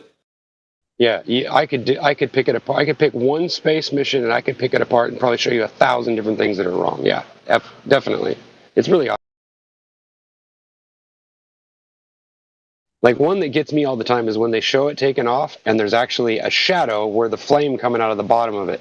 And it's just a flame. It's not smoke yet. It's just a flame, but yet it leaves a shadow on the ground. Now, last time I checked, flames don't leave shadows. But, NASA's videos show them. So maybe they live on another planet or another place where, there's magic. Wow. I mean, flames can make shadows. It depends on what is being burned. I've got oh shit. Sorry. Welcome to this. I've got this clip where they say that there's 3 people on the SpaceX in the Dragon, right? There's 3 people in there, and it shows all 3 of them sitting in their seats, moving their hands around and pushing buttons on the can. And then you look below their feet, and there's 4 other people standing down and below them, moving stuff around and connecting wires. And I'm like, wait a minute, I thought there was only 3 people on this mission. Who are these 4 guys with no spacesuits on? Doesn't make sense to me, but Can you see Hey, rookie, just so you know, technically speaking, it is possible for a flame to have a shadow. Yeah, anything could have a shadow. In certain circumstances, yes. An ant, remember the ants? Ant could have a shadow. Does I anyone? think- Does anyone? Well, I've shot off quite a few rockets. They're provided they're solid fuel rockets, but it does leave a smoke trail. But the flame itself does not leave a shadow. Well, it does if you look closely. Does anyone does anyone know where I can find the original video where this one astronaut is grabbing nothing?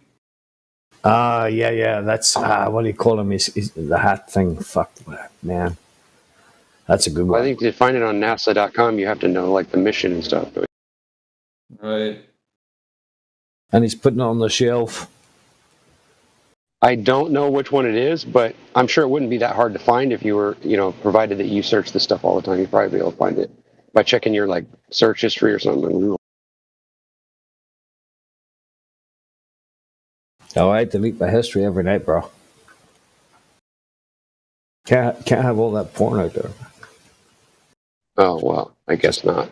I'm just saying, they keep track of it whether or not you delete it or not, right? Oh yeah, it's all stuffed in a server somewhere.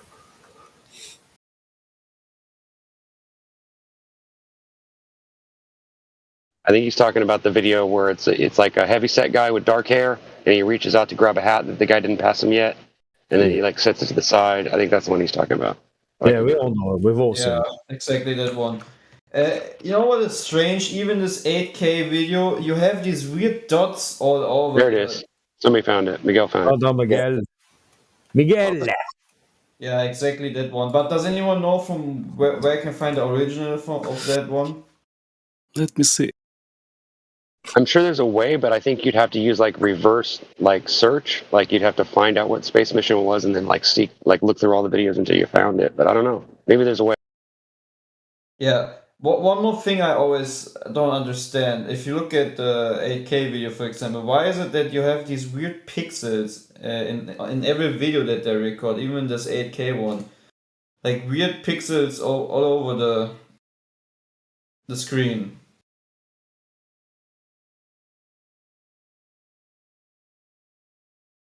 I don't know, but it's always there. They claim it's from the transmission from space, I guess, is what they claim. But we both know that they send it in packets. They don't miss packets. They just come in slow, and they come in at the wrong speed sometimes. They don't just disappear. People fading in and out, people flying in harnesses, people reaching for things that aren't there. This is the organization. And they wouldn't need to do that in a weightless environment, right? About how water behaves or shit like that. Just look at that, man. Just look at that and think. And the door that they exit the space station from in order to go do spacewalks is literally made out of like a flimsy plastic cardboard stuff. It literally like opens and just goes and wiggles. It's like you're telling me that you sealed something from the vacuum of -7. Come on, dude, really? And you use a door that's literally doesn't even like seal and like lock and like twist like bolts to hold it shut? No, you're not convincing me of that, bro. I'm sorry. I just found something really weird. That's like saying that you can use a Flex Seal on the bottom of a damn, a military ship and it's going to keep it from sinking. I'm sorry, it just doesn't work like that. I just found something really weird in that 8K video. And so that someone wants to see it really quick in a streaming channel. I want to show you something.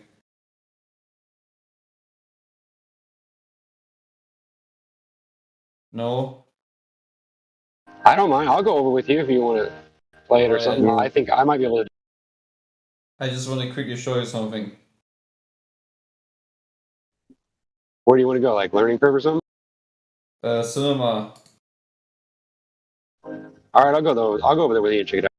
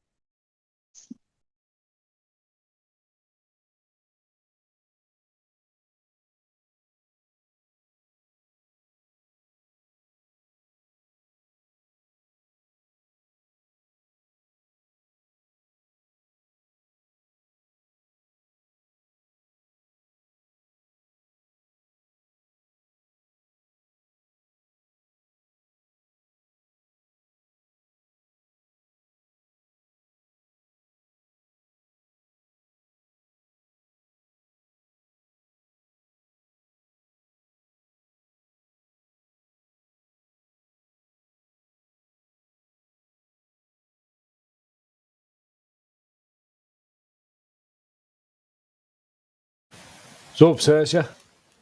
2.0.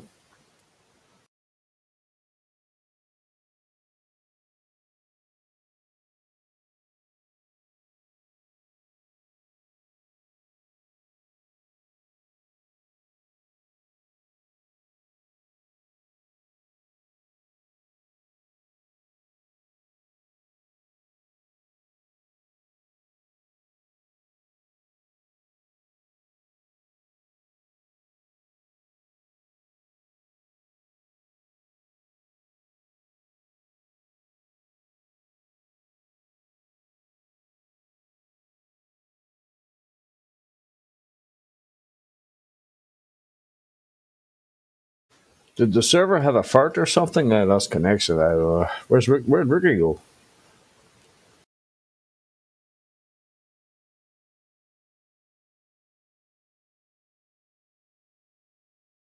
Kiwi. Oh, Kiwi store.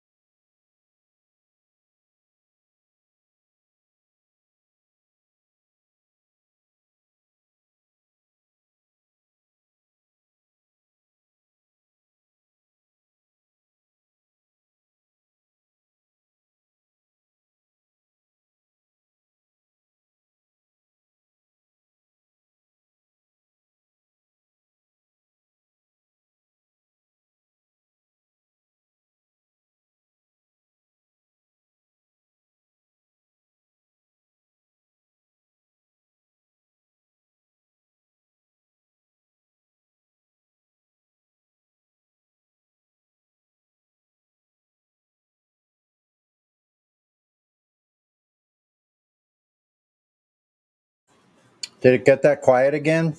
Check, check. Sunny.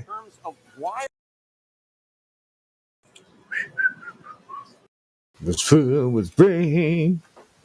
Sonny, we need a song. You have a song for us? Yes, please. Yeah. Let me put one on. Thank you very much. Hopefully, I won't be too repetitious. Let's see. Sonny, you said that you could do Fire and Rain by James Taylor on your guitar. Now, was I mistaken? Not Fire and Rain. Shoot. You Got a Friend. Hey, can we hear that? Oh, I don't. No, I don't. Good to know. I wouldn't want to try to play that a cappella. I never really figured the entire thing how I would play and sing that and pull that off. It would take Don't quite worry a about it. I'll sing it, man. You just play it, bro. I'm just gonna play. One of our friends' songs. Hell yeah. Hey, Sonny. You just call out my name and I'll be there. I'll be there. Like, see, this person we knew that used to be on the server named Aramiston. He wrote a bunch of parody songs for us. He had a heart attack and he was in the hospital. And then we heard from him once after that, a couple weeks after. But after that, I never saw him on here ever again. Damn. Hey, Sonny. Winter, spring, summer, or fall. All you have to do is. And Sonny will be there. Yes, we will. Summer or fall, all you got to do is call, and I'll be there. Yes, I will. You got a friend. Well, ain't it good to know? To debate you again. Dun, dun, dun. I'll be on the server. What is it? Oh, shit. I have the word somewhere. Hey, Sonny, I've seen fire and I've seen rain. I've seen sunny days that I thought would never end. That's a good one. Yeah. I always thought I'd see you again. Won't you look down upon me, Jesus? Hold on a second. Here, while we're waiting, let's listen to this. Hold on. Let me see.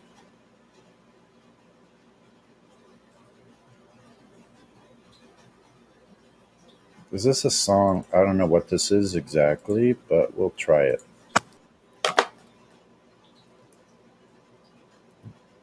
Holy shit balls. I gotta check my water. 1 second. There you go.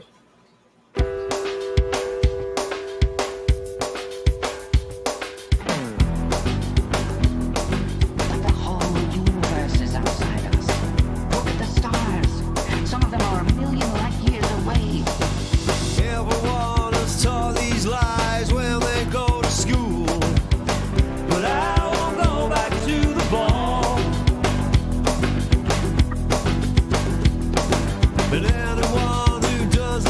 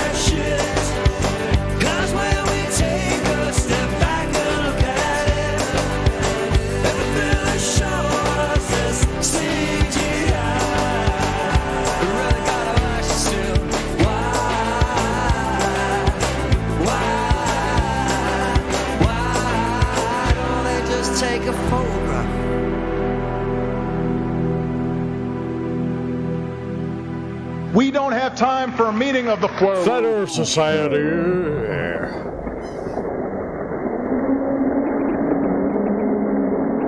Do you suppose it is beyond us to produce a dual system of astronomy?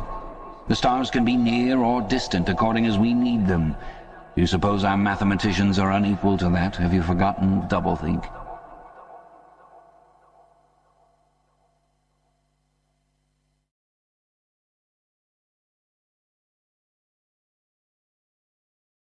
We don't have time for a meeting of the Flat Earth Society.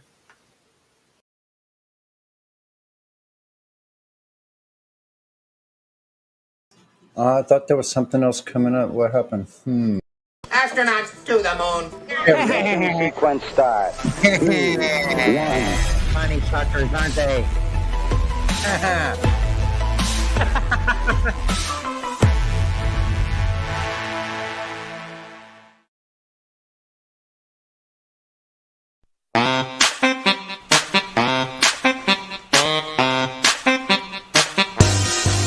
You've had your time, now you gotta go.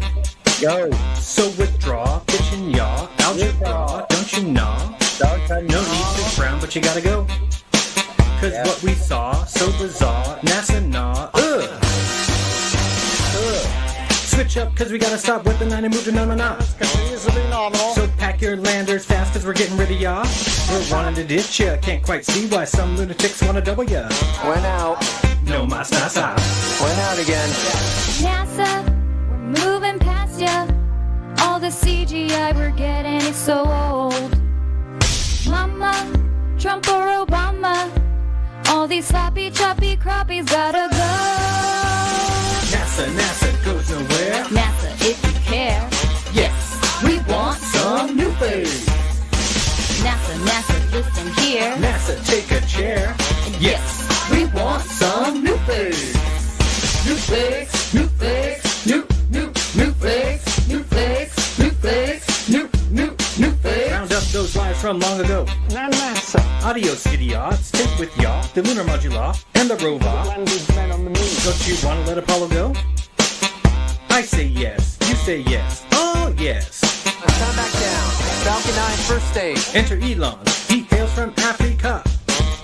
Picked by NASA, so you can bet that he'll be picking ya. Keep an eye in the sky for Elon before he steals another billion, or launches or lands another rocket full of billion. Ilona, gonga kota, hamdu namsa namja noya gunu funsa. Imunkwa, hoku tioda, ponandusa nimpusa utina. NASA goes nowhere. NASA, if you care. Yes, we want some new face. NASA, listen here. NASA, take a chair. Yes, we want some new face. New face, new face, new face, new face, new face, new face. Hey, we want some new face. Hey, we want some new face. Hey, we want some new face. Hey, we want some new face. NASA goes nowhere. NASA, if you care. Yes, we want some new face. NASA, listen here. NASA, take a chair. Yes, we want some new face.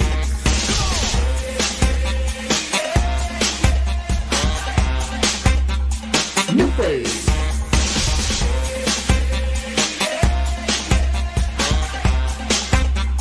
New face. New fakes. The fakest fake ever faked. Sedun katsa. Sí, por favor. Porque yo necesito ir al baño.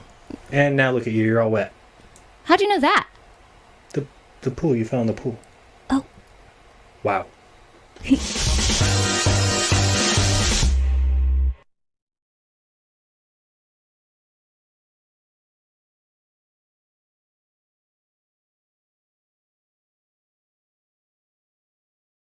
That was a good start.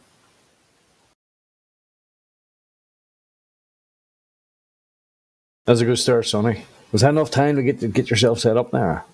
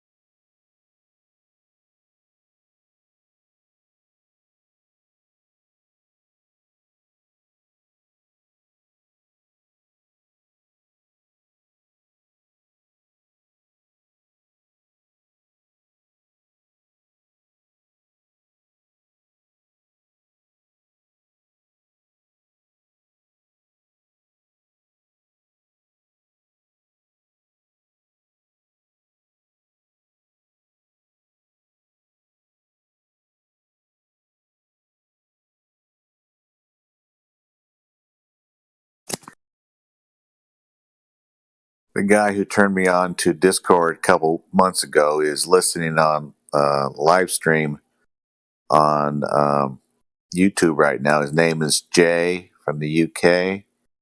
He said he's finally going to join live stream here next Tuesday or Wednesday, so we have to hold him to it. So everybody give a shout out to Jay from the UK and tell him we'll look forward to seeing you next Tuesday or Wednesday. Put the pressure on. He's got to join. Jay from the UK, no pressure. You can join Thursday or Friday. It's all good. Jay from the UK, we are out here, my guy, ready and waiting to discuss this